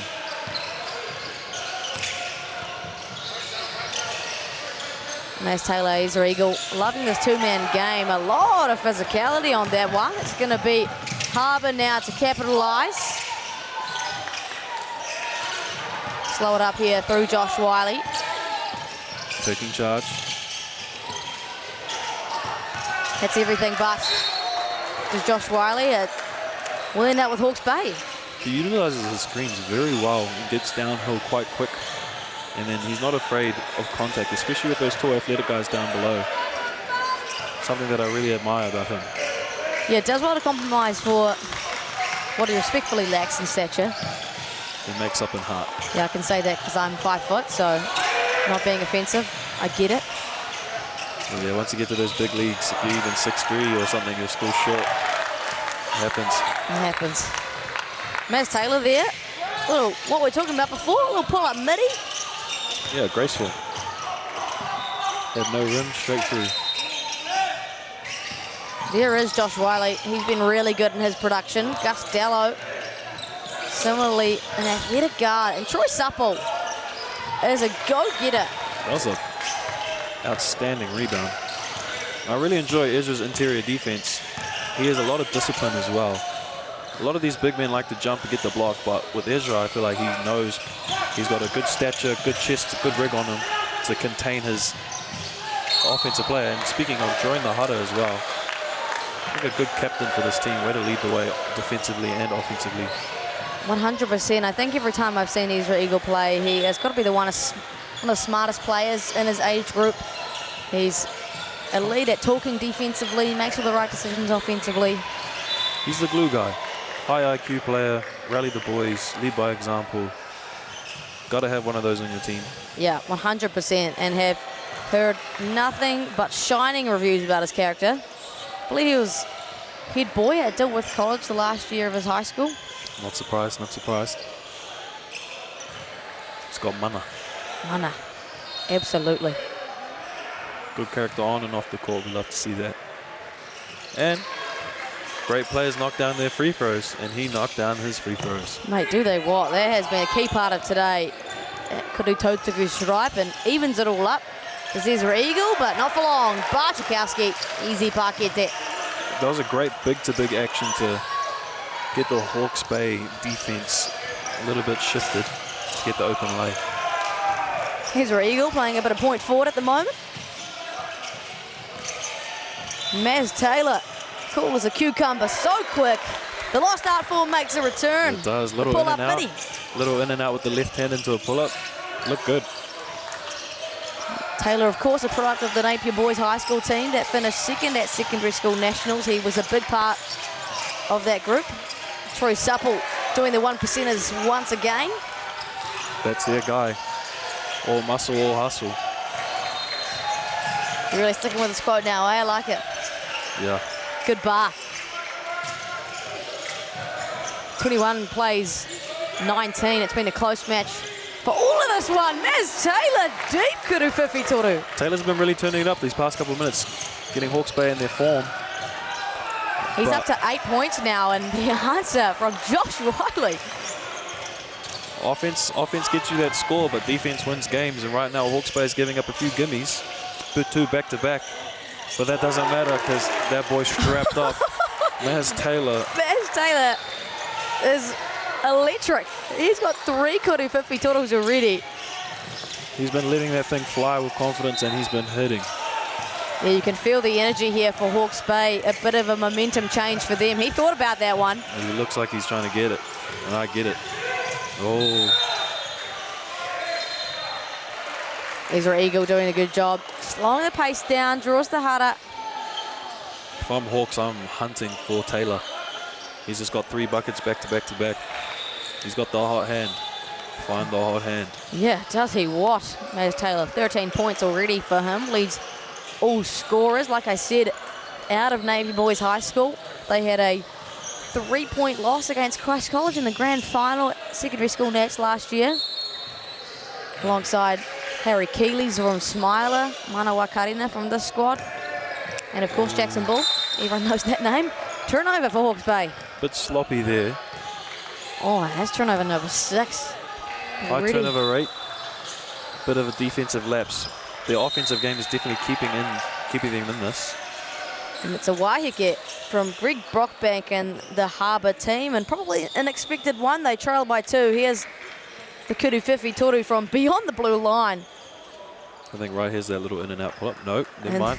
Sorry, it's the other kuru whiwhi toru. Just score so much you don't even know which one it is. So no doubt Greg Brockbank had to rally the boys. What do you think the message here is here for Harbour? For Harbour? Yeah, for Harbour. Get a hand on Taylor. If he's already scored half of Hawke's Bay's points, I'm trying to stop that man from touching the ball and force someone else to score on my team. And then if I'm Hawke's Bay, defensively, put someone on the floor, send the message early, and then readjust.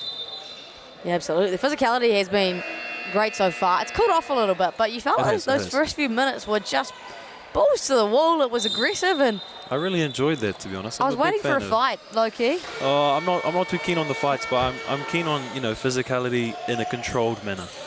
I think also both teams are feeling each other out, seeing if they're really into this game, see who wants it more, and I think both teams really want it right now. So it's a 2-point game in saying so.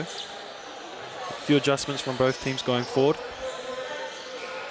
Yeah, both teams stepping up to the challenge. Neither one will let up. I can imagine this is going to be a dogfight all the way through, and that's what you want the semi-final to be. Of course. Both teams vying for that championship spot, taking on a tough Canterbury squad tomorrow. I think this is a perfect game as a primer. Whoever wins this, we primed them ready to go against a very, like you said, tough Canterbury squad. So, see how it goes from there. Smiler well defended by Chris Wiley. Puts him in jail. Dances the dime to Keeley. He caught a travel. Yeah, he did. He must have lifted his feet slightly. Unfortunate to finish on the lovely dime from Smiler. Little over the head, Magic Johnson-esque pass. Yeah, point guard. Saw him Smiler. They've come out of this break. I thought it was a 2-3 zone. Opting to stay in a man. Ryan Hunt just lost the handle. I think, is that their first turnover for Harbour? Turnover number 4, so a pretty low rate. Yeah, I think that was much needed for Hawke's Bay defensively. Get some confidence into them. Ezra Eagle has a look. Oh, the first teardrop missed, but Harry Keeley. Big boy on the glass. Yep, clean up crew indeed. 4 points on the night for him. He's already got 5 rebounds. Ooh, lovely backdoor. I think it's going to be some happy feet there from Gustello. Turnovers starting to creep up his last few possessions. That's 5 now for Harbour. Just getting a little bit sloppy with some of the actions. Oh, here we go. Noel Rasmussen back in the game. So we've got the matchup that we wanted, Dan. Yeah, definitely the highlight of this game so far has been these two in that first quarter. But right now, seems to me Smiler's the one taking control for this Hawke's Bay team at the moment. Chris Wiley now attacking at Ezra Eagle. Does a good job to stay vertical, but a tough finish.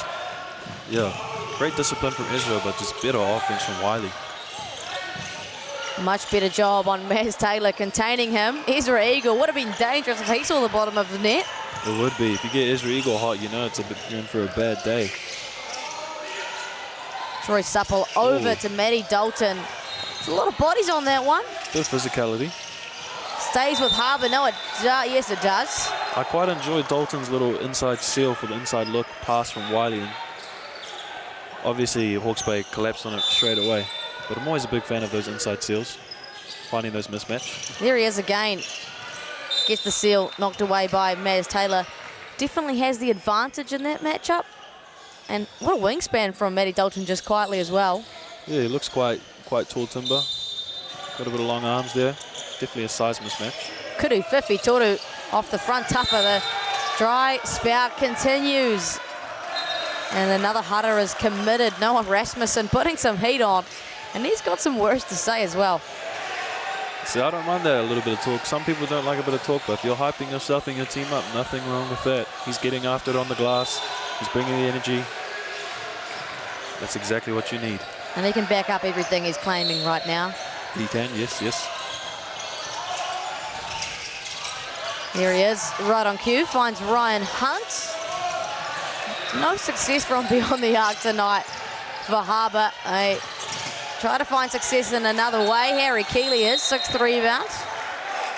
I think, yeah, Hawke's Bay need to get on that glass a bit more. I think that's 2 O-boards for that one possession. So 3 looks, even though it didn't fall for Harbour. I think going forward, Hawke's Bay need to make that adjustment. 100%. That was offensive rebounds number 8 and 9 for Harbour. Hasn't even been 20 minutes of basketball just yet. Chris Wiley, the assignment on Maz Taylor now. He finds a lane. Good little move to get there. I think if you use that left slightly earlier, he would have got that.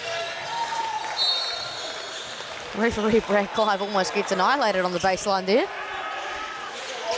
Yeah, I'm surprised. I think isn't the rule if you hit the backboard and it shakes too much, regardless, it counts as a bucket. You reckon? I think so. I think that is the rule.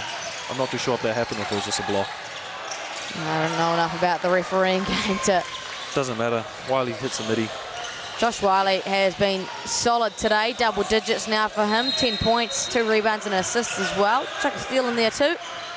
Recent junior Tall Black squad member. Who'll go away to the World Cup later this year. Uh-oh. Danger zone from the car park off the back tupper for Taylor. That was indeed from the car park. If he would have hit that, would have got up on my seat. Wiley back though. And the two-dupper again. It's not going to be successful, but they're putting heat on that aspect. There's Taylor. Opts to slow things down instead. Catches it at the logo.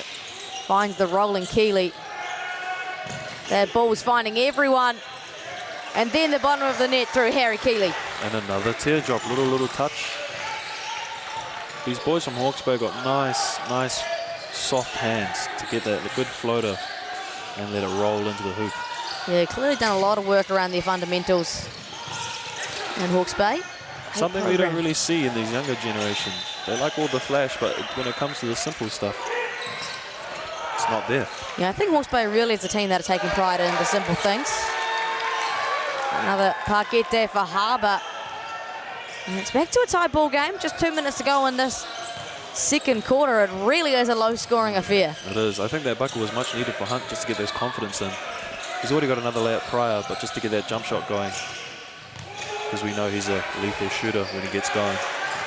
That's 6 points for him, and Harry Keeley hits absolutely nothing on that teardrop floater for the first time today. And there goes Chris Whaley. The hoop and the harm. I really enjoy watching these two for what they lack in stature. When they get downhill, they know how to use their shoulder just like that. Create the space. 1, 2, draw the action, and 1. And the flex too, love that. Bit of a flex, shake the mully. Can't complain. And not at all. Love his work, Chris Wiley. Do you reckon it's kind of confusing for the defenders, like the assignment? I reckon it'd be kind of confusing sometimes. If they had the same haircut, yes, Yeah. for sure. Yeah, they're kind of doing everyone a favour by that mullet that Chris Wiley's got going on. I wonder what haircut the third triplet has. Yeah, if anyone knows, let us in on, is there 3 different haircuts going on? Oh, and Zoram Smiler. And one for and one right now. And he's just quietly chipping away, Zoram Smiler. The second bucket. It's a chess match right now, piece for piece. Well, the great Phil Jackson did once say that basketball is well and truly a chess match, and he trusts that guy's opinion. I would. He's won a few championships, so makes sense. And got a couple under his sleeve. It's another Waiheke here for Coach Greg Brockbank and Harbour. They're up 1, a minute and a half to go. You can kind of see he's furiously drawing something up in his timeout. Yeah, a lot of expression coming from that timeout. I think the 1%ers right now for Harbour, well, keep doing what they're doing. You know, they're getting to the cup, drawing and ones. I think they can slow down Hawke's Bay offensively. They're away. Yeah, 8 personal fouls on Hawke's Bay so far. Harbour done a good job putting heat on that rim. 26 points in the paint. And 10 offensive rebounds. Only turning those into 5 second chance points though, so Hawke's Bay have done a good job on their second rotation of defense. Still yet to hit oh, how much are they? 4 from 9 from 3. No, that's 0 for 9. 0 from 9 from 3.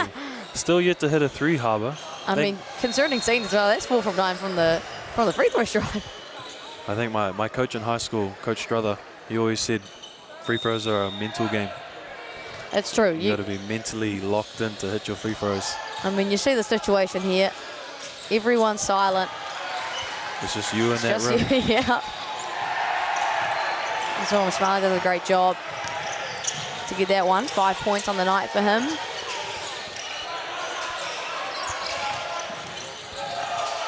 Bit of an extension there, no call. Harry Kelly snatches that one out the for his 8th rebound. Maz Taylor just so quick off that first step. Quick off that first step, quick to stop, and great touch around the rim. Another floater for Hawke's Bay. And 15 points from Maz Taylor. Oh, Ryan Hunt, there it is. There we go. That's what we see from him. Need to see. He'll be thanking the basketball lords for that one. And before the halftime stripe was a good one. Good timing to get that one. I think they thought the foul call was from the ref, but it was from the other court. Play on. Kuru, Fifi Turu, straight away. Off the bench for Brock McGrath, and another nice little pakete here for Hawke's Bay.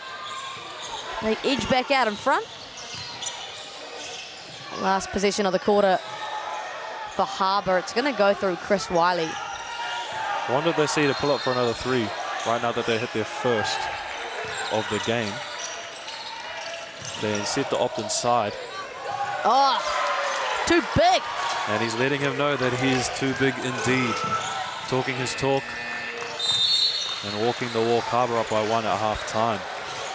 37 plays 36. It's been a very exciting first half of basketball in this men's semi-final. Foot Locker under 20 nationals never disappoints. We'll take a quick break and be back on the other side.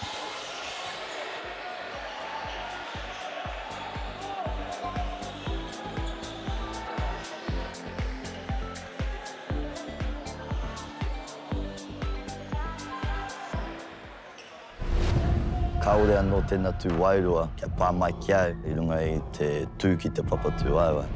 Tukula mai o kahahia mātou nei tamariki kia tūranga tira. Ko au taia, haka, thera.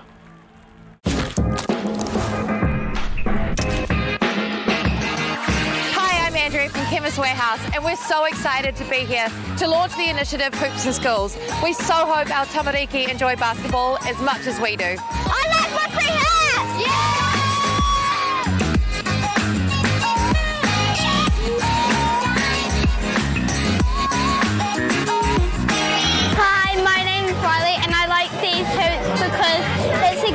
opportunity for us to learn how to play basketball.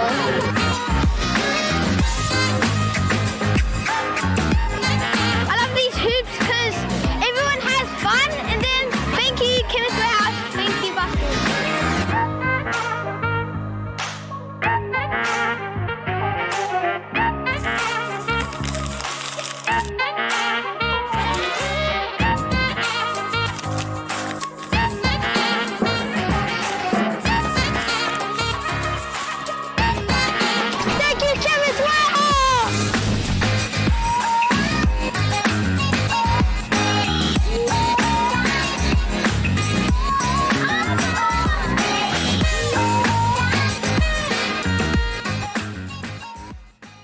Tamariki like ours can go through this whole life being invisible. He aroha wha ere ere, he pōtiki piripoho. I'm so proud of my son. I can see how hard he's working. From a super kura It's really heartwarming to know that we have a place. to a super city. We're going to just give it our best. Manga Tangaroa's fight for a better quality of life You can do it. Nice job, Manga.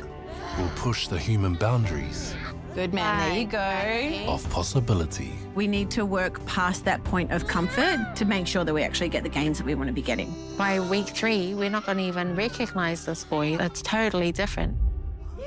Nurturing Hope. All episodes streaming now. Ki Māori Plus. The best way to dominate any culture is to take the children. 3 months now turned into 3 years. Once you're in there, that's it. The Stolen Children of Aotearoa, streaming now on Māori Plus.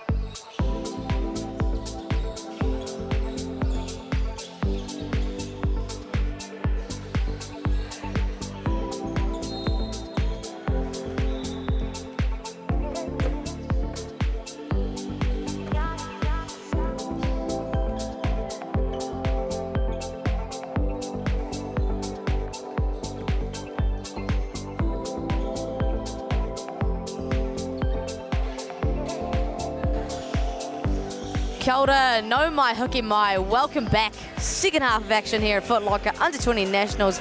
And I'm hyped up because this has been a good one. 37-36, the way of Harbour. Both teams vying for a grand final spot. Maya Williamson joined by Dan Dobson. And you're just saying how excited you've been to see this one. I am. It may be a low-scoring affair, being 37-36. However, it has been a match indeed.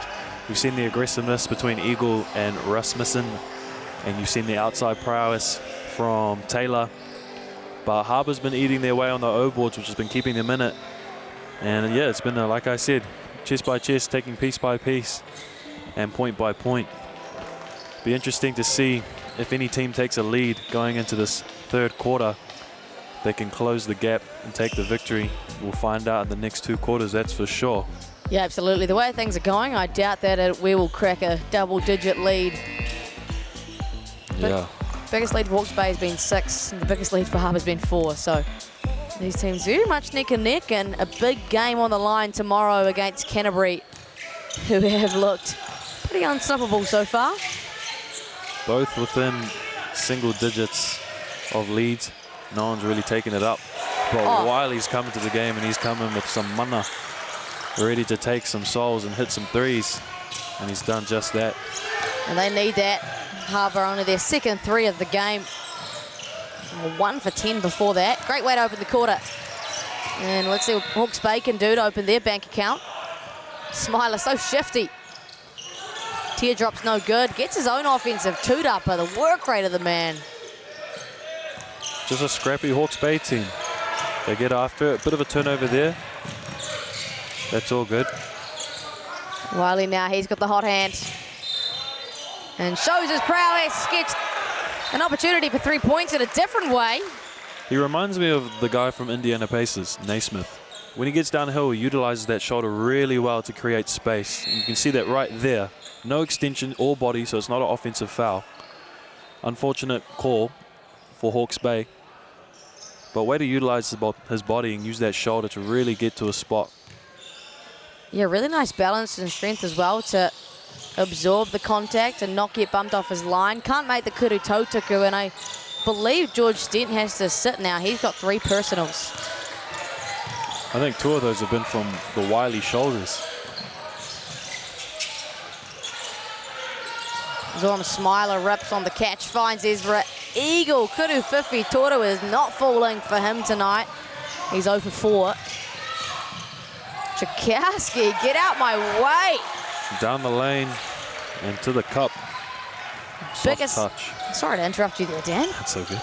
Biggest lead of the game. Now, just after we were speaking about it, it's 8 points for Harbour. Harbour look like they've come out with a bit of urgency and a bit of fire in their belly. Eager to stop this Hawke's Bay's offense. And they do just that, Dan. You see the energy on their bench. Those boys want it right now. Harbour needs to adjust, get a stop here to soothe Harbour's offensive prowess. Yeah, Hawke's Bay wouldn't want to concede a 10-point deficit quickly out of that quarter break. It's been Chris Wiley who's been really good so far. Twin brother finds him on the Kuru Whiwhi Toru. Oh, that's an offensive toot-upper. And that's going to go against Troy Supple. I think it was a moving screen there. Just his first personal.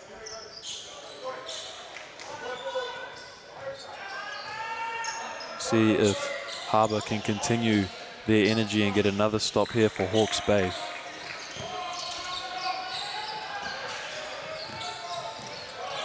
Taylor's bringing it up right now, setting up the offense. He's had the hot hand for Hawke's Bay, hitting a lot of threes, keeping that percentage high. Ezra Eagle decides to take it himself. Fake handoff downhill, easy right hand layup, lovely. And that's exactly what Hawke's Bay needed at this point. Just a little set lift for them. They're back within 6. Troy Supple, fundamental masterclass. Great box out for Eagle as well. Just contain his man, use his body, grab the board. Zoram Smiler, he's been really good today. Speaking of good, Ryder Moore loved his energy early.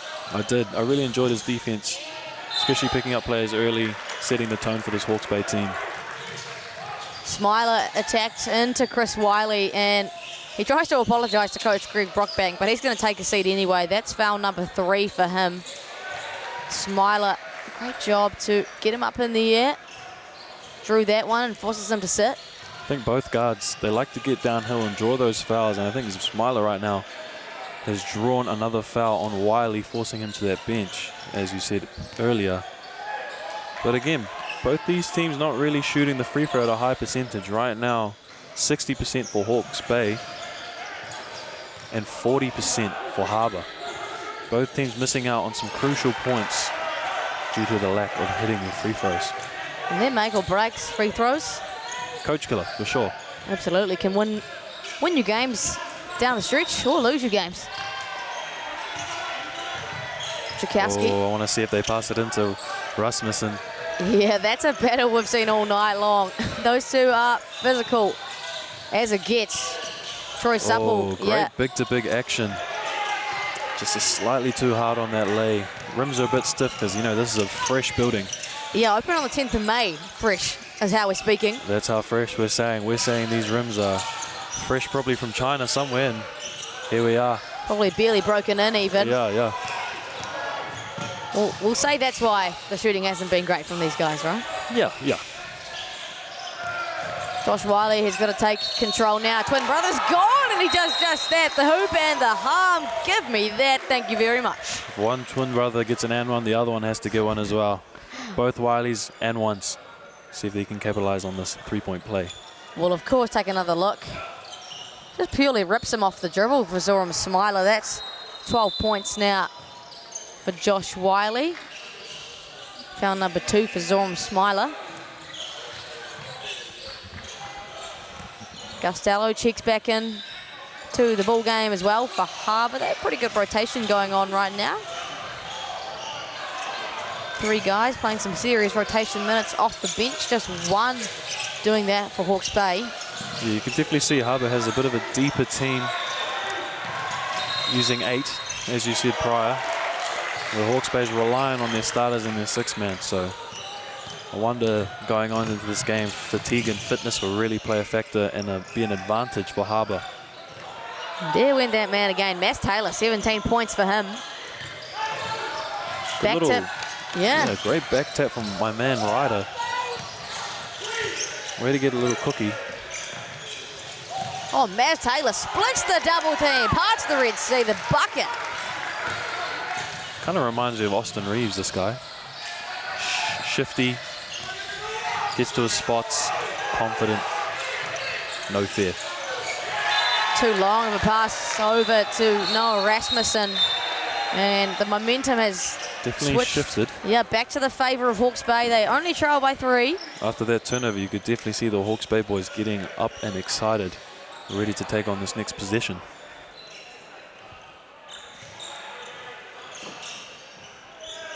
Could bring it back to an even ball game at best here. Punch screen from Harry Keeley. Ryder Moore had a thought about it. Downhill. Can't avoid the foul, can Matty Dalton. Reward that man for his defense, and he decides to get to the cup and draw the Haka. 2 to come. Interesting one here. George Stenchik back into the ball game, and he's got 3 personals. Coach rolling the dice with his minutes. I think that just shows that he trusts his man. He trusts Stent to contain his man, not foul. And that speaks wonders to the coach's relationship with that player. So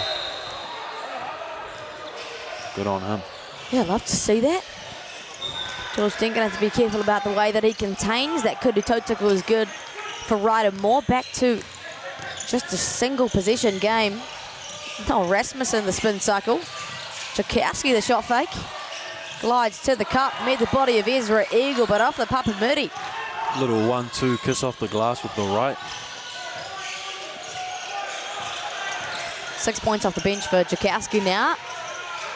Keeley, that teardrop, a rear miss, and uh-oh. Watch out, Chris Wiley to Gus Dallow. Hawke's Bay do a great job to contain. Got pretty vertical on that jump for the contest. Good fast break stop from Hawke's Bay. Ryder Moore thought about it. Getting a bit shifty there.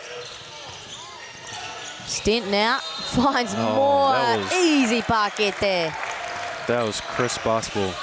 Draw 2, find the cutter, open lay. Wiley's really good. If you watch Dalton, he sets that little Gortat screen, sealing the big man, so Wiley has that open right-hand leg. There was a foul call. If you see here, look, he uses the screen, watch Dalton. Pins his man, that's called a Gortat screen. You don't see that too often at this level. It's very high IQ play. Gortat screen is definitely one of my favorite things to watch, and executed very well from Dalton. So toe tackle to that man. Yeah, saw it earlier at the Canterbury game as well. Just see these guys who have Sal's NBL experience, carrying that experience down. And I actually believe that, I think Matty Dalton was called for a foul, but they counted the bucket because it came before the foul. I wonder if it's because he was grabbing, but still, high IQ player right there to get that screen going. And got the bucket instead, so really what he was doing worked. He just came away with a personal foul because of it. And it's a 4-point lead. Great hands from Wiley too. Ooh. Oh, Jakowski flirts with a violation there. Definitely a flirt with that half-court line. Refs didn't call it, so play on. It's been Josh Wiley who's put some work in these last few possessions. Can't get a teardrop off his own. He really utilizes that shoulder A on that crab dribble too to create that space. Bucket didn't fall, but he got to a spot. George Stent through the lane now. Yeah, great take from Stent. Strong and quick, going right at Wiley. Wiley opts to slow down the pace a little bit. Jakowski. Why not let it fly? Yeah, green light. Rasmussen. Another foul. I think that's his third, or is it? I think it's his fourth. Yes, his third. Getting a bit too aggressive on their O board there. He can't really contain himself, I think. He seems like he's just got one gear. And that's go, go, go. And I appreciate players like that. You got to have them. Oh, are they in the bonus? Yeah, and it looks like it's... It's a tick, is it? Yeah, it's going to be bonus. Just ticked over to 5 fouls. So, Ryder Moore. Kuru Tautaku. This will be a tie game, 50 apiece. Yeah, it's been an even quarter, this one. Hits both. Big free throws right there from Ryder Moore. Really enjoyed him. Does all the little things defensively as a guard. Hits his free throws. Plus minus of 7. Nice. At the moment, the highest by far for Hawke's Bay, and an offensive two-dupper. Another foul on Dalton. Elijah Martico got some beef with Matt Dalton right now. Matt Dalton's just asking why. I think it's called for the moving screen, potentially. See here. Oh, you can see the two arm bars holding up. He's rotating, affecting Ryder Moore from getting out and around that screen. I like that call from Elijah Martico. I think it's the right call. It's a tough call to make, but he did make it, so Hawke's Bay ball. Great find. Zorm Smiler finds more, connects from deep. Yeah, this guy. He's the guy. He's giving, what's it called, Will Hickey vibes. You know, he's doing all the little things. He may not be their go-to player, but his plus-minus is through the roof. Keeley, talk about through the roof, jumps right through it to block that one down. Big paraka from the big boy. We've got to take another look at that. Oh, get that shot out of here.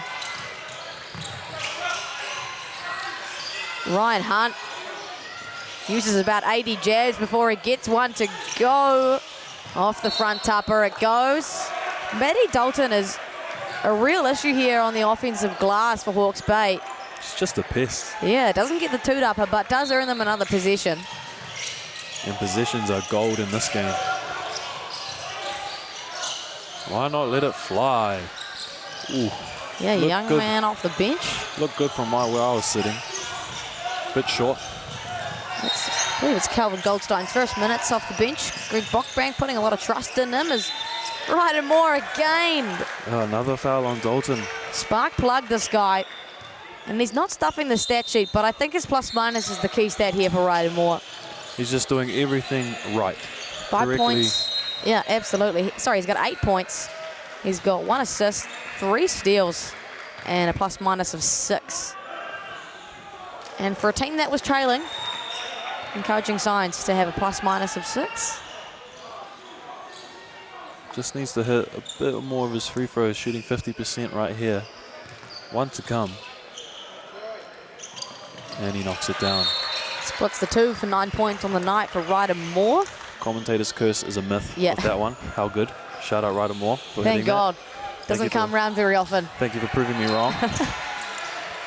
Bailey Smith, number 3 in the ball game for the first time as well. Saw him getting up in warm-up. Watch out, he's a high flyer. See if you can fly high in this next possession. Josh Wiley takes that contact well, finds Hunt, attacks the double gap. Got Keeley up in the air. Keeley did well to avoid a foul. Really holding it down. His interior defense is very good. Uses his size wisely. Right now, Harbour has 2 seconds, so they got to get a quick shot up. So see what they do here. Looks like they're trying to find Ryan on the seal. They get it. Great play, just couldn't execute. And then Gustello gives up the transition foul. Another foul, so they're heading to the line again. Big bonus here. Hawke's Bay shooting 2. They're 8 for 13 from the stripe tonight. 61%. Big free throws here to make it extend that lead to 6 if he hits the next one as well. It'll be equaling their biggest lead of the game tonight. And 8 points was that for Harbour. It's been a seesaw. It has been a seesaw. Gamer runs this basketball. Makes both. Like it ain't no thing for George Stent. He's been here before. Calm and composed. 2 free throws down. Ready to play some defense. 6 points off the bench for Stent. That's all the bench points that's being contributed. Great spark plug for this Hawke's Bay team. High on ball for Josh Wiley. Ooh, I like that. A little on ball into an away screen from the big. Hunt with the float, a bit short. We'll say it's an assist, eh? Surely he gets a stat for that. Oh, we'll see on the stat sheet, but I think it was a O-board putback for that nice little left hand from Dallo. Yeah, sneaky little athleticism for Gus Dallo. Very sneaky. 4 points is the deficit. George Stent looking to bully against Barczykowski. Here come Harbour.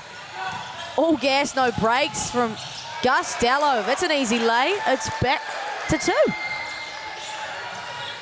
Yeah, Dallo came in nice downhill. Looked like he was just after one thing, and that was a bucket, and that's what he got. Maz Taylor and Ezra Eagle have sat for a majority of this run for Hawke's Bay. It's really been Ryder Moore spearheading this. There he is. Ooh. As I say that, throws the pass straight out of bounds.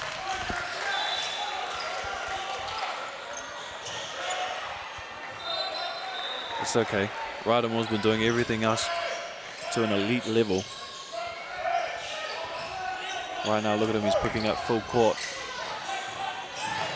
Dallo uses that shoulder very wisely. And Chris Wiley's back in the ball game now. Gave his brother a break. Sporting 3 fouls and makes his presence known straight away. Offensive toot-upper for Troy, Supple, and then a Hutta. From Moore. It's getting too handsy.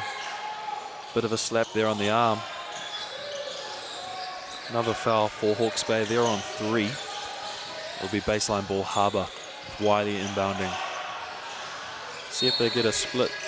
See what they're doing here. Looks like a down screen for Dallo and a cross screen for... Ooh, lovely little step back there.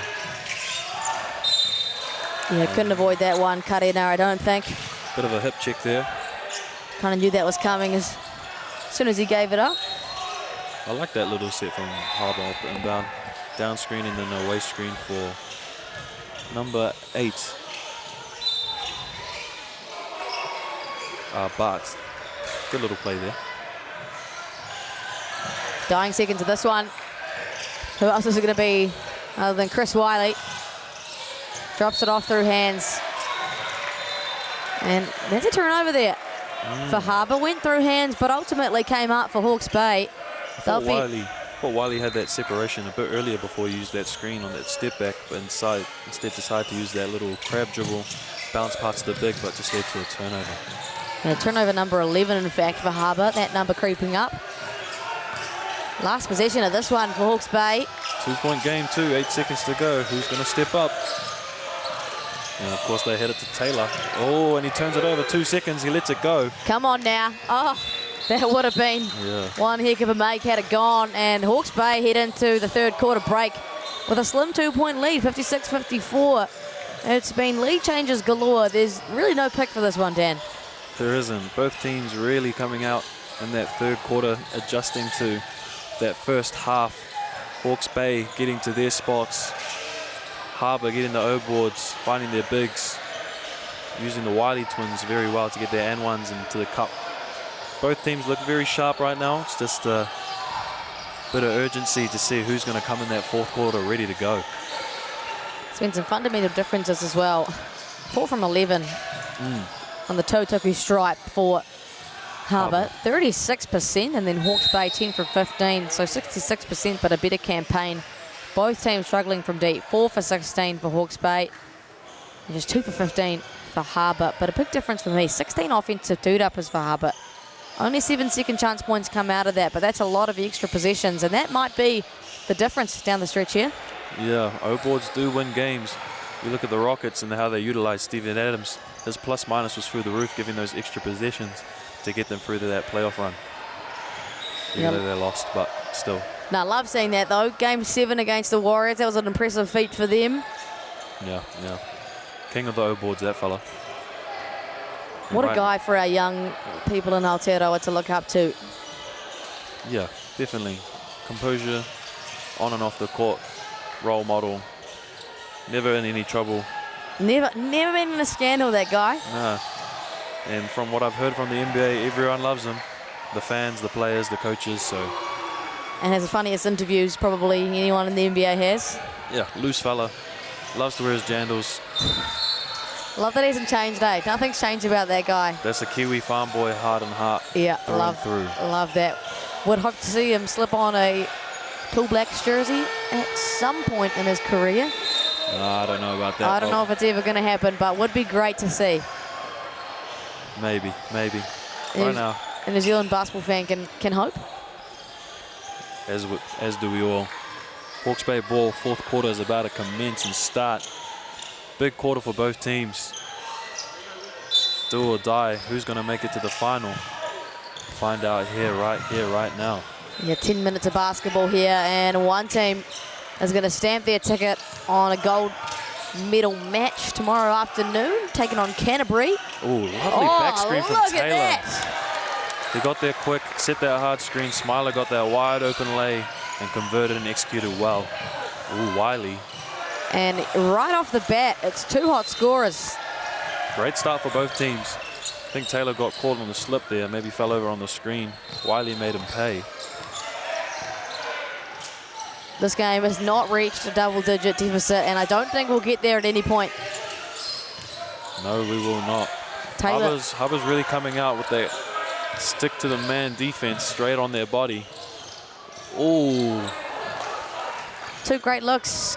Taylor has not scored since the third quarter, but has 19 points. And Keeley, great contest on a two-dapper. Supple, way off on that Kuru Whiwhi Turu attempt.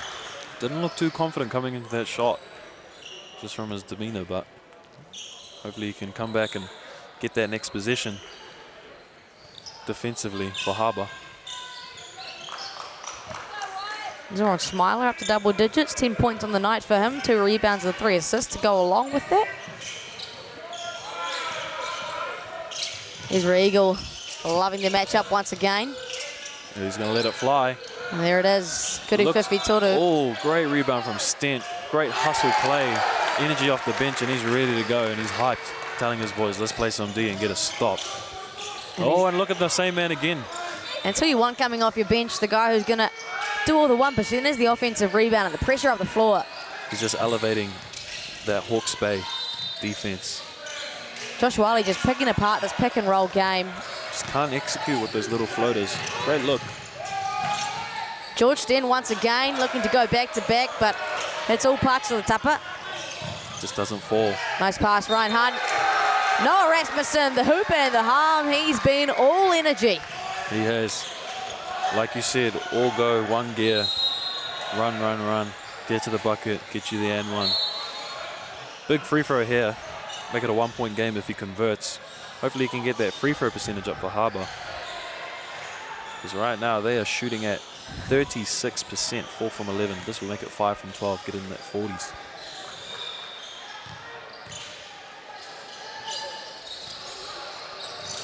And it's nothing but net. Snuck away from the commentator's curse on that one. I feel like this game doesn't exist for commentator's curse. You think it's a myth? Maybe just for this game. Some games have that vibe. Oh, Harry Keeley does well to secure that catch. And he's going to draw a foul. It's on the floor. Nice short roll there for Harry Keeley. A little bit of a risk from Taylor. Probably played so much with Harry Keeley over the years, though. There's a lot of trust going on in that dynamic. Yeah, there would be. And it does help that he's like 6'8", and these Harbour kids are maybe 6'4", 6'5" max, so it's a bit of a size advantage. Oh, George Stent is putting in a shift.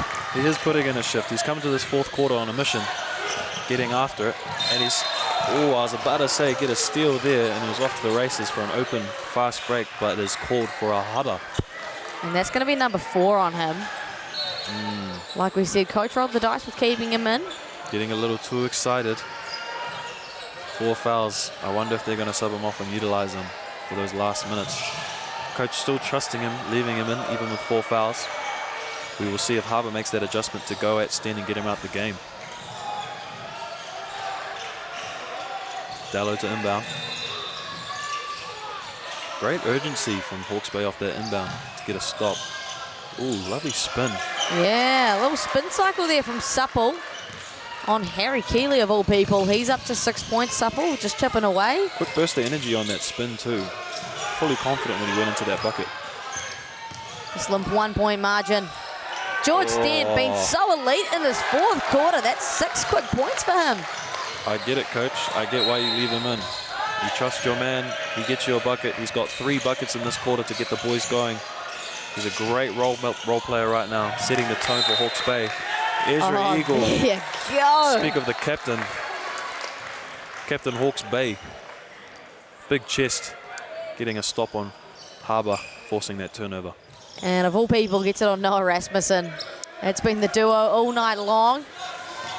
One's all energy, one's all composure. Yin and yang. Speaking of composure, Maz Taylor up 21 on that little floater there. Used that speed to his advantage. Stopped on a dime and got the bucket. Speaking of speed, great play there. Wiley drops it off to Supple. Oh, I was hoping for a bit of a contest on a boom there. On a Kurutopa. I haven't seen a Kurutopa just yet. Well, this is probably the 2 most athletic teams in the comp as well. Oh, and that's going to be George Stent's night done. Oh. They rolled the dice on him, and it was a risk. Oh well, it's unfortunate for Hawke's Bay. A big loss there, but he's really set the tone. So these boys need to follow in his footsteps and get the mahi done. Trail by 4 to Harbour. Chance to take it to 3 here. Again, biggest lead of this entire day has been 8 points. This entire matchup, I should say, sorry. And here's another missed Kuru Totoku. My main man Ryder, he's up in the game, coming out of the subs. Oh, Gustello not even allowing a cash for Taylor at all. Ryder more. Manawakare in there. The ball is flying here. Here's the Eagle. Stops, pops, and can't connect. Just hasn't seen the back of the net for his jump shot today, Eagle. His confidence hasn't wavered though. He's had great open looks, just hasn't fallen. Hasn't executed at the moment. Yeah, 0 for 7 from deep, but still 8 points, 4 rebounds, 2 assists, and 2 steals. Some good stats there. Yeah, solid stat line. And of Hawke's course, Bay also running that little downscreen for the top for Eagle. Instead, get it to Taylor on the PNR. Loses control.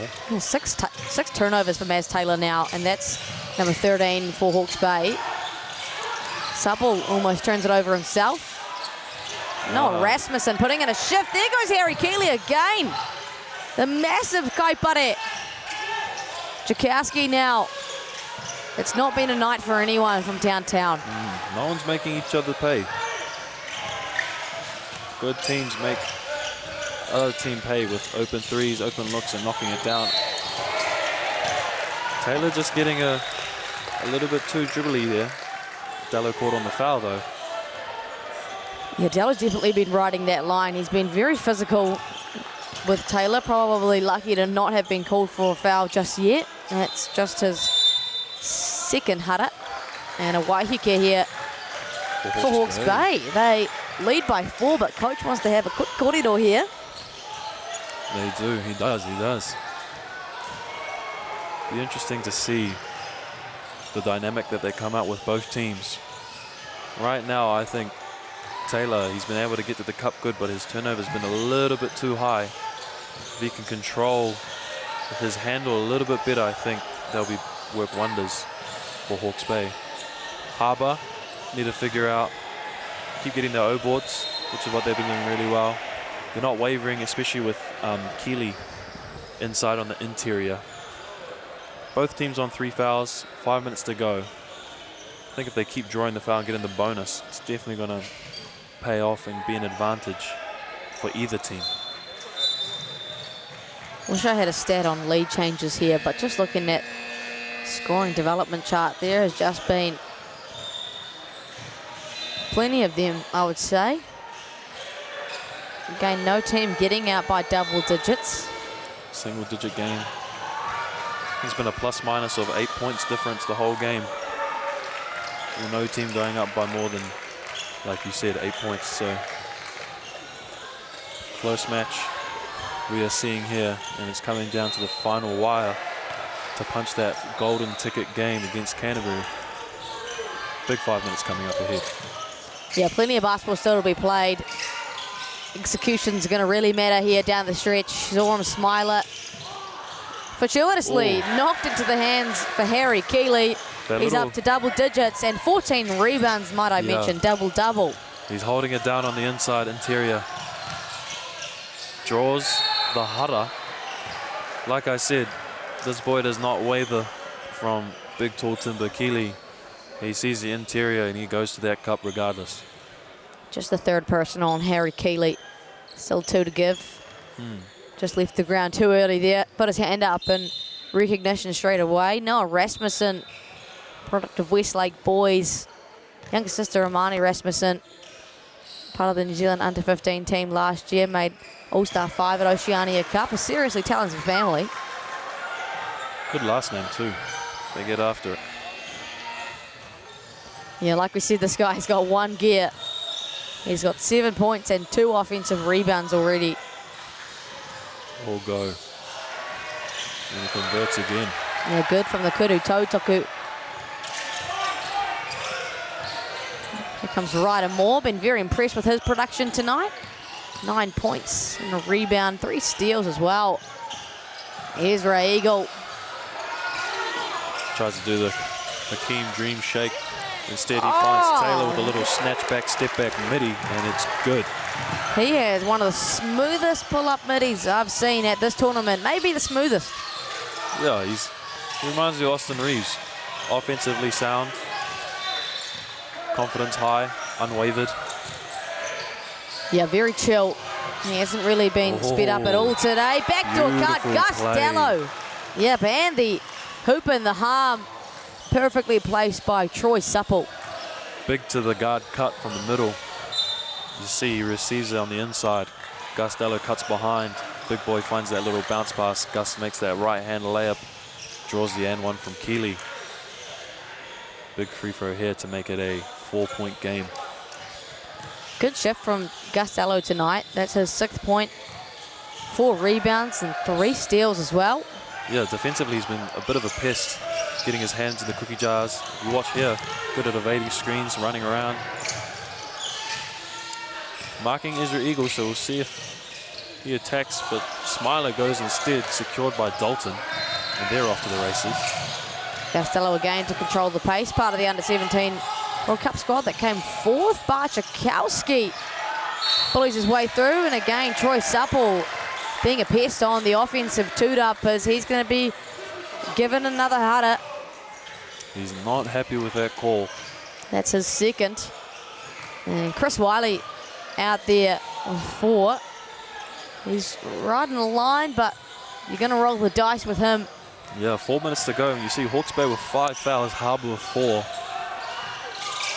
Both teams' next foul will be in the bonus. Be interesting to see if they will be a lot more aggressive in these next final few minutes. Zoran Smiler, I love what I'm seeing from him today. Again, missed threes have been aplenty, and Barchakowski does a great job. And now he's off to the line.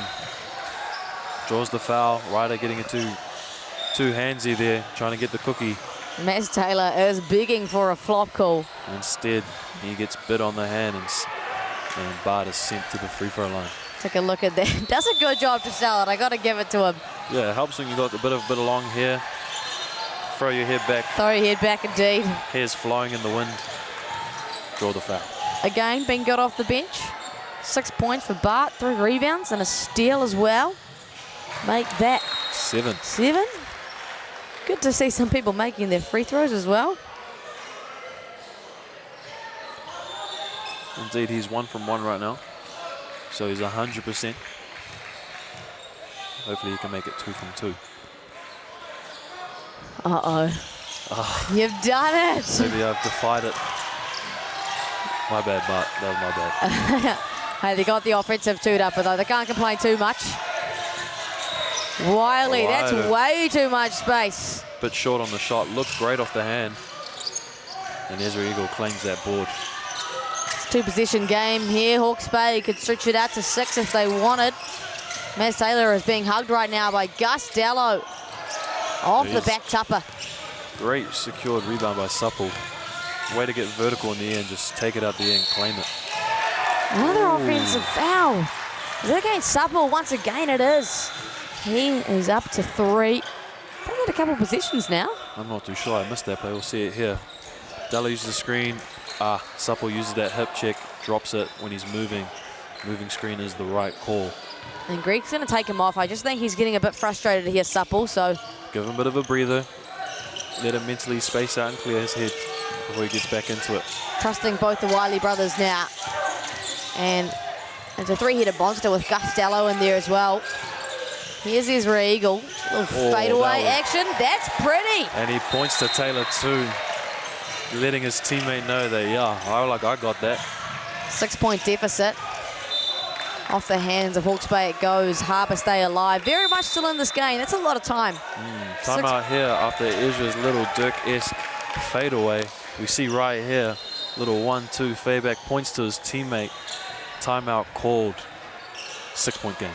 Ezra Eagle, he has been one of my favourites tonight. Man on a mission for sure. Holding it down in the interior, keeping his team composed. Shot hasn't been falling from the outside, but on the interior, it's free eats out here. Yeah, well, getting it done in other ways. He's 4 from 6 in the paint, so it comes to 10 points, 6 rebounds, 2 assists, and 2 steals. And Hawke's Bay with a 6-point lead, so Harbour going to have to put some foot on the gas. They have 3 minutes, which is plenty of time to play, but this is about the point where it gets to every possession is really important execution-wise. They can't really leave any of them to be begging. It is. Next 3 minutes, like you said, are crucial. So having your 5 on that you trust the most, 1, to be safe, and 2, to get the job done, is crucial for both coaches here. It'll be interesting to see what 5 he rolls out with for both teams. No Ryder Moore. No Ryder Moore. Surprised to see that one. He's got an 11-point plus-minus right now. They put Kardena on. And I'm going to give Kardena his flowers. Was a part of that Napier Boys High School squad that I've talked about. Extremely efficient. Does the 1%ers as well. These boys got good camaraderie and chemistry, so they know each other's playing styles and work well together. We'll see if that pays dividends in these next couple of minutes. Wiley 1, screen for Wiley 2. There is move. Chris Wiley off. Great O-ball by Dalton. And Dalton's putting their work in on the offensive glass. Little pest on the outside, getting in that second position. 8 seconds left on the shot clock. Wiley with the ball. Has 5, has Uses 4. that shoulder. Another O-board from Harbour. Yeah, that's number 20 for them, would you believe it? 21, actually. Matty Dalton gets the fruits of his labour. That guy deserves it more than anyone. And Harbour's letting Hawke's Bay know with a big boom. 3-point game, 2 minutes to go. Exciting times right here. Who's going to punch that ticket? And I think this game is tough. They've got a big one coming tomorrow against Canterbury. Ezra Eagle, he's fired up. He's letting him know. Gets in that post, just drops that shoulder, spin move off the glass, and it's good. Again, great pass. Inside, Josh Wiley, Matty Dalton getting it done. He's coming alive in these last 2 minutes. Great energy player to bring 5 points and a couple of O-boards and extra possessions right off the gate, which is much needed for Harbour. It's back to 3. A minute 40 to go. Hawke's Bay responds. Yeah, what's the response here from Hawke's Bay? And it's a foul. Josh Wiley just wouldn't want to have given that one up because that sends Smiler to the Kuru Tautuku line. Zoram Smiler, 10 points, 3 rebounds, 4 assists on the night for him. Bit upset there with that call, Wiley with the back tap. What are your thoughts on the back tap?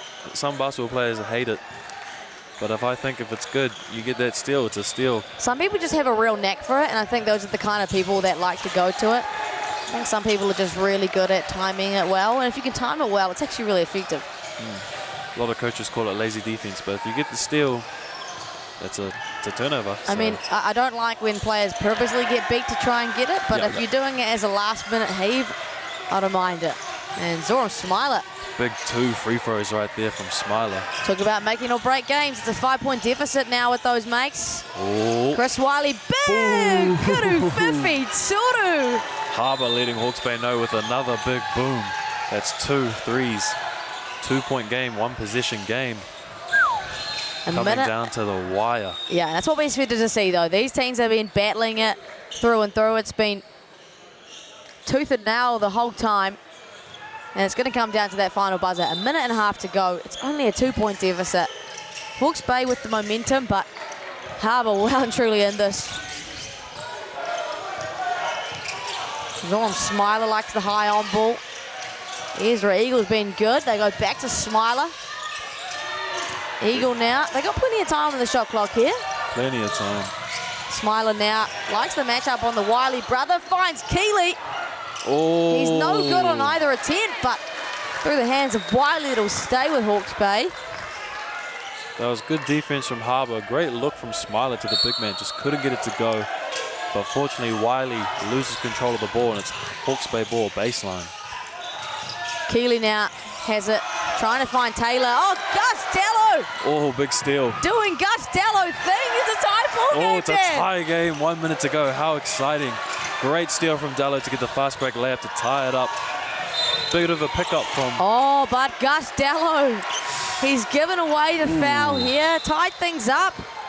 Bit of a risky play from Karena to pick up the ball at half court. But it works out and pays in his favour, and he's drawn the Haka with 2 free throws in a clutch time to go. Big free throws coming up. Look at that from Gus Dello. That's his 4th steal of the game. He's been a pest defensively, but unfortunately gave up that Haka. And Manawa Karena makes that count with his first Kudu Tautaku. 53 on the clock. Plenty of time. Everyone in the gym has eyes on this game right now. Manawa Karena misses his second. Ooh. Harbour could take the lead right now, Dan. It'll be exciting if they do. It will be very exciting. See how well he marks up against Wiley. Wiley dribbles out to the other Wiley. Back to Wiley. How many times can I say Wiley?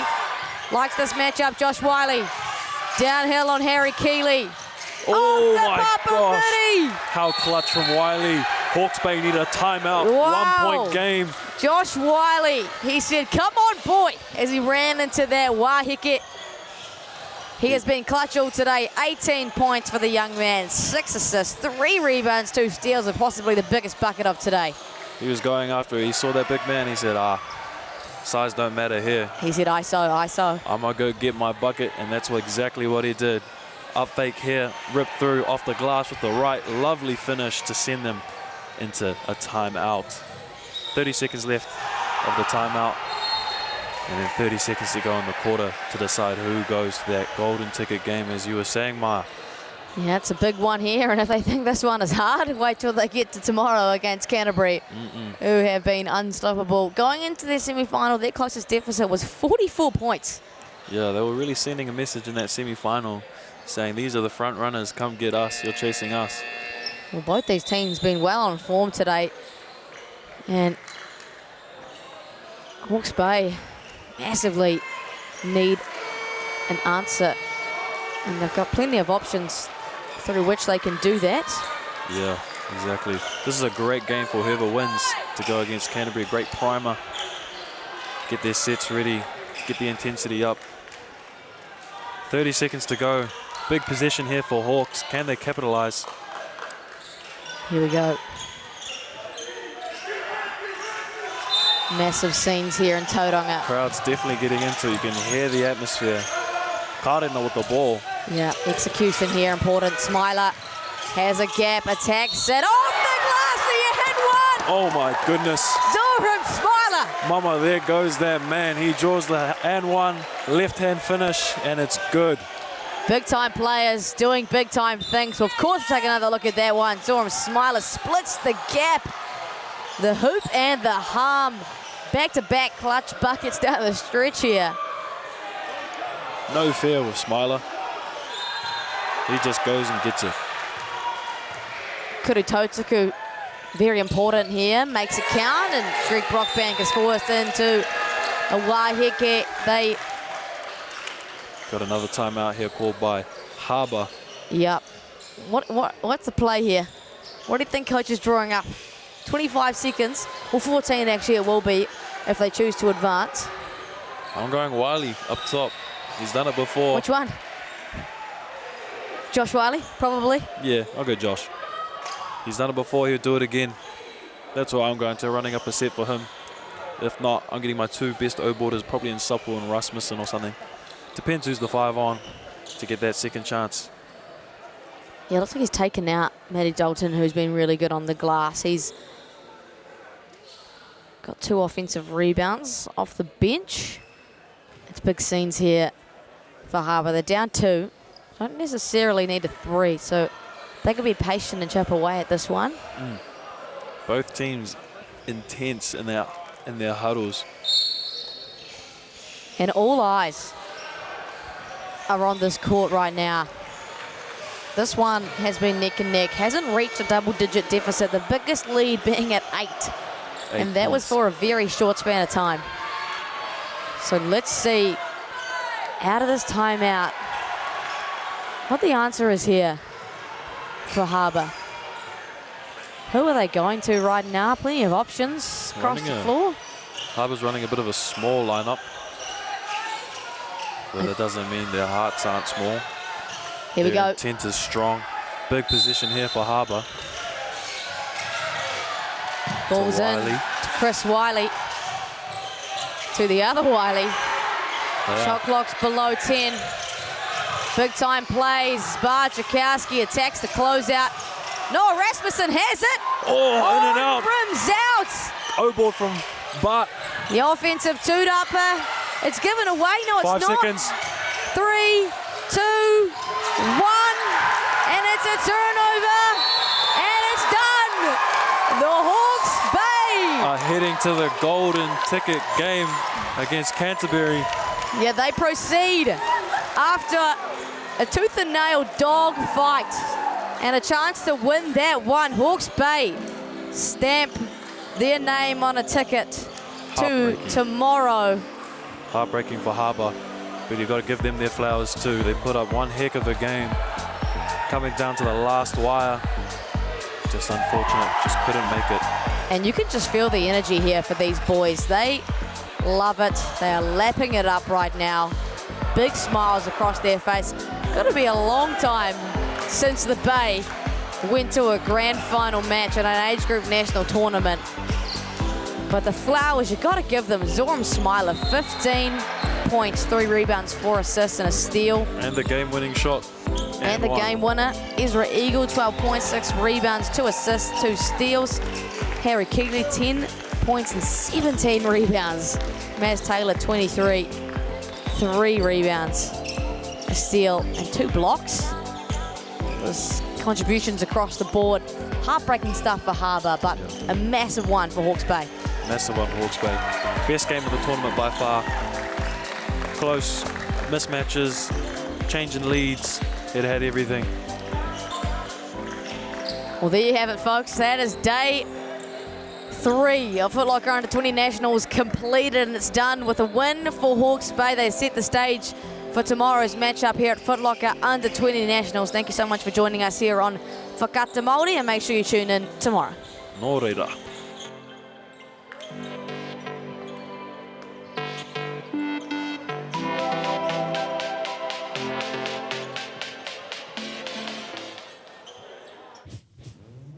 This is an opportunity that we can't pass on.